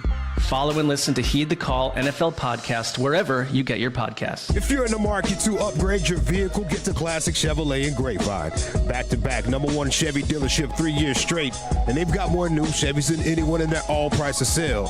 Silverados, Tahoes, Blazers, Malibus, Equinox, and more. Visit ClassicChevrolet.com. This is Texas. This is Classic Chevrolet. Together, let's drive, relax, and enjoy the difference. Based on new Chevrolet registrations 2023 through 2025. Thank you, Lucius. It's the G-Bag Nation here on 105.3 The Fan. NFL insider Jordan Schultz is coming up at 3 o'clock.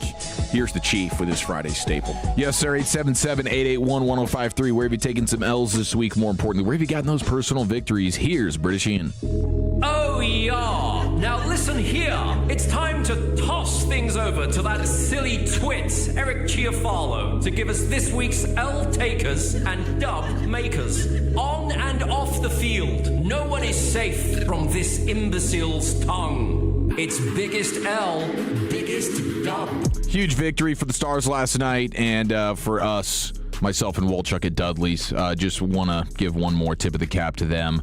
Outstanding night, incredible atmosphere, food, drinks, and You do it again, huh? the wait staff. Everybody was just super, super friendly, and it's a great establishment, like an all-time spot to be able to go sit there and watch some sports and fellowship with the fellas. So shout out to Dudley's. We had a spectacular time, yes, and hopefully we will run it back there because that should be a mainstay for any sports They have fan a here patio? locally. Yeah, They do. yeah. Front patio, And beautiful indoor spot. We need a springtime sit outside and patio. Yeah, I wouldn't mind it. I mean, Couldn't especially agree more. for March Madness, like next week, Yes. for all the tournament action. Yes. Dudley's is definitely the spot I would recommend going to. In fact, my 64-year-old dad, who's turning 64 today, I might take him there over the weekend just to party there at Dudley's. Happy birthday, Dad. Not 57 years old. Who said 57, I don't know. I think it might have been Broadus.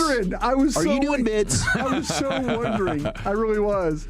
I'm like, I thought I was Wolchuk's dad's same age. Yeah, well, basically. yeah. When he said 57, it just threw me off. I've slept since then, okay? It's 64, Brian. Did he catch it? Yeah. No, my mom's like, I'm listening. It's actually 64, honey. Happy I'm birthday. 60. I'm like, Happy birthday. We love you, Dad. Let's go. Papa Wolchuk, happy birthday, my friend.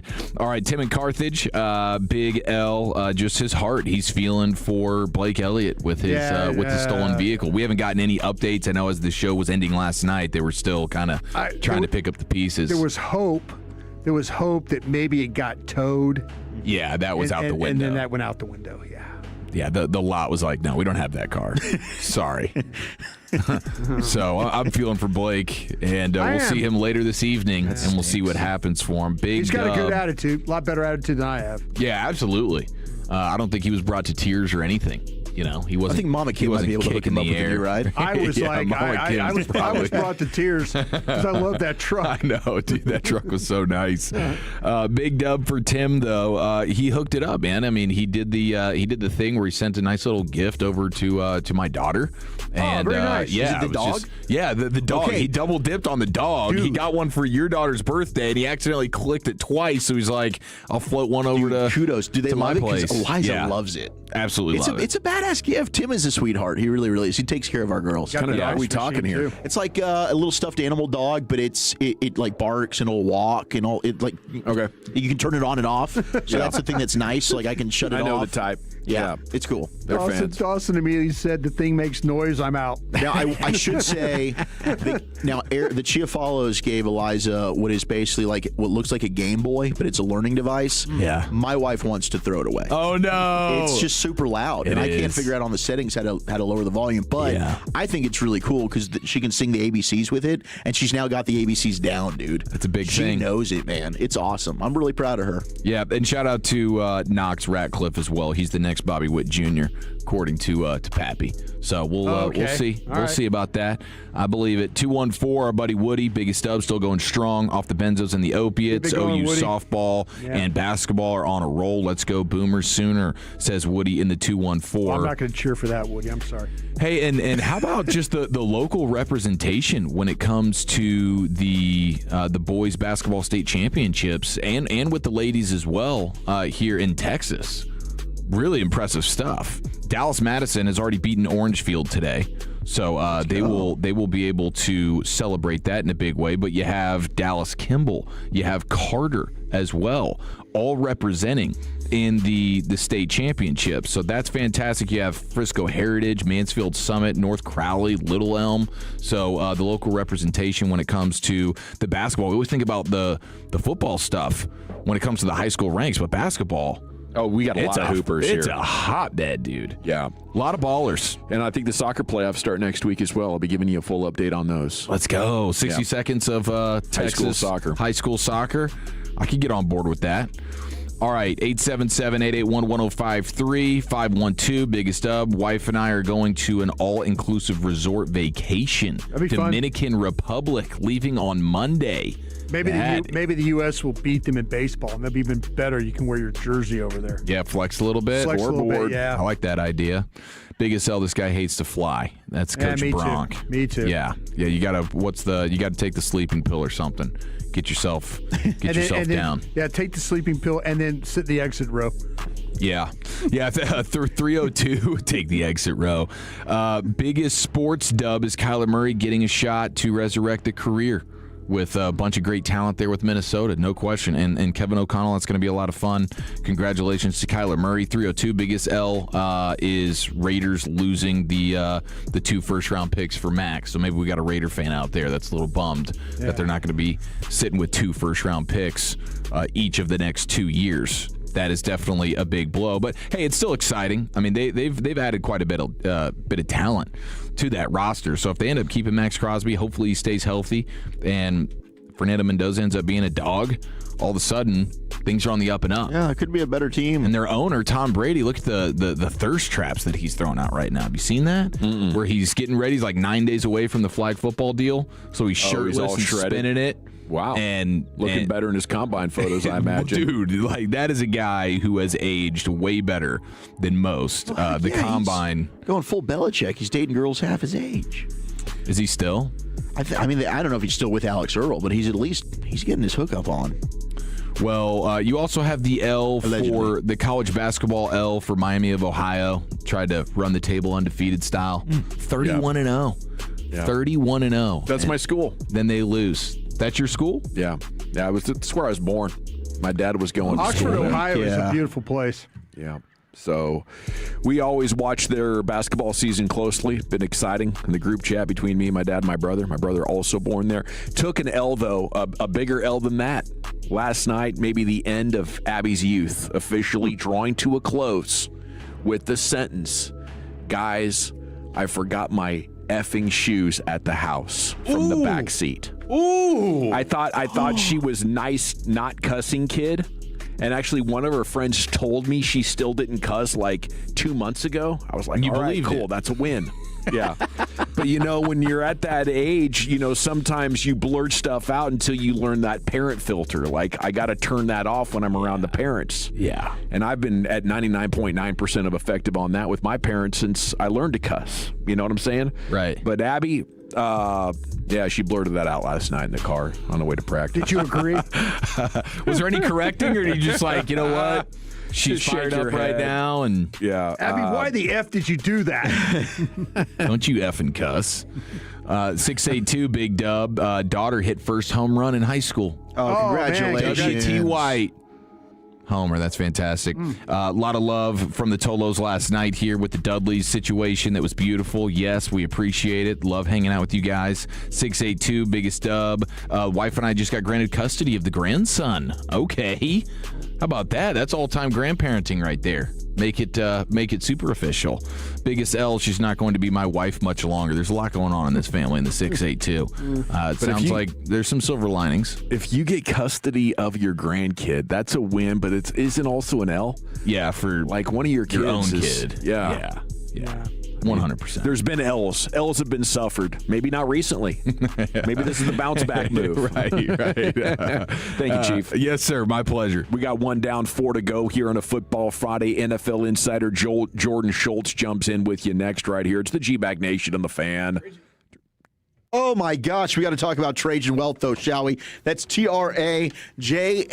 My goodness gracious. If your teammates aren't cutting it, what you need to do is you need to go ahead and plan for your future with Trajan Wealth. I've done it. Eric's done it. And we are feeling way more confident with much better peace of mind when it comes to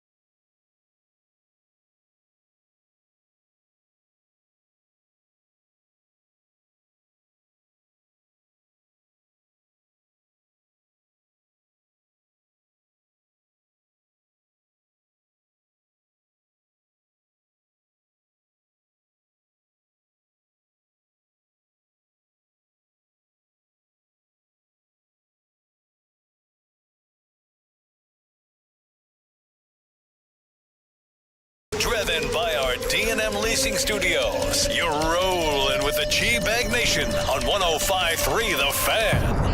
Here we go. It is hour number 2 of the G-Bag Nation on 105.3 The Fan, and we are about to be joined by NFL insider Jordan Schultz here with you on your home of the Cowboys. We'll talk football. Lucius just trying to get a hold of Jordan Schultz over there, Wolchuk, so if you could shoot a message to your guy, that would certainly be appreciated. How does this impact the draft is, one of the questions. What else could the Cowboys be up to is another one. As right now, if you go into the draft like this, it's clear you need a middle linebacker. I feel like the Cowboys are fairly comfortable with that. We've noticed that over the years where they can go into a draft having a clear need and having a blinking red light. I prefer not to do that because it leaves open the possibility of taking best player available or passing on best player available if you desperately need a position. So hopefully the Cowboys have something in mind here. One of the two Bobbies, Okereke, Wagner, as NFL insider Jordan Schultz, host of the Schultz Report with Jordan Schultz, joins us now here on The Fan. And a good afternoon, sir. How are you? Fellas, doing well. Thank you. Man, are the Cowboys sniffing around doing anything else here as we go into this weekend? I haven't heard much yet. I think the big move with Osa was pretty interesting. It's one of those deals where it's really hard. It's frankly impossible to pay 2 DTs or 3 DTs 20+. You just can't do it. And Osa's a terrific player, 27 years old. That deal came together pretty quickly in the span of 2 or 3 days. The Niners identified him as the guy they really wanted. And the reason that they were sort of waiting and slow playing free agency, the Niners, was because they wanted that deal done. And obviously Dallas got back a really healthy pick in return, and perhaps it can be a win-win. But overall, if I'm a Cowboys fan, I think I feel pretty good about things, all things considered. Where do you think they help themselves the most? Is it with Rashan Gary? Is it Jalen Thompson, the corner last night, Kobe Durant? What do you like about this class? The Durant move was solid. I thought early on that, he might even get a multi-year. I like that move. I thought the Jalen Thompson move was terrific. He's a guy that is about as consistent as it gets from a safety perspective. He's just a really good football player, and that's, the reason the Cowboys, among others, one of the reasons they've struggled is because, giving up big plays in the back end, and the addition of someone like Thompson, who's played a lot of football, who's super smart, high character football guy, that's going to make a big difference. It's not like, the biggest splashy move, but sometimes that's okay. And if you're the Cowboys, you're thinking about what did we need to do when it came to this free agency? It was secondary. That was a huge factor for them. So they get Thompson, they get Durant, obviously bring back Sam. I thought the PJ Locke move was another one. Coming from Denver, played some great football. I mean, that's a pretty cool story. He almost had to retire with a very, very rare back surgery 2 years ago. Comes back and played great for Denver last year. So none of these moves super splashy, but I think all of them pretty productive. Javonte Williams was a guy, obviously, you had on your show during the season. He got re-signed pretty early on. But when you look at kind of the way the running back market's gone, how much of a value is that re-signing now for the Cowboys? That was first of all, when that deal came out and we heard 24/3 with some guarantees, I think the first thought process was, why would he take that deal? But the more you asked around, the more it made sense that the running back market, despite a lot of the big names, was not going to have the same type of maybe numbers that we had anticipated coming out of the Combine. And that deal happened, I think it was right before the Combine. So I like that deal a lot for Javonte. And I also felt like Dallas had to do it. Dallas had him last year, and he had a massive rejuvenation for them. He came from Denver where he had a major knee surgery about 2 years ago, and he played great football for them. And a lot of it, too, was he wanted to stay. He felt like he had found a home. The Cowboys felt like he was a guy they needed to retain. And it's one of those things, too, where, like, Javonte, from a synergy standpoint with Dak in the backfield, it's just not something that I can overstate the value of it. So, and then you saw, like I said, you saw the running backs come off the board. Some guys got some nice numbers, but by and large, coming out of the combine, we had heard bigger numbers and didn't quite materialize. So I like the move for both sides. Jordan, one name that we've been throwing around that we'd love the Cowboys to get involved in, and I don't know how much info you've got, but what's the buzz around Minnesota Vikings edge rusher Jonathan Grenard right now? Yeah, so Grenard is tricky because he is a very good player, Pro Bowl caliber player. I think he's 27, 28, I want to say. They're trying to trade him. They've got multiple suitors. But the issue with him is he's going to want a new deal. And anytime you have a guy that you're trading for, you have to give up draft capital. That's one part. But it becomes a lot more complicated when that player is going to want a new contract. And he's got a lot of stuff to him. He's a very good player, and I think has a lot of really good football left. To me, that's the type of player that Dallas should go after. You mentioned the Rashan Gary trade. I still think they need more juice coming off the edge. He can rush. He's a really good tackler. I would be surprised if he wasn't moved, but I also know that you're going to have to pay him a big salary on a multi-year deal, and that's probably why it hasn't happened just yet. NFL insider Jordan Schultz with us. Is there any chance in Pittsburgh that they would want to deal Nick Herbig, who's a popular name for Cowboys fans to dream about trading for, or Alex Highsmith? Yeah, who do Cowboys fans want more? I'm curious. Probably Herbig because of the age, maybe. I don't know. Yeah, salary's even lower. Yeah, he's 24. I'm looking at it right now. I'm looking at what he's making. Yeah. I haven't heard that. The one name I had heard coming out of Dallas was Cameron Hayward, and then they ended up working out a deal with him. I haven't heard anything about Highsmith or Herbig. I mean, if they wanted to move either one of those guys, there would be a massive market. I would be surprised at this point if they did move him. I know Dallas likes him, but everyone likes Nick Herbig. So, but no, I haven't heard that just yet. Can the Cowboys go into the draft with this situation, inside linebacker being what it is right now, or do they need to add some depth? So this draft is one of those deals where it's not. First of all, there's probably 12 to 14, 15 true first-rounders, which makes it complicated because if you want to move up, you have to get really inside the top, I'd say 8 to 10, 12.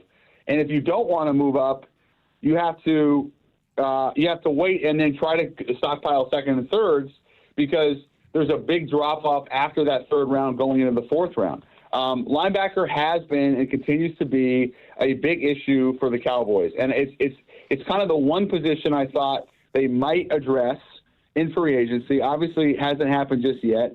I'd have to look at my sheet in terms of what bargain type of backers are available. Other than Overshown, who's tremendous. I think Shamar James could be interesting for them. Obviously, I love Ezeraku, but no, I mean they need another backer. I would be surprised if they found it in anything but the draft. I'm just looking at who's available. No, this is probably something that they need to address in the draft. Yes. What do you think the chances are that Sonny Styles does make it to 12? Is that a long shot? I would say that would be stunning. Stunning. Yeah, I don't even know. I mean, I have to look at the draft in front of me, but what the performance he put on at the Combine is, frankly, one of the more impressive things I've ever seen. And I'm just getting word that the Panthers are signing Rasheed Walker, who, by the way, was one of these big ticket items in this free agency class. What do you got? Why do you ask so much about backer, though? I'm just curious. Well, the Cowboys are in desperate need right now. They don't have, outside of Overshown, you mentioned Shamar James, and it's Justin Barron who has not started. They were trying to go after, as you know, Nakobe Dean, Quay Walker. They struck out. So inside linebacker is just the biggest glaring need right now for the Cowboys. Yeah. I think so too, guys. I got to take this. Give me 1 minute, okay? Okay, absolutely. Jordan Schultz Breaking has some news. breaking news on his hands. He's got to take his cell phone and pick up mid-interview with us here in the G-Bag Nation. But yeah, I'm not hallucinating on that one, right? No. Middle linebacker, inside linebacker, biggest need going right now, Chief? Yeah, it is. I mean, they have other needs, but you have guys and bodies at those positions for the most part. Linebacker is where you're really dry right now. And especially with Overshown being the guy, it's like he's still a guy that you can't totally depend on from a health standpoint. Like, I would argue I would like to get 2 in here. I was hoping to get like a veteran free agent guy that could come in, plug and play, and then still draft a guy in what is a pretty strong linebacker class. So Jesse Hawley on DLLS today has a pitch out for Bobby Wagner, and he's talks about he's one of the premier run defenders in the history of the league. He loves the veteran leadership that he could possibly bring. I mean, I know we've been kicking the tires on who else is out there, and Gavin, you brought up Bobby Wagner. But among all defenders, first in snaps, first in tackles, third in stops, tied for 5th in solo tackles, 5th in tackle rate. I mean, I don't think there's any doubt in terms of leadership, the football IQ, the run fits, all that's there. I think the weakness now is in coverage. I mean, I thought that was when we were getting ready for Washington both times last year. It was like, ooh, he's stiff. He's susceptible now. Like you can find mismatches of him in coverage, but at this point, when you're looking at who else is available, I mean, we've linked Bobby Wagner to Dallas before because of the Dan Quinn connection. Maybe, I know he's 35 years old, but if you're looking for a bridge just to go into the draft and know, okay, at least I've got somebody, maybe Jesse's onto something with Bobby Wagner. And with how much you are looking at your defensive line and saying, we are going to stop the run with these guys, making that a priority with Rashan Gary and, what Quinnen Williams and Kenny Clark can do. And Ezeraku is already really good at stopping the run. Maybe you're looking at your linebackers like, we don't need you to help that much stopping the run, and we really need a coverage guy. We need a linebacker that is going to be balanced and help us stopping the pass as well. And if that's the case, then I don't think you want Bobby Wagner, and that's why I would say you have Okereke. But Okereke has started missing tackles in the run game at the highest rate. It's like the opposite. You got one or the other. But I think it is remarkable that's possible for the Cowboys to pick which one they want to help the most. And, with $8 to $10 million, you could get either one of those players right now. Is that too much money for them? I would hope not, because you got nothing going on here at middle linebacker. Exactly. Like beggars can't really be choosers at this point, and you need somebody who can come in and at least bring something to the table. At this point in free agency, you're not finding perfect players, just super well-rounded dudes, but you will get them on the cheap. He was just on a 1-year, $8 million deal with the Commanders, so he'd probably take the same thing, maybe even a little bit less. Yeah. And that's a guy who can at least, when it comes to run defense, you've got a guy there. In coverage, as y'all mentioned, I mean, he allowed the most yards after catch in coverage this past season. Like, you don't want him on the field when it comes to coverage situations, but you could manipulate that. You got 159 tackles from the guy last year. Like, I don't even know if it's recognized or appreciated how he's kind of an ageless wonder with his ability to do that one thing at such a high level that PFF actually had him as a top 10 linebacker overall last year. Right. I don't think he'd be a top 10 guy in consideration if you could start picking and choosing from all the linebackers across the NFL, but at least in a grading sense, that's how amazing that he is. And now you're in a situation where, are you sure that the 20th pick is going to be good enough, or is there this massive learning curve? That's entirely possible. As much as you might like Rodriguez and his football IQ, or CJ Allen calling plays on the field for 2 years in a row, there's just a difference in the speed of the game, and it might take a significant portion of the year, multiple years, to make that adjustment, and that's a big enough thing. And then you talk about the communication and the recognition that you need from your green dot guy. That's going to take a real special guy to be able to do that as a rookie. 100% it is, and I do think having a veteran to kind of bridge that and maybe ease in, because I think C.J. Allen and Jacob Rodriguez, the football instincts, the mental IQ, the processing, both those guys to me are two elite linebackers when it comes to that. I think Rodriguez makes more plays. That's why I like him over C.J. Allen personally. I think when you watch him, the difference-making plays, the ability to turn over the football, I get why some project out C.J. Allen maybe to be the better player, and you have the connection on staff with his former Georgia coach. But there's things that Jacob Rodriguez does to me, why I love him so much, that they're not coachable. He's just got an innate feel to get to the football and punch it out, and I think that does translate. I've gotten in some back and forth on Twitter with others that are like, nah, you can't go ahead and bank on those turnovers. I'm like, Peanut Tillman made a career on this. Like, if you're somebody that just has a nose for being able to get to the football and punch it out, that is a skill set. It's not just luck that somebody's able to do that. I think Avion Terrell is one of those guys that has that too from Clemson. Yeah. And I'm with you. I'd be happy with either Rodriguez or Allen, but from a team building perspective, I need more certainty in here. I need a bridge player, and even if it's not a bridge player, like if the rookie absolutely hits, you need 2, 3, 4 quality linebackers, and right now the Cowboys are still stuck on one. Thanks to Jordan Schultz for joining us. He is the host of the Schultz Report with Jordan Schultz. You can get that where you get your podcasts. C-Notes coming up next. We'll get you the Cowboys news of the evening here on The Fan. I have to chat D&M Leasing with you before we do anything else, though, because if you want or need a brand new vehicle, D&M Leasing is the best way to do it. Just call them and tell them what you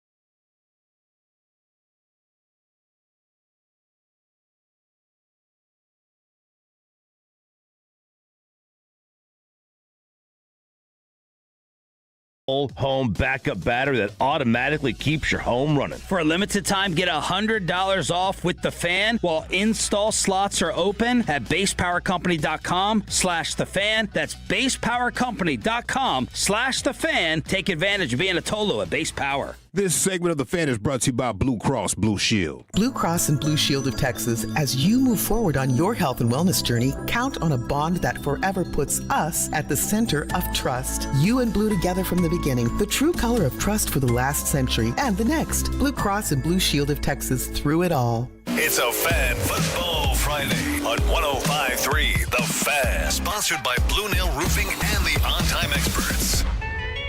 All right, Jerry Jones has spoken, and we'll get you some quotes on this. Updated Jerry perspective following a very eventful week of free agency here in the NFL. We'll get Jerry's thoughts on Osa and Maxx Crosby and more in our analysis of what he had to say. Segments brought to you by the Frankels. If you've been injured in a car or truck wreck, call the Frankels first. 214 or 817-333-3333. With the Frankels, there's never an out-of-pocket cost. They only get paid when you win. The Frankels are the go-to car and truck wreck attorneys in Dallas. All righty, we'll start with Jerry on Osa Odighizuwa to the Niners. We needed to spread it around a little bit on what we have available to us with the cap. More importantly, we can put it in some places that probably get more mileage out of what is done. That's not taking anything away from him individually, but we've got two outstanding players with Quinnen and Kenny Clark. We have other backup players, plus we don't want to rule out drafting a player, so we thought that was the best move. Osa has such high character. He's done such an amazing job in his career. You could say, well, aren't you going to go in the wrong way when people of his quality, his caliber aren't on the team? But that's the reason we were able to get what we thought was a really beneficial result for the team. We got the third-round draft pick. That pick will be very helpful to us, and that also lets us put those resources that we're going to spend there in some other spots that we need help. I think a lot of that makes sense, maybe other than saying pick 92 is a premium asset, but maybe you're going to knock it out of the park. Cowboys have been doing well with their third-round picks. Maybe I should give them more credit for that. Yeah. You know, they know this draft class is strong. But, yeah, it was redundant. It was not an efficient use of resources to have three $20 million defensive tackles. And, you know, you're going to a system that maybe prioritizes your defensive linemen being able to stop the run a little bit. But, man, that's an awful big bullet to bite, a $16 million bullet for $4.5 million of cap space. So hopefully that works out. I think they put themselves in a real situation to be criticized by fans and media if it doesn't. I think the coach convinced him that he can't use him. I think that's why they made the trade. I mean, they San Francisco was the team that they struck out on. They lost out on our guy from Franklin Myers. Yeah, when they lost out on Franklin Myers, Dallas is the one that called them.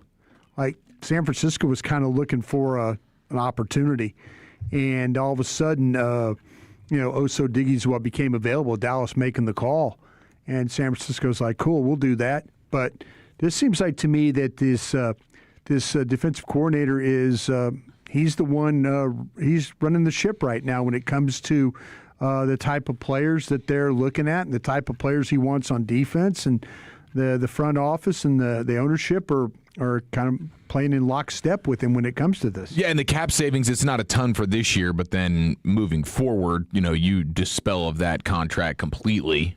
So, I mean, there is some benefit there, a little bit more big picture, and then hopefully you nail a pick at 92. That's not the easiest thing in the world, at least from like year one impact. But, yeah, I think big picture it makes sense, but it is an immediate half step back. Yeah, when he's talking draft, there's no way he's talking about a defensive lineman at 20, is he? Caden McDonald, Keldrick Falk. That's interesting. Yeah, I mean, I think Keldrick Falk could be on the radar. Peter Woods from Clemson. Peter Woods was one I would keep an eye on. Yeah, I mean, I like Woods a lot, and they met with him at the Combine, and he talked about how he thinks the 4-eye could be his best spot. Marcus Dixon was working him out. Keldrick Falk, I mean, we've talked about him quite a bit from Auburn. I think that he's a mystery. He would fit in terms of playing the defensive end spot and being able to play that gap and a half, but he's not. I don't know that you'd be playing him now with Rashan Gary and Ezra Rock, who has that stand-up edge. I think he would play the ends for you. They need a pass rusher. I mean, they really need a pass rusher here. I mean, that's they've got the guy to play the edge as far as playing the run and stuff, and that's with Gary. They need to go get somebody that, unless you're just banking on Donovan Ezeraku to be that guy. I hope. But man, right now, that's just kind of like you're in a spot where you're just really not too sure. Jerry was also asked about the Cowboys' improving defense, which I'm probably more willing to say today than I was yesterday with the addition of the corner Kobe Durant. Now you're not depending on Savone Revel as much. Added another quality starter to the team, and congrats to them for that. I guess the Rams didn't think he was good enough. They replaced him with the two guys from the Chiefs. But Jerry on the improving defense, quote, I feel very good about it. We have nowhere but up to go on defense. That's not anyone's fault at all. Yes, it is. It's your fault, Jerry. You oversaw the operation that drafted all these guys. That's why your defense has been horrible for 5 years, save for a nice little run by Dan Quinn in there. He says, but we're going to almost assuredly be much better, and I'm betting on us improving on offense. That ought to get us with a better feeling when we get into December. Yeah, maybe you could move into the middle third of teams defensively. Maybe you could just move to the top of the bottom third. That'd be great if they had around the 21st, 22nd best defense. I don't know how you're planning on improving on offense. What's the plan there? How are we going to get better on offense? I guess Booker will be better. Guyton can be better and stay healthy. Maybe that you figure out a way too when you get Pickens back on the team for training camp. Maybe you're going to figure out ways to get him more involved when teams try and take him away.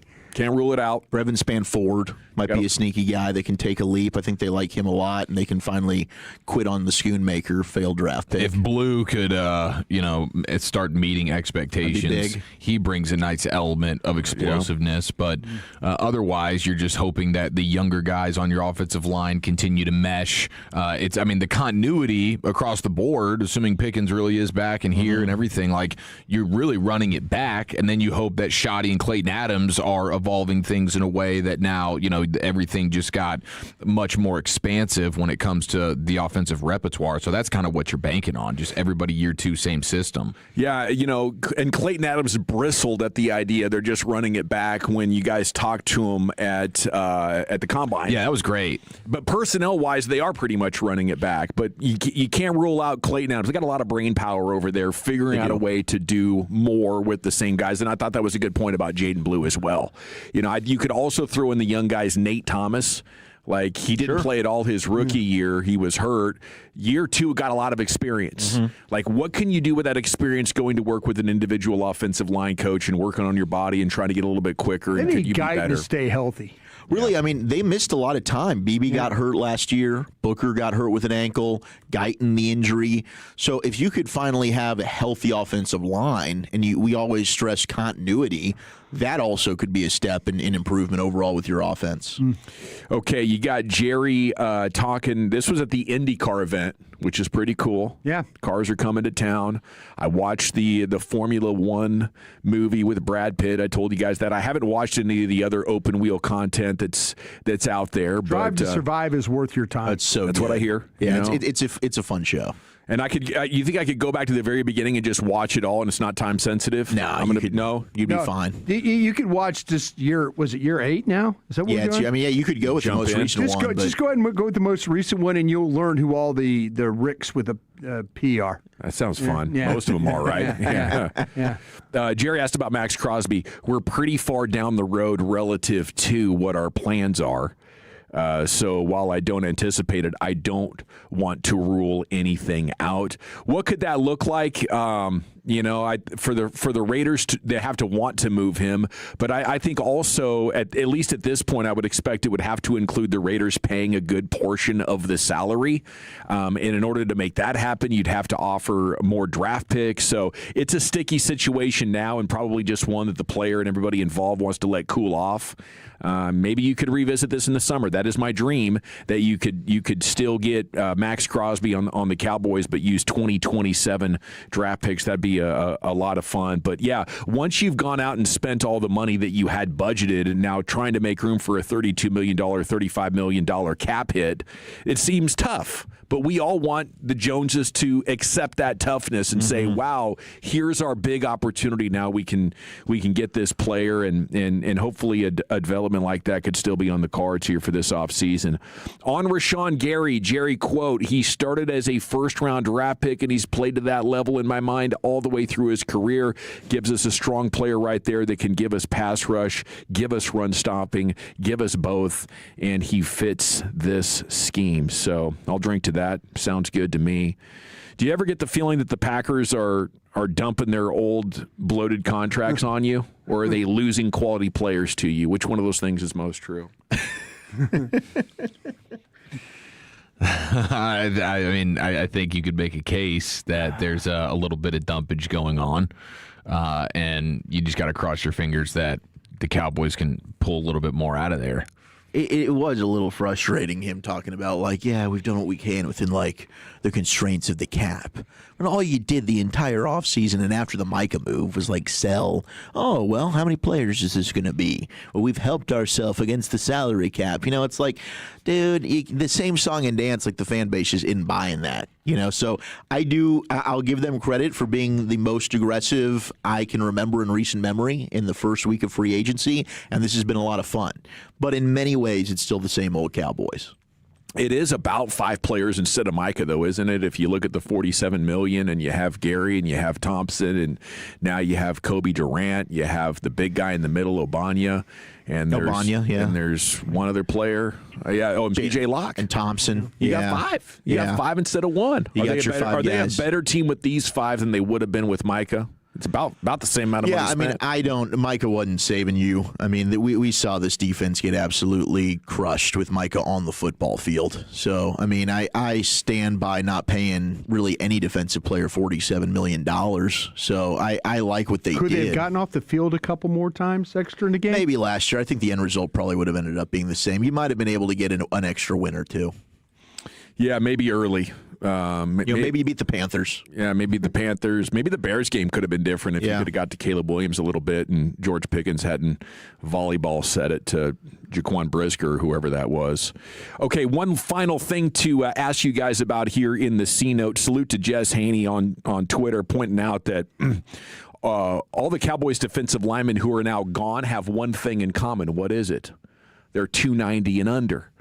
Osa, Thomas, Winfrey, no longer on the team. Arriving, Obanya 320, and then you're holding on to Quinnen 303, Kenny Clark 314, and Toya 342. Do you think that's just a coincidence, or are we heading for 300-pound plus, no more smaller defensive lineman type of approach? I was going to ask you guys the question: are we seeing a shift in defensive back? So maybe it is defensive linemen. You're seeing a shift with the size. Yeah, you want big dudes. Then think about, though, what they did at the Combine with the interviewing of some of those 312 to 318-pound defensive tackles. They were interviewing those guys, too. So they might be trying to get bigger up front 7, and they'll play a little lighter on the back. Is what they might be doing. Which I like. I mean, this was something they kind of talked about going back to those 49er losses, was we want to get more physical. You know, we don't want to get bullied, but they still kind of had that Rod Marinelli-esque, if you will, like quick, undersized defensive line, and they have certainly shifted now to the bigger bodies, and that goes back to that linebacker conversation. You know, do they want a longer type of player, where Sonny Styles is certainly that guy? I think Jake Golday from Cincinnati would be one of those guys, but I don't know about, Allen and Rodriguez. Would that be something where maybe they're not as interested in those two guys as we would hope? But Golday is a very interesting name to me to monitor for the Cowboys out of Cincinnati, because he can do a lot of things for you, including give you some pass rush off the edge. He's a converted edge rusher that they moved to play inside linebacker there. There's the C-Note. Cowboys news of the evening every afternoon, 3:20 here on The Fan. Then we get to Krusty's Corner with Brian Broadus. Buddy, where you taking it? Yeah, I got a couple of scouting reports of the new players. We'll go through those next. Coming up Monday morning on Sean and RJ, all the free agent action.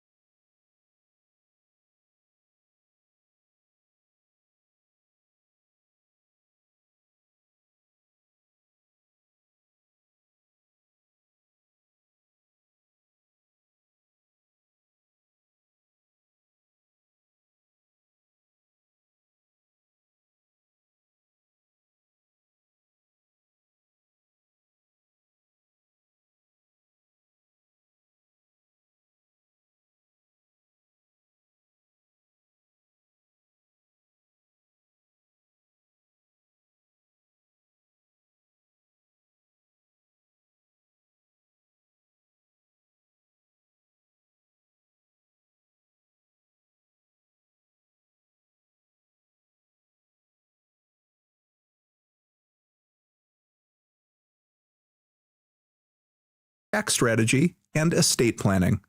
Most firms only manage your investments and refer the rest out, hoping everyone stays aligned. At Trajan, we built something different. Your wealth, tax planning, and estate planning are handled together inside one firm under one roof. There's no guessing whether your CPA, advisor, and estate attorney are truly in sync, because our team works together every day on your behalf. When your financial life becomes more complex, your advice should become more coordinated, not more fragmented. One plan, one trusted team. Call Trajan today, 469-579-3500. That's 469-579-3500. Trajan Wealth, an SEC-registered investment advisor. Additional services through Trajan Estate and Trajan Tax. Additional disclosures and accreditation at TrajanWealth.com. If you're in the market to upgrade your vehicle, get to Classic Chevrolet in Grapevine. Back-to-back #1 Chevy dealership 3 years straight. And they've got more new Chevys than anyone in the all-prices sale.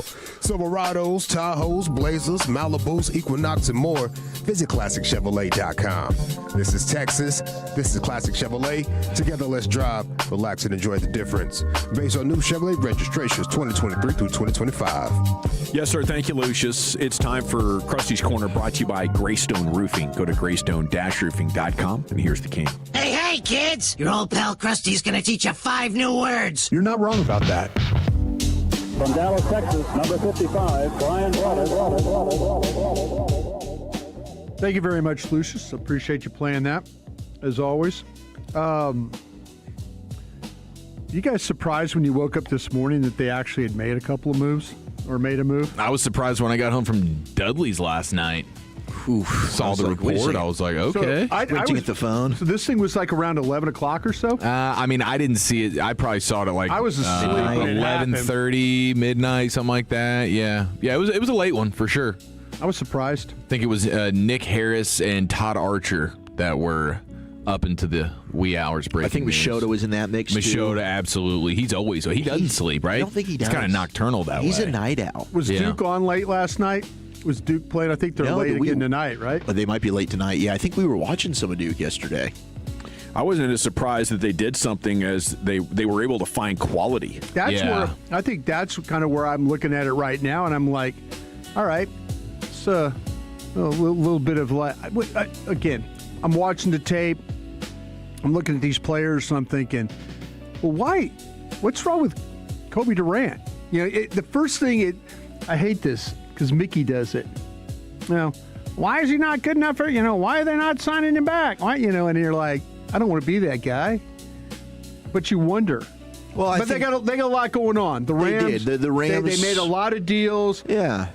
I just don't know why somebody else in the league didn't step up here. He was very under the radar. I mean, that was a player that we didn't even really register. I mean, shame on us really for not paying more attention on possibly Kobe Durant. But yeah, he was. That's an underrated, really good signing. And kudos to the Cowboys pro personnel department. And he's a scheme fit as well. I think they found a good one there. And you feel much better now about a contingency plan with the health of Revel and Bland than you did yesterday. Yeah, absolutely. Yeah, he's either really solid depth or he could start for you. It's the biggest inefficiency in the NFL, though, is these guys that aren't household names, can't make an impact with you with season ticket sales, aren't going to create TV ratings, but they're good players.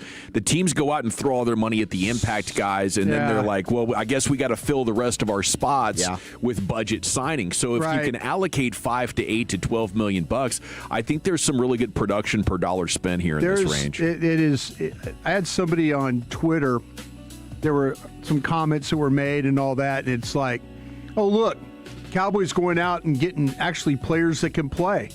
You know, I mean, they're like, you know.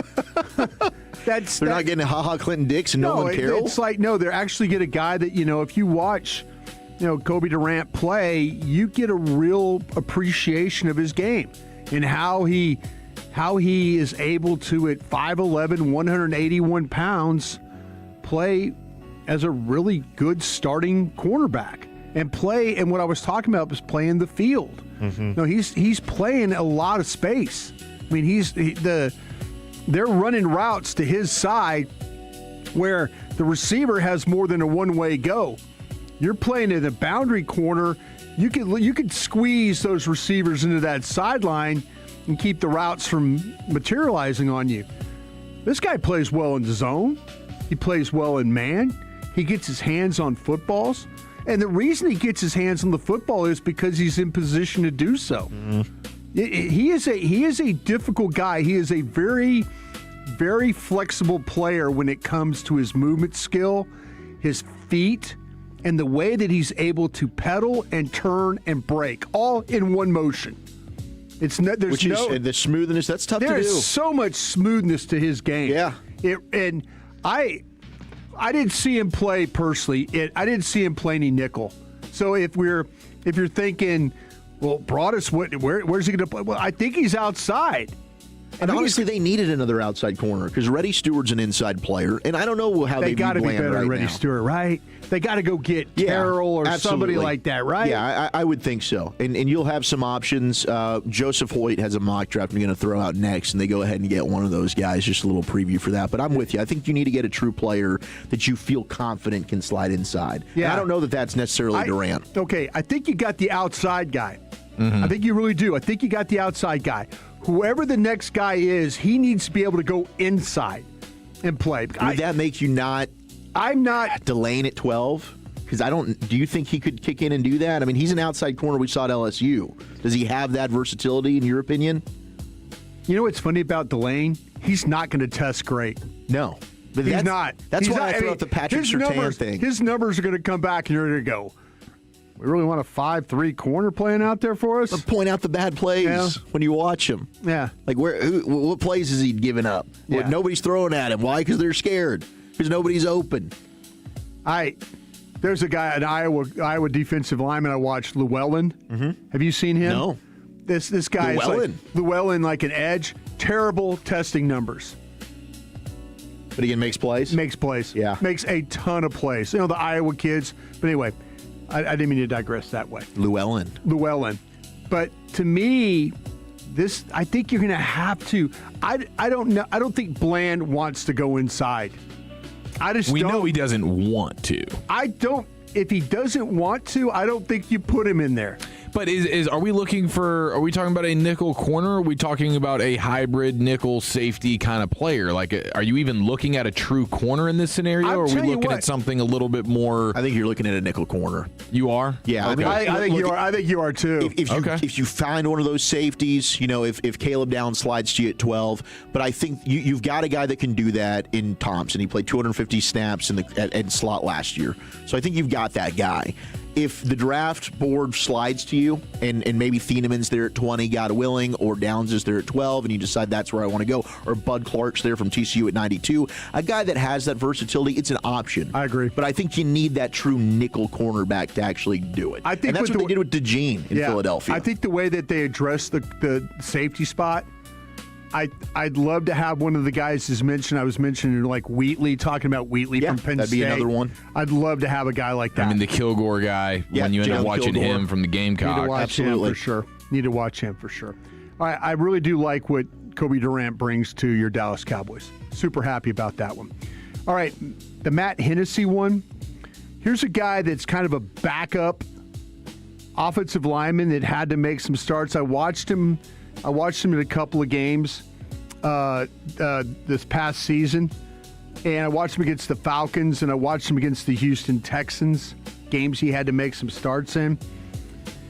He is a little bit better version than what you got rid of. Hoffman? Yeah, Hoffman. A little bit better version. And I say that because there's limitations with this guy. I think he's a straight leg player. I think there's times where he gets walked back into the pocket. He's kind of one of those guys that can stay in front of his guy, and he can get to the second level, but you could pull this guy out of his stance. Like when he's blocking, you could snatch him and pull him, and he's going to kind of stumble forward. Or you're going to, like, if you get your hands on him before he gets his hands on you, and you want to pull him and to get around him, I think you could do that with this guy. But I think you could do it with Hoffman, to me, played with bad balance at times. Yeah, I think that's totally fair. So this guy's very similar in that regard, but I don't think his balance is as bad as what Hoffman's was, in my opinion. So I think this is a guy that's kind of a shield blocker. When I say shield, it's like snap, and then he's just gets in the way. Okay. He's not going to go out and it's like hammer. He's not going to take this snap and step. He's kind of a snap, step, and position. And then play with your hands and try and kind of ride you wherever you want to go. He's not a people mover. No, not at all. But we're not going to move our feet and try and knock somebody off the ball. Wide zone kind of stuff, right? Yeah. Is what he was a part of. Yeah, well, what he could do is his footwork is good enough to where he can get out in space that way, but he's so upright the way he plays. I think that's why he has a problem when people walk him back into the quarterback, because he's so straight-legged. So that's something you got to kind of keep an eye on. I think he could get overextended. And I mean overextended, not kick too far outside and, he's in trouble and he can't get back. I think he's got that ability to get to where he needs, but then when he starts to block, you can see him get over the top of his feet. And that's when you see guys pull him out of his stance. It's not like this knee bender, a guy that sits down on people. A lot of problems if you can't do that. Yeah, but he gets a little overextended. The thing that I kind of liked about him, too, was his awareness on the twist stunts and things like that. Like when there was something happening where it was an overload to one side playing center, you could see him help to that side, and then maybe the twist was coming back the other way, the looper was coming back to him. He never buried himself into the down guy. He was always kind of like he was helping, but aware that the guy. So it wasn't. Sometimes you see these guys, and it happened to BB. Remember him and Booker were having so much problems with the twist stunts. Yeah. What was BB doing?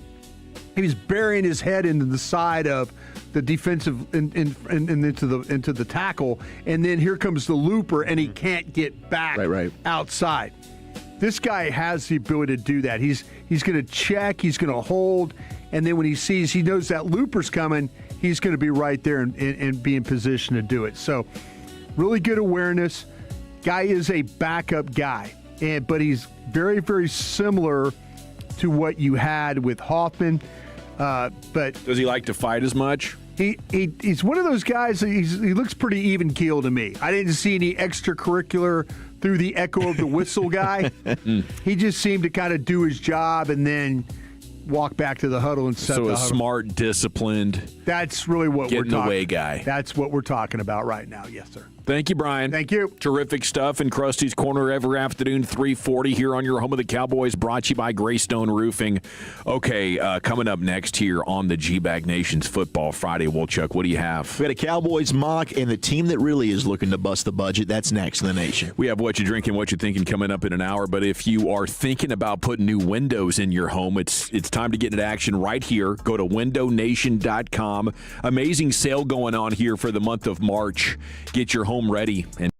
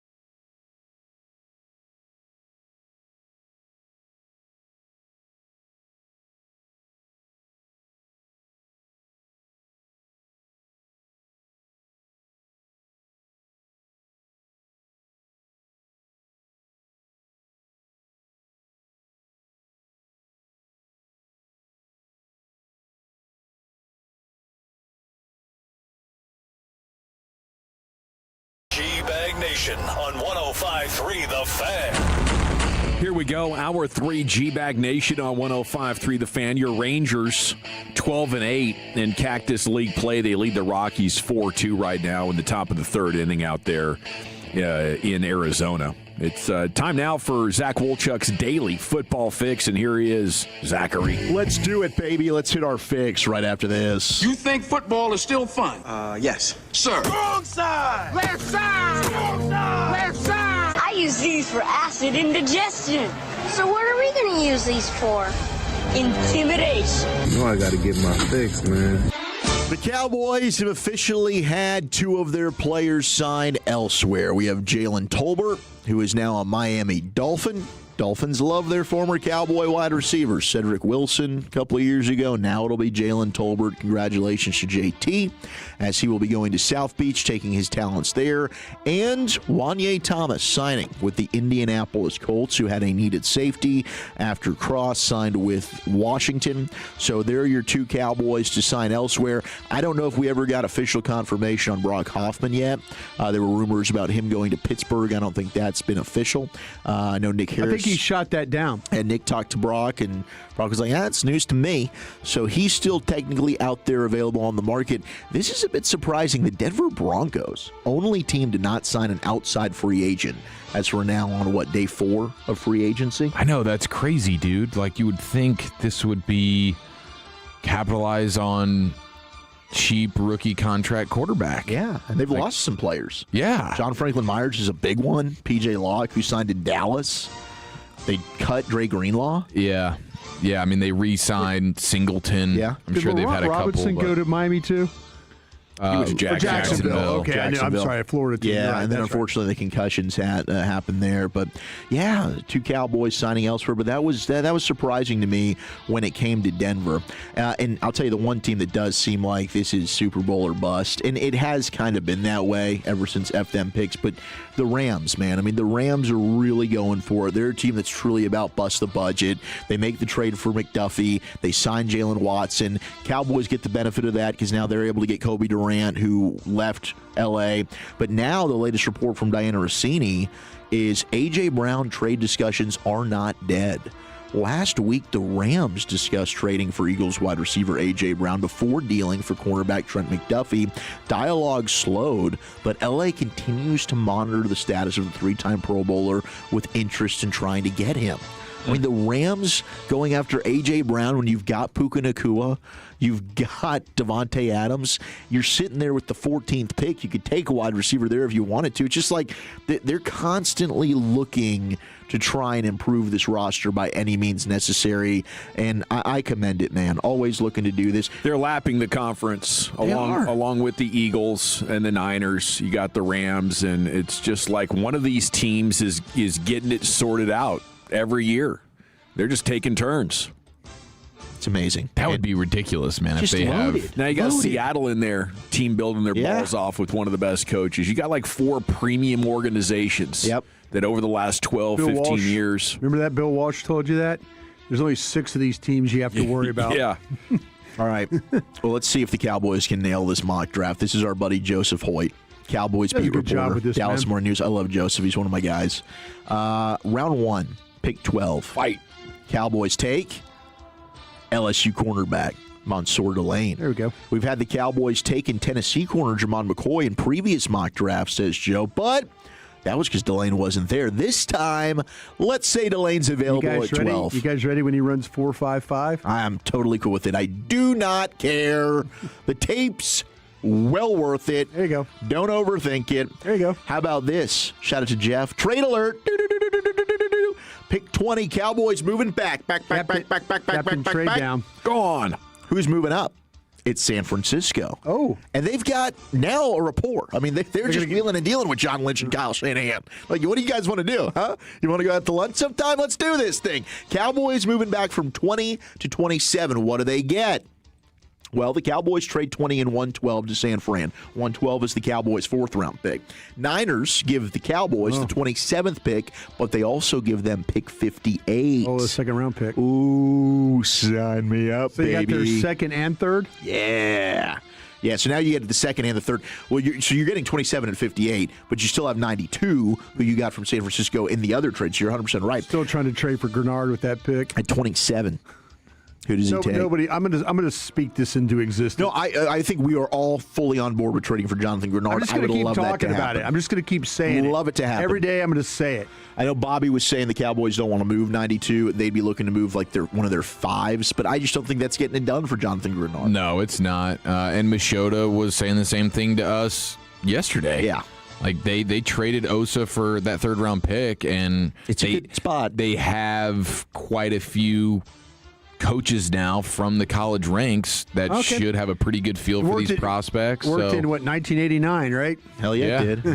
Hell yeah, it did, baby. It sure I'm did. just saying because of Jimmy. Yeah, absolutely. Jimmy, Absolutely. So I get it, but it's definitely more of a win-now approach if you go and get a guy like Grenard who can step in and immediately be your best pass rusher. Man, I think it just completely opens you up for so many opportunities. And it is something to consider. I mean, I trust you guys and really just the consensus across the board. He has to get paid, and that's cool. Well, that's probably the big element of it that's like, I don't know if the Cowboys are able to do it. 100%.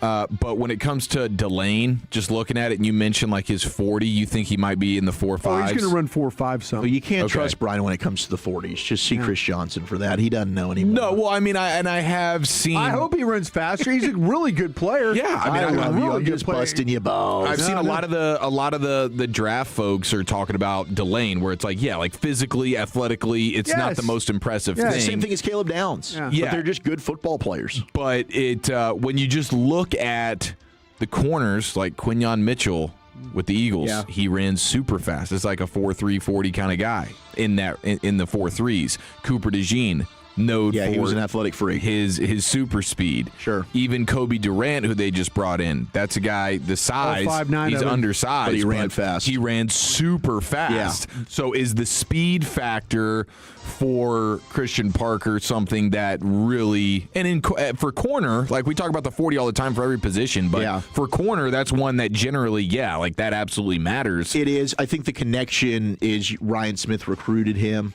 So they like Delane, and I think that might be a reason for the familiar. Clearly, they're going after guys they have familiarity with. I mean, outside of Kobe Durant, but they knew P.J. Locke, right? They know Jalen Thompson, so they'll have familiarity with Mansour Delane. Delane's coming in for a 30 visit. That was reported. They also are going to have Kamari Ramsey, the safety from USC, come in for a 30 visit. That was also thrown out there today. So Ryan Fowler had Mansour Delane, and then Kamari Ramsey, USC, one of their beat reporters, got that one. He told them while he was out there at campus. Why do I feel like the other safety was better? I'm not a huge Ramsey. I think is fine. Yeah, but there are a lot of safeties that I've got over Ramsey. I mean, the other USC safety. Oh, you think he's better? Well, it was kind of one of those things where all of a sudden I was watching him play, and I was thinking like his teammate's better than him. Well, I was kind of like, oh well, who's this guy that keeps showing up? Yeah, you could end up being right about that. I mean, Ramsey, Fitzgerald is his name. Ramsey, he's fine. He's fine. I wouldn't be upset about it in the fourth round at 112 if they took him. Wisconsin beat Illinois. But Texas Tech linebacker Jacob Rodriguez, that's who Joe Hoyt goes with at pick 27. Cowboys slide back. They get him. They want a linebacker. That's why you brought this mock up, huh? Well, Joe did text me and say, hey, you're going to love this mock that I'm coming out with today. And I said, all right, we'll see. And I do love it. Because Delane signed me up. Jacob Rodriguez signed me up. Round 2, pick 58 from San Fran. Who do they take? Keontae Scott, DB from Miami. I like this pick. Cowboys have already done a lot of remodeling with that secondary. Here they do it with another versatile piece. Scott, playmaker who shined brightest on the biggest stage. Versatile, tenacious, and intelligent. I like those descriptive words from Joseph Hoyt. Pick 92, round 3. Was, by the way, my guy Wheatley available? I don't know. Okay. He doesn't show that. He didn't show He was that. just giving me the picks. Okay, sorry. But I've got Scott over Wheatley, personally. But I also have Scott as a corner, a safety. I know you don't. Clearly, you're loving Wheatley. I have Scott as a safety. I like Lewis from Pitt a lot. Dawson does too. Yeah. Dawson has had a scout over you. Okay. Thank you, Brian. Just determine that right now. Okay. Just determine that right now. Wow, that's the biggest ball sack of the day.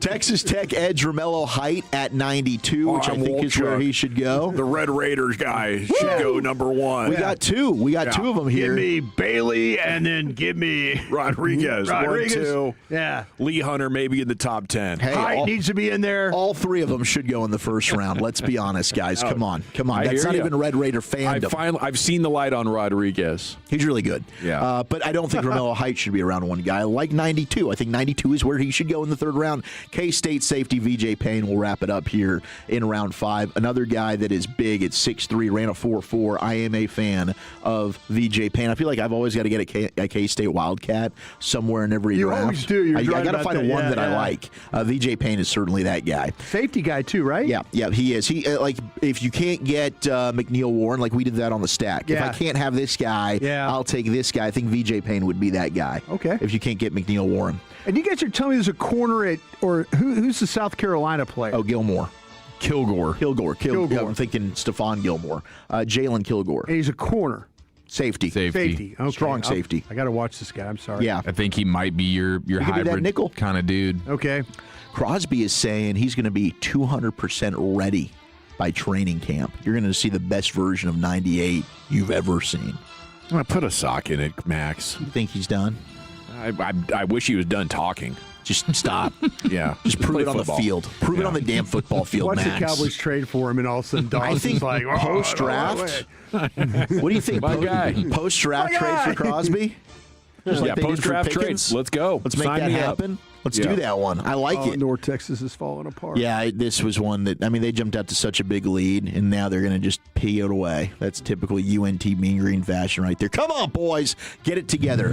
Quarterfinal? They need this to get in? Yeah, if they don't win the American Championship, they're probably NIT bound. Let's go to New Orleans. Up 5, 12 minutes to go. They've got a new running back, Travis Etienne Jr., or is it? I can't believe this. I wonder how many individuals we pronounce their names wrong, and we just go throughout their entire life saying their name wrong. He says now we're wrong? Yeah, listen to this. This is Travis Etienne at the podium in his introductory presser to the Saints. It's Travis. We're saying his damn name wrong. Oh. So growing up, it's Travis Etienne, so it'd be like Achane. And that's how you always said Travis Etienne. But when I went to college, I kept telling them my name like every day. And like after like 4 weeks, they just couldn't get it. So I'm like, man, it's Etienne. Like how you say it is how you say it. So that's how that became. And it kind of took off because it was easy for the pronouncers to say it. I didn't have to just tell them. I didn't have to correct them every day to say my name. And just when I kind of just started learning more about my last name and how it came about and things like that, it just kind of stuck. It made sense. But I'm very much open to being Travis Etienne again. Just being myself. I don't have to correct people here on how to say my name each and every day, and I kind of love that. And that's just get back to me. What the hell? So it wasn't Achane, it was Achan, and it's not Etienne, it's Achan. Is that what we just learned? It's Achan is what it is now. Achan. All right, Trav. What? Yeah. I would never have thought that, but I guess that's it. And Who were the jerks at, where was he, Clemson? He was at Clemson. Where he started at Clemson? But then even when he got to the Jags, he just kind of kept it going. I just want to say, we in South Carolina, we're not always right about the pronunciations of these young men's names. Dawson, I think you're being a little critical of, I'm sure the young man told us his name, but we didn't want to listen. Oh, we're not always going to be right. If we're right all the time, now that's no fun. That is a shocking revelation of that pronunciation. It is a very shocking. Like I would. The poor kid, he tried. He tried, and he just gave up. How do you get that out of Etienne? You're like, you know what? It's Etienne. Go ahead. And his brother's doing the same 8 thing. years later. He gave up. Yeah. He did. It's like, you know what, guys? Just say what you want to say. It's like it sounds. It's like it's spelled. Just I'm go with highly it. educated. I don't want to keep correcting you. Just That must rock have with been a it. fun conversation around the Thanksgiving dinner table. Hey, Mom, you hear what Trav did? He got our name changed. It's Etienne. media now. Welcome to the ETN Thanksgiving. Goodness gracious. Last thing here, Coulter and trade discussions with multiple teams on Anthony Richardson could be dealt this weekend. Bucks, Chiefs, Lions, Packers, Rams, and Ravens. That was for a player to be named. Scouting. Are all among player the to team. be named later. It'll be a late day 3 pick, is the report. Did you quit scouting after that one? Is that a 7th rounder? Yeah, I think that was a pretty much my time to turn in the card. It was a good run, man. He did really have a damn good Players Tribune article. Good run for a couple of months. Yeah, a couple days. Just get out of there before you start screwing it up like Wolchuk. Yeah. I don't Get want out your head. I'll admit it. I don't know what the hell I'm doing. I don't want to get too deep into this thing. Can't have more than one Anthony Richardson on your resume.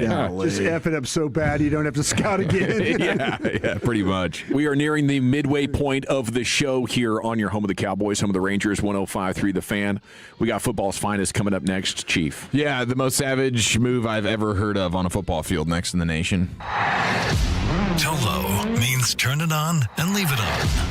Thank you for making 105.3 The Fan and the Odyssey app part of your day every day. Hi, Babe Laufenberg here at Classic Chevrolet Fleet and Commercial with Brad Robler. Brad, how's it going? It's going great, babe. It's Classic Truck Month, our biggest truck sale of the year. That means our biggest savings on all commercial and fleet trucks. It must be World Champ Savings at the #1 Chevy dealer in the world for the 3rd straight year. That's right. You can upgrade your business with a new Chevy Silverado medium-duty work truck. $28,000 in total savings. You heard that right. A winning drive for your business. And if they need to sell or trade their existing fleet, can they turn that into even more savings? No question. We're paying top dollar for trade-ins. 2 or 200. We'll buy them all. Visit ClassicFleet.com to secure Classic Truck Month savings. This is Texas. This is Classic, your Chevy Business Elite dealer. Together, let's drive. Classic Chevrolet Fleet and Commercial. Driving business since 1978. Based on 2023 through 2025 new Chevrolet deliveries. Stock number PH737870. MSRP $72,545. Equipment and accessories $25,164. $28,000 classic discount $69,709. Sales price plus tax, title, license, and $225 dealer doc fee. Expires 3/31/26. The Dallas Card Show is back March 12th through the 15th at the Marriott 777 Waters Creek in Allen. More than 700 vendor booths and something for everybody. Me and Corey are going to be hanging out there this Friday from 10 a.m. to 2 p.m. Come see us show off the cards that you get while you are here. Tickets are available at DallasCardShow.com or at the door. Don't miss the Dallas Card Show March 12th through March 15th at 777 Waters Creek Boulevard in Allen. Dallas Card Show. We'll see you there. At Berkey's, we're celebrating 50 years of service for the Metroplex. Looking for a great deal on a new air conditioning system? Call Berkey's to get up to $4,000 off select Lennox HVAC systems with combined discounts. And 0% financing for 12 months with approved credit. That's up to $4,000 off per system and 0% financing for 12 months. Just call 877 Berkey's or visit Berkeys.com. Berkey's, we're there when you need us. Each spring, cherry blossoms mark a fleeting moment of beauty and renewal. For a few short weeks, petals fill the air and the season feels brand new. Inspired by nature's beauty, the Cherry Blossom Martini at P.F. Chang's captures that first taste of spring. Bright, floral, and delicately sweet. It pairs perfectly with the butternut squash dumplings. Take in something beautiful together and savor the flavor in full bloom at P.F. Chang's. See more seasonal specials at pfchangs.com. Must be 21 and over. Please drink responsibly. It's getting wild on the court, and Specs has the assist to take this tournament to a legendary new level. You know the drill. Stock up on delicious finds for every tip-off, upset, and overtime thriller. When you score savings with Specs, it's nothing but net. Don't wait for the buzzer. Run the perfect play with Specs wines, spirits, and finer foods. The lowest prices in Texas. Shop Specs! Brackets might bust, but your watch party won't. Score wild savings on Brazilian beef tenderloin at Wild Fork. It's championship flavor at an unbeatable price. Visit any of our 9 DFW locations or wildforkfoods.com for free delivery. Wild Fork, your home for all meat and seafood selections. This is the story of the one. As a procurement manager for a hospital system, she keeps every facility in her network stocked and ready. That's why she counts on Grainger to be her single source for thousands of products, from disinfectants to lighting, air filters, and more. And with fast, dependable delivery, Grainger helps her keep every facility stocked, safe, and running smoothly. Call 1-800-GRAINGER, click Grainger.com, or just stop by. Grainger, for the ones who get it done. My name is Whitney Allen, and I'm a widow. My husband, Ryan, died. We never thought we'd ever have to use life insurance, but the unexpected happened. With Ethos, signing up was fast and 100% online. You can get a quote in seconds, apply in minutes, and get same-day coverage. No medical exams, and you can get up to $3 million worth of coverage. I'm grateful we were prepared. Get your free quote at ethos.com/radio. That's ethos.com/radio. Paid spokesperson. Time spent on application may vary. Online health questions required. I'm worth more. I'm worth more. You bet I'm worth more. We completely agree. At GiveMeTheVIN.com, you are worth more, and your car's worth more. And we want to pay more for good cars at Give Me the VIN, because they are worth more, and so are you. And remember, if we don't beat a deal from Carvana or CarMax, we'll pay you $100. For top price, trust, and ease of transaction, GiveMeTheVIN.com, America's best car buyer. Sell us your car. GiveMeTheVIN.com. So easy you can do it in your underwear.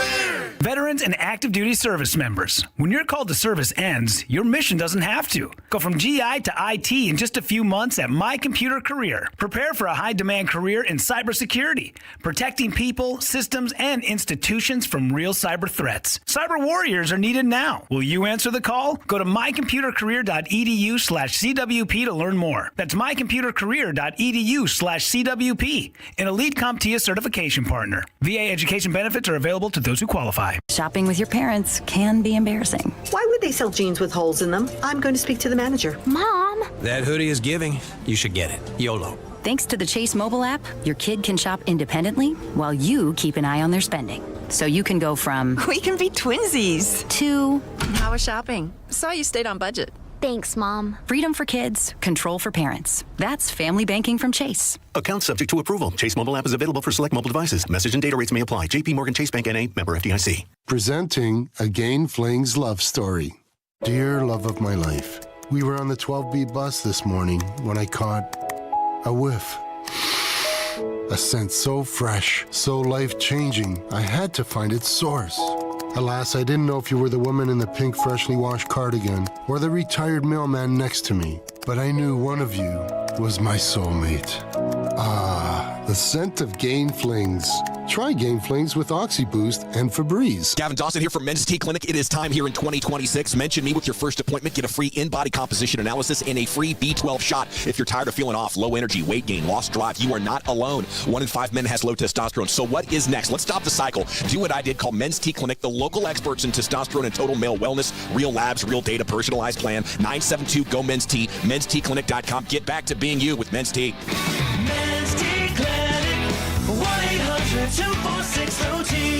Men'sTClinic.com. This segment of The Fan is brought to you by Mexican Bar Company. March basketball is about to heat up, and so is the flavor at Mexican Bar Company. Don't miss a single slam dunk or buzzer beater with zesty tacos to handcrafted margaritas. Grab your amigos and head to Mexican Bar Company in Plano. Mexican Bar Company, where March basketball meets Mexican magic. Visit MexBars.com. It's a Fan Football Friday on 105.3 The Fan. Sponsored by Blue Nail Roofing and the On Time Experts.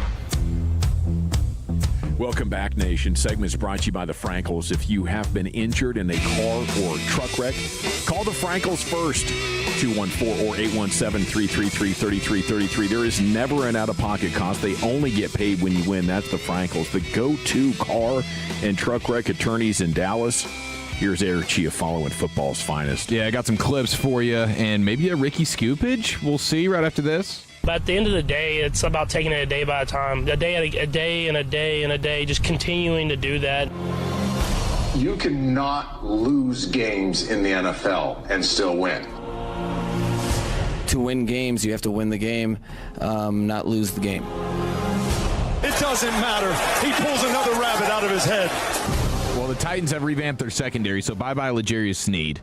Who they brought over in a trade a couple of years ago from Kansas City. Maybe he goes back to Kansas City because they could use some corners now, but he only played like 12 games for them after they traded a third-round pick for him and gave him the fatty boom bob. But they bring in Alontae Taylor and Flott from the Giants, so they've kind of revamped their secondary a little bit. So L'Jarius Sneed now on the market, and I don't imagine the Cowboys will be interested because the Kobe Durant news is pretty strong. That's a really nice late signing there for the Cowboys. Now, Ricky Scoops, and it's always troubling with him because he starts new accounts and it's hard to know for sure, but he's saying within the last hour that Howie Roseman from Philadelphia and the Patriots had an agreement in place, but A.J. Brown said no because he doesn't want to play in the cold.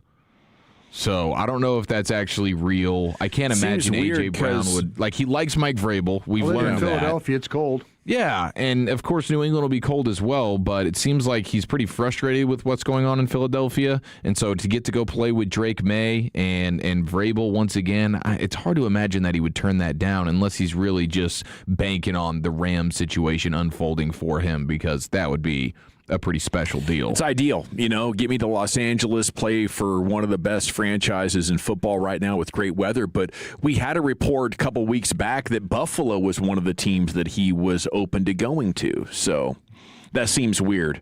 That might be, is it Ballsack Scoops at this point? I don't know. I clicked on that tweet as well. I looked at the account, and he's got a couple thousand followers already. But like you said, it's hard to tell. Yeah, it is hard to tell. NFL's got it out for them. They only want breaking news from their appointed and anointed so-called insiders that will do what they want and release information when they want. That's true. The NFL is trying to figure out who exactly is this Ricky Scoops fella, because he has been right a little bit more than the NFL, I guess, would like for him to be. Doing a tremendous service for us, giving us stuff to talk about. By the way, you have an individual on Twitter, our buddy Mark Schlereth, who's is he crashing out? Who's he battling? They call him Stink and all. Yeah, I've seen. Oh, you're not worth a squirt of urine. Working on my fake Mark Schlereth. He is so funny. He was like making fun of the Raiders for a multitude of different reasons on Twitter. Oh, I'm here for that. And then somebody responded to him and says, it's so easy to make fun of the Raiders, but you can't even do that correctly. And they explain why. And then Schlereth quote tweeted it and says, I took a dump that knows more about football than you do. Relax, Deborah. Took a dump. This guy. That's crazy. He is the most Gen X trash talker of all time, dude. Knows more than you do. There was Come a lady. Here, dweeb. He went after a lady. Put your head in the toilet. Deborah. Jeez, Deborah. Yeah. Old Debbie, man. Big Raider fan Debbie. Wow. And Mark Schlereth is not going to let her have it. Now, you also had sneakily, right? Because David Montgomery leaves Detroit and goes to Houston, so they need a little bit more of like a bruiser back to pair with Jahmyr Gibbs, and there goes Isaiah Pacheco, right? He's from Kansas City. They try to get more explosive with Kenneth Walker, so bye-bye Pacheco. And now he's in Detroit. And Isaiah Pacheco was at the podium for the first time as a member of the Lions. Listen to how fired up he is to be a member of the Fighting Man Campbells. Oh, man, our first conversation, I was screaming on the phone, let's fucking go! I'm ready to go! Put me in! He's like, oh, yeah, Pacheco, what number are you going? Are you going with 10? You're right! Let's go! I'm on my way, I'm coming home! So that was the whole adrenaline during the call, and I just couldn't thank them enough for just, thinking of me. My father's a Leo, he's a lion. So we're going far, baby. I mean, he is amped. Moon and stars have aligned. Yeah, he cannot wait to put on that Honolulu blue and get out there and go run for 4 yards. Like he is as amped as you could possibly be. So we're happy for Isaiah Pacheco. How is it home? I got him from Vineland, New Jersey. Apparently that's what I thought. I thought he was a New Jersey kid. He's got some Detroit ties. Yeah, maybe he's just excited about making it his new home. Yeah, this is his new home, and his dad being a Leo, so everything, the stars have aligned, okay, for Isaiah Pacheco. He growls. We know that there's certain running backs that growl when they run, and that's why they don't mic him up, because he doesn't say anything. He's just a total growler. But I like that in a running back, so you move up around on my big board if I find out that you're a growler. Pacheco absolutely is. Man Campbell appreciates that. Now, are you guys familiar with the singer, the artist Luke Combs. Yes. Country guy, right? Guy, Laid back country guy? I think so, yeah. I'm the coolest guy in the room. I'm Luke Combs. Well, he was on with Bussin' with the Boys, and apparently when he was playing high school football, he had a playoff game where he had to go up against former Gator and Patriots linebacker Brandon Spikes. Oh, no. And Brandon Spikes is a grown man thumper dude. Yeah. Big time. And you can imagine in high school, and he addresses it here, but you can see some old photos of him from high school. And if you told me that he was 35 years old when he was 18, I would believe you. Like, this was as much of a grown man at 18 years old as anyone you'd ever see. Went on to have a nice career, and at Florida, he was fantastic. Yeah, he was the dog at Florida. And so this is Luke Combs talking about the high school playoff game, and I would describe this, and you guys agree or disagree, maybe the most savage thing anyone has ever done on a football field. Luke Combs, please take it away. We didn't play them regularly. We played them in the playoffs one time. Right. And so you got to witness that man on the field. Yeah, it was terrifying. He looked as old as he does now at 18. He walks out and you're like, oh, that guy's on the team. Got it. Yeah. How are your coaches trying to fire you up when playing against a specimen like Brandon Spikes? Well, they weren't trying to fire me up. I'm telling you that. They were not concerned about what I had going on. We had a really good running back that year. I think he was going to Western Carolina. And so our coach is like, we're running straight at this dude. First play. Yeah, dude. Set the tone. Getting the boys juiced up. Set the tone, dude. Let's get physical. Let's go right. Let's not skirt around it. And boy, did that went horribly wrong. And did set the tone for the game, but not in the way that we had hoped. He, absolutely annihilated our running back. Fullback folded, piece of paper, gone. Running back folded, gets over top of him, grabs a dreadlock and rips it out of his head from his helmet and wraps it around his wrist like a bracelet and wears it the rest of the game. And that was the end of the game. Did he look over at the sideline? Did he do anything? Oh, yeah. Like, he looked over at the sideline and was like, it's going to be a long game, coach. To our head coach, to the head coach of our team. Wow. Yeah, it was gnarly, dude. I was like, oh, there's levels to this. And then that happened, and I was like, this guy could be in the NFL like tomorrow. Oh, my Lord. Yeah. That's a great story. First play of the game. Let's try and make a statement here. Tone setter. He blows up the fullback and the running back, who is the only player probably on the team that is going to play college football, and rips a dreadlock out of the helmet of the running back and wears it souvenir style on his wrist as a bracelet. I mean, that is ridiculous. How would you like to play linebacker next to that guy? Oh, that would be a lot of fun. Follow you around. A lot of assisted tackles. You just kind of Jalen Smith jumping on the pile. Can I get one? Can you give me a credit? Tackle. Man, I think if you're on that offense, you're dreaming of ways you could possibly get out. You'd be like Klinger and MASH. Remember that? Yeah. There's always something. With a dress. Put on a dress, yeah. Like, can I get out of I'm having an identity crisis here, Coach. I don't know if I love football that much anymore. I'm good. I'm sick. No, thank you. I actually broke my ankle when he pulled my dread out. Yeah. You know. Yeah, can you imagine being that running back for the rest of the game, dude? Oh, my gosh.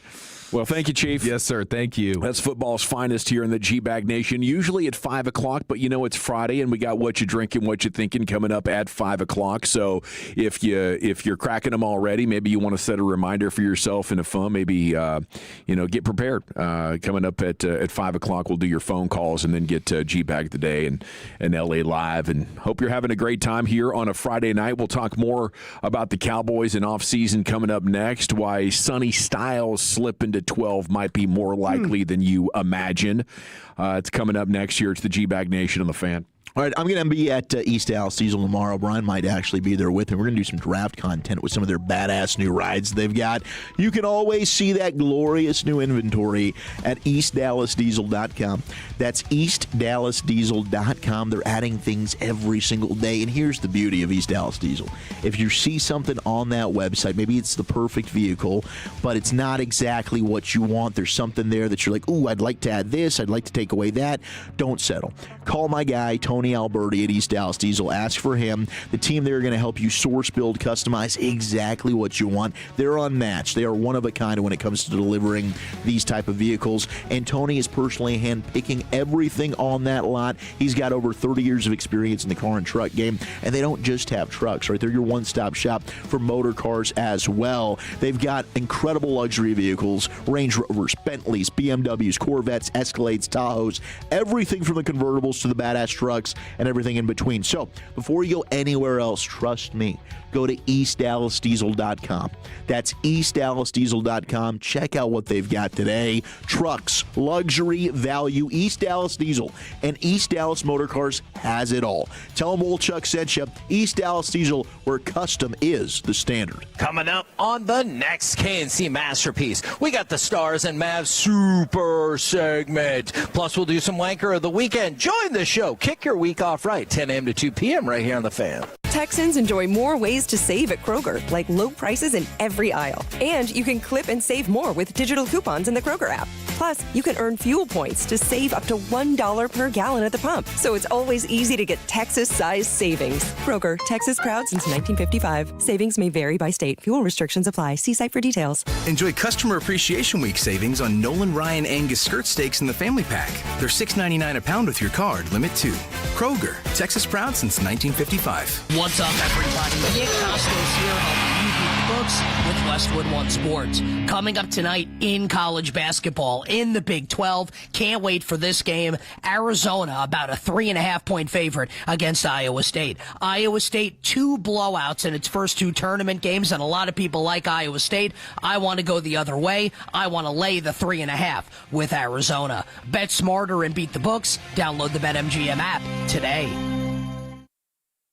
I'm Boomer Esiason. My mom died from cancer. She was only 37 years old. She didn't have life insurance, and that was devastating for my family. That's why having life insurance is so important to me. Ethos makes it fast and easy. Get a quote in seconds, apply in minutes, and get same-day coverage. You can get up to $3 million in coverage with no medical exam. Get your free quote at ethos.com/play. That's ethos.com/play. Paid spokesperson. Time spent on application may vary. Online health questions required.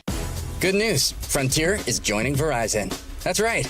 America's best mobile network and Frontier's lightning-fast fiber internet are coming together. So whether at home, on the go, or running a business, you'll have the connection you can count on to get more done. And for a limited time, switch and bundle both plans to get our best offer. Frontier and Verizon. Better together. Visit Verizon.com/Welcome Frontier to learn more. Based on Root Metrics US Root Score Report second half 2025. Not an endorsement. All rights reserved. The results may vary. Service availability varies. Terms apply. This is Ryan Watson, owner of Alliance Hyundai. During the Hyundai Getaway Sales Event, we have over 600 vehicles in stock, like the all-new 2025 Hyundai Santa Fe. Every new Hyundai comes with America's best warranty. 10 years, 100,000-mile limited powertrain warranty, and owner's assurance. Visit us at AllianceHyundai.net today. Okay, class, let's begin.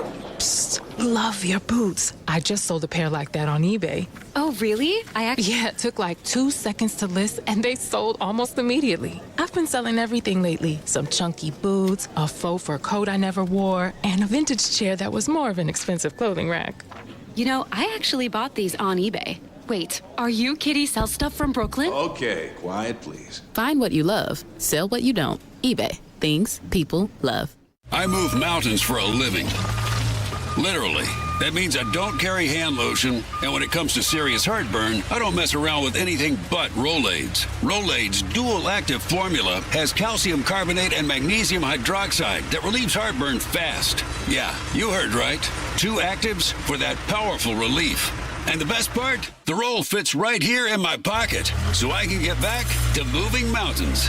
Rolade spells powerful relief. Read each label. Use as directed. Keep out of reach of children. Follow here. Tolos and I love CertaPro Painters. Each CertaPro Painters business is independently owned and operated right here in our community. And you can ask about their spring sales event for 10% off qualifying projects through May 15th. And you can trust them to get the job done right. That's why I love them, because they take pride in what they do. The process is worry-free, starting with your free estimate. When you choose CertaPro Painters, you're not just hiring a service. You're partnering with trusted local professionals with over 70,000 5-star reviews to make your house feel like a home. Do what I did. Schedule your free estimate online at CertaPro.com. That's Certa with a C, CertaPro.com. This is the Game of the Week report, brought to you by Hyundai.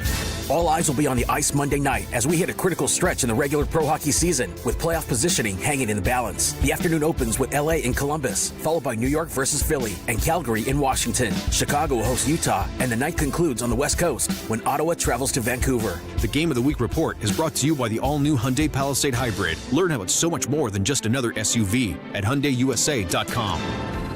Get into the Hyundai Getaway Sales Event and get away with a deal so right it almost feels wrong. Because right now you can get great deals on our most popular models, including our adventure-ready SUVs like the Hyundai Santa Fe or Santa Fe Hybrid and the Tucson or Tucson Hybrid. Plus, there's our bold and stylish Elantra, loaded with the latest tech, or go all-electric with the Ioniq 5 or Ioniq 9. So get down to your local Hyundai dealer and get away with a deal you'll love during the Hyundai Getaway Sales Event. Visit HyundaiUSA.com for details. Hi, Babe Laufenberg here at Classic Chevrolet Fleet and Commercial with Brad Robler. Brad, how's it going? It's going great, babe. It's Classic Truck Month, our biggest truck sale of the year. That means our biggest savings on all commercial and fleet trucks. It must be world champ savings at the #1 Chevy dealer in the world for the 3rd straight year. That's right. You can upgrade your business with a new Chevy Silverado medium-duty work truck. $28,000 in total savings. You heard that right. A winning drive for your business. And if they need to sell or trade their existing fleet, can they turn that into even more savings? No question. We're paying top dollar for trade-ins. 2 or 200. We'll buy them all. Visit ClassicFleet.com to secure Classic Truck Month savings. This is Texas. This is Classic, your Chevy Business Elite dealer. Together, let's drive. Classic Chevrolet Fleet and Commercial. Driving business since 1978.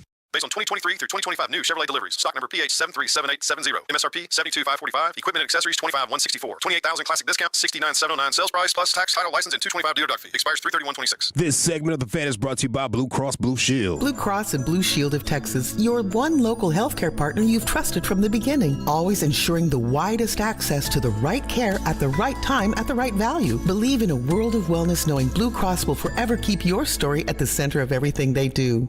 If you're in the market to upgrade your vehicle, get to Classic Chevrolet in Grapevine. Back-to-back #1 Chevy dealership 3 years straight, and they've got more new Chevys than anyone in the all-price of sale. Silverados, Tahoes, Blazers, Malibus, Equinox, and more. Visit ClassicChevrolet.com. This is Texas. This is Classic Chevrolet. Together, let's drive, relax, and enjoy the difference.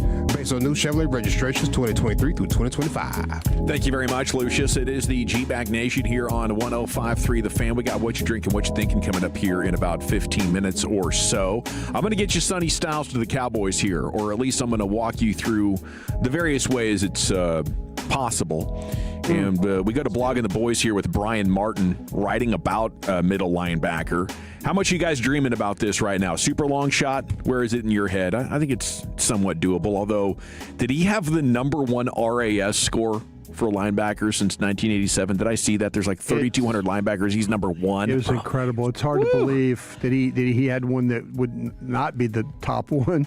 Everything that he did, I mean, it was record in vertical, record in broad jump, speed. Yeah, I think it was a perfect 10.0. Yeah. He had that 153.3 passer rating, right? Yeah. What he did, or 153.8 or whatever that thing is. Yeah, it was a 10 RAS out of a possible 10, #1 out of 3,215 linebackers from 1987 to 2026. So pretty special guy. I wanted to give Brian Martin credit for putting these ideas together. The fun part of the story is that 3 teams that need linebackers ahead of the Cowboys just signed linebackers in free agency, and none of the guys would signal that it's job done, but maybe it could be a decisive factor in them deciding to take another position. The Giants signed Tremaine Edmonds, the Commanders signed Leo Chenal, and the Saints took Caden Ellis. Are those players? Don't even go there. Don't even go there. I mean, Ellis, we talked about this the other day. Yeah. Chenal, nice, probably special teams guy, base linebacker. You know, the kid to play is Ellis as a rusher. Ellis, I thought, was really, really good as a pass defender. Didn't think so much, but you can't. None of those guys keep me from doing that. None of those guys.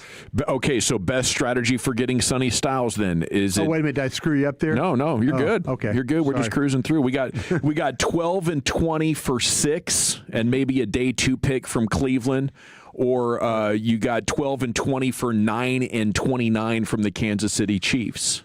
Yeah, I think you probably got to get 6, because I think Washington at 7 could take him. I think New Orleans at 8 could take him. I mean, hell, Kansas City might take him there at 9. So I think if you really want him, I think you got to go up to 6 just to be safe. And would it be worth it, considering they filled their other needs, and how much I think yes. I think it's worth it. I think Sonny Styles is one of the top players in the draft. I think perfectly from a length and size standpoint, he fits what the Cowboys are looking for at linebacker. I think he's scratching the surface of his potential. His best football is ahead of him. He's only played the position for 2 years. If you want a guy that can cover, he can do that. I think he's a good blitzer. He's a guy that could develop into the best linebacker in football if he hits his potential. So I'm in this draft where I think there's just a handful of guys that are like, oh my gosh, surefire studs. He's one of them. I'm down to be aggressive and go get that dude, especially if you're able to get pick 39 from Cleveland and you can still end up getting a guy that I think is pretty darn good there. I like the move.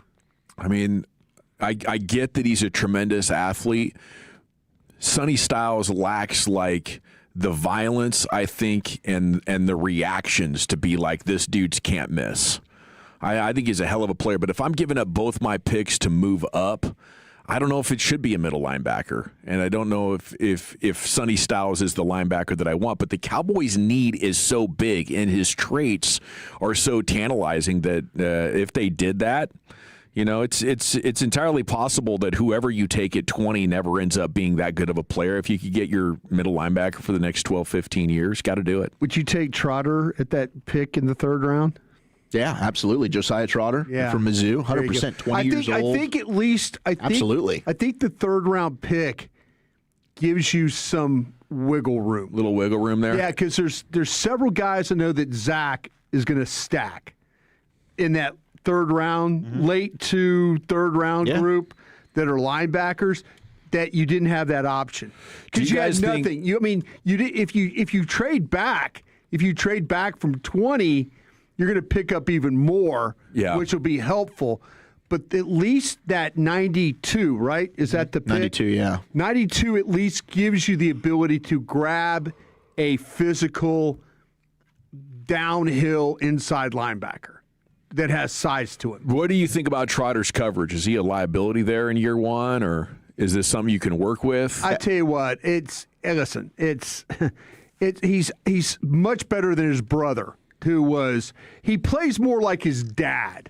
This one plays like his dad. The brother plays like mom. You know what I'm saying? So, and I mean that in respect. For sure. He's a smaller type player. I mean, mom's a little bit was probably smaller. But, no, he was. But dad was a 6'2", 237-pound downhill thumper guy. This Josiah is that way, is that kind of a guy. And so the coverage stuff, man, it wasn't asking him to do a lot of that. It's zone. I mean, he's a little stiff in coverage, I think, but he can play zone coverage for you.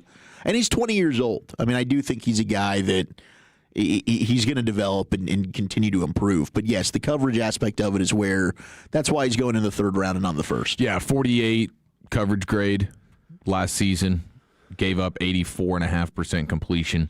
Yeah. Ooh, that's bad. So, but see how much coverage they play. Do we have coverage numbers like there was? How many snaps is that?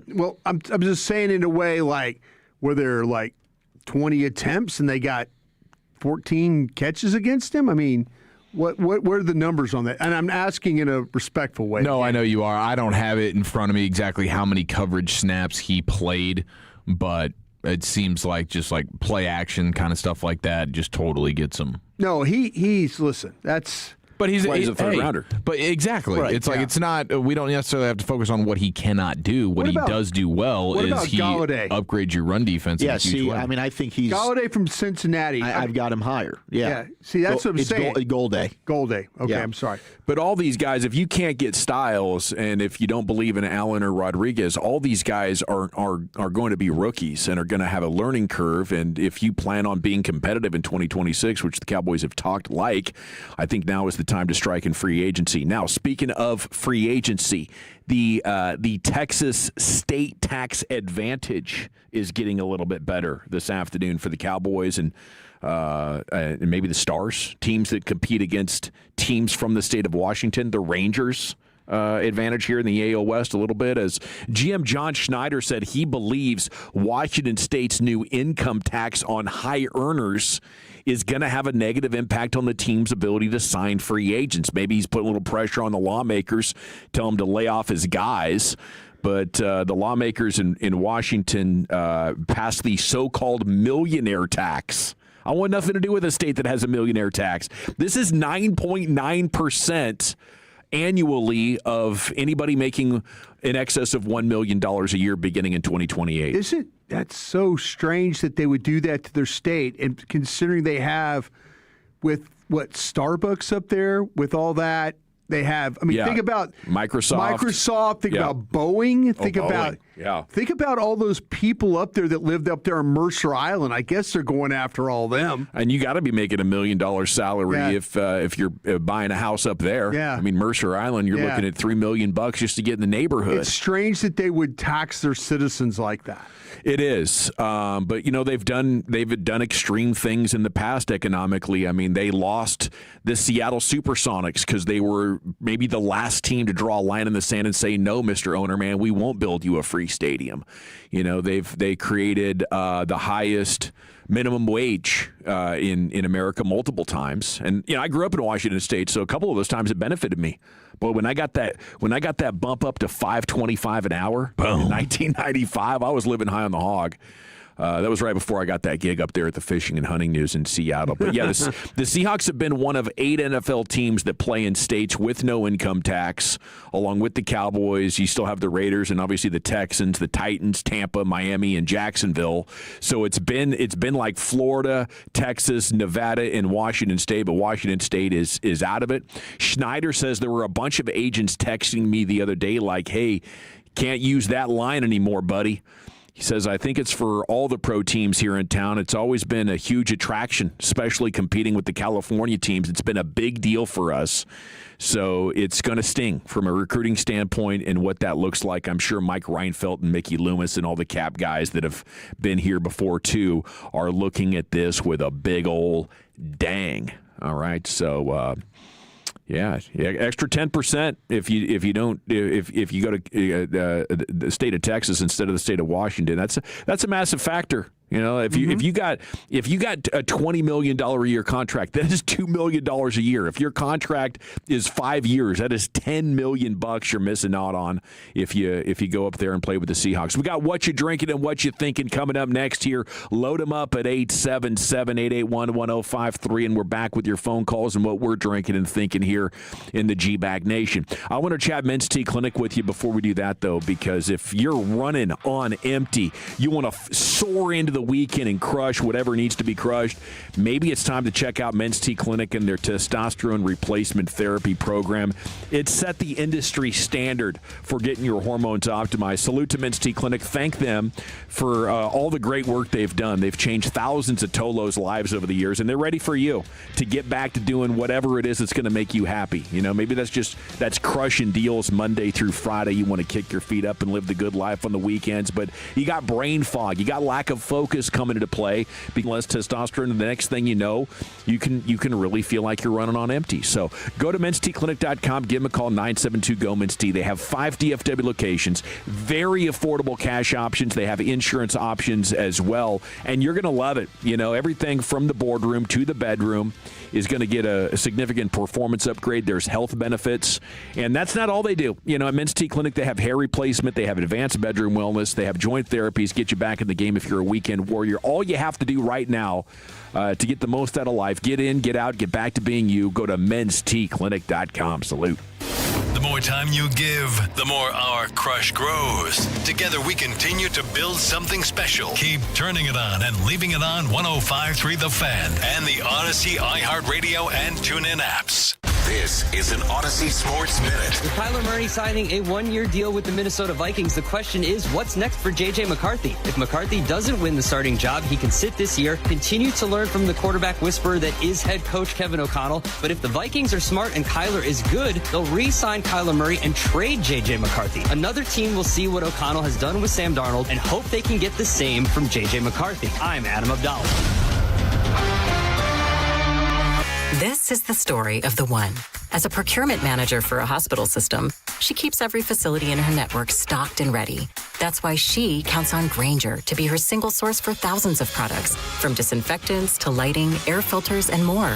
And with fast, dependable delivery, Grainger helps her keep every facility stocked, safe, and running smoothly. Call 1-800-GRAINGER, click Grainger.com, or just stop by. Grainger, for the ones who get it done. What if your instincts could pay off? With Robinhood Prediction Markets, you could put your knowledge to work on the events that matter to you. Prediction Markets isn't just sports. It's the Fed rate decision, your favorite award show, and so much more beyond the playing field. Trade events with Robinhood. Visit Robinhood.com/predict. That's Robinhood.com/predict. Futures and cleared swaps trading involves significant risk and is not appropriate for everyone. Event contracts are offered by Robinhood Derivatives LLC, a registered futures commission merchant and swap firm. H-E-B is making price cuts across the aisles to help Texans save even more when they shop. From household essentials to daily must-haves, you'll find thousands of low prices are now even lower, with hundreds more price cuts added every week. Just look for the yellow and black price cut tags in-store and online, and add up the extra savings every time you check out. Save even more with price cuts. H-E-B, another reason why here, everything's better. Are you tired of falling short on your health and fitness goals? It may be your hormones. Optimizing hormones can have a dramatic impact, both physically and mentally. BioT is the world's leader in training healthcare providers on bioidentical hormone optimization. BioT's providers treat low T, low energy, muscle loss, low sex drive, and performance. Get your edge back in 2026 by visiting myhormonelevels.com to see if you qualify for a reduced cost program offered by a BioT certified provider. That's myhormonelevels.com. Whether you're commuting to work or heading out for a fast coffee break, getting an auto insurance quote is just a tap away. With AAA, you're always connected, so you can focus on the road ahead. Rest easy knowing AAA's got you covered, no matter where life takes you. AAA, we're always with you. To start your quote, visit AAA.com/insurance. Insurance provided to qualified AAA members by Auto Club County Mutual Insurance Company.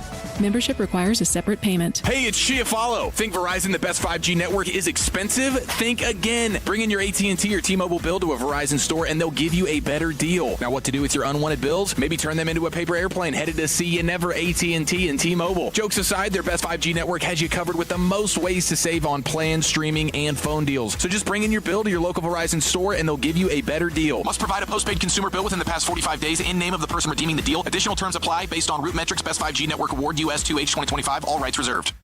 This is the exclusive home of Dallas Cowboys football. KRLD-FM and HD1, Dallas, Fort Worth. Let's go, Cowboys. An Odyssey sports station. Driven by our D&M Leasing Studios. You're rolling with the G-Bag Nation on 105.3 The Fan. Welcome to the nation. Hour 4 G-Bag Nation here on 105.3 The Fan. It is time now for that one segment of the week where you're actually encouraged to call in while intoxicated or in the process of catching a buzz. That's right. It's time for What You Drinking and What You Thinking at 877-881-1053. Anybody's welcome. You just have to answer the questions. And the other rule is no operating heavy machinery at the time of your phone call. That does include an automobile. Let's get some folks that are liquored up out there on the phone line at 877-881-1053. First, we'll go around our broadcast position. We'll talk about what we are drinking and thinking, and then we'll hear from you. If you would like to participate via the Franklin Frankel Injury Attorney text line, I have it open right now at 877-881-1053. Just leave your name and city you're texting from. Currently, as per usual, I'm drinking my second 20-ounce Diet Coke of the day. I'm thinking it's finally time to launch the podcast, Pure Gold as always. Sean gave me that idea probably 6 years ago. I'm circling back around to it. Pure Gold as always. Look for that on YouTube soon. Also thinking I'm very proud of my daughter, Abby. She's 14 years old. She did drop an F-bomb in the presence of her parents last night. That's not why I'm proud of her, although it is pretty cool. She's comfortable enough, just to kind of let it hang. It's fine. But her freshman soccer season wrapping up at Sunnyvale High School. Playoffs next week. Ended up with 13 goals, 5 assists in 19 games played so far. So very proud of her and her teammates, and best of luck and congrats to them. All righty, for winning winning the division at least, winning the league, whatever that is. Brian, what are you drinking? What are you thinking? Yeah, I'm having some ice peach tea is what I'm having. Green tea, peach tea is what I'm having. So, and what I'm thinking is I'd like a real quick ruling from everybody involved today, please. Am I a terrible parent? Bennett's last spring break at the University of Texas, I'm allowing him to go to Mexico, to Cabo. Oh, you put the kibosh on it 2 weeks ago, I thought. I thought I did. Mom and son made a compelling case. Am I a terrible parent for allowing him to go? I initially thought, no, I don't want him to go. After what's happening in Mexico, we kind of saw that. But I got outruled on this one. But am I a terrible parent? Should I have stepped up and done more? Quick ruling, please. No, I think you're good. You know, a couple of weeks ago, it looked like something you wouldn't want to be He's involved going to Cabo. in. Seems like it's calmed down. Yeah, okay. Seems like calmer heads have prevailed. Okay. Maybe, I don't know. Calmer heads have rolled to a point where enough heads have rolled now. that now people are like, okay, let's chill. Yeah, I think so. Okay. Not sure how it went. I think you're good, man. You think so? I think you're a little soft, but I think you're good. Oh, I'm actually, and you can always lash out at everyone else who convinced you. You blame mom. No. Yeah. Bennett came up. He actually brought stats. Like he was telling me, like analytics. Yeah, he brought analytics to cities in the United States that have more problems than Cabo. Kudos to Dang, dude. He was going advanced metrics on you. Full PowerPoint on you. He did. He basically did, and his mom bought it, and I was like still fighting it, but then he made some really good points. So I just want to say, am I a terrible parent? Though? No, you're not a terrible parent. No, I don't think you're so. an awesome parent. I appreciate you guys. Thank you very much. Thank you. Appreciate you guys. Chief, what are you drinking? What are you thinking, buddy? I got the triple espresso going. Got the H2O rocket. Man, it's a Friday. Why not get a little crazy? And I'm thinking about the vet, Mr. Andrew McCutcheon. Yeah. Oh, he's crushing for the Texas Rangers, he's on a double dude. stretch here. I'm just thinking that is a beautiful late in the offseason signing for the Rangers right now. Josh Smith's playing well. These bats, they're about to make a comeback, boys. Yeah, I'm with you, buddy. It certainly looks that way. We had the story yesterday from CY that it's not just that they're getting the results, but the process of the ABs, the swinging at pitches outside the zone, the whiff rate. All the signs are pointing in the right direction for real this time. Mm-hmm. And I know we've said that 2 spring trainings in a row. Like, how crotch first were we in 2024 talking about that repeat and going back to back all time? And then last year after the laser show that Higashioka and the boys put on, it appeared that we were good to go. But yeah, everything's going well. Jock's hitting poorly, which, as you informed us yesterday, Chief, is actually what you want. That's what you want. You want poor Jock in spring training. It equals tremendous success in the regular season. So it's all lining up. Wolchuk, what are you drinking? What are you thinking? Well, I've been sipping on some high-quality H2O. Might have an adult beverage with Dad for his birthday to later your dad, tonight. yeah. I'm watching North Texas fumble far around here in overtime. My daughter is in the UNT onesie that I bought her, and she's cheering on the mean green from home. But really, I'm going to need ideas of how to keep my 2-year-old and 4-month-old entertained next week. So I'm going to be taking a week of paternity leave because they're on spring break. And yeah, the thing is, though, like, I don't want to just have paternity. Like, I can't just leave Curious George on the TV the whole day. No, you can't. Mom is going to crush me if I do that. I mean, their screen time's obviously going to go up next week. 100%. Okay? But you can't let it get totally away from you. Yeah, I mean, she's going to probably take me into her. We got like a little play kitchen and stuff. I'll go in there and That's what I'm saying. You can put the tiny one in the little rocker and try and put her to sleep. I've got a baby and Bjorn. play with the other one. Yes, I can do that. The problem is, like, when they're both demanding attention. That's where I'm nervous about. I'm like, want him to sleep. I'm going to be drowning a little bit. I might need to get out of the house, just bring him up here and just like show and tell. Hey, guys. Yeah, bring him on air. There you go. Maybe like just stop by, say what's up. Hey, guys, you want to see where Daddy goes to work? Yeah. Just bring the girls up here. Dog park's pretty fun. Okay. You know?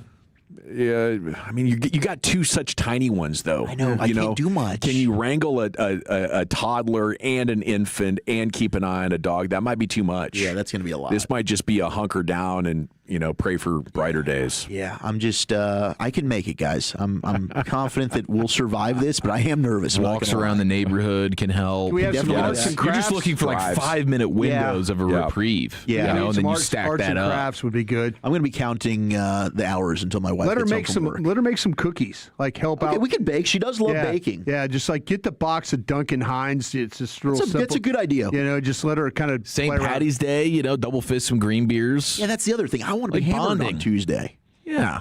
I just I remember that time with Kavanaugh. I might sip a during little, COVID. put a little green in her milk. A little bit of whiskey on the gums. Yeah. Whatever it takes, man. Maybe take them for a drive. A whiskey, drive around the neighborhood, fall asleep. Buy you 2 hours right there. Hey, I'll take the 2 hours. Okay, at 877-881-1053. That's the phone number. We got texts coming in. We got phone calls getting lined up. Let's go into the Pimp Cup where Lucius Alexander's standing by, sir. Yo. Yeah, I used to get the best sleep when the daycare was closed and I had to watch Sean. I used to get the best sleep when he was a toddler. Yeah, I used to sleep so damn good. Wake up paranoid as hell. Oh, my God. Where is he? How long have I been asleep? He even drew on the walls and everything. Yeah. You got to be careful. Yeah, you got to be careful, bro. I'm drinking a Topo Chico. It's not the lime flavored. It's just the regular old Topo Chico. It's getting down. Make you burp just as well. Yeah, it does. It does. But I miss that lime flavor right there. Yeah, lime's good, though. I put in 2 packs of Rogues. Rogue nicotine pouches. Two of them things, huh? Yeah, citrus flavored. Zooming, bro. Feeling fantastic right now. And how many millis are those? 6 apiece. 6 apiece, bro. He's rocking that. My God, you're crushing. You got the heart of a lion. Built different. Maybe not. We'll find out. He's watching all those basketball games. Yeah. I'm on edge. What am I thinking? I'm thinking it is hard to find a good pair of underwear. Yeah. I'm not embarrassed to say it. I've tried every brand out there, and I just can't find something that holds my boys properly. I'm always readjusting, moving stuff around. So I stripped out my undies in here in the Pimp Cup and threw them away in the trash. Oh, wow. Pretty sure the cleaning lady was like, what's going on in this place? It's underwear in the trash. People on the Radio camera. guys, I tell you what. The ladies on the camera appreciate you, too. Well, yeah, I hit it a little bit. You can only see me from the chest up anyway in here. I was wondering what that rustling was under the console a couple hours that back. slapping down there. At one point, you put bare cheek on that chair in there. I got a rug burn. Oh, no. All right, we'll get to your phone calls here in just a minute at 877-881-1053. 682 is Tyler in Arlington. Coors Light in my hand. I'm thinking the Stars are a damn good hockey team. Salute to you for that. Good call. 979, drinking sweet tea, celebrating 30th birthday, thinking about how excited I am to propose to my high school sweetheart. Aww. Congratulations. Next weekend. Maybe. Very wholesome. Okay, here we go. 817, sipping on wild turkey, thinking about hopping on this mower to cut the yard. That's Josh in Weatherford. Yeah, the weeds are starting to pop up. It's around that time for your... He's got the whiskey in hand on the riding mower? Living good. That's living really good. Ryan from Prosper drinking a spicy margarita. Does Dawson really think all athletes' main concern of where they go to sign a contract is the weather? He hates cold weather. Love you, Dawson, 214. Yes, I think it's got to be a big factor. I'm willing to take 10, 20% less to stay out of the cold. Yeah. Some of these cold weather, you're out there for 3 hours. Some of these teams don't have that good of indoor practice facilities. You're going to be freezing your nads off. You know, I didn't grow up every in Texas. morning at 5:30, 6 o'clock. Yeah. Every morning. Before the sun comes up, you are out there in the real cold. The worst, man. You were waiting for 8:30, like, come on, son. Your walk from your truck into the grocery store now takes on a different context. You're about to get quite a chill. All the clothes you have to take off when you get home? Yes, thank you. God. See, I lived in the North. You know, I appreciate this. I appreciate this life. I don't take Texas climate for granted. Lucius, where are we going first? Let's go to Clay in Waxahachie. Clay, what are you drinking? What are you thinking, bro? Hey, brothers, drink a little bit of Miller High. Champagne of beers. I think we're going to get wiped out at 12 is what I think we're going to end up happening. And I think that what I'd like to do is do some trade backs from 12, assuming that we get wiped out. And then at 20, maybe see about getting Mesidor as an edge rusher. That with that in mind, the main thing that I see that the Cowboys haven't addressed yet is linebacker. Well, what I would like to do with some of these trade backs and all is maybe seeing about picking up Rodriguez, Golday, and Elam Orr. And then also I have almost a favorite pet cat that I like, and that's going to be someone I think we might be able to draft a whole lot later in the draft as a late-round candidate, and that's going to be Jaden Kennedy. He's going to be technically a cornerback, but I think he can be a nickel. Thank you. Like that. Terrific report, man. That's some scouting right there. Yeah. Have a great weekend.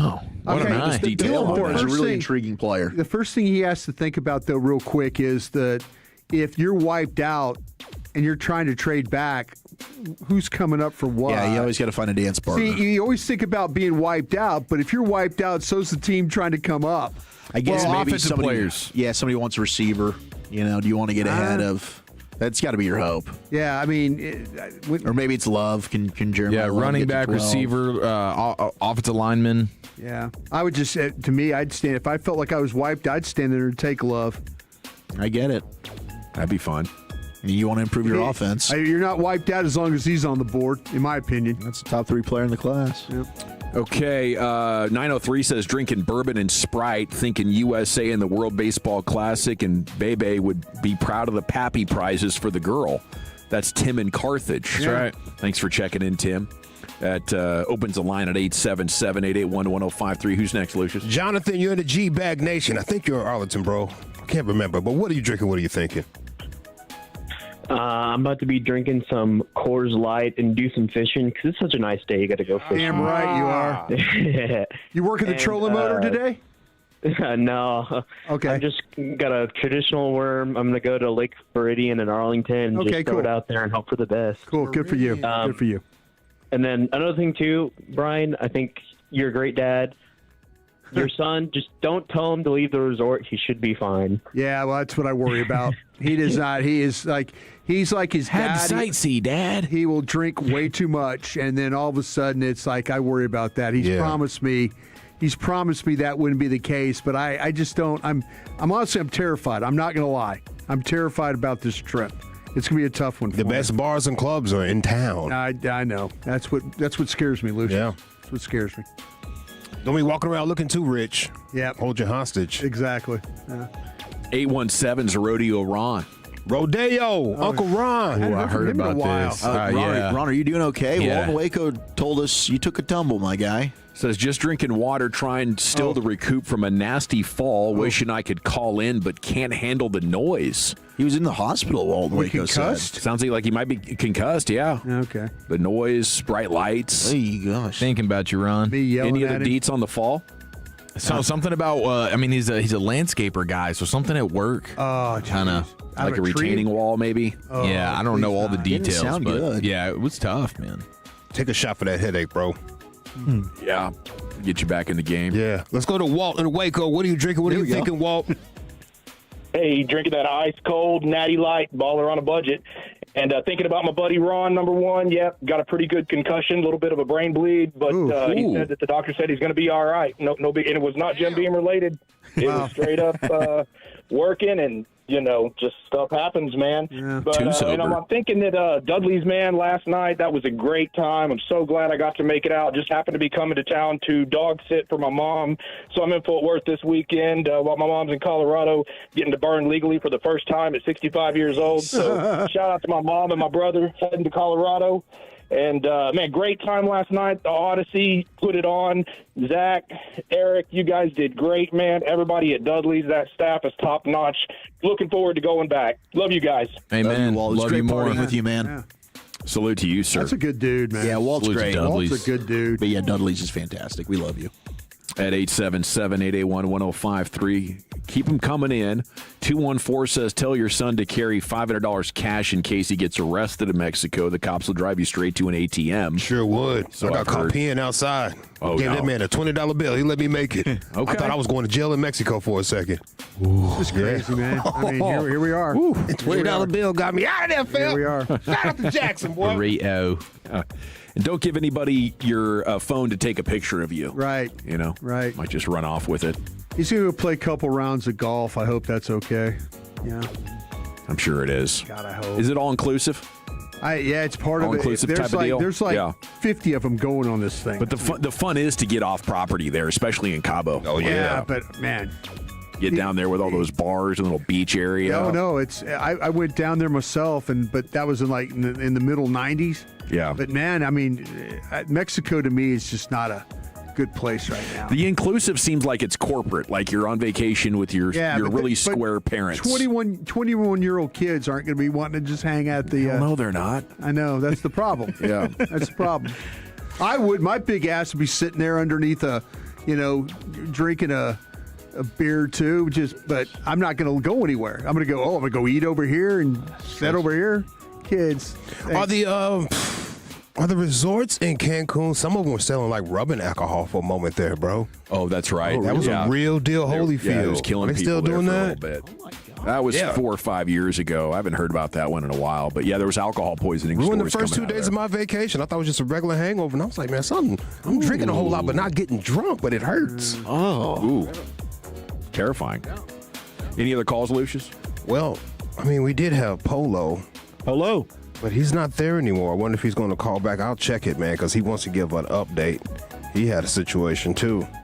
Let's go to Sergio and Ferris. Sergio, what are you drinking? What are you thinking, dog?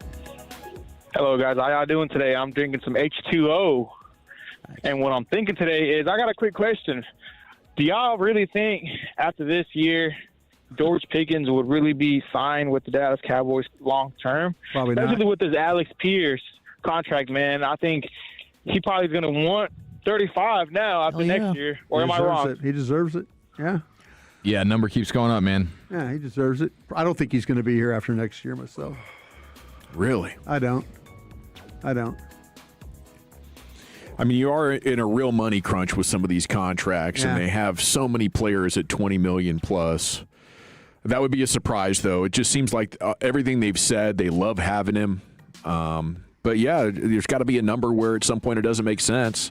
Certainly the Cowboys are making it work right now by letting go of Micah Parsons. They have 5 new potential defensive starters. Maybe they tag him again. You know, they're leaning into that a little bit. But this thing really needs like a cap cleansing year or two where they get rid of all this dead money on Dak's contract. And that's in the making, maybe 2029, 2030. There's going to have to be a year where you cleanse the cap. But I don't know if they're there yet. Hopefully it's not George Pickens having to be sacrificed because he's probably my favorite Cowboy going right now. Lucius, who's next? Go to my man Mike in Irvin. Mike, what are you drinking? What are you thinking, bro? I'm drinking a Ruby Red Shiner. That's that grapefruit infused light beer. Yeah. Nice. And I'm thinking that I want to congratulate Rangers getting Gray back. Great. Also, I think Jerry got word that he's on the list from God, so he's going to go all in. Mm-hmm. I'll drink to that, Mike. Thanks for the call. Enjoy those Ruby Red Shiners out there. A grapefruit infused Shiner. Has anybody ever had like the lemonade version of like the Samuel Adams beers and stuff like that, or any of the stuff? Have you ever had the lemonade version? I think I had a lemon summer shandy. Kind of asking, are those things any good? I don't think so. All right. I don't think you want to be adding fruit to beer, but apparently. What is that? You don't like the cider? Not the hard cider, but like real cider? Sometimes I drink that pear cider. Yeah. Always gave me a stomach ache. I get you. The apple ciders do. Yeah, like that Angry Orchard. Lucius, does that pear stuff just make you go?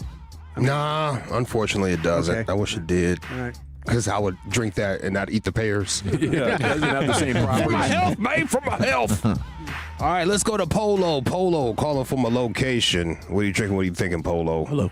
Man, say guys, I had a stroke yesterday. No. Yeah. So I'm drinking some 2% reduced fat milk. Okay. So I can't drink my drink today. So I'm trying to come back. Hey, I got the feeling back of my arms and my legs, so I'm doing real good. All right. It's just my speech is a little messed up. Yeah. Now, what I want to ask my homeboy Broadus is. Now, Broadus, yeah. Will McClay has not been mentioned at all, really, by a lot of people saying his job is safe. His job is safe. Now, my thing is, if he had a card to turn in to Will McClay to save his job, would you be willing to pick Anthony Hill Jr. from Texas? Yeah. My opinion, I like him. He's a way better linebacker than Overstraw. He's less injury prone. Right. I mean, would you turn in that ticket for this pick? I got you, Polo. Yeah, I got you. Almost Overstraw come in looking he wasn't good on like RoboCop. Yeah. Doing all this stuff and stuff. They come in and play football. Quit tell them stop looking top pretty and stuff. Go in and hit somebody. And I like what the defense is doing, getting some brothers on it. I like to play football rather than go in there trying to look pretty. Now, tell me what you think about that, Broadus. Y'all pray for me, man. Man, we're praying for you, Polo. We want you to get better, buddy. Usually you and I swing at each other, but my thoughts and prayers with you, bro. Get better. Wow. I'm one of these things that I believe he's better than Allen. I have Hill over Allen. I actually am not too far off on that either. I have Hill over Allen, and so Polo, for once on a Friday afternoon, I agree with you, bro, and I hope you get better. Yeah, we probably haven't given Anthony Hill Jr. enough love. Like, if they did that trade and they got 39 back, or even if they moved back and did that 27 trade with San Francisco, like, I think Anthony Hill Jr. should be in the conversation there. Love the way, the physicality he plays with, the way he tackles. And I think he can cover much better than what he showed on tape last year. I do, too. I think he was really banged up and playing hurt last year. You Tolo legends need to take care of yourselves. Yeah. Man. You know, Ron and Polo. Get hydrated, bro. Take it easy. Take a few walks. Get your diet right. Didn't Polo have a heart attack a year ago? Didn't he call us? Yeah. Nah. Maybe it was 2 years ago. It's scary, man. You know? It is. Doctor told him he couldn't drink. Back there to partying. He has the stroke. Glad you're still topside, Polo. Oh, my God. Pretty strong message. I know. North Texas is giving me a heart attack over here. We're in double overtime. This is I mean, I probably shouldn't have said that. I'm sorry. Tulsa leads 77-75, 3.5 to play in the American Championship quarterfinal. Lucius, any other calls? That'll be it, bro. Thank you, sir. We got the Franklin Frankel injury attorney text line open for you as we step aside. Have the G-Bag of the Day and LA Live coming up next here on 105.3 The Fan. I want to chat Frankels with you before we get there, though, because life is unpredictable. You never know when you or a loved one could be injured in a car or truck wreck due to somebody's negligence. If it happens to you, just make sure you call the Frankels. That's who we trust up here at The Fan. Called them twice over the years in the Dawson household, and it's amazing to watch them work on your behalf, help you make that full recovery, and allow you to rest up, heal up, get back to doing what you want to do, what you need to do. The Frankels, frankelfirm.com. Their name commands respect in North Texas courtrooms, and if you're hurt, not your fault, you're going to love having them on your side, because these settlements can be 6 or 7 figures. It's hard to put a value on it, you know, when you're talking about pain and suffering for decades. Are you going to be able to enjoy your kids, your grandkids the same? Somebody brought negligence into your life, and now they've interrupted all that. Maybe you got to put the blue placard on your rear view when you pull into parking lots for the rest of your life. You might need to change careers, you know, and you know, I haven't even mentioned vehicle repair, vehicle replacement, the hospital bill, the lost wages. All kinds of stuff. The ambulance ride. Yes, 6 or 7 figures is easy. So, hurt not your fault. Call the Frankels. 214 or 817-333-3333. Jump online, frankelfirm.com. Principal office, Dallas, Texas. It's getting wild on the court. And Specs has the assist to take this tournament to a legendary new level. You know the drill. Stock up on delicious finds for every tip-off, upset, and overtime thriller. When you score savings with Specs, it's nothing but net. Don't wait for the buzzer. Run the perfect play with Specs wines, spirits, and finer foods. The lowest prices in Texas. Shop Specs! Bully with you, and if you know exactly what you want, but you don't see it online, East Dallas Diesel and East Dallas Motor Cars can find and customize any car or truck, with new inventory arriving daily. From lifted trucks to luxury SUVs, plus easy financing. East Dallas Diesel and East Dallas Motor Cars, where custom comes standard. Jake from State Farm. I just beat my running PR, so I'm celebrating with the Banana Bonanza smoothie. Hey, and you can keep celebrating when you create an affordable price just for you by bundling your home and auto with the State Farm Personal Price Plan. Go bananas. I will. Hey, make it a large. Personal Price Plan. Like a good neighbor, State Farm is there. Prices are based on rating plans that vary by state. Coverage options are selected by the customer. Availability, amount of discounts and savings, and eligibility vary by state. Hola, amigos! Brad Evans here. Check out this booming voice and Pat Boyle on BetMGM tonight, covering the biggest sports stories from coast to coast, live and interactive on the free Odyssey app, discussing NFL offseason news and getting you ready for the madness in college hoops. BetMGM tonight with me, Brad Evans and Pat Boyle, live and interactive, Monday through Friday night, starting at 6 Eastern, presented by BetMGM. Always live on the free Odyssey app and watch on YouTube at BetMGM tonight. Sean and RJ here with Base Power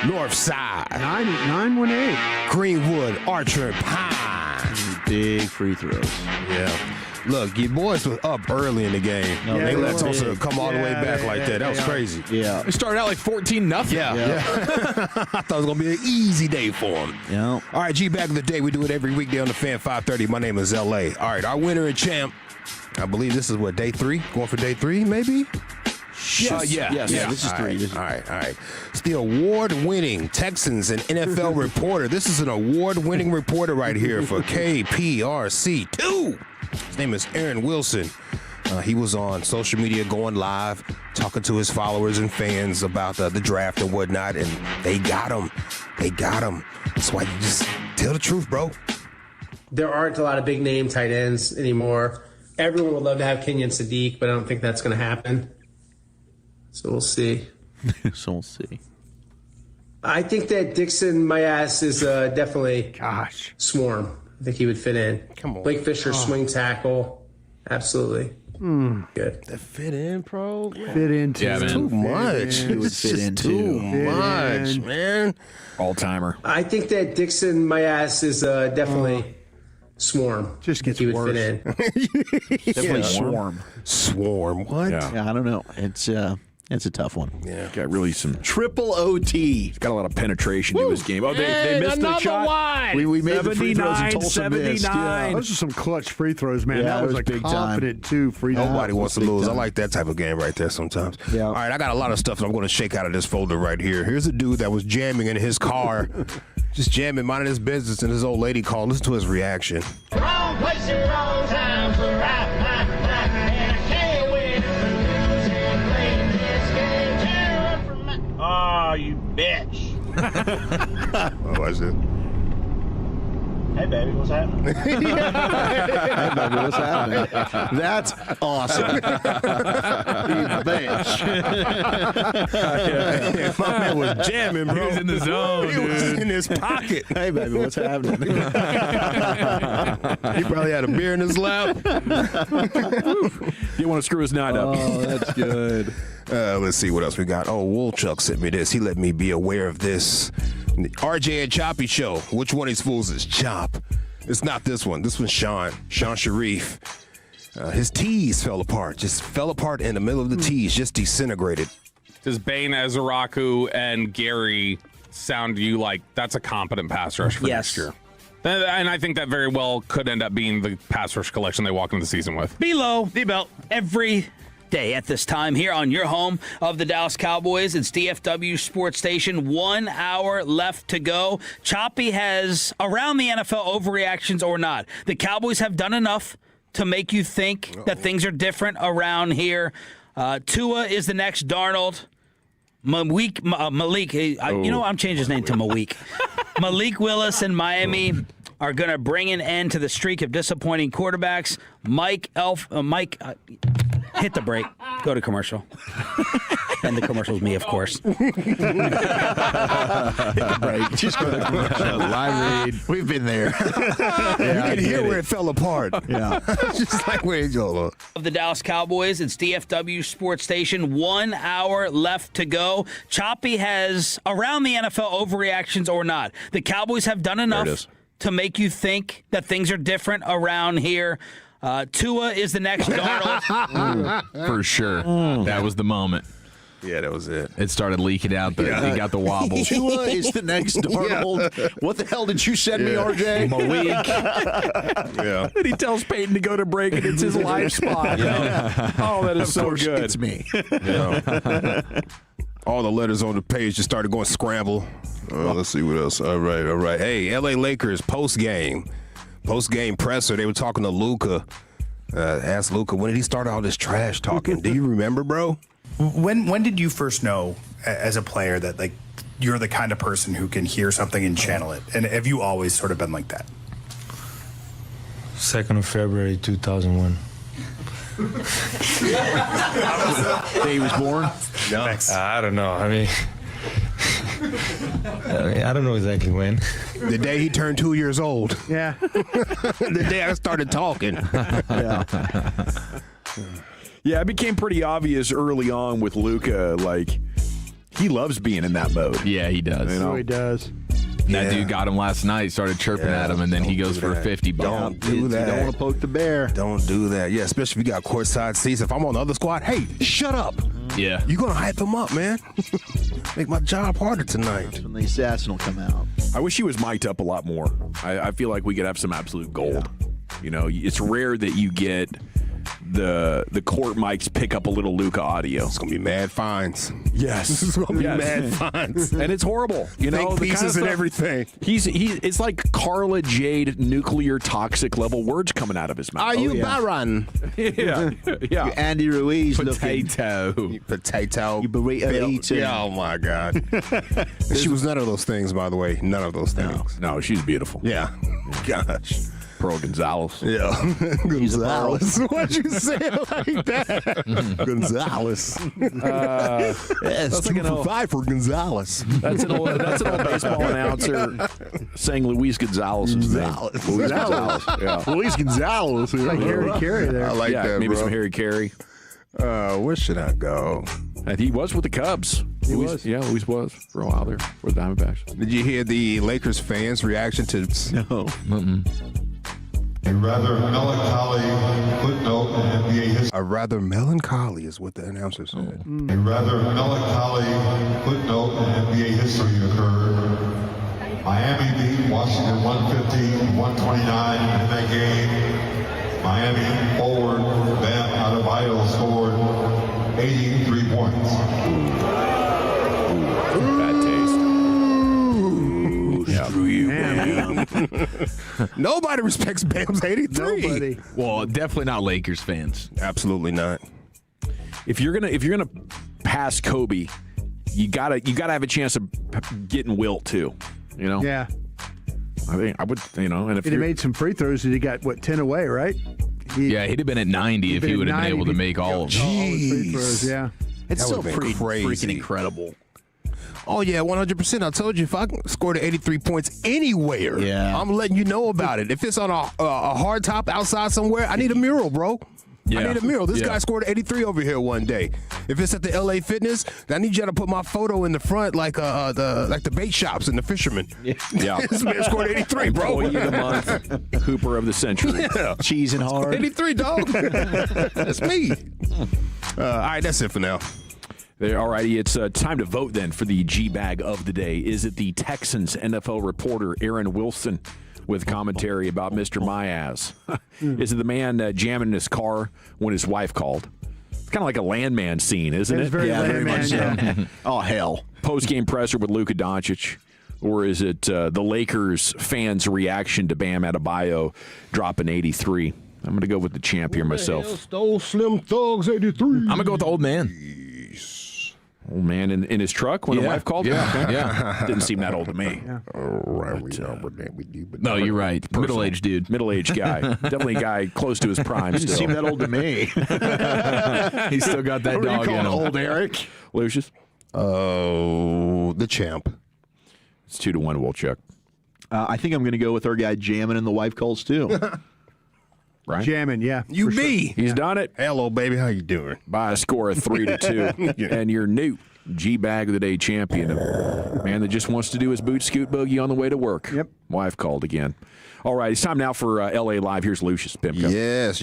It's a Friday, y'all. We finally made it. I was shaking for that Friday. Oh, my gosh. I woke up Thursday like, where's Friday at? We finally made it, though. Here it is. Let's get into it right after the great Rick James. Well, all right, you squares. It's time to smoke. Let's smoke. Fire up this funk and let's have a toke. It'll make you dance on everything. Oh, my God. Everybody get high. Ozium. Spray that Ozium. Lucius, we love you, bro. 5:45 to 6 p.m. That's my jam. I try to leave work on time just to hear you. That is my entertainment for the afternoon. Keep me high, keep me happy, keep me in the pimp cup, dude. Live updates every day. I love it. There you go. There you go. There you go. This is LA Live for Friday, March 13th, 2026. Another Friday the 13th. another Friday the 13th. This is the second one. I believe there's one more this year. Ooh, I'm telling y'all, there's all types of signs out here. We had the planets align at one time, right? Was it like 2 weeks ago, a week and a half ago? Same weekend the war jumped off when the planets aligned. Come on, fam! Wow, I'm just saying, bro. I'm just saying, you got to be paying attention out here. It's a feel-good Friday, though, here in LA Live. We made it, people. We made it to a Friday. If you can hear the sound of my voice, you are blessed. 100% count your blessings. Another historic week of 2026 in the books. Are you paying attention? It's getting harder and harder to ignore. Oh, what a time. Oh, what a time. But let's enjoy this weekend safely. Avoid the law dogs. What I say when I say avoid the law dogs, what I mean by that, fellas? Don't get arrested. The police, they don't need your, Yeah, that's right. Give them a boring night, right? Give them a boring night. Yeah, they try to pull you over, just take off super fast. Just go. Sorry. Floor it. Weekend warning. Yeah, avoid the law dogs this weekend. If you get pulled over, too, this is one thing I've been noticing. It's been going on for a while, but now it's just abundant out there. If you get pulled over, don't troll the law dogs. No, hell no. Don't troll the law dogs. Oh, my gosh. Yeah. This generation is so unserious. Don't do that. Do y'all remember that viral video of the man being confrontational with the cop after he got pulled over? I think he had a beer in the car. And he was like, stop sign?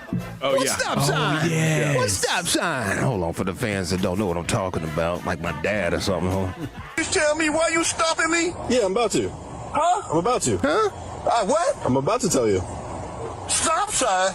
No. Stop sign? Stop sign, man. I said I'm about to tell you. Huh? You say stop sign? No, I'm saying stop sign by you. Why are you stopping me? You made an improper right-hand turn. When you turn into a new road, you got to turn that closest lane, sir. Let me get my ID out for you, partner. I appreciate you, man. Can you hand me the beer as well? Huh? Can you hand me the beer? Who? The beer? Can you hand me the beer? The alcohol.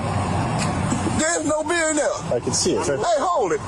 Don't be searching my car. You just stop me talking about that random stop sign. What's going on here? Well, you had an open container in the car.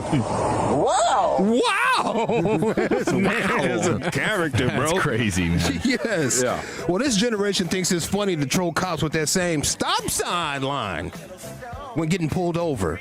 Whatever you get pulled over for, you got to hit that stop sign. Stop sign. And I'm seeing this all over my timeline. Listen. Can you tell me why you stopping me?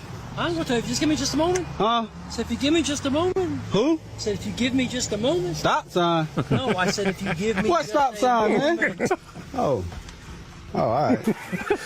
What are y'all doing? Would you give me just a moment? What are y'all doing? This is an unserious generation right here, bro. You're playing a dangerous game. It is dangerous. You're playing a very Definitely dangerous wouldn't want my game. kids doing man, it, you but- know those cops are going through. Would you give me just a moment? Yeah. Now, I like it. Now, don't get me... I've saved them all, and I'm playing them on the radio. Don't get it twisted. But you're playing a dangerous game, fam. Got your license and insurance on you? Yeah. I didn't see a front plate attached to the front of your car. Stop sign. No, I said front plate. What stop sign? I'm not saying stop sign. Oh. You don't have a license plate on the front of your car. Wait, which stop sign? Are you with me? Are you? Yes. What a bit. You're immediately getting a sobriety test. Yes. Like 100%. You're stepping out of the vehicle and you're touching your nose and you're walking in a straight line. You are walking it, dude. Make sure that center console doesn't have anything stashed in there. Hopefully they don't hit you with the reverse ABCs. Gosh. Oh, yeah, I'm feeling that. Yeah, y'all gotta chill out, bro. Unserious generation. Are you effing with me right now? Yeah. Hey, mind your speeds out here. Follow at a safe distance, please. Don't, come on. Follow at a safe distance. You got to be able to react. If that man in front of you hits his brake, then bam, you just ran into the back of him because you're just trying to push somebody. I had somebody behind me, and it was a nice Jimmy truck back in the GMC. Oh, yeah. It was a nice one. But you could tell he had an accident in the front, so the front end was all bent up. And I look in my rearview mirror, I just see just a bent up front end just tailgating me. I'm like, see? Man, This is why. See? This is what happens, bro. Back up a little bit, my guy. Gosh. Yeah, don't drink and drive. Get an Uber, walk it off, or call that old slide and tell her you need a ride. How about that? I don't know how that might work out for you. Hey, baby, come pick me up. I'll miss you. How Abby was made, actually. Hey, a pleasure cruise. A pleasure cruise. Keep your emotions in check. I don't want to see you lose your life because someone stepped on your sneakers, cuz. Marquez Buster stepped on my sneakers, cuz. You don't want to lose your life over there. Use some conflict resolution. I don't want to see you on Dallas, Texas TV or DFW Scanner this weekend or that other one, DFW Mug Shots. Speaking of Dallas, Texas TV, shout out to Khaki Kev. He sent me this last Saturday morning around 2 a.m. Ooh, wow. 2 a.m. in the morning. My man Khaki Kev sending content. It was in, Dallas, Texas TV stories. So only had like 24 hours to get it. So I had to download this recording app that has been recording my phone calls now. So I got to take it off of there. Oh, that's commitment, though. Yeah, I had to get it, though. He was so sassy. My man recorded a small fire that was starting near a busy street here in the DFW. He tagged Dallas, Texas TV, and he is sassy. You guys, there's a fire over here just burning. There's a fire over here just burning. You guys, there's a fire over here just burning in the middle of the parking lot, and it's been burning for more than 60 seconds. And I hope these people, they're not going to go get it. There's just a whole fire over here. You would think that they would come get the fire. Fire. I'm tagging Dallas TV. Yeah. Somebody go get this fire. Calling 911. Call 911, man. They better come get it. There's a whole fire over here. Blake Elliott's had a hell of a week. That is Blake! That is Blake! Oh, damn. Yeah, there's a fire. Oh, my God. Oh, my gosh. Come get the fire. That is Blake. That's hilarious, bro. Bring the helicopter. Oh, my gosh. Hey, keep it together this weekend, people, in these crazy times. Please keep it together. Don't crash out. Here's a weekend warning. This weekend safety briefing. Do not add to the population. Do not subtract from the population. I'll be the one. Do not end up in the hospital, newspaper, or jail. If you do end up in jail, establish stolen newspaper. Y'all be safe this weekend. Right here. I'm empty out the folder. I'm just empty out this folder. I really am. Just to get on out of here, folks. I'm going to be real with you. But this right here is in the same lane as our G-Bag of the Day winner. Well, do we know who won yet? It doesn't matter. Yeah, the new one. Okay. Yeah. All right. Man in the car. Yeah. My bad. Man in the car. Forgot that already, didn't I? Do we know who won yet? Yeah. Have we done G-Bag of the Day yet? Yeah, the new Is one. it 5:30? The new one. It's 5 o'clock somewhere. Yeah. But, okay, have you heard of the content creator named Dub VT? I believe his name is Dub VT, unless it's pronounced a whole different way, but it's spelled Dub VT to me. Nah, no. Never heard of him. He does intercom pranks at Walmart, Lowe's, Home Depots, and grocery stores. Oh, I love this bit. Good bit. Yeah, same bit that we have for G-Bag of the Day all day running, right? There's a little compilation of that situation so you guys can laugh on a Friday. Vercooter. Okay, I can do that. Customer Shave Recruiter, please meet your party in electronics. Shane Recruiter. That's good. Vercooter. Okay, I can do that. Customer Shave Recruiter, please meet your party in electronics. Customer, please meet your party. You didn't want to say it. In electronics Shave Recruiter. Thank you. Thank you. Her last name is Tration. Tration? And then first name is Penny. Yep. Penny, Tration, can you please meet your party at the pickup and returns desk? Penny, Tration. No! Please meet your party at the returns desk. Okay, what is her name? Last name is Kennywan, and first name is Elsa. Attention Walmart customers. Elsa Kennywan. Again, Elsa Kennywan to electronics. Thank you. Last name. I like how she's saying it, though, Very bro. creative. Attention, Walmart customers.